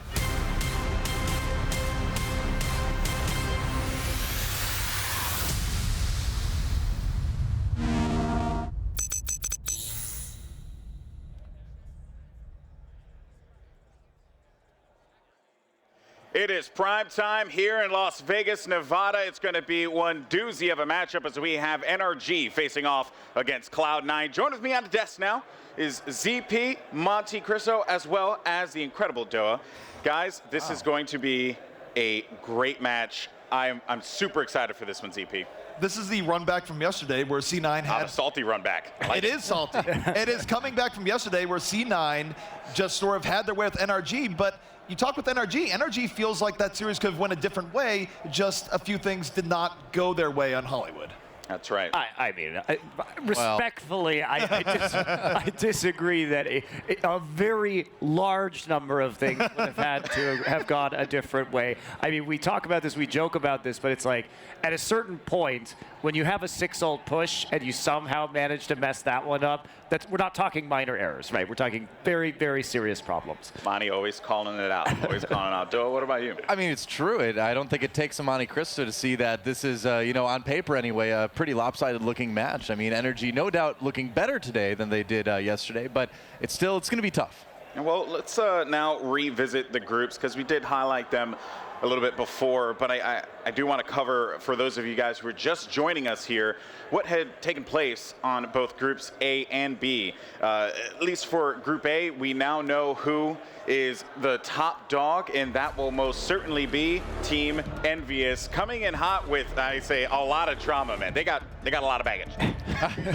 Well, they're handling it well. You know, I mean, Taimu brought his baggage all over the world in the last couple of days, and it's working out right here. It's not affecting them at all. Some teams had prep going in this tournament. Other teams had teammates that spent about 12 hours in O'Hare Airport, you know? Yeah.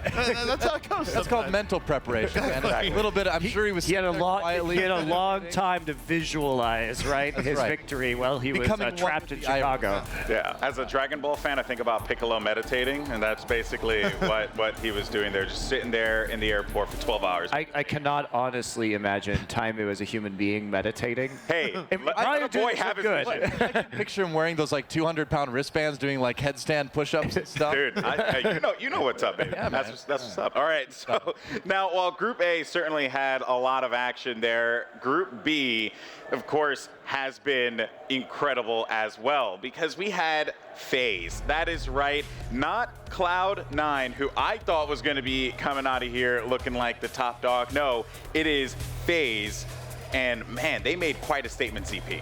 Absolutely. Faze, of course, again, they are the mystery of Overwatch where they will lose to teams they absolutely should not lose to, but then punch above their weight class and get upsets at times where you wouldn't necessarily expect them to do so. They are probably the most inconsistent team in Overwatch, but they do have punching power at the top sometimes. Well, that punching power comes in the form of like a ninja shuriken like that. And it works. I mean, Shadowburn just plays so well. And when he plays Genji, the team again just plays so well around him. I feel like, you know, we did the Overwatch World Cup. I feel like it's kind of like Team Russia 2.0 in terms of like watching this team, watching how they win. And it's effective, you know. It's a little bit weird that it works so well, but it's effective. Yeah, you know, Monty, you know what works for Faze, right? So just stick with it moving forward. Wouldn't you agree? Yes, until I think there is a point where that's not going to work any longer, right? I do think that this is that Group B is the weaker group in this tournament, and there's certainly a possibility that we end up with a finals consisting entirely of Group A teams. So you do need to take it, I think, with a little bit of a grain of salt, just given the fact that I think that better teams are in Group A. Okay. What about you, ZP? Do you agree with Monty over there?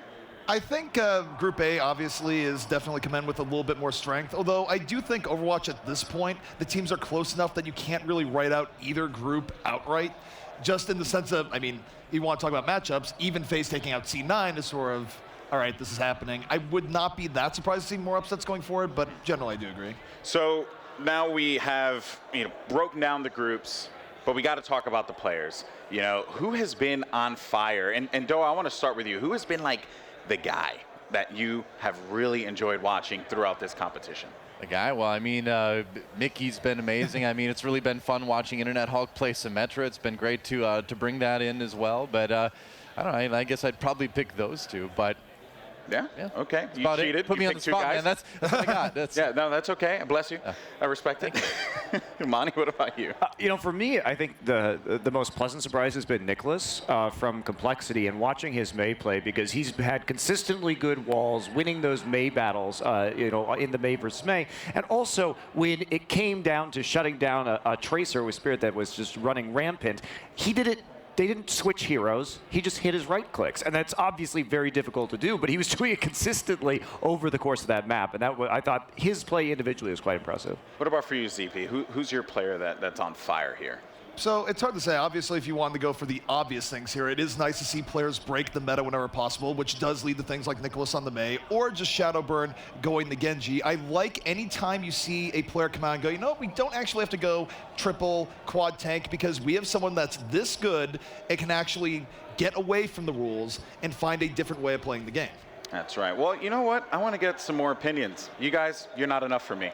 Okay, I got to get more opinions. And actually, speaking of opinions, we got two very opinionated gentlemen waiting on the side over there. Our commentators, Mr. X and Puckett. Guys, who are your players that you think are on fire right now?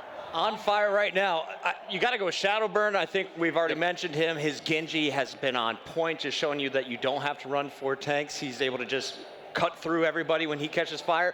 Nicholas on the Mei, though. I'm a Mei player for as much time as I can on the ladders, and seeing his Mei play without a doubt has been the standout player today. I agree with those two players, and I would also say two players for their teams that have been very effective as well. I think Harblu playing Zarya. I think the combination of Nicholas and Harblu just getting that control has been extremely effective. And I would say Too Easy as well for Faze. You saw him play Roadhog a decent amount in their last series against Cloud9, and he showed up in a big way. And I think the last player I want to highlight here, JKW, arguably the best Reinhardt we've seen all day.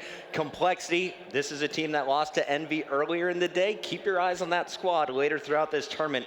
Wouldn't be surprised to see them in a semifinal. No, without a doubt. I think Complexity for a team that lost early, they've been very impressive. I think obviously, Group A we talked about potentially a little bit stronger than Group B. So I would be kind of shocked if we don't see Complexity make. I'd like to see Complexity make it back. It's going to be a tough match against Fnatic, but I'd like to see Complexity make it back. All right, well, speaking about the players on our stage, I think the player to watch is going to be Surefour, though, from Cloud9. He has definitely been one of my favorites to watch throughout this tournament. For now, though, let's send it back over to Golden Boy.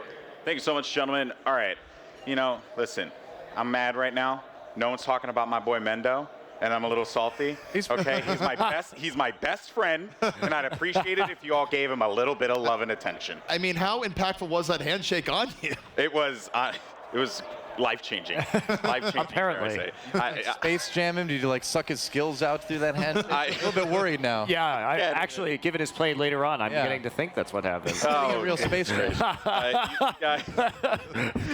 But one thing that was noted was Surefour, as a matter of fact. And I think Cloud9, this team here, I have them still going very far in this competition. So, I just feel like this is a big opportunity for C9, right? If they're able to come out on top here and just, for NRG, this is the best match they could have possibly have asked for C9, excuse me.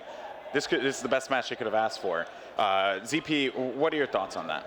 I mean, for C9, I think they're absolutely ecstatic to go up against NRG again, because you take a look at the first match, from their point of view, they crushed it. From objective point of views, they crushed it. NRG might argue that they could have had another way, but the reality is, you take a look at how they played it, C9 definitely came in incredibly strong, so I don't think C9 is too afraid here. It's probably a nice breather after a bit of a chaotic game against Faze. What are some of C9's weaknesses, though? Something you think that can be easily exploited by NRG, Monty? I don't think that today in particular, yesterday I think it went better, but today in particular, their tank line has been doing a great job of engaging, and they've been missing a lot of that crowd control. And if Mendo doesn't land the Graviton Surge, they typically just don't have the power to start a fight because we're not seeing that same level of Reinhardt or Roadhog play on Cloud9 when they're running for tank. So I also think it's just, as I said on the cast, I think it's problematic that their Roadhog player is the only one who can play McCree. So if they want to go for more DPS, like they're sort of like boxed in by their hero pools just a little bit, and they can't use the power of Roadhog and the power of Surefour being a great McCree player at the same time. Interesting. Interesting. And truth be told, that's actually a little bit weird because looking at C9's play in the past, there were plenty of times where they put Mendo on the Hog and then Surefour on the McCree, but let's see it. C9 has been so crazy in terms of changing that. They have no rhyme or reason. Sometimes they've had Surefour Hog, Mendo McCree on maps like Route 66. It's been a mystery for C9 as to why they switch up when they do, but today that didn't really seem like they're comfortable putting Mendo on a McCree or a Roadhog much at all. Well, you know, folks, we were talking about Surefour a little while ago. Just found out actually that Rachel is going to be down on the floor with Surefour. Rachel, what's going on?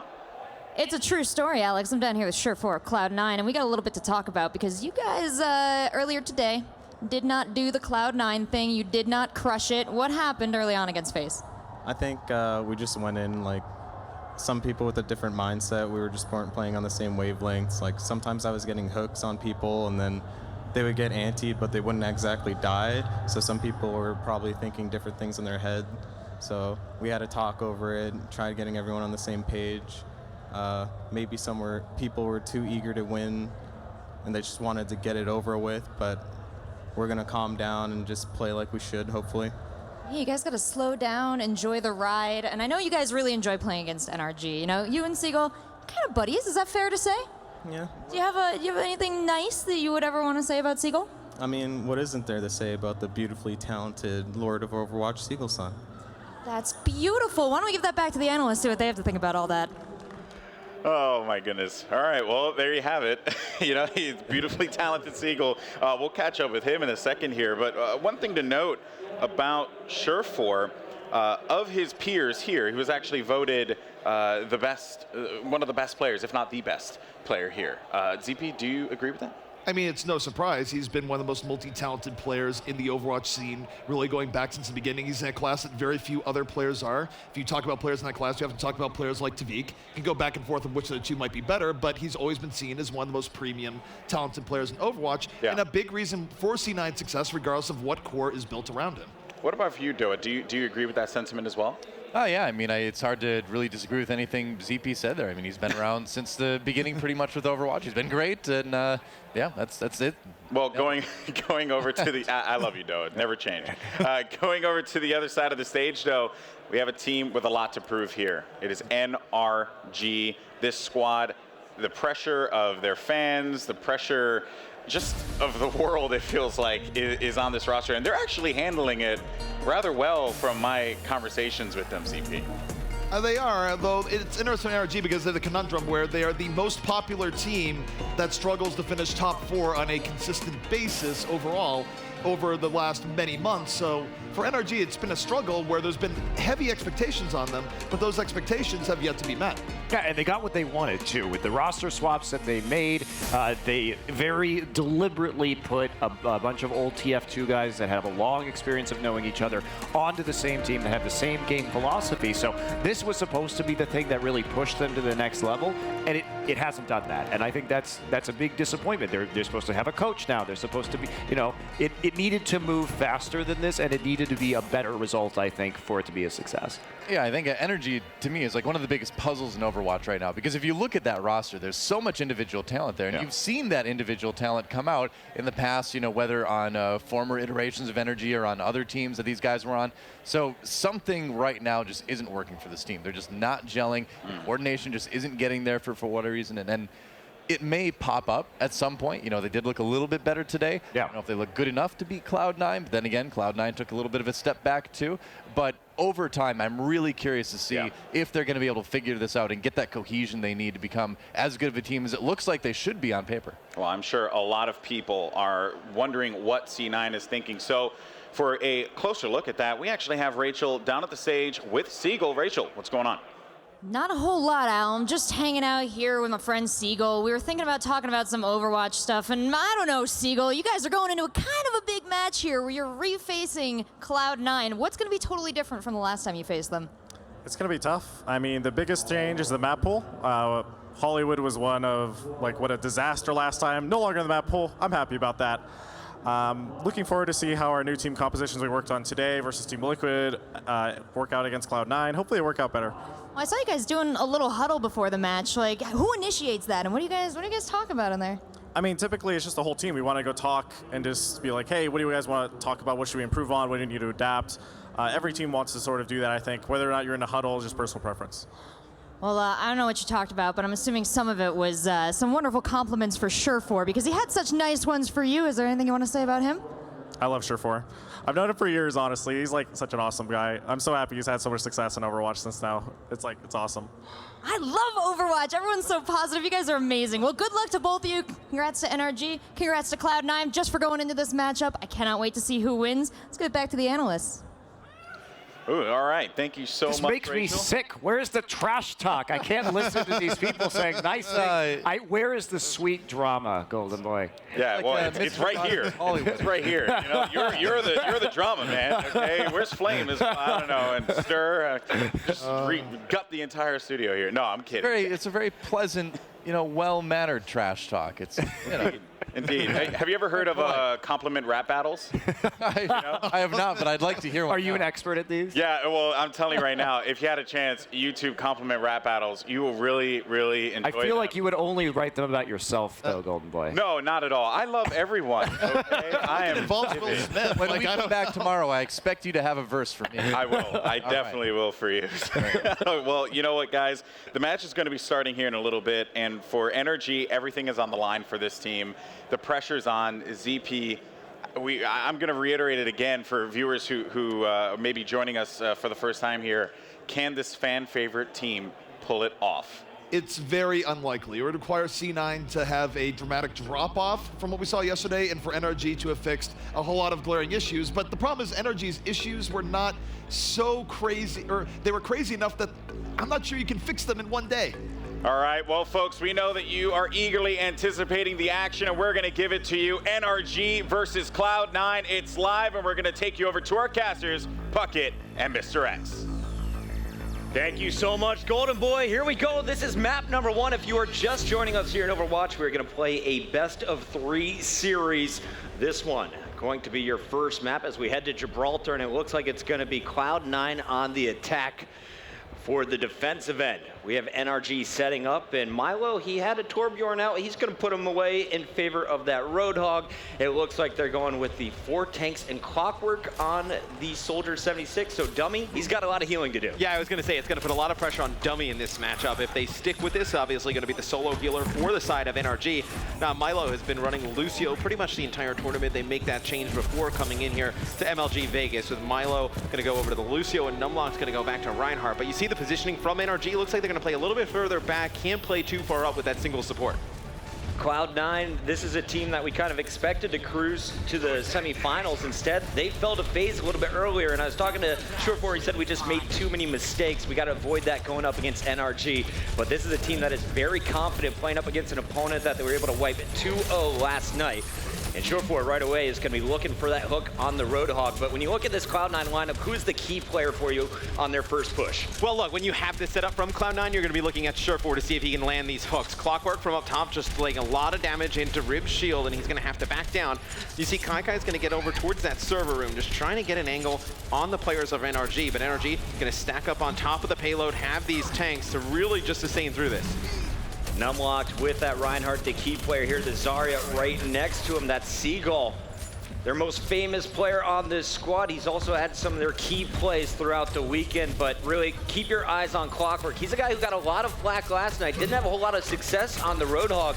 Today, he's looked a lot better on the Soldier. Yeah, and you see the teams are just going to switch sides. It's going to be Cloud9 actually getting to the high ground on the defensive side of things. It's going to force NRG back into the server room. It's going to be Rib pinning Numlock. It's going to be a big kill. It's going to be Surefour landing a hook. And now the things are starting to go in Cloud9's favor. You see they're going to be able to pick up 2 kills. It's going to be Milo taking out Rib there, so no Reinhardt in play for the side of C9. It's going to be a big Graviton surge coming in from NRG, and the follow-up comes up from Seagull. Yeah, he's going to get the nano boost as well, able to deal out that damage. Mendo had a really off match against Faze. He said, I just made too many mistakes.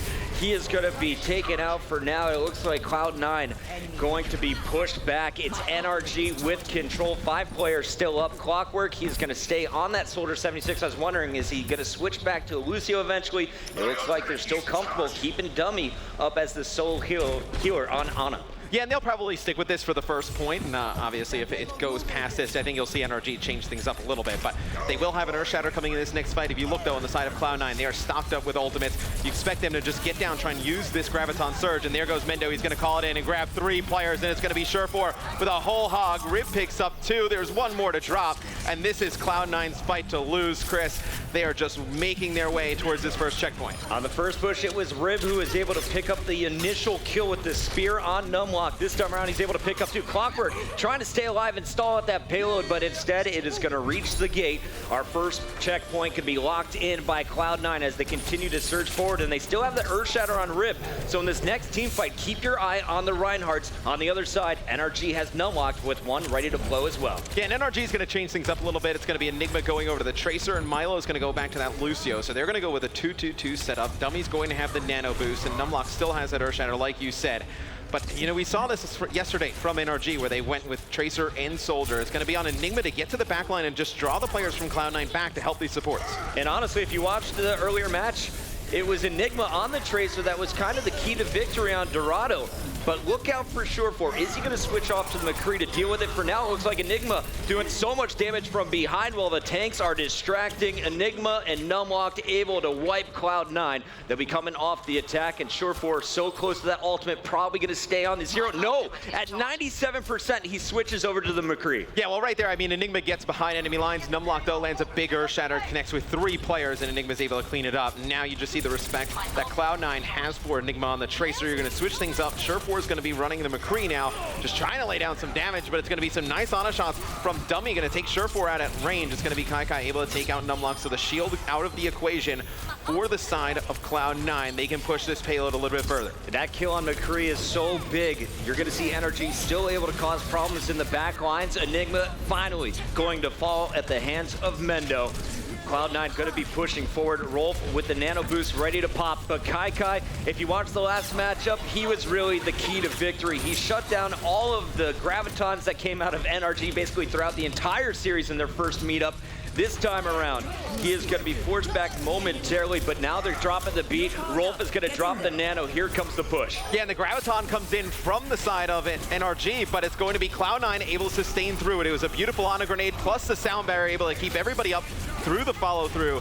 Surefour now on the Soldier 76, able to lay damage from afar. It's going to be Cloud9 taking this second point. You see Surefour pushing up a little bit further here. The players from NRG just getting off the side, don't want to be staggered off the spawn. That's 2 players down, though. It's going to be a big advantage from Cloud9. They're going to make a lot of headway with this payload. And that kill from Surefour, you know, it looks like a small detail because Clockwork was jumping off anyway, but he's charging up his ultimate. So Tac Visor going to be ready any moment. Surefour going to be laying down that damage on the shield, just trying to crack Numlock. In comes Enigma switching back over to the Diva. He's going to try and use this defense matrix to keep his team up as they get to the payload. Cloud9 waiting on these ults. Then they'll make the push. The Graviton ready to blow for Mendo. And you're trying to figure out a way that you can get Surefour with the Tac Visor into that high ground area. It's going to be Mendo, though, pushing up, waiting for the perfect time to land this Graviton Surge. He knows there's a player for the side of NRG in the high ground themselves, and Kai getting close to that Diva ultimate as well. So we'll see if he just tries to launch that in when you see Mendo use that Graviton, but it seems like Cloud9 going to stall a little bit, try and get the high ground, and then combo these ults. And you see the Diva up top. It's going to be Enigma hanging out now. He's not going to get caught in the Graviton. Numlock, the Reinhardt, going to be charging forward. D.Va gets nothing. So Cloud9, they're still up, but really not getting the kills they were expecting. Only Numlock dropped so far here for NRG. They continue to hold. Clockwork staying alive with that Soldier 76, just firing from above. Enigma is going to be distracting. Now the counter Graviton. Oh, and that is a big Graviton surge from Seagull. He connects with all 6 members of Cloud9, but the sound barrier comes in, and Cloud9 now going on the offensive, and Rib has that Earth Shatter. Surefour getting up top. This could be bad for NRG. Clockwork coming out of the gates is going to be met by Surefour. The Helix Rocket's going to be dropping him down, half health. Meanwhile, the push continues. You got Rib leading the way, Kai right next to him. Nothing that NRG is throwing at him is landing on the players. Everyone fully healed up. Clockwork desperately trying to lay down the long-range projectiles, but just simply can't land the Helix Rocket once again. Kai up top with that D.Va, causing so many problems as a Cloud9 player. Yeah, and it's going to be Surefour picking up Milo in the back, so that's going to be the Lucio dead for NRG. A fantastic flame strike there coming in from Rib, taking out Numlock. This is where Cloud9 needs to end the game. You have Surefour up top, laying down damage. Enigma's going to fall, and players coming up the spawn for NRG. You see Rib with a big Earth Shatter in the spawn door. It's going to be Cloud9 completing the map with 1:05 left in the time bank. And it wasn't flashy, Matt. It wasn't flashy. It was just a calm, cool, collected push here from Cloud9, and that's what Surefour talked about. He said, you know, we just need to calm down and play our game. They didn't make any huge mistakes that round, and it paid off on the attack, but now they're going to have to defend the push from NRG. Yeah, I mean, it wasn't too great of a defensive setup from the side of NRG. I mean, they got one really good hold in the hangar phase when Enigma switched over to the Tracer, and then they got one hold towards the end. But once Cloud9 kind of got their bearings, you saw Surefour really kind of find himself on the Soldier 76. That's when Cloud9 kept things rolling. Now, what I'm looking forward to is to see what Clockwork is going to pull out. We saw him on the Soldier 76 for NRG quite a bit on the defensive end, but in their earlier matchup, he wasn't afraid to pull out the Pharah on the attack on King's Row. It looks like currently, if they're going to stick with this comp, he is going to have a pocket Mercy with Milo, and he is going to stay on the Pharah as I say that Milo pulls back out the Lucio, but Seagull, he could have a treat for us here. Yeah, so it looks like at least here at the beginning, you know, NRG with a lot of time to change their comp up. You have Seagull on the Genji, and you have Clockwork on the Pharah. So we'll talk a little bit about that, you know, once we get closer towards that coming into play and locking itself in. But on the side of Cloud9, you're going to have the Symmetra and the Torby. It's the Hollywood strat, man. This is what they did to NRG the other day on Hollywood. They used Adam on this Symmetra, and they got the, you know, the shield barrier, and then they were able to combo that with the armor that Torbjorn gives you from building up the scrap, and they just build this HP pool so large that it's so difficult to just take them out. NRG looking for an answer against Cloud9. Gibraltar, of course, going to be a little bit more open than Hollywood was when it comes to pushing forward, but really the key for Cloud9 in their match yesterday was when they were able to get the shields down. They had the armor coming out like crazy from Mendo, and they just had so much HP. It was almost impossible for NRG to take out multiple players on their pushes. But I do like this setup that NRG is going with. It's going to be a pretty aggressive dive comp because you're going to have the Genji with the Pharah Mercy, combo that with Winston as well. We'll see how they try to attack here. It's going to be Numlock getting up top. Just going to try and rain down some fire with this Pharah. And it's going to be a lot of pressure on Rolf and Surefour from the side of Cloud9 to be able to pick him up. Yeah, Rolf is going to try and help out with the kills on Pharah, but he's also their only healer outside of 76. So keep your eyes on Rolf. If he goes down as the healer for Cloud9, NRG should be able to steamroll. Well, and with the solo healer and the dive comp on the side of NRG, this is actually probably pretty good for them, because if they can get to the back line and put a lot of pressure on Rolf and take him out, obviously, like you were just saying, it's the only healer up for this Cloud9 squad. And you see the Ana grenade coming in from the side of NRG. Seagull just trying to poke in the front, but it's going to be Numlock getting a little bit too deep there, taken out by Surefour. Clockwork unable to land those rockets, and as I look at the full map here, Matt, it looks like everyone's just backing up in the server room. I was watching Mendo to see what he was going to be doing. He is going to be putting up his turret. Rib is just going to be protecting that with the Reinhardt. They're going for the slow play here. NRG slowly moving this payload up, and now here comes the push from the top. It's Seagull on the Genji. You got the Winston right next to him to protect from any flanks, and now Seagull targeting that turret will take it down. Meanwhile, in the back line, it looks like Enigma causing problems with the D.Va in a one-on-one versus Kai. Kai ate so many of Enigma's Gravitons yesterday. Enigma looking for a little bit of a revenge, but here comes the Nano Boost, keeps Kai up. Cloud9 has all players alive. Those shields are out, and so is the armor. And that is big. Seagull trying to get to that high ground, just push Surefour down. You see it's going to be the Diva bomb coming in from Kai. Not going to get anything with it, but it's going to be Mendo picking up Seagull at the beginning of this. Surefour going to have to use that tack visor, push the side of NRG back. NRG in this next fight, though, they will have that rocket barrage. They also will have the resurrection from Mercy, so you expect them to get a little bit more aggressive. And Clockwork was just picked, so a big kill coming in from Surefour. Clockwork had about 10 health forever and finally was finished off, so no push coming in quite yet. A minute 51 to get to this first checkpoint. NRG stalled out for now, but they're looking for one big push, and there are the shields. Everyone on Cloud 9 given that bonus 75 HP. Yeah, so this is where if you are NRG, you need to make a conscious decision. You need to get rid of that shield barrier right away, because you're not going to be able to just cut down these tanks with that up. And also, you do have Mendo with that Molten Core ability available from Torbjorn. Look to see when he pops that. If the guys from NRG get a little bit too deep, expected to come out, it's going to be Mendo with one. Rolf taking out Clockwork, so that's going to stop the push here from NRG. They're going to have to back down. And how stubborn are they going to be with Clockwork on that far? He's been shut down by Surefour. Now the Ana is able to pick him from the sky. A fully loaded Cloud9 had a full hold, excuse me, on Hollywood. Will they do it again here on Gibraltar? 1 minute left. And you do have the resurrection still, so I think you are going to stay onto the Pharah because you're just trying to get Surefour down from above here. And it's going to be the push coming in. Numlocked and Seagull on the payload. Seagull's going to switch things up off of the Genji over towards Zarya, just trying to put a little bit of pressure, but you see the Symmetra shield and the Reinhardt shield protecting the Torbjorn turret, and now it's going to be Kai getting nano boosted, getting it very aggressive. They get Seagull low. Numlocked uses his Primal Rage, not going to be able to get anything for it, just pushing Kai back, but Rib there in support.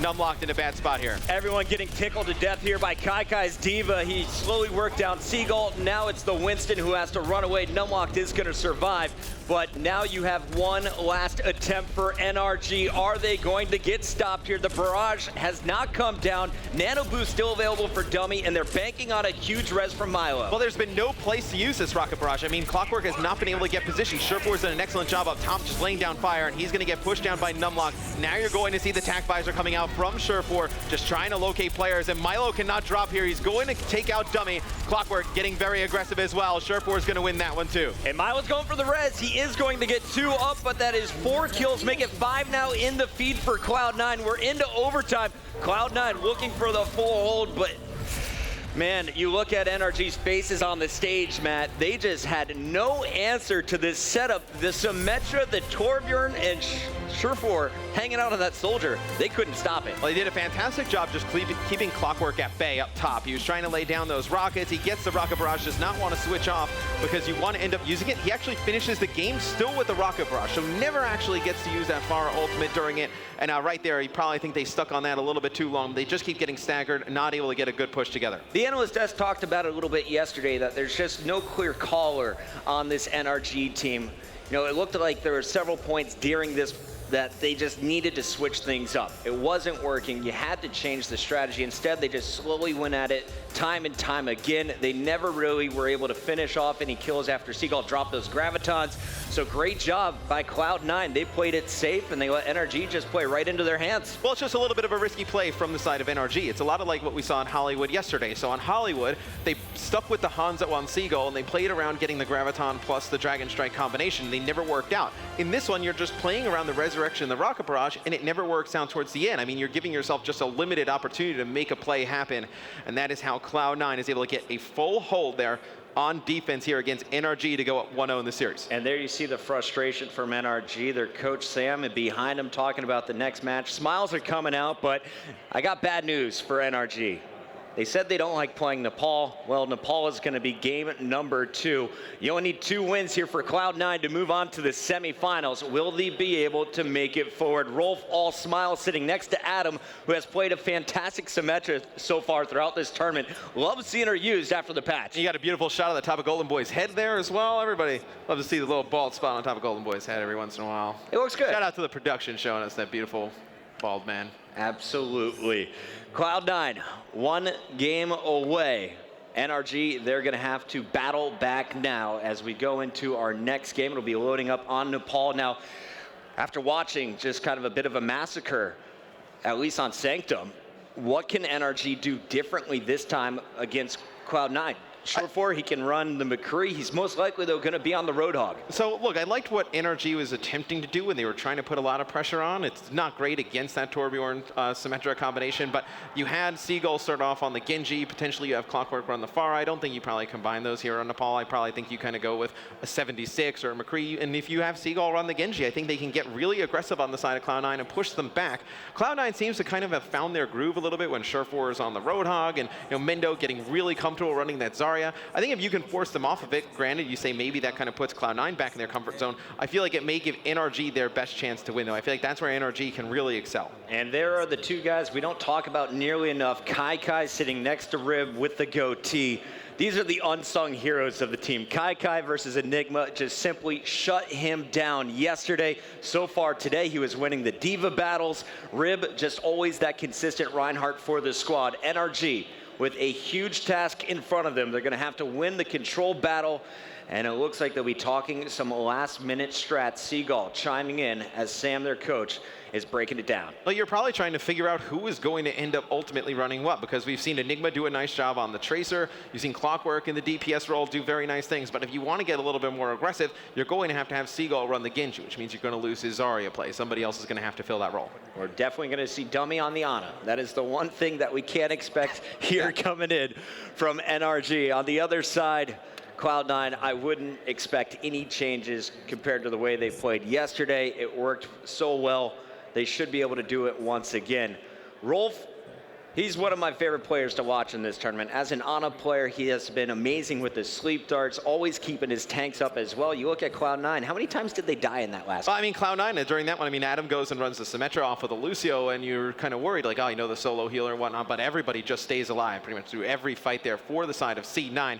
And a little bit, I know what ZP was talking about earlier, I would love to see if they potentially could give Mendo the McCree, and that opens up Surefour to run something like the Tracer. I would love to see if Cloud9 came out and really was the aggressors, but it's this is exactly kind of what I was talking about. Oh, so even harder than I was talking about. So right now, on the side of NRG, you're going to have potentially the Genji plus Tracer and Clockwork on the McCree. So a lot of pressure going to be coming from NRG. You combine that with Dummy switching off of the Ana, going over to his Zenyatta, going to be able to give them that extra damage with the Discord Orbs. And you're going to see if NRG can just cut down these players from Cloud9 fast.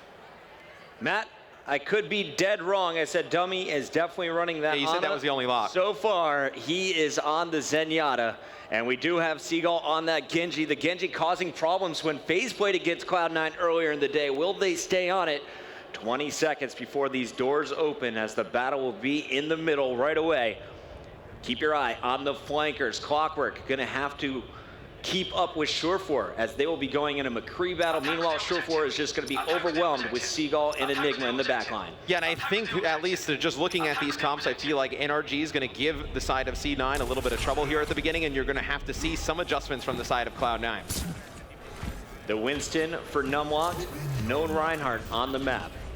They're going with the dive comp on the control point, and you're going to see Cloud9 pushing from the left. They're not going to run up the mid stairs. Instead, they're just going to let Rib lead the way as Surefour picks away at his opponents with the Peacemaker.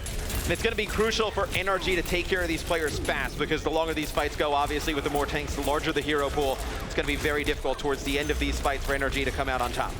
Got a little scary there for Dummy, dropped to 50 HP, but he's going to be healed up by Milo, and now you're going to see Surefour able to pick up the Genji kill, so down goes the Ninja for NRG, down goes your Tracer, just kill them all, Surefour. Numlock taken out as he hunts down the Lucio. Yeah, I mean, that is a fairly easy way to get rid of flankers. I mean, when you have a player just as dominant as Surefour on McCree with just that pinpoint accuracy, I mean, he takes out Seagull at the beginning, a nice flashbang onto Enigma, one quick headshot, and then just plows through the last player there. Fantastic play by Surefour. Absolutely, and this isn't console, baby. This is PC. No auto aim for Surefour, but he sure makes it look that way. Enigma on the Tracer is going to try and take him down. Surefour already earning himself a Deadeye. Rolf with the nano boost ready to go. On the other side for NRG, the closest is going to be a Transcendence. Surefour going to be taken down. It is Seagull reflecting it all back at him, and you're going to see NRG NRG on the point for the first time. Cloud9 already at 33% as they continue to score. The pulse bomb could be huge here, but instead he's met with a hammer. Enigma takes the seat.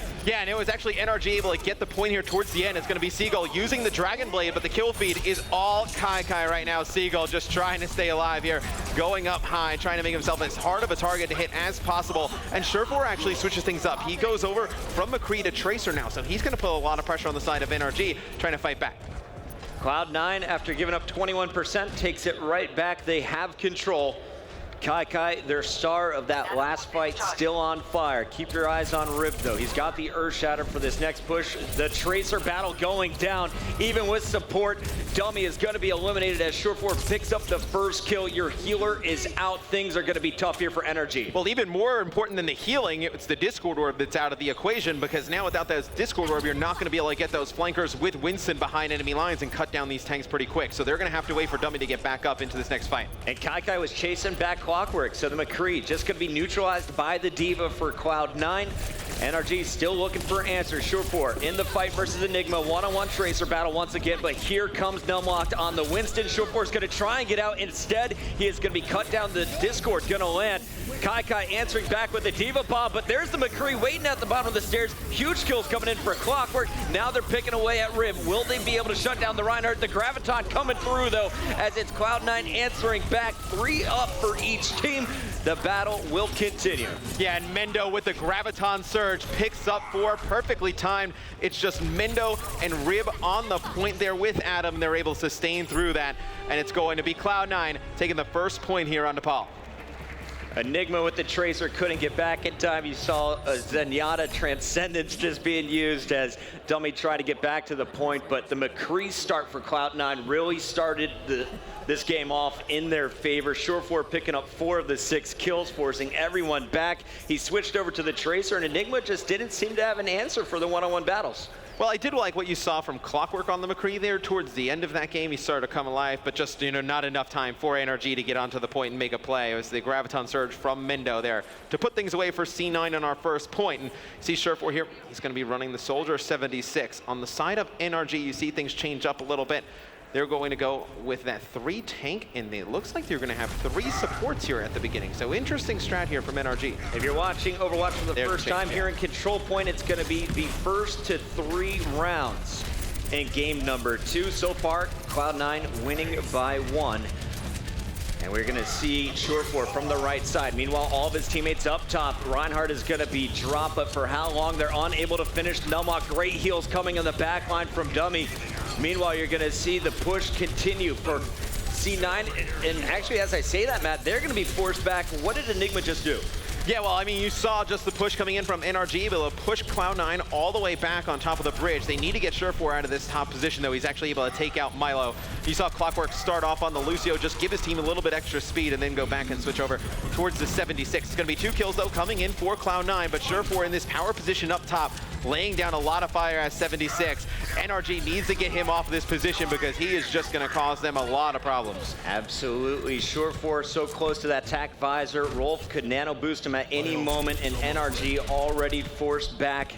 This front door can be locked down if you get your Reinhardt up with Kai right next to him. They did it earlier in their series on the main stage. Cloud9 looking to do it once again. 19% and counting, but it's still very early here in the second heat.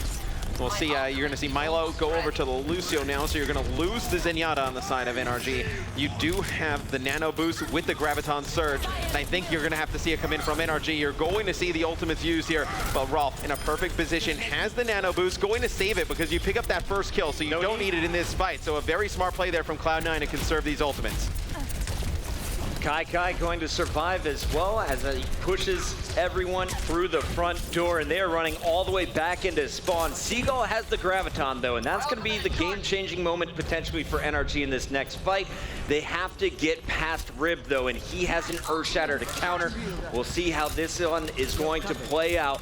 The Diva leading the charge here for NRG. It's Enigma on the left side. They're going to go straight for the point. Surefour from the top pillars, though, able to fire from above. Here comes the nano boost attack visor. Surefour, though, gets Enigma right in his face, wakes him up after the sleep dart lands. Big plays coming in from Rolf, and the sound barrier is going to keep C9 up. You see NRG just jumping to their doom. They know they only have one push left. C9 at 80%, and that last push did not work. You do have 3 ults to work with. Yeah, all NRG invested into that one was their tac visor, and on the side of Cloud9, they used the tac visor and they used the nano boost. So NRG comes in with a big ultimate advantage this next fight, but still the clock is ticking.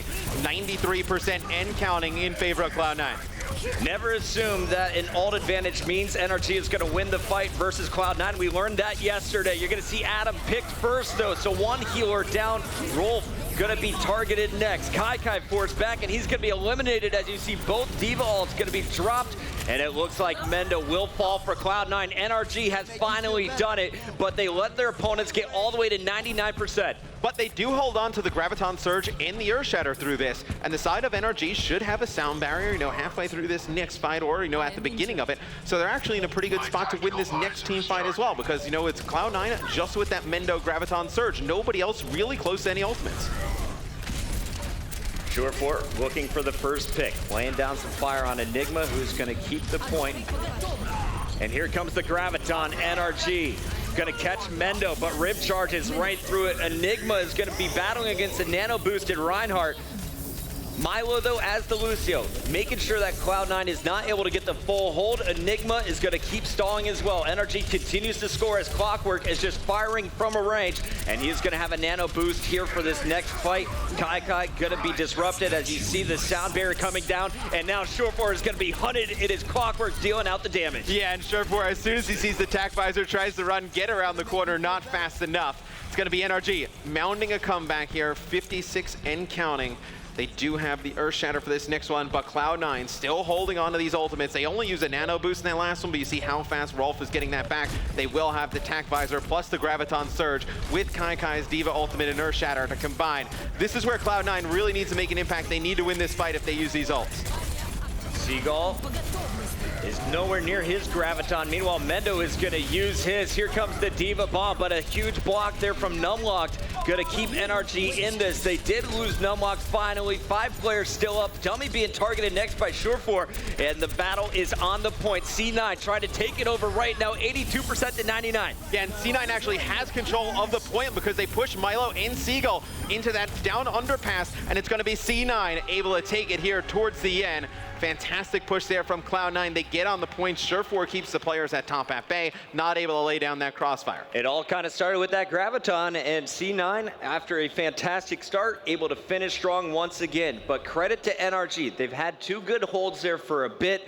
Unable to connect on the first Seagull Graviton, though, is where things started to go bad. They had to use more ults than they wanted to, and C9 was able to lock in our second round. And once again, it is Cloud9 1 round away from taking game number 2, and this would eliminate NRG from the tournament. Yeah, and here at the beginning of our next point, have a little bit of a pause, but we can talk about what we see in terms of comp. It looks like you potentially could see Surefour run over and use that Mei, because Mei being very good on these next points to be able to just block these players off with those walls. Surefour, we've seen him use the Mei in the past to great effect, but you also lose a lot of that firepower he's giving you on 76. Clockwork, even though their backs are against the wall, not too stressed out yet. You saw a smile coming out, talking to his teammates on the other side. It is all smiles. Mendo and Surefour, look out for the golf claps from these two. Mendo wanted me to know and make it known to the public. He did not come up with the golf clap. That is all Surefour's. He stole it and made it look better. At least he's giving his teammate credit for it, right? But I think if you're NRG, you know, with the way control maps are, you can just swing things in your favor with relative ease. I mean, you win 1 point, you get hot going into the next one, you get an ult advantage or 2, you win 1 big fight, you're able to just take it with 2 or 3 good holds. So I think NRG can definitely swing this back in their favor. You think so? I think it's possible. You got to win 3 straight rounds here. Well, we've seen some nice things out of NRG. I mean, these games are much closer than the game we saw yesterday. It's just, those 1 or 2 fights towards the end where, they use an ultimate or 2 and they're just not able to sustain through it and win it.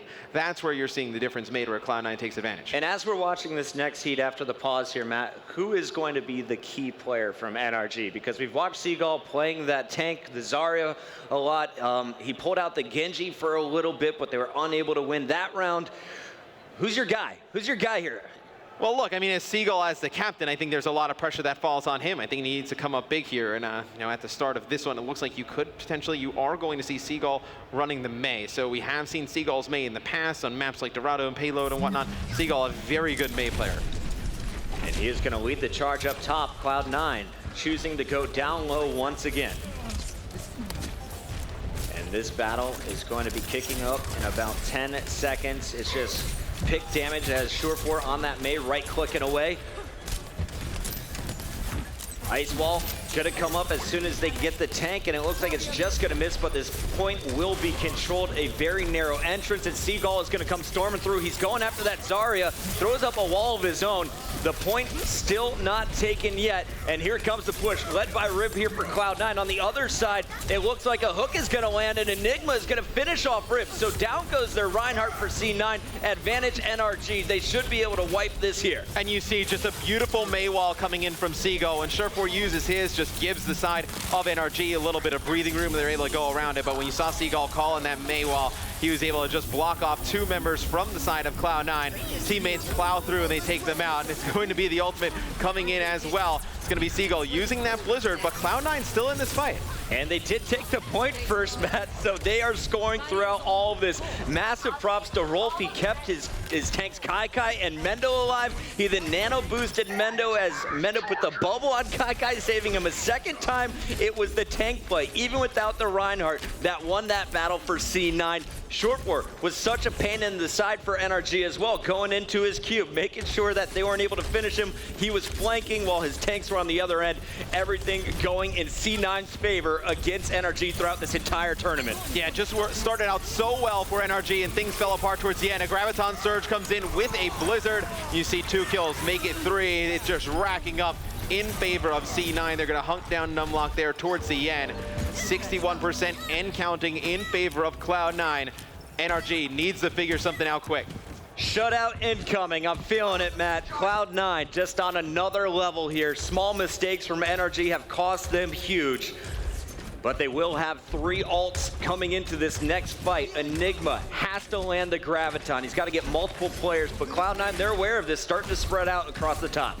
Now we'll see how NRG elects to attack this. You see a Mei wall coming in there from Sure4. He's actually going to catch 1 player off guard as Rib just darts down, but really good focus fire coming in from the side of Cloud9. It's a 5-man Graviton Surge, though, for NRG. They get nothing, though, on the follow-up. No kills come through. It's going to be Milo taking out Rolf. Kai uses that Diva ultimate, able to take out 1, but the point is just being held by Cloud9. They push Clockwork back. That should be all. And that was a massive Mei wall coming in from Sure4. He stopped the Earth Shatter from Numlocked and sealed the deal. Cloud9 with a clean sweep over NRG. They get a great hold on Gibraltar, and then winning all 3 rounds here on Nepal. They're going to send NRG home as they will advance to the semifinals. And look, I think you just saw in this series this potential that the Cloud9 team has when they are clicking on all cylinders. They have so many versatile players, a very deep hero pool. They can cause your team a ton of trouble. On the side of NRG, I feel like they started to hit their stride a little bit today. They looked much better than they did yesterday. And I feel like, as they get a little bit more adjusted to these, role changes with, Milo running the Lucio and Numlock now on the tank, I feel like things are only going to get better. A lot of respect shown amongst these players. They know they'll be playing each other for quite a while. The Overwatch League coming up in 2017. A lot of hype around this new esports title, and these are going to be familiar faces, I have a feeling, throughout all of 2017. Oh yeah, I mean, you have some primetime players in this matchup with Seagull and Sure4, and I know Mendo as well. I think all of these players, phenomenal talents. That's going to do it for us here in your first match of primetime, but let's send it over to the desk. Golden Boy, what did you guys think about this battle? Well, the sun has set on NRG's run here at MLG Vegas, but, I just one thing I want to say real quick. for those of you who are criticizing me online for being on my phone in the middle of a game, dog, I was taking notes, okay? I was taking some notes. I think you were swiping right. Certainly don't let my wife know that, okay? Goodness gracious. Anyway, you know what, guys? We're going to break down the game in a little bit. I'm awful clamped here. Let's go ahead, toss it over to Rachel, who's down at the stage with Rib. Thank you so much, Golden Boy. Now, there's a lot of great people on Cloud9, 6 in fact, but I think we don't get to talk to you enough, Rib. Now, I've been a fan of yours since the Overwatch Open. You did an incredible job with Misfits. Now with Cloud9, you've been here about a month and a half. What's that been like? It's been great. Cloud9 has been amazing. And what was it like when they initially picked you up? How did they reach out to you, and how did the first couple days go? The night after we beat Rogue, I got contacted by Cloud9. So that was even before we beat Envy. So I was very happy back then. And what's it like working with these guys now, being here on the stage and being victorious? It's really great. We have a good atmosphere in the team. We like each other, so. Rib, I'm just happy to see you happy. Congratulations on your victory. Excellent plays. We'll be watching you. Guys, take it back to the analysis desk, because I know you got stuff to talk about up there. Indeed we do. I just got a text from my wife. She's very disappointed. I'm in trouble. Thank you, Monty. Officially a home record now. Thank you. Like, it's horrible. I'm a good man. Anyway, guys, you know, just going to the match, though, please. Rib actually spoke to him yesterday, and he was saying how happy he was being a part of C9 because of the training facility and the support that the organization has given him, and that it's really been a dream come true is actually what he said. So it's very good to see Rib do that. I think this squad has a lot of potential. ZP, we'll open it up with you, though. Did you feel like Cloud9, I mean, how do we even break this down? Because we really wanted to see NRG come out and fight here. It just wasn't the case. Here's where things are for me. I'm not sure what was more devastating, Monty's joke on you just now or Cloud9 versus NRG, because both were very, very strong. I mean, realistically speaking, you take a look at both teams here, C9 didn't let NRG get a single point. And that's just an outclassing. I've seen this from NRG before. Yeah. I watched it in Korea, and I watched them in a best of 5. Not, failed to get a single point. Now that was more acceptable because it was directly after the changes to the roster and somewhat understandable.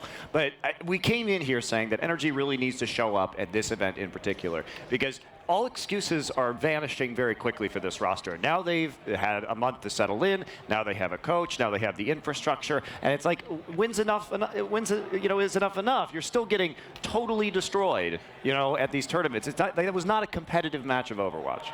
Yeah, I mean, you were in Korea, Doey, and you witnessed that as well. Of course, you're in Korea because you live there. I've been there for a while now. Been there for quite some time. NRG, man, do you agree with Monty's consensus here that at what point do you say enough is enough? Well, yeah, I mean, before the match, I called them one of the biggest puzzles in Overwatch, right? Because, again, on paper, you look at these guys, it's a lot of good players. They should be better than they are. What's not working, it's hard to say. We can't hear their comms. We don't really necessarily know what's going on in the practice facility, but it's certainly something that, you'd think would have been solved by now. It's not solved. So what's the next step for this organization? What's the next step for this team? It's going to be interesting to see what happens in the coming months here. Well, I think the big thing for me, if you go back and look at their Gibraltar attack, there's just a deep sense of confusion with this NRG team. Where they're not really sure what they want to run. They're not really analyzing what the enemy defense is. It's a mess. Well, we're going to go into some highlights, but Monty, I want to get your thoughts here because one thing in particular that I want to highlight, you talk about confusion. Gibraltar was just a very confusing game on many, many levels, Monty. Confusing for Mr. X, too, because he doesn't know where it is on a map. That's true. He thinks it's in, Asia. But in any case, if we actually look and talk about these team compositions that we saw coming through, I don't know against the Symmetra Torbjorn, and part of this was Cloud9, I think, playing positionally very well. But we look at Pharah, Genji, Winston, Mercy together.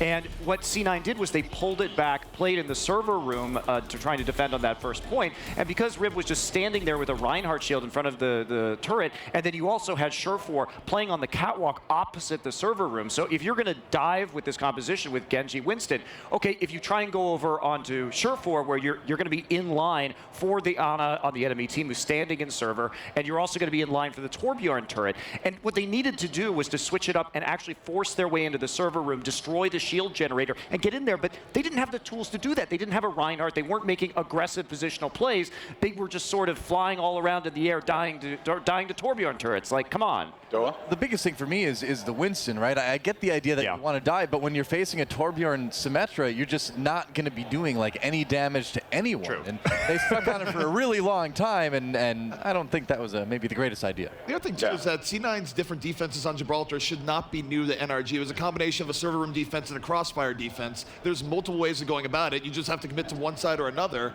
Whereas NRG, they were just all over the place and running something that didn't really let them get the pressure they needed to even remotely crack it.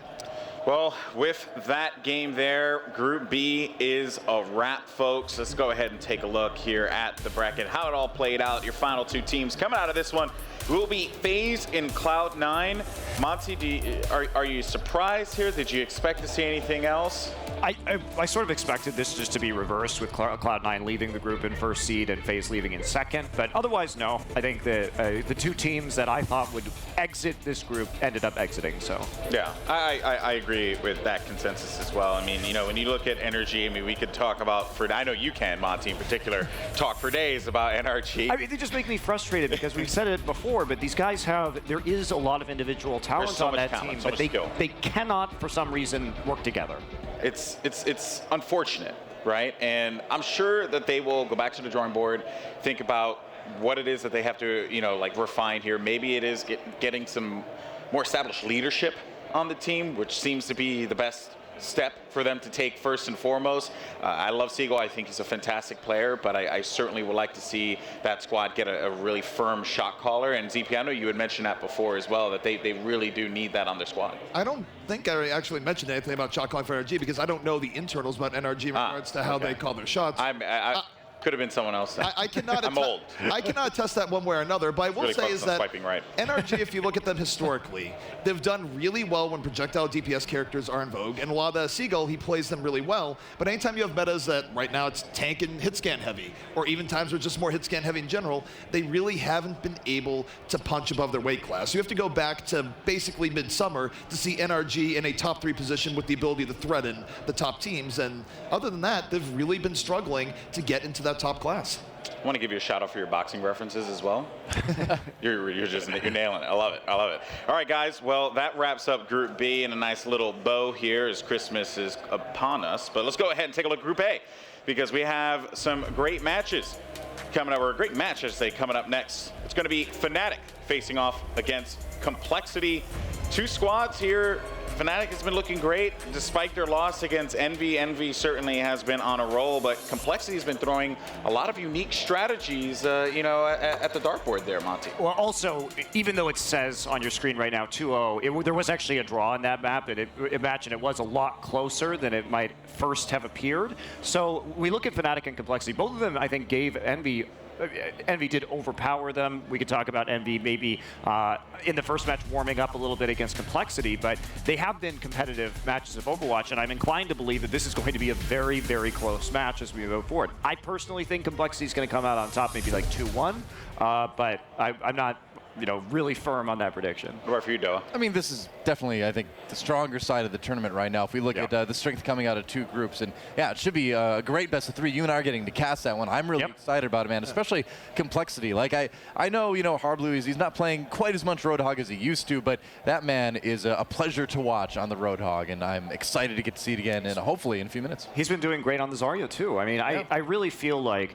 you know, we talked about Fnatic saying that maybe they're more than the sum of their parts, but I think Complexity has had some standout individual performances so far in this tournament from guys like Nicholas and Harblu. So if you look at both Complexity and Fnatic, and you go back to their last live event they were at, which was DreamHack, they were very, very close. Fnatic was able to edge it out in the end. I still think it's very close, and if either of the two teams takes it, I'm not going to be surprised. I lean towards more a Fnatic 2-1, though, just based off of recent experience between the two teams. Well, folks, this next matchup coming up is going to be a good one, and we hope you've been enjoying your experience watching the Overwatch Invitational at MLG Vegas. But most importantly, How have you been watching? If you're checking out MLG's EVE player, actually, you could do so at MLG.tv/Overwatch. It is an awesome experience. You get stats, you get the what heroes are going to be played, and on top of that, you learn. And if you are a new player, just getting in this for the first time, this is a great way for you to experience not only this event, but just Overwatch in general. So once again, guys, MLG.tv/Overwatch. Check out the EVE player. And of course, I'm sure the folks over at MLG want to know what you guys have to say. But gentlemen, this is it. You guys are going to get to call this fantastic game, which, dare I say, I mean, we've had some great matches, but this could very well be match of the night with Fnatic versus Complexity. So I'm jealous. I hate you, but I love you at the same time. ZP, you know, I guess before we close out here, any final thoughts on this series and, of course, going into the Fnatic matchup with Complexity? Well, for me, I'm going to focus on the positive. I think C9 bounced back very strongly after their matchup against Faze, and definitely one to look out for tomorrow, going to Complexity versus Fnatic. Not much more to say other than it should be an incredibly good match. And I think if anyone says they know 100% what team is going to win, they are a liar. Because it's going to be liar. It's going to be very close. They are a filthy liar. Well, guys, it's going to be fun. I can't. What were you saying? So it's harsh, man. Well, you know, I mean, you guys are pretty harsh to me, so I just got to spread the. Hey, I've been nice. around. I've been a really nice person. You have been. All event long. You're just a all lifelong, though. You just have a magical. I'm a nice guy. You're just a magical unicorn. That's what you are. Well, I'm not a magical unicorn, but you know. Okay. Anyone who says I'm a magical unicorn is a dirty liar. All right, guys. Well, that's going to do it. Coming up next, we have a great matchup. It's going to be Fnatic facing off against Complexity. Who comes out on top? Find out on the other side.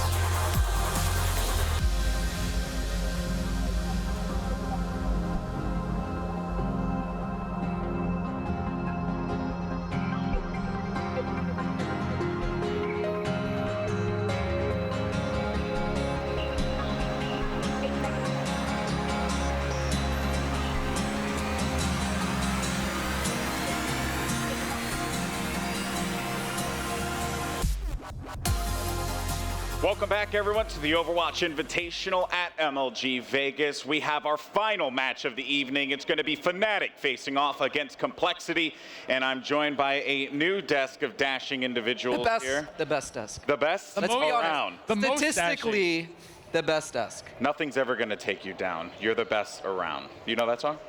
Yeah. You're Canadian, so I mean. I've heard it, but I can't connect. Anyways. That's how Canadian he is. Come on, man. Just give me something. Stir, you know. Anyway.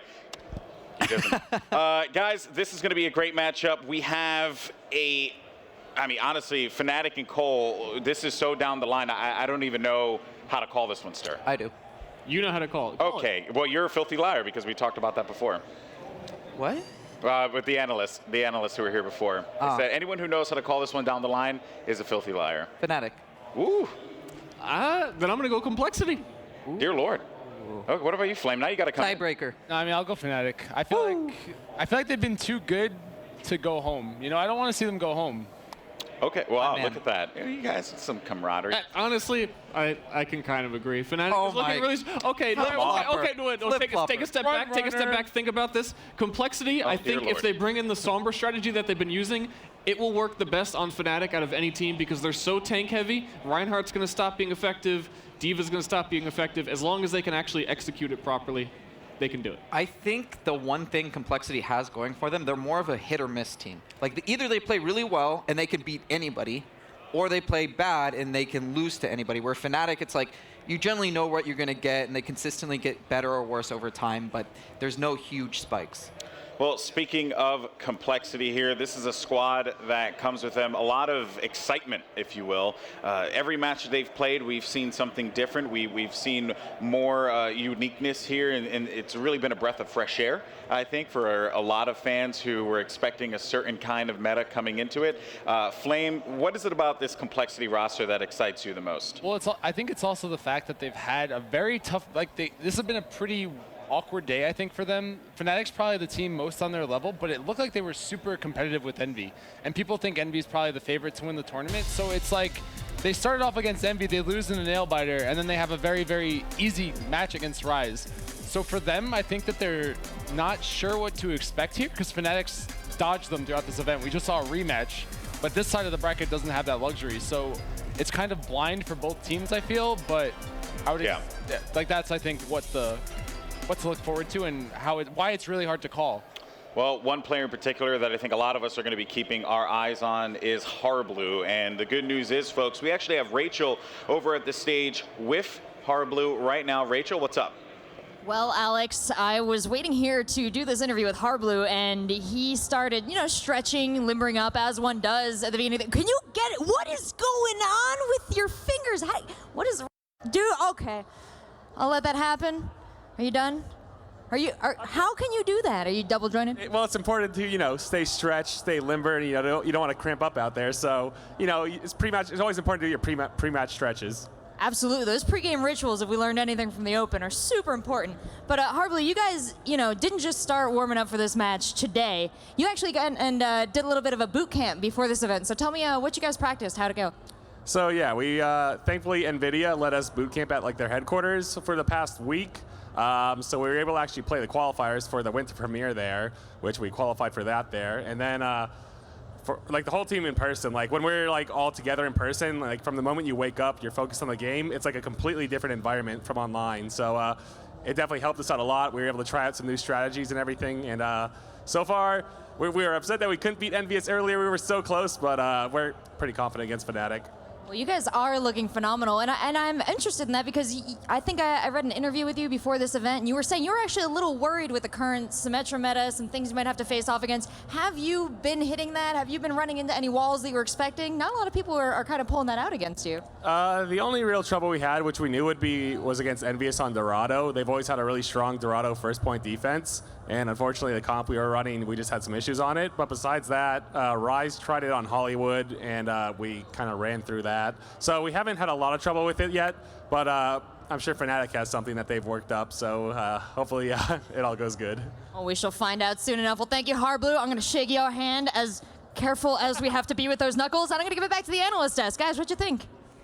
Well, I don't know whether to be impressed or disgusted. Disgusted. Honestly. Disgusted. I threw up. Is he living a secret life as Mr. Fantastic or something like that? It's just. I don't know. I think if anybody was going to do that, though, it makes sense for Harblu, just knowing his personality and how quirky he can be. I've seen him do that so many times that it's kind of lost its wow on me. And now it's just getting more and more progressively disgusting. Well, I don't want to talk more about the progressively disgustingness of his flexibility, dear Lord. Anyway, let's go ahead and shift gears over to Fnatic, guys, because you, Huck, are very confident in your pick that Fnatic will win this game. It's a bold move, Cotton. Is it going to pay off?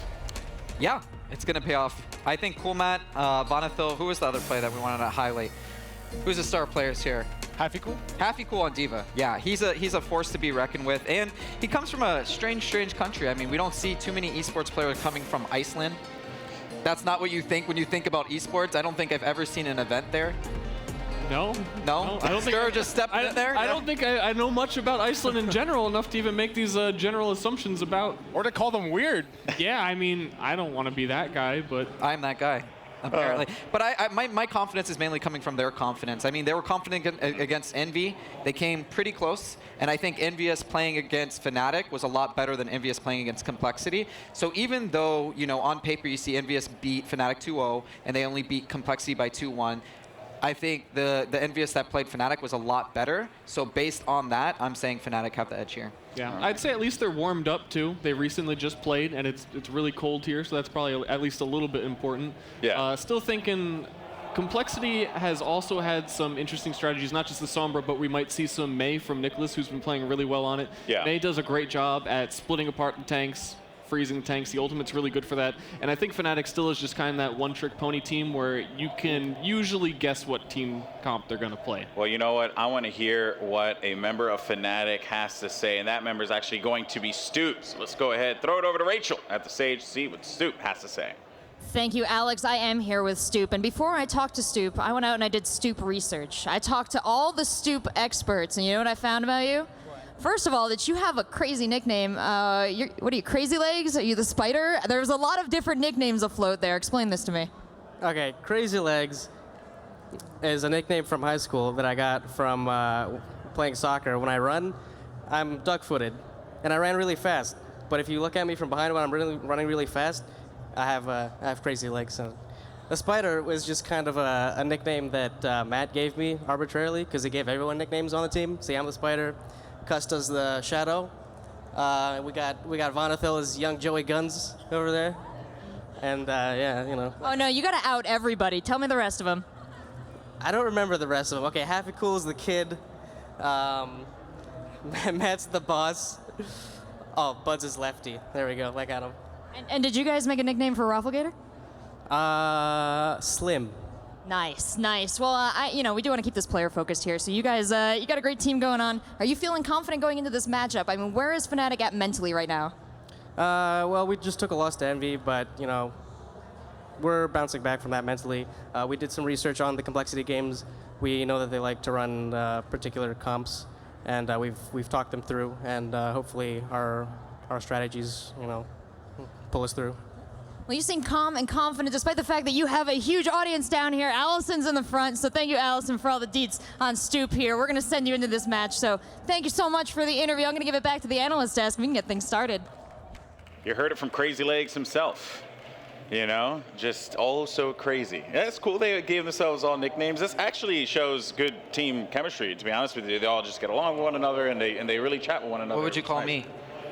Oh, man. I'd call you Papa Bear. 100%. Call me Papa Bear? Oh, 100%. Thank you, man. I was actually going to say, Gimli, but, it's okay, though, or like Frodo. But, but that's because you're tiny but lovable. Thank you. That's what I'm going for here. Thank you so much. For Flame, it's obviously guns. It's just guns. I mean, look at those arms, man. You can actually flex, which it's more about the buns. Okay. Wow. Okay. Well, that's that one. Leave it to Stir to just make it weird. All right. All right, guys. Well, you know what? That's going to wrap things up here. This is going to be a great matchup. I mean, I cannot wait to see who comes out on top. So let's go ahead and toss it over to our casters, the one and only Monte Cristo and Doa. Take it away, guys. Thank you, Golden Boy. And yes, Doa and Monte Cristo here as we move on to Gibraltar for our final match of the day, Complexity versus Fnatic, a battle for survival. And Monte, you know what? If Huck is Frodo, yeah, he's small level and all that, but that also means he's ultimately corrupted by the forces of, pure evil. So take that as you will, I suppose. I think it makes sense. The analogy holds through to the end, I feel. I'm just going to start calling everyone Crazy Legs. That's hilarious. Well, here we are, Gibraltar. What a beautiful place. But no, the camera has to turn around, otherwise we're not going to see any action. Yeah. There we go. Yep. Oh, there's the map. Yes. We are ready. And Cloud9, not in this match, but it will be. Let's see. That's right. There we go. Okay. We got it now. So Complexity bouncing around the room right now. We do see Fnatic running, kind of what we would have expected from them. Buds moving over to the Soldier. So triple tank with a Soldier. Nothing too surprising. Setting up on that high ground. Pretty standard defense looks like it's going to be coming in so far, and Complexity may be rolling with this Mei. They've been the most Mei-heavy team that we've seen so far at this tournament, and it has been working out. Yeah, I mean, Nicholas has been great on it, and honestly, I feel like we've seen more Mei today than I expected to see, but generally it's performed.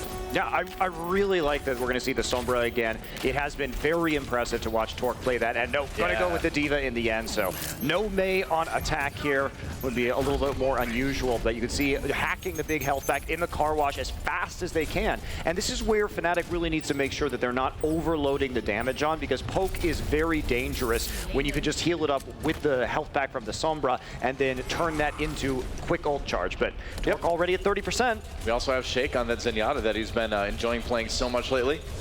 Well, we will see how fast that EMP can get built up. About 40% right now. Hardblue fishing for a hook, doesn't quite land it, but they're going to move on to the point anyway. Stoop does go down. Crazy Legs, no, not so soon. Nicholas with a kill, and Complexity pushing that payload forward. Basically uncontested so far off that initial pick. They're forcing Fnatic to fall back very early on into this match. Discord Orb coming down onto the D.Va and some free damage right there. Vonnevill going to be attempting to get the cart to stop moving, but the kills come in. Hardblue's landing more hooks. Getting very low. Yeah, Stoop taking a bit more damage. That EMP ready to go whenever they need it, but they're not even going to use it to get this first point. Just kind of rolling through. I mean, Fnatic didn't put up much resistance there, honestly. No, not at all. But again, those picks coming through, and Coolbat is way in front of his team right there. That's got a split spawn. That's actually a really large error. Gonna hack the health back and keep on moving it forward. And Complexity just pushing through into the next part of the hangar. No high ground's going to be taken by Fnatic right here. They have been out of position or not even able to get into position for a lot of this game, Noah. Yeah, and there's the EMP to take away the right. Immediately the Earth Shatter follows, and that nano boost on the side of Fnatic is completely nullified. And you said it. I mean, Fnatic never really got a chance to set up much of a defense on this payload. payload, and Complexity pushing through the hangar really fast. There goes Half-a-Cool, and Fnatic scrambling already here on Gibraltar. Yeah, to the credit though of Half-a-Cool right there by getting into that back line, and he did nullify the chance to move that shuttle further along in the payload in the hangar. So it could have been a lot worse for them. They are going to get another shot here to try and defend. It's worse. Transcendence used. They're going to pop the explosion as well. Buds does get a couple kills though, popping that tac visor, I believe. And now Complexity having to back off. They will have to regroup a little bit. Sound barrier keeping Fnatic up for now. Still a little bit of fighting going on at the payload, but I think Hardblue just really badly wants to die here. Yeah, he does, and they're not going to let him do it. So buying some more time right there. Good poise from Fnatic. That is something that we've seen them really excel on, has been just drawing out every little bit of time, split spawning as much as possible. They've been very good about doing that, having the shot calling there to make sure that they can squeeze every second out. Yep, that's right. Torque getting pretty close to another EMP for Sombra. Complexity getting set up a little bit higher up there. Yeah, Fnatic should be feeling in a good place right now. They did manage to have that successful defense again. Torque very close now as health packs continue to be pushed up. And it's going to be a high ground attack. Last time we just saw too much of that Soldier. Coolmat pulled up and taken down to 65. Here come the Graviton surges, so Big Earth Shatter comes in onto Fnatic, and Complexity looking pretty good so far in this fight. Hardblue gets another hook, pops Half-a-Cool out of the Diva, immediately nails him with a left click. And Complexity just looking much better so far in Gibraltar as they finish up Custa. And that payload's going to move. Yeah, and Complexity's just so good at playing around the Sombra. You can tell how comfortable they are. EMP almost immediately followed by an Earth Shatter in every one of these engagements. And it's making a massive difference in their ability to successfully initiate these team fights. They get big wipes off of these combos and a lot of free time to go ahead and push that payload. Yep. And as we move into the final stage on offense here, another health pack gets hacked. And of course that does make it respawn a lot quicker too. And every time somebody touches it, Torque gets more ultimate charge. So self-destruct used, no kills coming out. Scoop, what's his name? Scoop. I'm just gonna call him Crazy Legs. Crazy Legs finds the first kill of that fight, and now this is looking a little bit better for Fnatic. Whole Hog used, and Hardblue pushing back Fnatic until he gets pushed 6 feet under. Buds gets a kill there. Yeah, just trying to deal with his baby divas as fast as they can. Not going to get the kill before they can jump off the map. Complexity resetting up right now. EMP already back again, but Fnatic, yeah, it's been a pretty fast push there. There are 3.5 minutes left to push it the final distance, but big ult advantage coming in now for Fnatic. Yeah. They should be comfortable for another minute or two, one would think. Their ult efficiency has been good so far this tournament, so we'll see how they can do it, because they're going to need to be efficient here. EMP, use, all the shields gone right away. Now Complexity attacks. Buds gets the first kill, though, onto Joe Meister. Meanwhile, Torque trying to chase down the Soldier 76 here, taking out Buds. But they need a little bit more than this. They aren't really moving the payload right now. Half-a-Cool does get ejected from the Diva suit, but this fight could have gone a bit better for Complexity. They used a lot and didn't get a whole lot. They can't kill him right now, so they couldn't actually move the payload. And Half-a-Cool has been doing a wonderful job of preventing, even in a losing fight, that payload from moving as far as it could. And that's going to buy them even more time right now as they start to harass them a little bit at spawn. Nicholas is going to go down in the end, but again, another nice split spawn coming through from Fnatic. They have a few ultimates to work with again. They do have the bigger bang combo if they want to use the self-destruct with the Graviton Surgical. Matt's setting up for it. This is what he's been doing all tournament. Great flanks. There's a bigger bang. Let's see what they get out of it. They only get one, but a lot of damage done. So Complexity having to back away as Fnatic follows up. Yeah, a lot of people low health on the Complexity side, and that push is stuffed. And again, Nicholas, he's got to try and get off the map right here, running up the staircase, looking for a chance. They're going to get taken out by Stoop's Fire Strike in the end, but they're just getting more and more time. Now we're down to 2 minutes. Fnatic has successfully burned about 1.5 minutes between point 2 and point 3 already. Yeah, and I've just absolutely loved watching Coolmat find these flanks with Zarya. He's like the sneakiest Zarya I think I've ever seen. Oh, but now Earthshatter comes down, kills coming in for Fnatic again. And man, Complexity just cannot seem to get a solid push put together on this third point. Fnatic's been super smart about how they've been using their ultimates. They're not overcommitting. They consistently have 2 to 3 to work with every time Complexity tries to push in. And Complexity, maybe they're going to go and say, okay, we're going to play for another minute, try and get a nice 5 to 6 ult stack, and then make the final push. But it's hard because they're not really close enough to the end of the map yet in order to make that work. Here's the engage. Goes in for the big EMP. Let's see what the follow-up is. Stoop goes down almost immediately. Jomeister getting the kill there. Transcendence pop. They really want to win this fight. Excuse me. Push the payload as far as they possibly can. And Fnatic does have to scatter. They didn't lose as many people as maybe Complexity was hoping, but the payload is moving now. JKW gets 2 on the Reinhardt, and Shake keeping everybody healed up on that Zenyatta. A lot of good narrow firing corridors to use on this map. And he's using it. Yeah, and Coolmac still going to have the Graviton Surge to move in right now. So they've got another shot, one final chance in order to stop this payload. Earthshatter not going to hit anybody. Yeah, they need to do a little bit better than that. Graviton Surge used. JKW runs into the wall. There's the self-destruct. Happy does get the kill on the JKW, so Fnatic able to take back this payload for the most part. Complexity having to back away.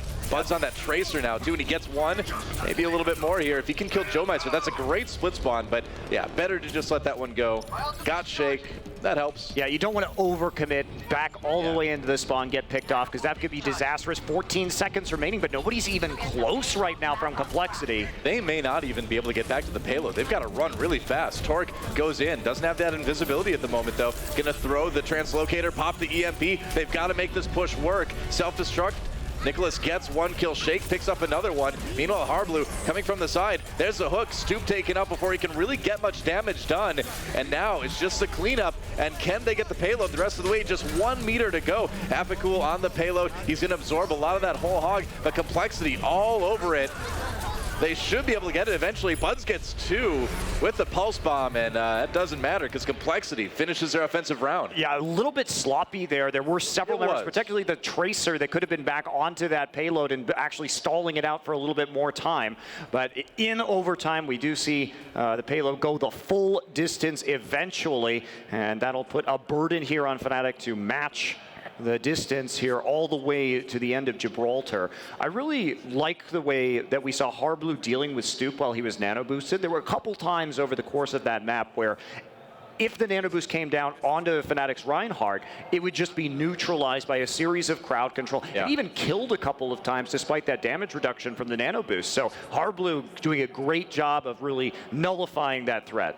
Absolutely. And Complexity, you know, again, struggling a little bit at the end there, but I think it just kind of goes to show that this is going to be a pretty close best of 3. Yeah, absolutely. So we're going to swap sides right now, get back into Gibraltar, and looks like we are going to see the Mei here on the defense for Complexity. Much more normal spot to see that Mei, and Torque playing with the Tracer, at least to start off with. And Vonnefield may be looking for a lucky snipe here at the beginning, or scoping out. Yep, scoping out from the base, seeing if he can suss out anything about the enemy team composition. Yep, trying to keep an eye on whoever might be out there, but so far Complexity not showing themselves. Not yet. Yeah, just posting up by security. Pretty normal defensive posture by Complexity right now. Yeah, it's interesting that they're not committing to the high ground yet. We'll see if they want to compete over that from the staircase there on the left of Torque's vision. You give up a little bit more, but when you kind of post up in security, you can at least get to that high ground very, very quickly. So I think we'll see if they kind of just have Torque maybe keep an eye out for where they're going and then kind of modify on that. Yeah, absolutely. So Vonnefield, of course, swapping back over to the Lucio right now. 4 tanks will be the name of the game for Fnatic. So we can get up onto that high ground quite quickly. See some icicles coming in from server, and they're just going to send the payload right through Car Wash. No fight will happen until we get on the other side of this. Yep, hiding behind the payload. Buds is not a brave Roadhog. There we go. You can't even hide behind that payload. I mean, he's got a giant hitbox. He's pretty huge. Yeah. It does make it a little bit more challenging. Wall going to come in. Yeah, that's right. And Complexity engaging a bit. Trying to just stall Fnatic as they try to push out that hill. Oh, there's a grab, and he brings in Torque. Takes out the Tracer, and that hurts Complexity badly. It's a 6v5, big time. Buds barely stays alive, nearly goes down. Stoop gets a couple kills for Fnatic, and yeah, this payload's going to be moving. Yeah, just swinging away right there. You know when you get that initial pick off that you're going to have a lot more to work with, no more DPS player to try and burn down your tanks, and they're going to get a pretty free push here.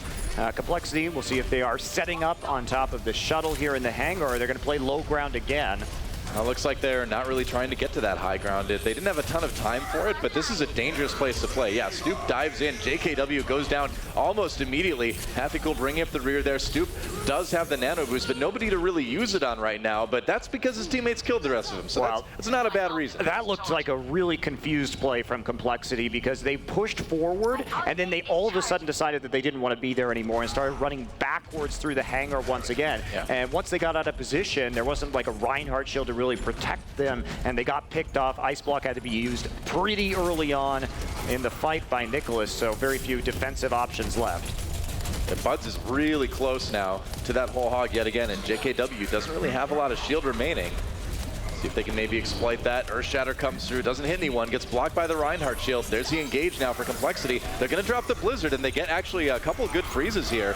Custa trying to keep Stoop alive, but it's not going to work. JKW with the pin. And now it looks like, yeah, this is not going to last too much longer. Wow, how is he surviving, man? So barely out of melee range right there. Spry elderly woman is Custa. Yeah, jumping all over satellite delivery device, the shuttle here. Like you do. Gotta stay limber. Like you do. Yep. So Fnatic resetting for another push here, and Happy going for the far this time, trying to make sure that Complexity has a harder time taking that high ground. I mean, I like it against the composition that we see Complexity running. Like, nobody's really going to be able to get out there, except Harblue is swapped over to the Zarya, so who is going to pluck this far out of the sky? They don't have anybody. They have to rely on Ana. There's the second Graviton Surge coming down, this time for Fnatic, and yeah, Happy just annihilating everybody, man. Nobody can really handle this Pharah right now. Got to be careful. There's the self-destruct, and that's one way to handle the Pharah. Hard to get out of the line of sight of that if you're high up in the air. Well, he was sort of trying to get behind the payload, but was still a little bit too far forward. Stoop gonna roll through again with the nano boost. I like the Pharah swap quite a bit, and this should allow them to get the rest of this push done onto point 2 of the payload, and they're making some pretty fast time here. Well, and it's cool to see as well, Fnatic making these swaps on the fly. Oh, wow, one last-ditch effort fight coming in from Complexity. Going well so far. Shake with 2. Hafikul trying to turn this one around. Goes after Shake in the back. Gets that kill easily. And it's really on him, man. I mean, they've got the Zarya on the payload, but aside from that, there's a barrage coming in really fast for Hafikul. Oh, but he did a lot of damage to himself there, too. I think he was a bit too close to the box. Either way, Torque happy to help finish him off. And Complexity holding the payload for just a moment, but the fight continuing. Fnatic getting some respawns coming back in, and JKW finds himself alone in the end. No, actually Shake up top there. There's the Graviton Surge. They just want to pull them off so that they can get to the payload, but it's not going to work. Pulling Shake down, taking him out, and there's the Blizzard for Complexity. They will drop everything they can to try to finish this point. Yeah, absolutely, but that was they pulled out. I was worried there for Fnatic that they were, you know, maybe a little bit, or Complexity, they were overcommitting, but they managed to get quite a few ultimates out on the side of Fnatic.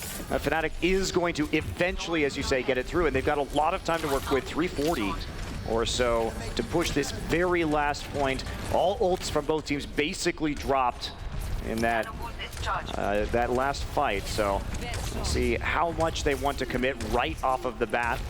That's the Earth Shatter up for Fnatic, and the Nano Boost coming through for Shake. Torque is going to swap over to the Soldier. Yep. Hardblue has the Graviton Surge ready to go on Complexity. Stoop hiding around the side, coming from behind, looking for that big Earth Shatter. How many did he get? Looks like it was pretty decent. They're going to drop the Mei Wall as well. And now trying to get that cleanup, but there's a Nano Boost onto, actually onto the Zarya, interestingly enough. Buds with a couple kills there. And in the end, Coolmat able to help push Complexity back. Yeah, this is the time, though, where we need to start seeing swapping. The Hafikul is going to go back onto the D.Va now. Like it when you have that change over to the Soldier. You're going to get just shot down right out of the sky, so you need to make that adaptation pretty quickly, and that is exactly what they're going to do. I foresee maybe a big Graviton Surge in the future. Yeah, he's going for it. Complexity in a little bit of trouble here. Where's the follow-up? There's the sound barrier coming in for both teams. Cool Matt turning around onto JKW. He's going to go down really, really quick. Meanwhile, Nicholas coming in, not lasting too long on that Mei. So far, so good for Fnatic. They've lost one less than Complexity, and that's enough to keep this payload rolling for the moment. Yeah, everybody just has to back off right now, and so much time left on the clock for very little amount of movement that needs to be done on the payload right now. TacVisor is going to come up for Torque. At least they have a Blizzard. They can probably last for at least another minute just off of that Blizzard alone. You have to be so careful here, though, because if you get stalled out, and Torque does stall things out a bit with that TacVisor, if you get kind of slowed here, it can be hard to get back on the payload and keep pushing. But Fnatic, not deterred quite yet. There's a Blizzard coming in from Nicholas. They get the freeze. Wow, Bud's frozen right as he pulls in Harblu.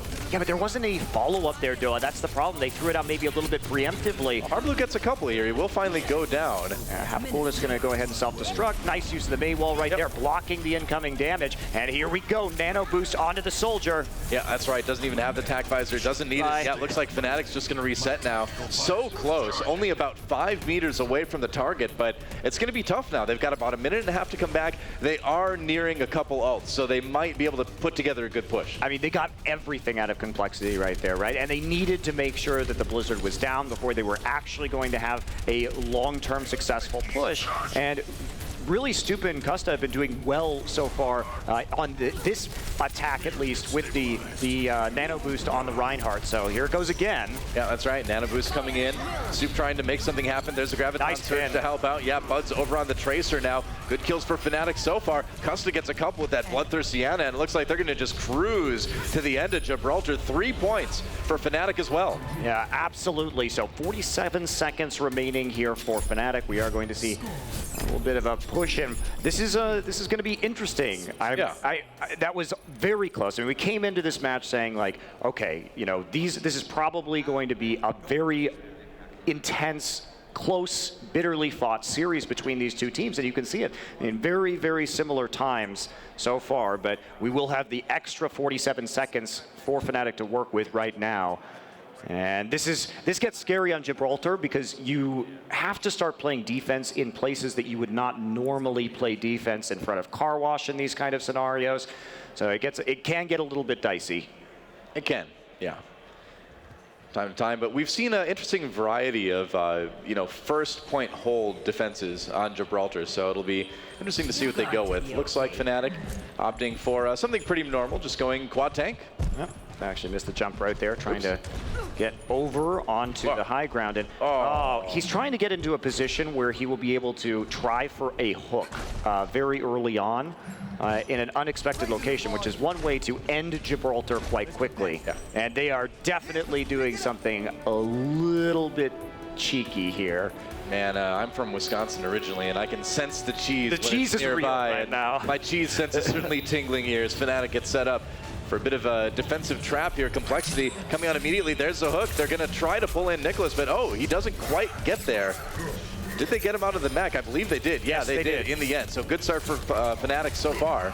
And that's what on the defense, yep. I mean, if that doesn't work and you end up losing somebody right there, that payload's going to go a long, long way. You're not going to have a chance to set up, but they made it happen. So Complexity, though, getting the kills in the end. That payload's going to keep moving anyway.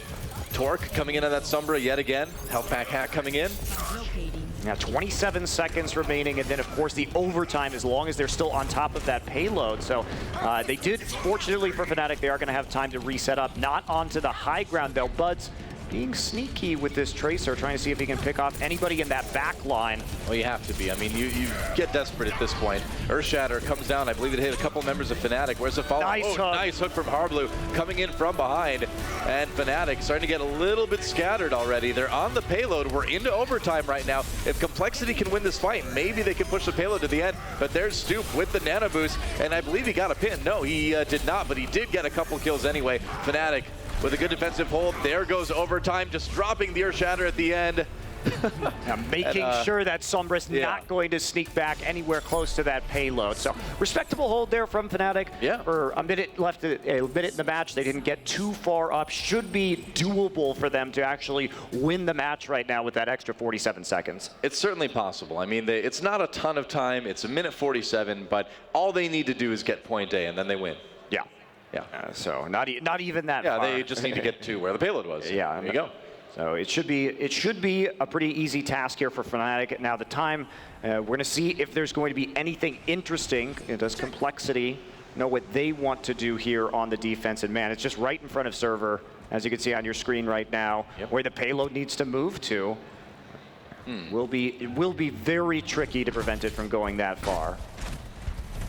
I don't think Buds is actually going to play Bastion here, but I could be wrong, though. I could be wrong. I mean, it's not likely, but you know, we've seen it before. We have actually seen Bastion on Gibraltar, not in this tournament, but in previous ones.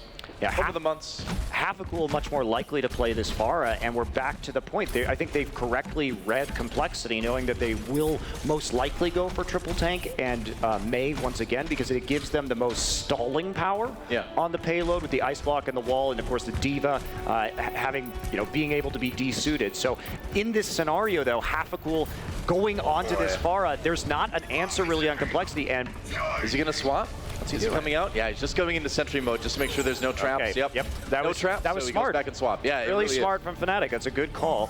Make sure that you're not going to get cheesed. You just sort of cheese them a little bit. Had that surprising initial engagement, but a little bit of insurance there. And Hafakul will be staying onto this Pharah right now and just toying with them in server. Well, it worked out extremely well for them in their last offensive round. Has to get chased away, but again, unless Torque can stay close to him on that D.Va, which is hard to do, it's going to be hard to stop that Pharah. Yeah, absolutely. Going to try and hit her with Mei right clicks. Not the most effective way to deal with that aerial superiority and Complexity. They're trying to engage. They're trying to just push the Pharah back, and they're going to get the first kill at least. Yep, Stoop does go down. The brawl and the payload commences, and again, Fnatic does not need to push this too far. Hafakul has to dodge those right clicks, landing really close, but he stays alive for the moment. Gets the heal. Nicholas coming in, drops the Mei wall. They do split. The team of Fnatic goes ahead and uses the ice block, and wow, they took out Pharah in the end. Hafakul actually uses Barrage, but didn't get a lot out of it. This is a brawl, man. Graviton Surge coming in. Complexity holding strong. 30 seconds remaining now for Fnatic, and they need to stabilize on this payload now. Yeah, but they do, but Harbler's just getting knocked down. They're going to try and just use the Graviton Surge immediately.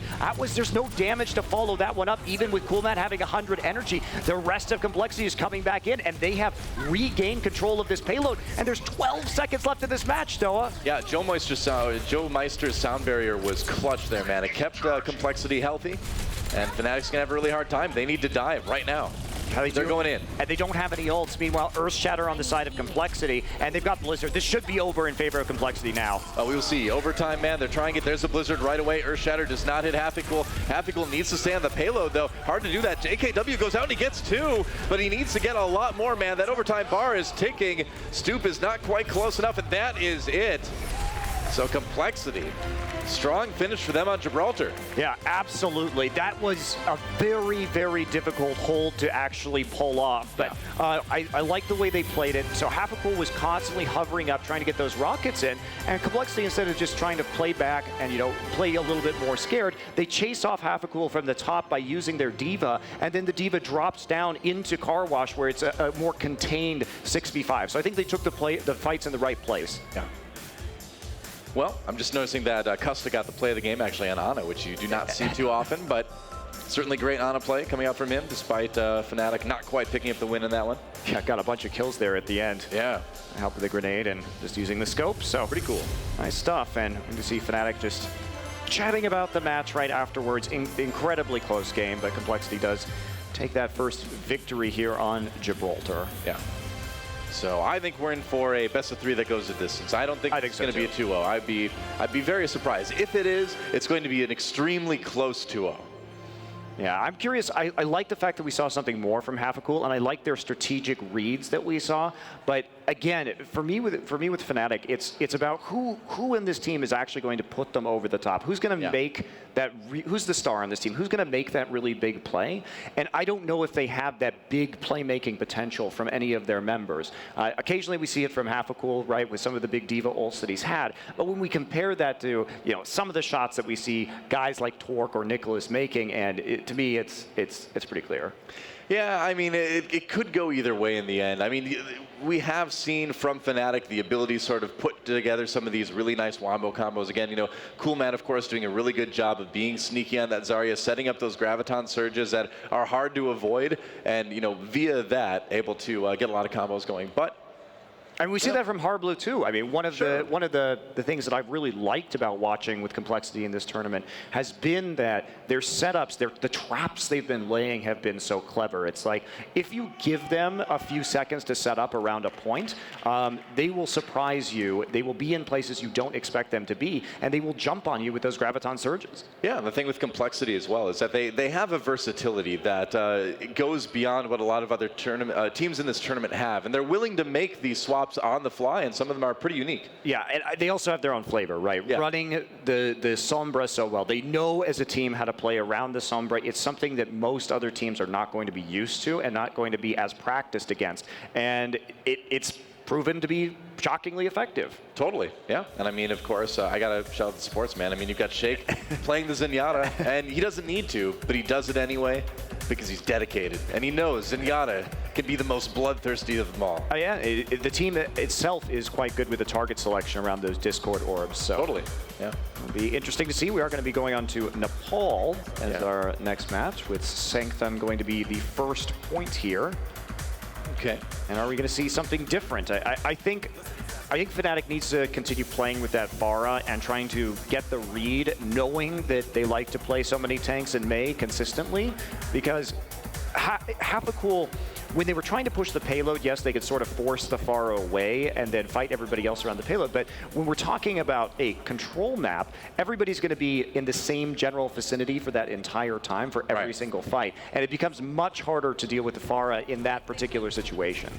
Yeah, and I mean, if you want to talk about possible control map points that you can use the Pharah on, Sanctum on Nepal is certainly one that can work.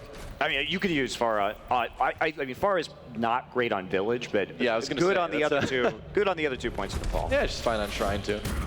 Here we go. Our second map. Right now, Complexity up 1-0 in the series. Very, very close first match on Gibraltar as the fighting begins here on the high ground, trying to work through those Reinhardt shields as fast as they can. And Hapacool will play the Pharah. Yeah, he's coming back on it. I don't think this is a surprise. I think it's another good read from them because Complexity have been so May and tank heavy. And there's not going to be any kind of hit scans. They're just going to get rushed, actually. Yeah, they got to be careful here. Hapacool getting a little bit low, and he's got to back away down to just 50 health. Staying alive just barely, but now the point's going to a lock, and Fnatic already taking it. Yeah, I don't know about that. I mean, Complexity has had some great walls so far, and we saw that again, trying to wall off what was going on there with the Mage, just trying to wall off and get that initial kill. Yep. But everybody backing up pretty easily at Hapacool. Yeah, doing some work already at 96% of his way to the barrage. That's right. I mean, Pharah's such a danger on this map, too, because of the knockoffs you can get, man. The environmental kills in the Sanctum. Certainly true, certainly true. Although if you use a jetpack indoors like that, I have to imagine that gets a lot of like smoke in the air. It's probably like you got to worry about carbon monoxide or something. I mean, I'd be more worried about everybody like destroying this beautiful monastery with rockets, but yeah, I suppose, you know, once you see like thousands of missiles come out of someone, that is a little bit more dangerous than a bit of exhaust fumes, isn't it? Hapacool gets one on Nicholas, and there's the Graviton Surge to try to get a little bit more for Fnatic. They're holding the point for now, nearly halfway there on control percent.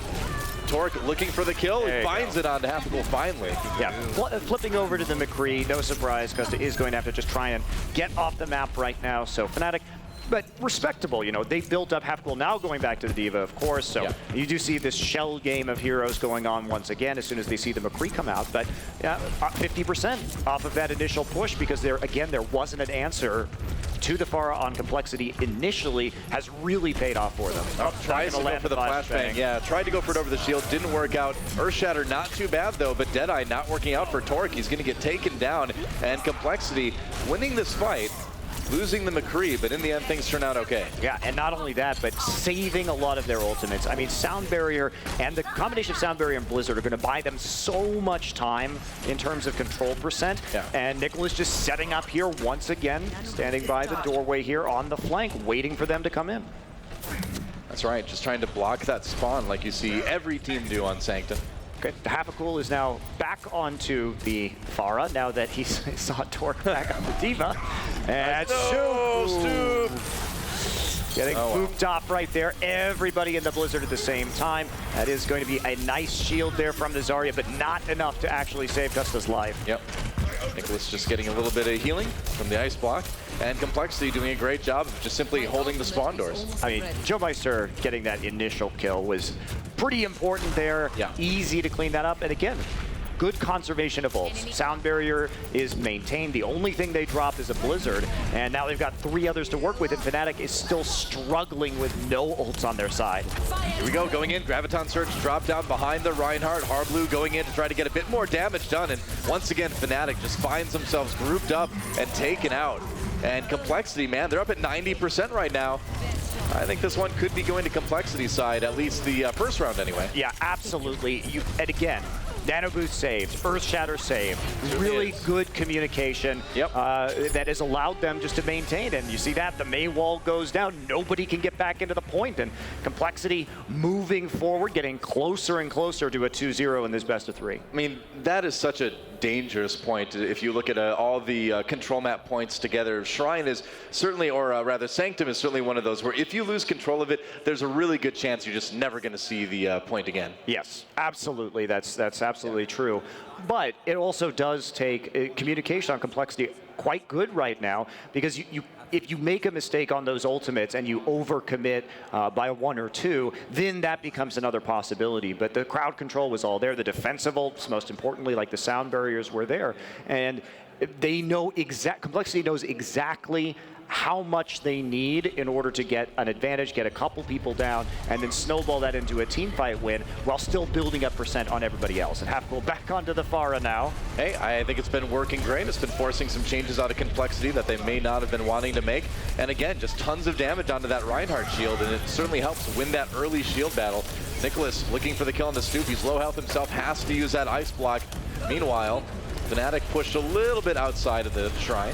Yeah, and they are going to need to swap this back up for McCree or a Soldier once again. Yep. Initial picks going down, so the Pharah again successful. But is this the only trick that Fnatic has? Because yes, it's worked in the initial phases a lot of the time of these 2 maps so far, but it's not actually making the biggest of difference once the swap's happening. That's where we've seen Fnatic fall apart. Well, you know, the other part of it too is that, yeah, I mean, you can be really annoying with the Pharah, but in the end, you need your teammates to take the point back, right? Half-Cool, though, getting the kills to help his teammates do just that. Well, nobody's going to kill him right now. It's the exact same scenario that we saw previously. Torque at 56% ult charge. Is he going to switch off? And the answer, I guess, is going to be no. A bit surprising here that they commit a little bit harder. Half-Cool, once again, building up that barrage very quickly, but he's under no pressure is the main issue. It is really just a missile shooting gallery. Yeah, Shake Half-Cool right now. Shake really low on ult percentage on that Ana compared to Custa, who already has the nano boost up. So this might take a little bit longer if Complexity's going to take this point. Oh boy, nano boosted barrage coming in. Half-Cool gets 2, looking for a bit more, gets 3. Harblu goes down, trying to find a 4th kill, but he doesn't even need it, man. Fnatic winning that team fight easily. Yeah, we don't see a lot of nano-boosted barrages, and the most important thing about the nano-boost on the barrage is really just the survivability, because barrage already does a huge amount of damage. The problem is just getting the full channel off. Definitely right there, keeping the survivability up for sure. Yeah, pretty much. And now we see the Soldier. Yeah, that's right. He's going to try to pair it with the Graviton Surge. Earth Shatter comes in from Complexity's side to try to respond. Meanwhile, Nicholas waiting for an opportunity to use this Blizzard. Turns, gets a freeze onto Buds. Really wants to save that ultimate if he can. And it looks like he'll be able to. Fnatic holding pretty well for now. Yeah, it's going to get him on the other side. They don't want to use that Blizzard. They don't have to. In fact, Nicholas is going to go down, but everybody on the point. However, the cleanup kills on the other side are actually going down. They were really struggling with killing Buds, and that's the difference as he gets another hook. Yep. Hooks in Joe Meister, and Nicholas just not finding an opportunity for that Blizzard. Losing too many teammates too fast. Well, they didn't do the best job on dealing with Buds. First off, they froze him, but not enough damage to actually finish off the Roadhog, and then they sleep darted him, but woke him up without being able to burst him down initially. So Nicholas is going to come in with the Blizzard. Yeah, running right in there with the ultimate cool mat. 6ix9ine going to take him down though, and meanwhile Fnatic scrambling to hold this point. Overtime, it's 99%. Fnatic could tie up this Nepal match here. It looked like the Blizzard was actually eaten right there, Noah, because I didn't see it actually hit the ground. I saw it go out, but I didn't see the actual circle on the ground right there. So not going to be an effective Blizzard at all at any rate, and Hafagul just charging through Harblue now. D.Va's a subtle eater. Hard to tell. Overtime, as Complexity goes for a last-ditch effort to try to take the payload, and they will. They will take the point and actually get some control percent building here. Yeah, but it's so far to go right now. And they've made those adaptations. Hafagul on the D.Va once again. If he sees the Tracer, question about whether he will actually switch back to the Pharah or not as soon as he drops the self-destruct. And here is what we've seen a lot of. Coolmat69 sneaking around the side, trying to go for that Graviton Surge. He does land it. Where's the follow-up? Earthshatter comes in response. But the kills for Fnatic. Hafagul gets one. Coolmat looking for a bit more for the Fnatic side. They've got the sound barrier too, so they're nice and healthy here as they try to take back the point. And if Complexity loses here, if it's a full team wipe, they're just going to lose this round. Yeah, nothing. We saw the counter Graviton Surge from Complexity, but again, no damage, no way to follow up. And that's a lot of kills. Point will flip back in favor of Fnatic. Overtime ticking down. It's got to be a desperate attempt. Well, they're going to try. Earthshatter comes in, gets a few victims, but Complexity trying to rush into the point, and it doesn't look like Fnatic's going to give it up. Nicholas on that Tracer, not able to get anything before he's taken down, and that is that. Fnatic will take Shrine and tie us up on Nepal. Yeah, good stuff there. I do think it was a little bit stubborn from Complexity when we saw that initial push and they stayed on the D.Va in spite of seeing the Pharah again. So I know they don't want to give up like 60% of a D.Va ult, but at the same time, I think you have to have respect. Hafagul is playing that Pharah very well, and you need to take him out of the sky. Otherwise, you just end up with a whole mess of problems. And at that point, they just allowed, I think, Fnatic to get too much control over that point, really just rack up that percent and dictate the pace of the game. Yeah. So we are going to Village next, and that's the point on Nepal where it is harder to run that far. There's not a lot of space to maneuver around. I mean, it looks like they're going to do it anyway. Wow, they're going to go for it. I mean, you can. It's just generally a little bit trickier. Well, it's hard to find the sight line to shoot into the point without being in a very dangerous position for the Pharah. That's the issue. If you already control the point and you're playing high ground, it's fine. Well, they do send Hafagul in from the side. He's going to dive in deep, though. Complexity turning around on him, but he's just going to back away. And the damage is being done. You can play fair on the ground. It's just like a rocket character, I suppose, but that's not what she was meant to do. Hook, bring someone in, and Fnatic on the point now. Snoop in a little bit of trouble. He's got that biotic grenade on him, too, so no healing for a little while as Complexity moves onto the point. Fnatic getting pushed out for the moment. They're trying to fight back here. It's a fight directly over the point right now. And Nicholas getting that split with the Maywall, but he needs to get a bit more. Harblue helping him out. Coolmat69, though, takes out JKW. Kills on both sides. It is an absolute bloodbath in the point right now, but they do have the nano boost onto Stu.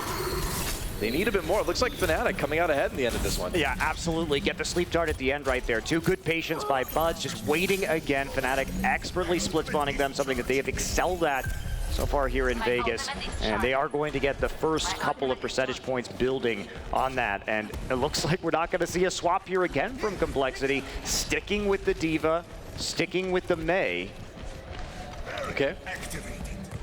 Certainly not too bad. But this fair for Hafagul needs to do a lot more. He's nearly got the barrage, though. Team spread out a little bit, may decide to use it right here. I don't know if he needs it. Yep, just doing enough damage anyway, as the Earthshatter did come through. Yeah, Earthshatter came through. They got a couple of initial kills, but JKW starts a movie. That is not a good Graviton Surge that was just dropped there by Harblue. Not going to be able to catch anybody with that ability, and they're just going to try and shoot that D.Va in there and retake this point. Yep, that's the idea. Complexity getting a little bit of the control percent built up. Hafagul gets an Anubis, going to drop the barrage immediately. Gets hit with the sleep dart, though. Not able to get that full channel, backs back off, but behind the Reinhardt shield. Torque JO's going to go ahead and chase him, and doesn't look like they get the kill there. No, they're not going to get the kill, and nice charge coming in. Sound barrier for Fnatic. They're still fighting this one. They're still building that percentage. Complexity not quite able to win the fight for the point yet. Yeah, there goes Nicholas, and it's not looking too good for the red team at the moment. I just think they're being incredibly stubborn, though, about this far. Hafagul's going off because there's nobody to stop him from just running around and doing what he's doing right now. Yeah. So I don't know about this. Should see something of a team composition swap here from Complexity. They want to be able to use that Blizzard, but the issue is even if they retake that point right now, finally the McCree comes out. I mean, the other part of it, too, is that Fnatic's just doing a really good job of enabling the Pharah. You know, she's getting the Zarya shields when she needs to. Getting the nano boost. Yep, that's right, the nano boost as well. So they're really making this Pharah hard to kill in many different ways. Complexity back on the point again.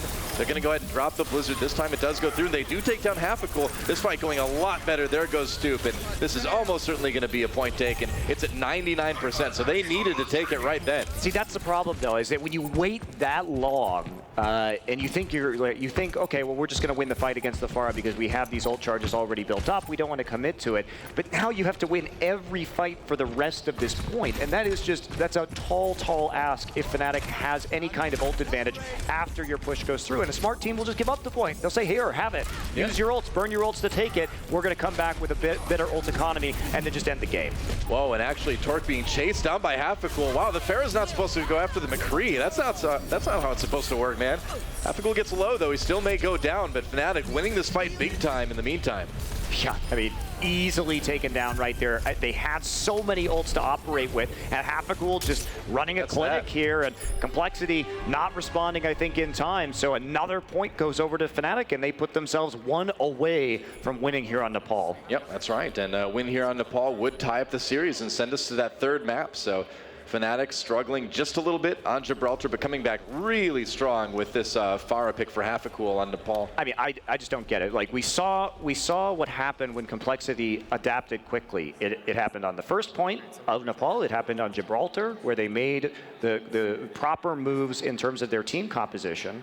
Well, and it was interesting to see the response from Half-a-Cool when he saw that the McCree was coming on the other side. He just immediately went right after him. Yeah. I don't think he was expecting that aggression. I don't think he was either. Yeah. All right. Well, we are, looks like, as we get into this map, Torque has figured it out. He's just going to play McCree right off the bat now. Thank you. I think that's a good idea. McCree Zenyatta. Good night, Pharah, in that situation. So Half-a-Cool not going to have that same breathing room as he did previously. Yep. That's right. That does mean that Complexity won't have that nano boost for a while. Maybe never. They'll have the Transcendence perhaps later, but not having that nano boost may hurt them. They need to take out the Sparrow early, and they need to make these switches worthwhile. Yeah, well, I think if you were talking about a McCree with the Zenyatta here, it works well against Pharah, it works well against Roadhog. So a lot of tools to use right now as long as their positioning is good and the D.Va doesn't get on top of Zenyatta in the back line. Oh, Fnatic, that was a boop. But looks like he lived, though. Half-a-Cool over the point right now. Buds does take down Nicholas. That May not surviving too long. Complexity trying to build up the control percentage, but both teams fighting for the Sanctum right now. Yeah, Bonnethil going to get back in, and Bud's just going to take them off. Torque died, got killed by Buds, got hooked in, looks like, and taken out. So nobody left to control Half-a-Cool's Pharah, and he got a million rockets in there on the point. Yeah, already pretty close to that barrage at about 80% right now. And Complexity having to regroup it. Here's the problem now. You know, now once again we see a team on Sanctum where that spawn door can be camped. Doesn't look like Fnatic's going to do it yet. They're going to fight on the high ground yet again. Nicholas dropping the Mei wall. Trying to separate the teams, not working out. Manages to dodge the charge. A Stoop goes deep. There's the sound barrier to try to keep him healthy. Transcendence immediately used on the other side. Complexity trying to find their way in this fight. Powerblue picks up one kill. Anubis was used as well, and Torque now on that Soldier 76 just laying down tons of damage onto basically everybody. It's interesting to me that he switched to Soldier after having that McCree initially. So maybe looking for having that heal station so he's a little bit more durable than the McCree would be and self-sufficient. Especially because we're not seeing an Ana right here, but the swap does end up working out. Fnatic is going to be coming back with quite a few ultimates, and wow. Graviton Surge used by Complexity. They really do not want to let Fnatic anywhere near that point, and I don't think they're going to get there right now.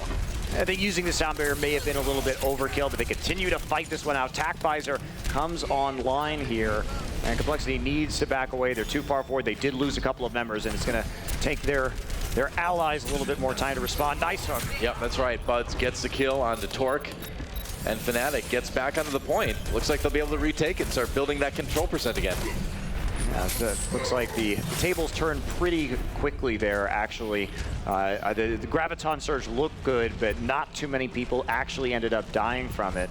Lexi still has quite a few tools, however. Anubis going to go down right now on the stoop. Well, Transcendence coming in from Shake immediately just to try to keep his team healthy. Torque can respond with the attack visor as well for his team, going after Fnatic, and Fnatic with not a lot of defensive options. Complexity just rolling over the point right now.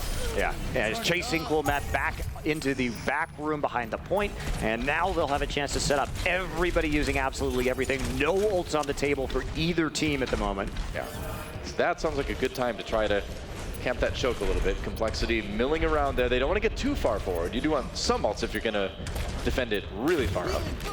Yeah, I'm a bit confused as to why Hapacool is going to be running the Tracer right here. Oh, we'll get down into to that. Buds. There's an early ice block coming in, trying to keep May alive. Meanwhile, Nicholas responding. There's a kill nearly on the Coolmat, but no, he does go down. Fnatic winning this fight so far. Buds gets one. There's a whole hog just pushing Complexity away.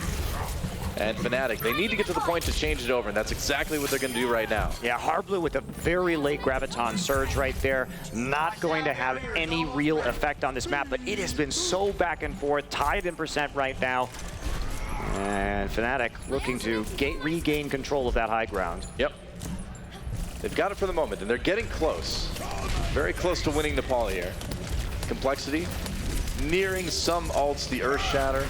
The sound barrier is going to be up soon. Oh, wow, Bud's going down Great early. Maywall right there. Yeah. Great setup. That's See a that big time hit. and time again from Complexity. Yep, kill on each side, and now have to go back on the Tracer, trying to find something. And it's close. Yeah, they get the kill into Harblu. And so Fnatic defending the point right now, up to 95% right now. Complexity, it's do or die time, and it looks like right now all they're doing is dying. Yeah, at that, I mean, it's so hard to deal with the Tracer as that Zenyatta. If she gets on top of you in that back line, easily dealt with. And that Earth Shatter not going to be enough. Oh, he actually got the Fire Strike, but Complexity throwing it away a little bit here at the end as overtime ticks down. I think that if Harblu had kept his ultimate, they would have been in a much better situation. But that's a big win for Fnatic and is going to send us into a third map. Yeah, it looked a little bit tricky at the end there where Buds did get picked, and, you know, they were able to hold it together. Wow, Lucio play of the game. Yeah, definitely Lucio play of the game. It was that boop that we saw. Yeah. The stoop boop off the ledge. Really a clutch play on that first point on Sanctum. Yep. Absolutely. So we are all tied up here in this best of three between Fnatic and Complexity. Our final match in Group A, our final match of the day here at the Overwatch Invitational at MLG Vegas. Yeah, I really, a fun one. Yeah, I really like what we're seeing from Fnatic. There was some criticism, of course, from us on the desk saying, like, are they willing to change up their team composition? The answer is yes, and as far as a great answer to the way Complexity has been playing in this tournament. Now, I think far as better in the sense that you're going to have more of that time on control map to really fire in those rockets, and I don't think it's going to be as effective on payload, but we'll see how it goes on Route 66 next. True enough. Well, two maps to talk about as we throw it over to the analyst desk. Let's hear what they have to say. Thank you so much, gentlemen. What a matchup we just saw here. Of course, series tied 1-1. Fnatic and Complexity are duking it out here in the final matchup of the day. And I have to say, you know, we started off pretty strong there. Stir, I do want to ask you about the Sombra pick there for Cole, because that has been some of the more exciting play that we've seen out of this roster. And Fnatic really just, they played that one very odd. Yeah, well, once upon a time, I used to say that Ana was really good, and everyone told me I was wrong. I said it about May, I said it about Sombra, and I said it about Pharah, and we saw all of those characters in that game played to really great effect. But I can't understand why, because they're so bad, and they should just switch off of them. So I'm a little bit confused. I'm going to have to ask Huck what happened. I think Stur's just upset getting yelled at in games. He picks want... Pharah, and he's like, and his teammates are just yelling at him, and he's like, no, you see, they Torque is my favorite player now, because now I have an excuse to play Sombra. Did you see Torque? I've reported Star before. Have you? Yeah, probably. Yeah. I've done it too. Yeah. No, it's true. You have called some of the meta shifts, and I'm just happy to see it. And I'm happy to see that the players have been willing to adapt as the tournament goes on. And we kind of called that. We said that they're going to be able to do that. And also, Happy-Cool on that Pharah. I mean, he has been a weapon for that team, and he's so aggressive. You see, most Pharah is very happy to keep their distance. He dives right in, and he challenges soldiers, McCree's. He doesn't care. Yeah, I mean, that's one of those things. I feel like coming into this match, they'd seen Complexity play Envyus, and when they went into that match, it was, I felt like they had a good, the May was shutting down Mickey's Diva, and I don't think that they wanted Happy-Cool to fall into that same trap, so they just busted out the Pharah to say, okay, we're not going to play your game, you're going to play ours. And it worked out for them, I think, on the second map. Gibraltar, they should have. I feel like they should have been able to finish that point out. They got a little unlucky. I think Coolmat had a great play on Zarya, but it wasn't enough. So I don't know. I think Fnatic's still feeling very confident. I like the Pharah pickup. Now it's on Complexity and Harblue to start stepping it up and seeing if they have a better reaction to that Happy Cool Pharah. Well, guys, this is going to be a grueling Game 3 on Route 66. Who is going to come out on top? Who will make it to tomorrow? That is the question on everyone's mind. It's going to be a great game, folks. We have Fnatic, Complexity going toe-to-toe on Route 66. Don't go anywhere as the Overwatch Invitational continues on.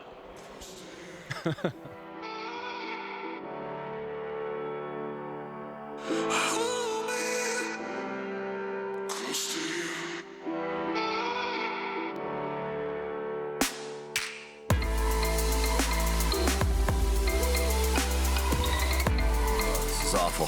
Try it. Oh, no, that looks gross. What is that? You gotta try it. It's terrible. No, thank you. I have a very sensitive palate. If you taste something bad, you want someone else to try it. It's what you do. If you want to save 15% or more on car insurance, you switch to Geico. It's what you do. Dog, dog, dog, dog, dog.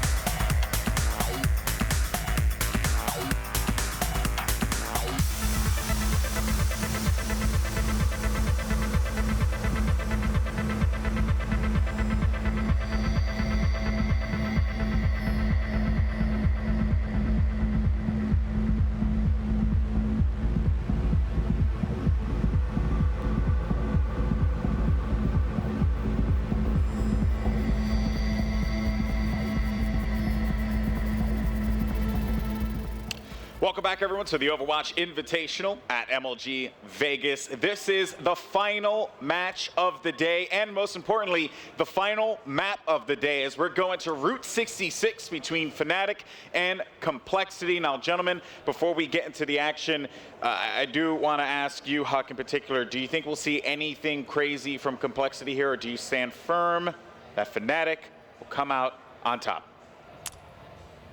I'm going to confirm. Fnatic, 100%. I'm just scared because I know Jason Lake's in the audience, and I said hi to him before on his way walking here, and I was like, oh, good luck to your team, and then, yeah, so you just lied to his face. No, I wish him the best luck. It's just Fnatic. I got to go with him. He's a people pleaser. I mean, I think that it's Fnatic in my eyes, too, because I feel like that Route 66 is a very open map. I think it lends itself to the 76, to the Pharah, if you really want to run it. On the flip side, though, there's definitely some potential for the Sombra. It's also a very good map for Sombra because I feel like health packs are very, very game-changing on Route 66. So it's a toss-up, but I'll give the edge to Fnatic just because. Yeah. I'm going to stay with Complexity. I like seeing what they're doing right now. And I got to agree, actually, Sombra health kits on Route 66 is the biggest map because there's 2 large health kits that get used as if they were support mains. So I'd love to see some more of that. It's been doing pretty good. Yeah, you know what? I'm gonna join you, sir. I gotta say complexity. I'm feeling pretty bold good. Move. Yeah, no, we'll see if it's gonna pay off. I honestly, I like complexity. I think this squad has shown us something different. I want to continue to see that. Granted, Fnatic has as well, so I don't want to take that away from them. It's been great to see the Pharah play coming in Very political. Here. Yeah. There's one thing I know how to do, apparently. But I do stand firm on Cole. You know, Flame, you did mention it, the health packs as well. And just Sombra being able to develop ult so fast. We've seen how Complexity, they can really take advantage of this hero. They've done so shockingly well. And I even remember casting the monthly melees with ZP and first seeing that getting tossed in there and thinking to myself, like, man, if they refine this, they're going to be deadly. They remind me a lot of NIP, where if you remember way back when, they were one of the first teams to start doing on a 3 tank. And I remember a lot of people were really skeptical about what they're doing. They could kind of understand what they were trying. But I don't want Complexity to be the team that sort of innovates this, but a better team just does it better than them once they've started to show everyone how well it can go. Yeah, they've certainly, you know, put their best foot out there with this one. What do you think, Hug? I think that's a really interesting topic. I think it's always better just to copy other people. In any esport, there seems to be strategies where, like, you can spend 2 weeks creating this new strategy and, like, really grinding out to figure out how it works.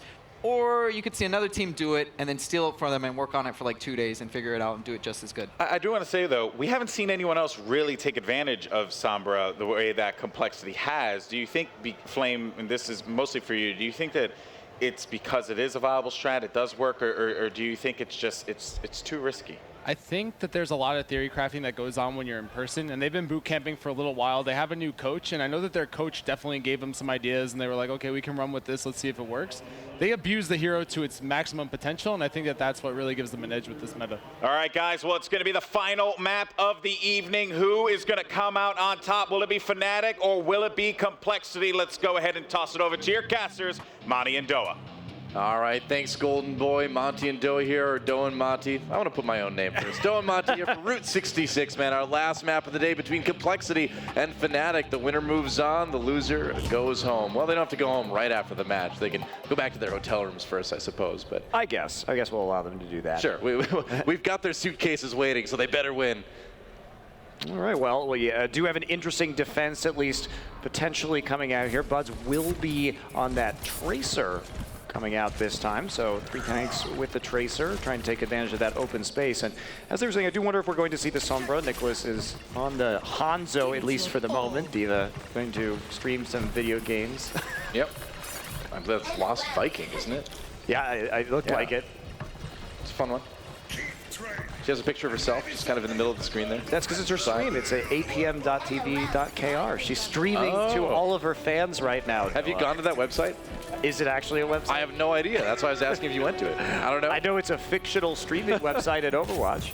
Could be, Torque on the Sombra yet again. Shake on the Zenyatta. We've seen this before. It's been awesome. It's worked well. Complexity on the offense first here on Route 66. Translocator hidden as Sombra sneaks around the side. Time to hack a health pack. Yeah, and these health packs, as the desk was saying, are so important to the way that Route 66 plays out. As soon as you advance further, you get the one into big Earls. And that health pack, when it's coming up, you know, in 25% of the time, it could only be picked up by your team and is giving you ultimate charge, is really clutch. Yeah, Bud's going after Shake right away on that Zenyatta, but gets a Discord Orb, has to back away. Fnatic, though, defending a payload for the moment. They've jumped down from big Earls pretty quick. We're probably going to see them try to move back up on there. Hardly with the hook, but no kill after that. Fnatic holding for the moment. Yeah, Torque getting a little bit low right there, going to zip around the side, try and get a flank off with this Sombra, and taking a look, 91% already on the meter here for Torque, so just biding his time. Yeah, Bud's trying to come from the side, really trying to harass this Zenyatta, and Tracers are so good at that, so annoyingly good at that. Nicholas gets a kill onto Stoop, actually, and that may open the door for Complexity to push forward here. It looks like it does. Transcendence popped immediately by Complexity. They just want to survive the fight. Now that Hardblue's gotten a couple kills, and they managed to turn it around for the moment. Yeah, Bud's still zipping around the payload, though, causing a lot of problems, making sure it's delayed. But the EMP immediately into the kill, onto the Reinhardt, onto Stoop, so just eliminating that shield, and that's really clutch. And it's so cool to watch, and we all know and appreciate Hardblue. Can't quite get by the corner. we all appreciate Harblu playing this Roadhog, or actually going to come in. They're actually going to use the self-destruct just to zone it all the way near to the end of the point.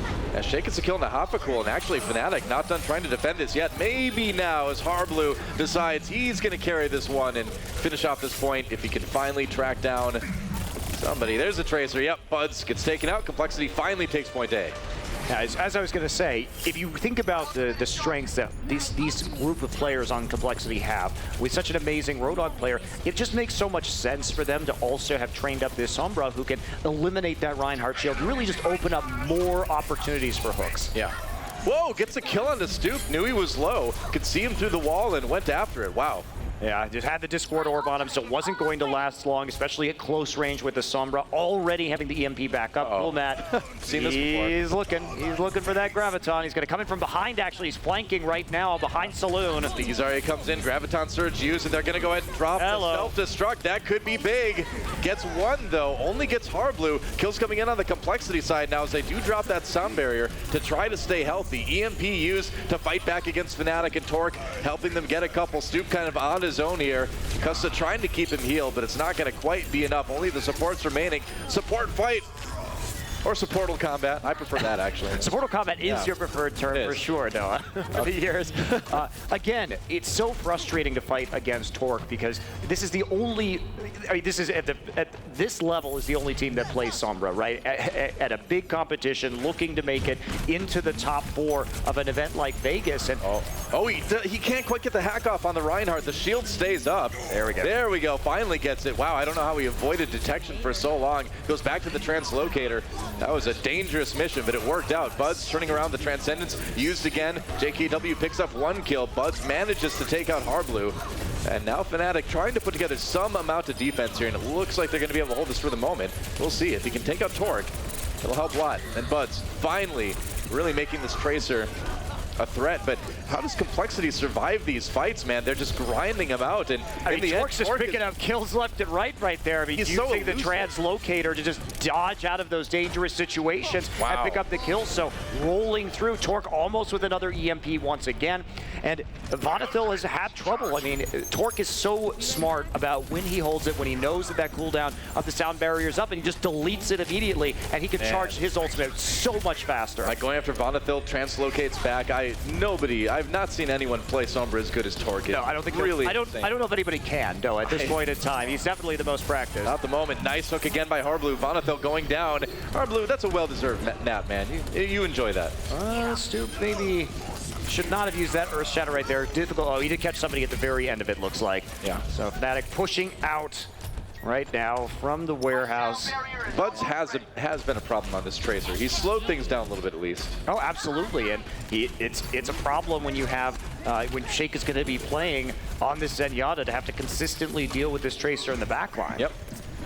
And Orb of Harmony, Torque avoiding that Fire Strike, throws the Translocator in. He's got the EMP. He's going to use it. There go the shields.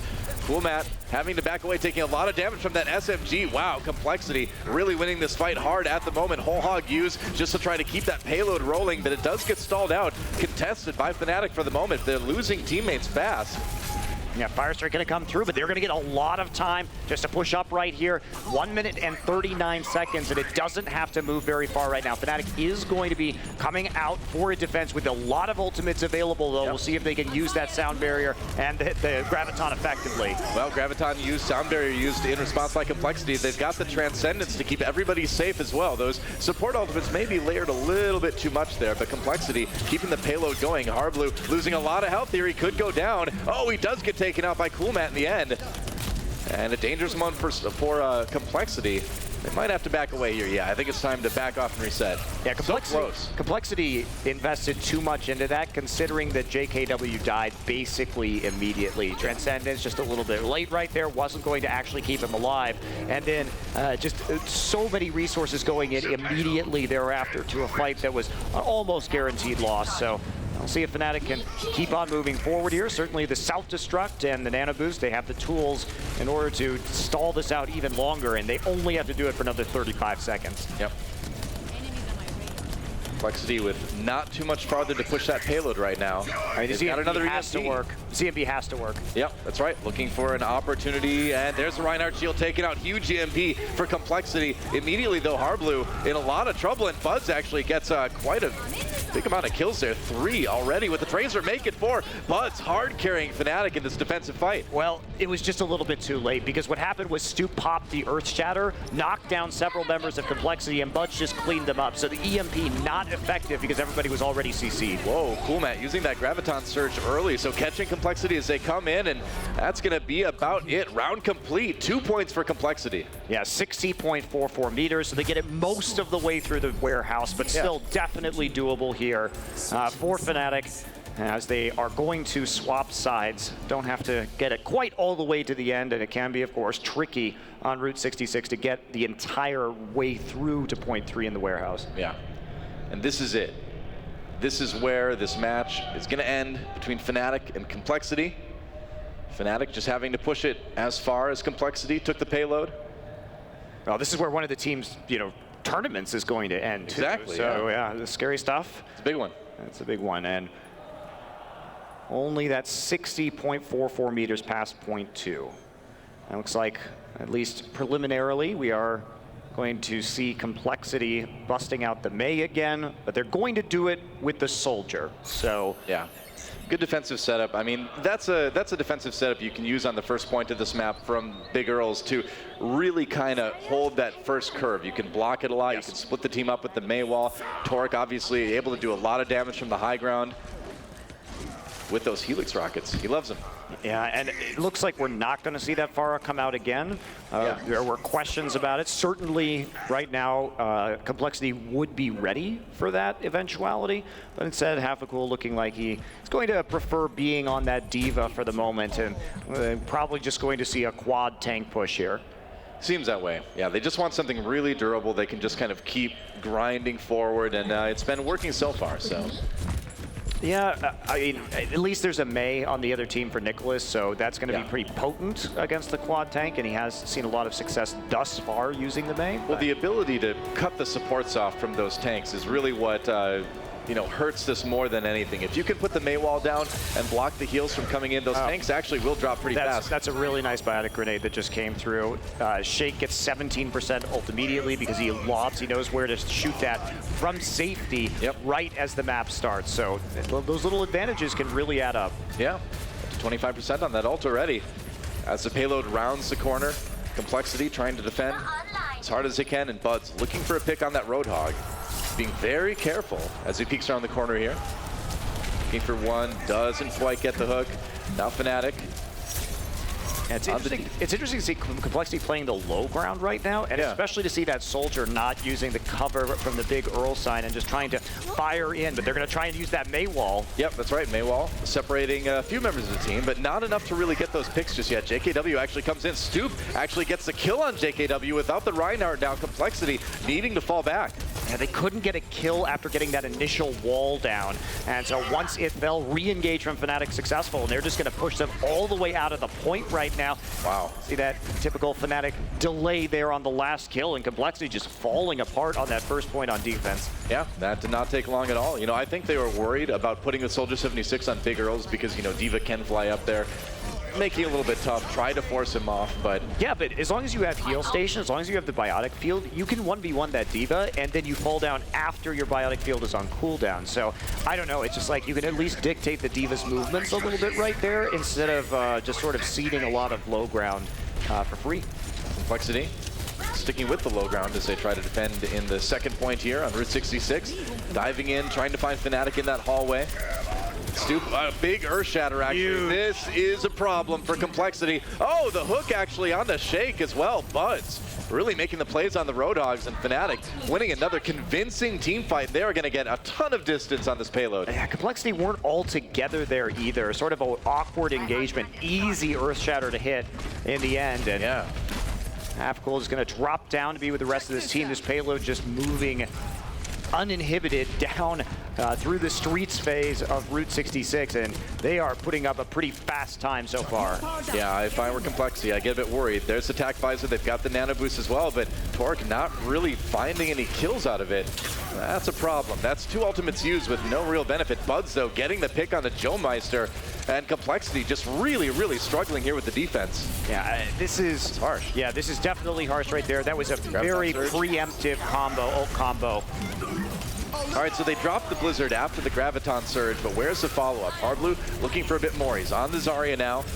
Buds gets another one, and yeah, Fnatic just seems a bit unstoppable here. Buds uses a whole hog, pushes everybody off the payload. Oh man, that's just such a disaster for Complexity. Think about how many ults they committed right there. Yeah, Tac Visor, Nano Boost, Hardblue dropping the Graviton. Fnatic didn't have to do anything. They won the fight, and they have 4 ults left over. Buds really doing a good job like that on the Roadhog. Wow, Buds has really been an MVP on this Roadhog this game. It looks like he might find the Lucio. He does. Joemeister can take it down. He gets the other support. Whoa, somehow Anna survives for the moment, but the Graviton Surge is going to take care of that as Fnatic pushes the payload through point B. Oh boy, they've got a tall order now. 3.5 minutes remaining. It doesn't even have to go to the end of the map right now to get there in overtime. They've got a lot of wiggle room. This is definitely Fnatic's match to win at this stage. Didn't overcommit to ults either, so we're looking at another Earth Shatter. We're looking at that self-destruct.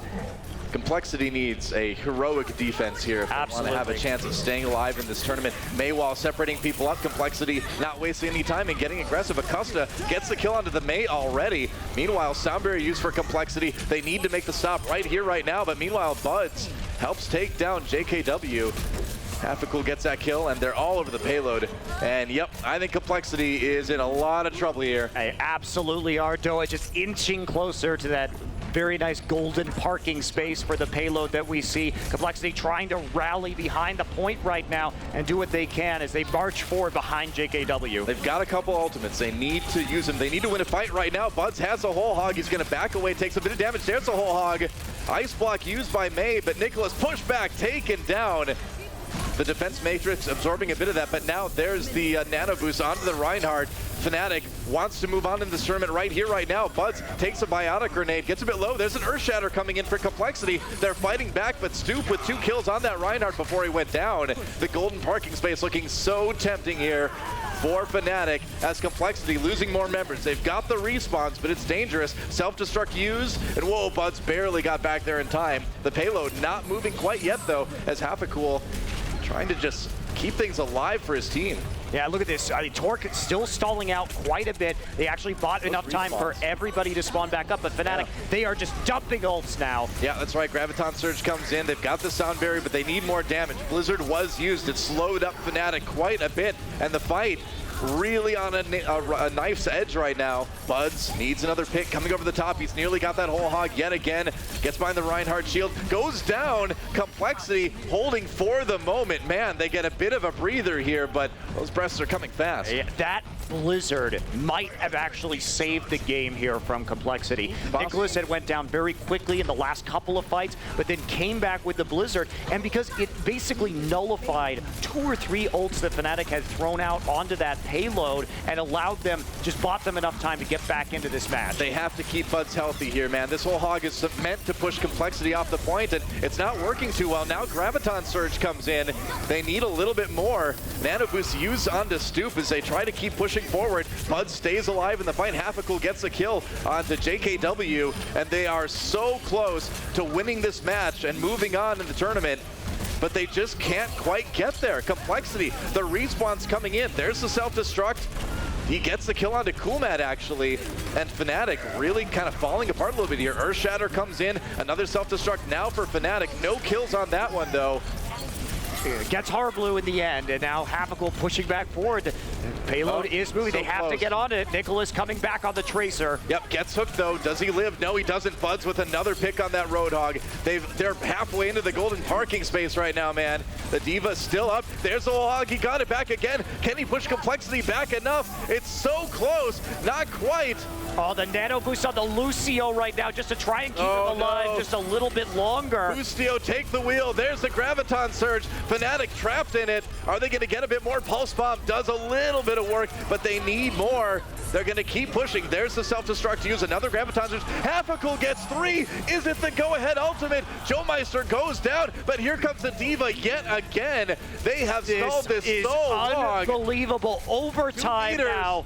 It is overtime, man. I mean, if Complexity can push them off, they can win this. But no, it doesn't happen. Fnatic takes the best of 3, and they will survive in MLG. Wow, that series really delivered as close can be between these two teams. Wow, going down to the absolute wire there at the end. And Coolmat in that last fight just got his Graviton up and launched it basically the second he got the ultimate up. That chained beautifully into the D.Va self-destruct, which gave them just that little bit of extra oomph they needed to finish the map. I mean, that last fight was incredibly epic, but all along through the offensive round for Fnatic, Buds just kept making pick after pick after pick, and even got play of the game on a Tracer a little bit later too. So, I mean, it was great play across the board from Fnatic, but MVP for me is Buds on that round. Yeah, absolutely. So many clutch Roadhog hooks right there. Great job by Buds.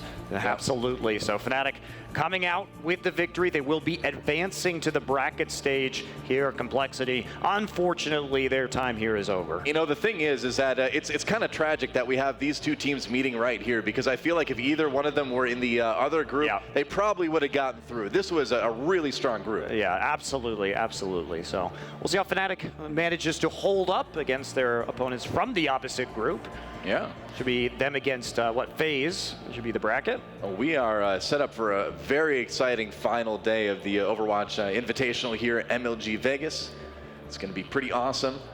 And Fnatic savoring that victory. Yeah, a great team play. Yeah, absolutely. So, hi. It's How us you doing? now. That's right. And so the desk has a lot to say about that match, I'm sure. Let's see what it is. It was a valiant effort from Complexity, but unfortunately, they fall to Fnatic. What a matchup, straight down the middle. It went all the way until the end. I mean, you couldn't have asked for a better closing to that Route 66 matchup, but I do want to get the players' thoughts, so let's go ahead, toss it over to Rachel over at the stage.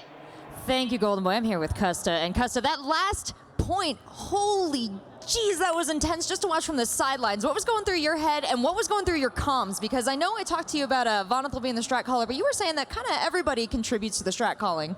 Yeah, generally, like within a team, you have one person that does a lot of the calling and that kind of stuff. But it's a lot of group collaboration, and you know, people have to call their own ultimates and make their own plays. So that last point though was it was stressful to say the least. That's sort of when everything goes out the window and it's just like, okay, just kill things, guys. So you saw a little bit of scrappiness there, which was bad from us, but you know, we got it in the end. Well, we saw scrappiness there, but we also saw some really incredible combinations of ults, particularly between you and Hafacool. We don't see a lot of nano-ulted Pharah, so was that something you guys planned ahead for, or was that totally opportunistic? Complexity weren't playing much that could deal with him, so if we can get a nano boost on him and he can just hover over them shooting rockets, he gets so much value. You saw it a couple of times. You saw him get like a couple of really good barrages that just single-handedly won us fights. So, you know, Haffy played great and can't complain. Well, Fnatic, you guys are looking strong as a team going on in this tournament. How do you see this all playing out tomorrow? You know, we're looking forward to playing against Faze. You know, they're a team that we played a lot against, at least in scrims, so they play very differently to what all others. So we think we can match up pretty well, so only time will tell. And then, you know, it will come on to play Envyus or Cloud9, both tyrants in the game. So hopefully we can get a win. The only certain thing is great matches. Thank you so much, Custa. Back to you guys on the analyst desk for the breakdown. Thank you so much, Rachel, for that incredible interview. Custa, you know, very well-spoken guy as well. Always good to hear that. Man, I feel like you could just break down just that whole ending there, and that would be more than enough for to fill in this game. If Complexity on their attack had pushed the cart 2 or 3 feet forward, maybe it would have even lasted a little bit longer with the reinforcements that were coming, and they would have came quicker, and it would have added up over time. It was unfortunate how Complexity couldn't get it completed, because I think if they had a completion, just how much closer that spot would have been to their spawn would have been a world of difference. And you speak about that too. Buds was a big factor there, right? From not allowing them to progress, you know, in the Complexity attack. So that has to be a heartbreaker for them. But again, Monty and Doa said it. Buds, one of the MVPs of the game without a doubt. Flame, I'm actually going to toss it over to you. What are your thoughts? I felt like his Tracer didn't work out actually on the first half until the very last point. Then it just went off. Like I didn't see his impact on the first point or the second point, but I feel like that had a lot to do with the Torque Sombra. He actually was just countering the sound barriers. I don't think you're in the mindset right now, if you're Fnatic, like, oh, I shouldn't pop sound barrier because there's a Sombra. Like, that's not something you see every day. And it happened, like, once or twice throughout that match. But that ending, man, like... Ooh. Yeah, spicy. So fun. It was very good. It was very good. A great matchup. But Huck, Flame, you guys are right. Yeah. You called it. You said Fnatic. Thank you. It's almost as if you know what you're talking about. Almost. Almost. Sometimes it's bad to be right, because it would be so much fun to watch Complexity. I'm really sad to see Yeah, and I feel like they have had less results, and I naturally want to cheer for them more. As a former pro gamer, you always want to see the other pros that haven't succeeded, and they've worked really hard. They've been playing together for a long time. I mean, they've been around since like the first esports arena tournament, I think, just labeled under another org.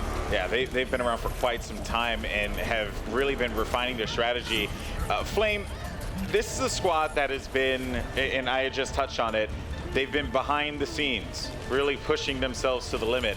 And we saw it at DreamHack where, you know, they came up short, grueling matches there as well. This is a team that is, in my personal opinion, destined for greatness, but just not quite there yet. If you had to make a perspective, how do they get there? I don't know, like they're trying to be very innovative, and I respect it. It works for them, and it catches people off guard. But I think as the tournament went on, like, you could tell that Fnatic had figured them out. Like, okay, they're gonna run Mei on Gibraltar defense. They're gonna run Sombra on Route 66 offense. Like, they had plans.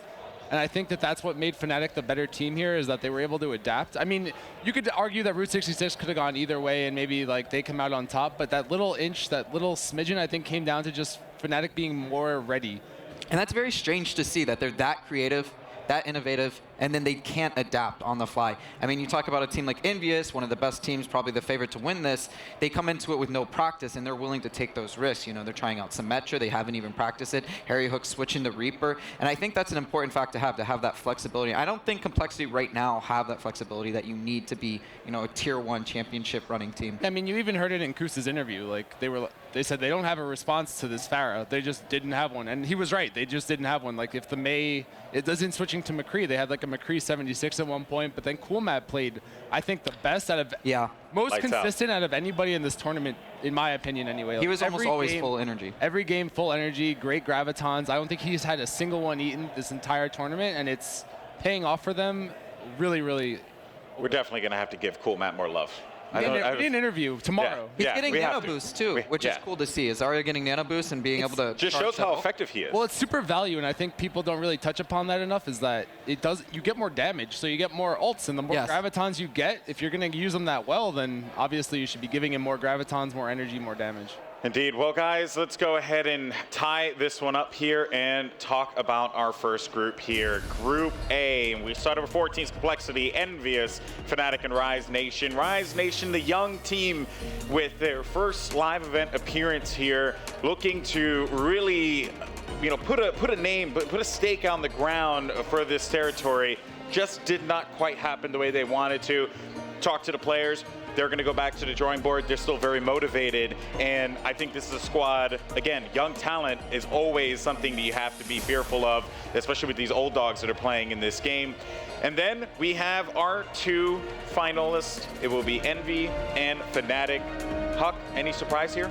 Not for me, for you guys, of course, because you chose Complexity, but for me, this is what I generally expected. I feel like the matches were a lot closer than I thought. I mean, Fnatic versus Complexity, let's be realistic. That was a coin toss up at the end, but I feel like you said, Rise Nation, they're going to be a team to look out for in the future.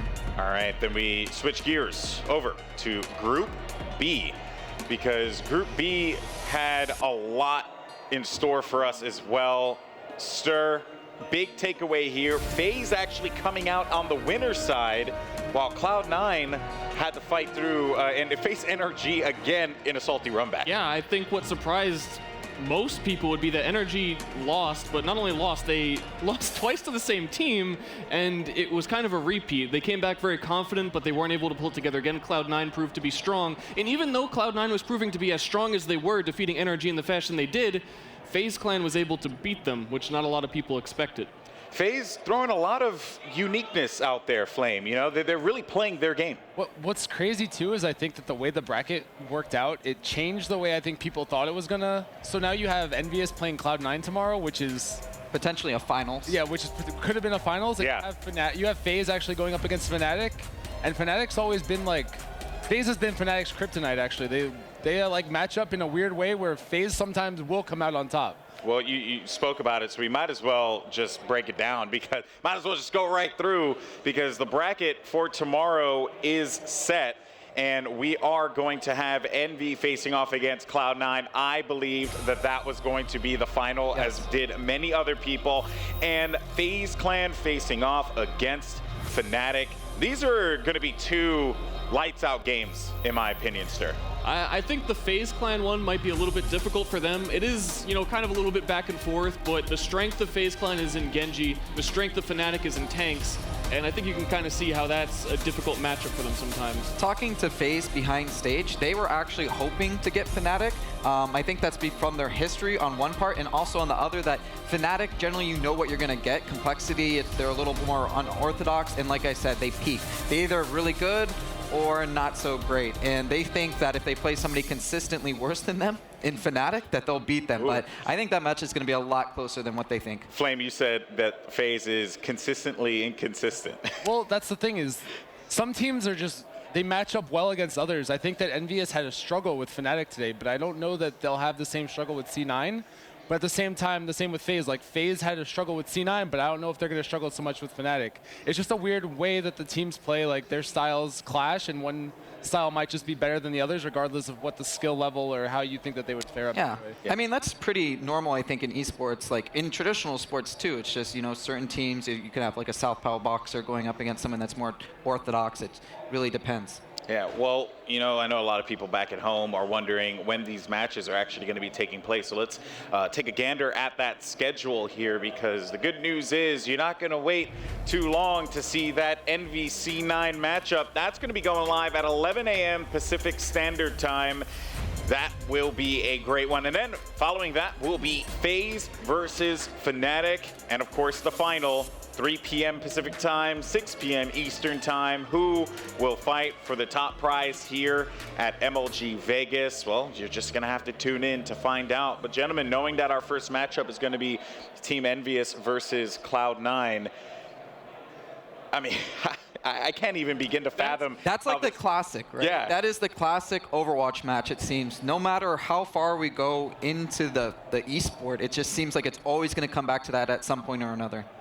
Yeah, Flame? It's like that Rocky feel for them. Like, yeah. C9's got so much to prove, and they want it. Like, you know, like, this is their match. If they win this, like, they can put out, they can almost declare themselves one of the top teams in the world. I think that they've been on the cusp. They haven't really put up the greatest results in recent history, but it's a new roster, so you don't really know what to expect. It's hard to predict because you don't know how they're going to match up, because Surefour can go off. Like, he can have great games. The same with Mendo. We didn't see them have the greatest showings today, but again, that's not to say that they can't have those great showings. Keep in mind, too, they also said that they were playing a little bit more reserved, right? That was something that was covered in the interview. So maybe that played a factor into it. Maybe they need to get a bit more aggressive, get a bit more crazy. Well, maybe that's something that works out in their favor. They were playing more aggressive, and the reason they had to calm down is because they lost to FaZe. So they pulled back a bit, and they were a little bit more calm. But either way, it doesn't really matter. That's going to be a huge game. Cloud9 has been pretty much revamped since the last time they've really fought Envy in a big tournament. They've come together a lot more, and I don't know, it's just going to be explosive. I'm looking forward to it a lot. Yeah. I think the most important factor is the social part of that team. I think if they're very vocal, if they're pumped up, if they're shot calling, if they're energetic, they're going to do really well. And if not, if they're quiet, I mean, even speaking to Kai, he said that if they're on their comms, they can beat any team, and if they're not, they can lose to anybody. Gentlemen, tomorrow's going to be great. I can't wait. We have 2 fantastic matches lined up for you. Once again, first match of the day at 11 a.m. Pacific Standard Time will be Team Envyus facing off against Cloud9. It doesn't get any better than that when you're talking about North American Overwatch.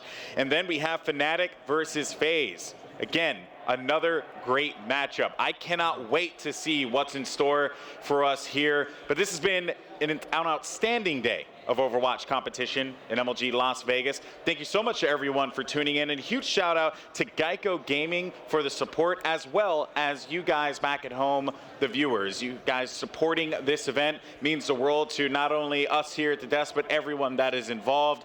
We appreciate it, and of course, we hope to see you tomorrow for the conclusion of this incredible tournament. It's the Overwatch Invitational, and we'll see you tomorrow.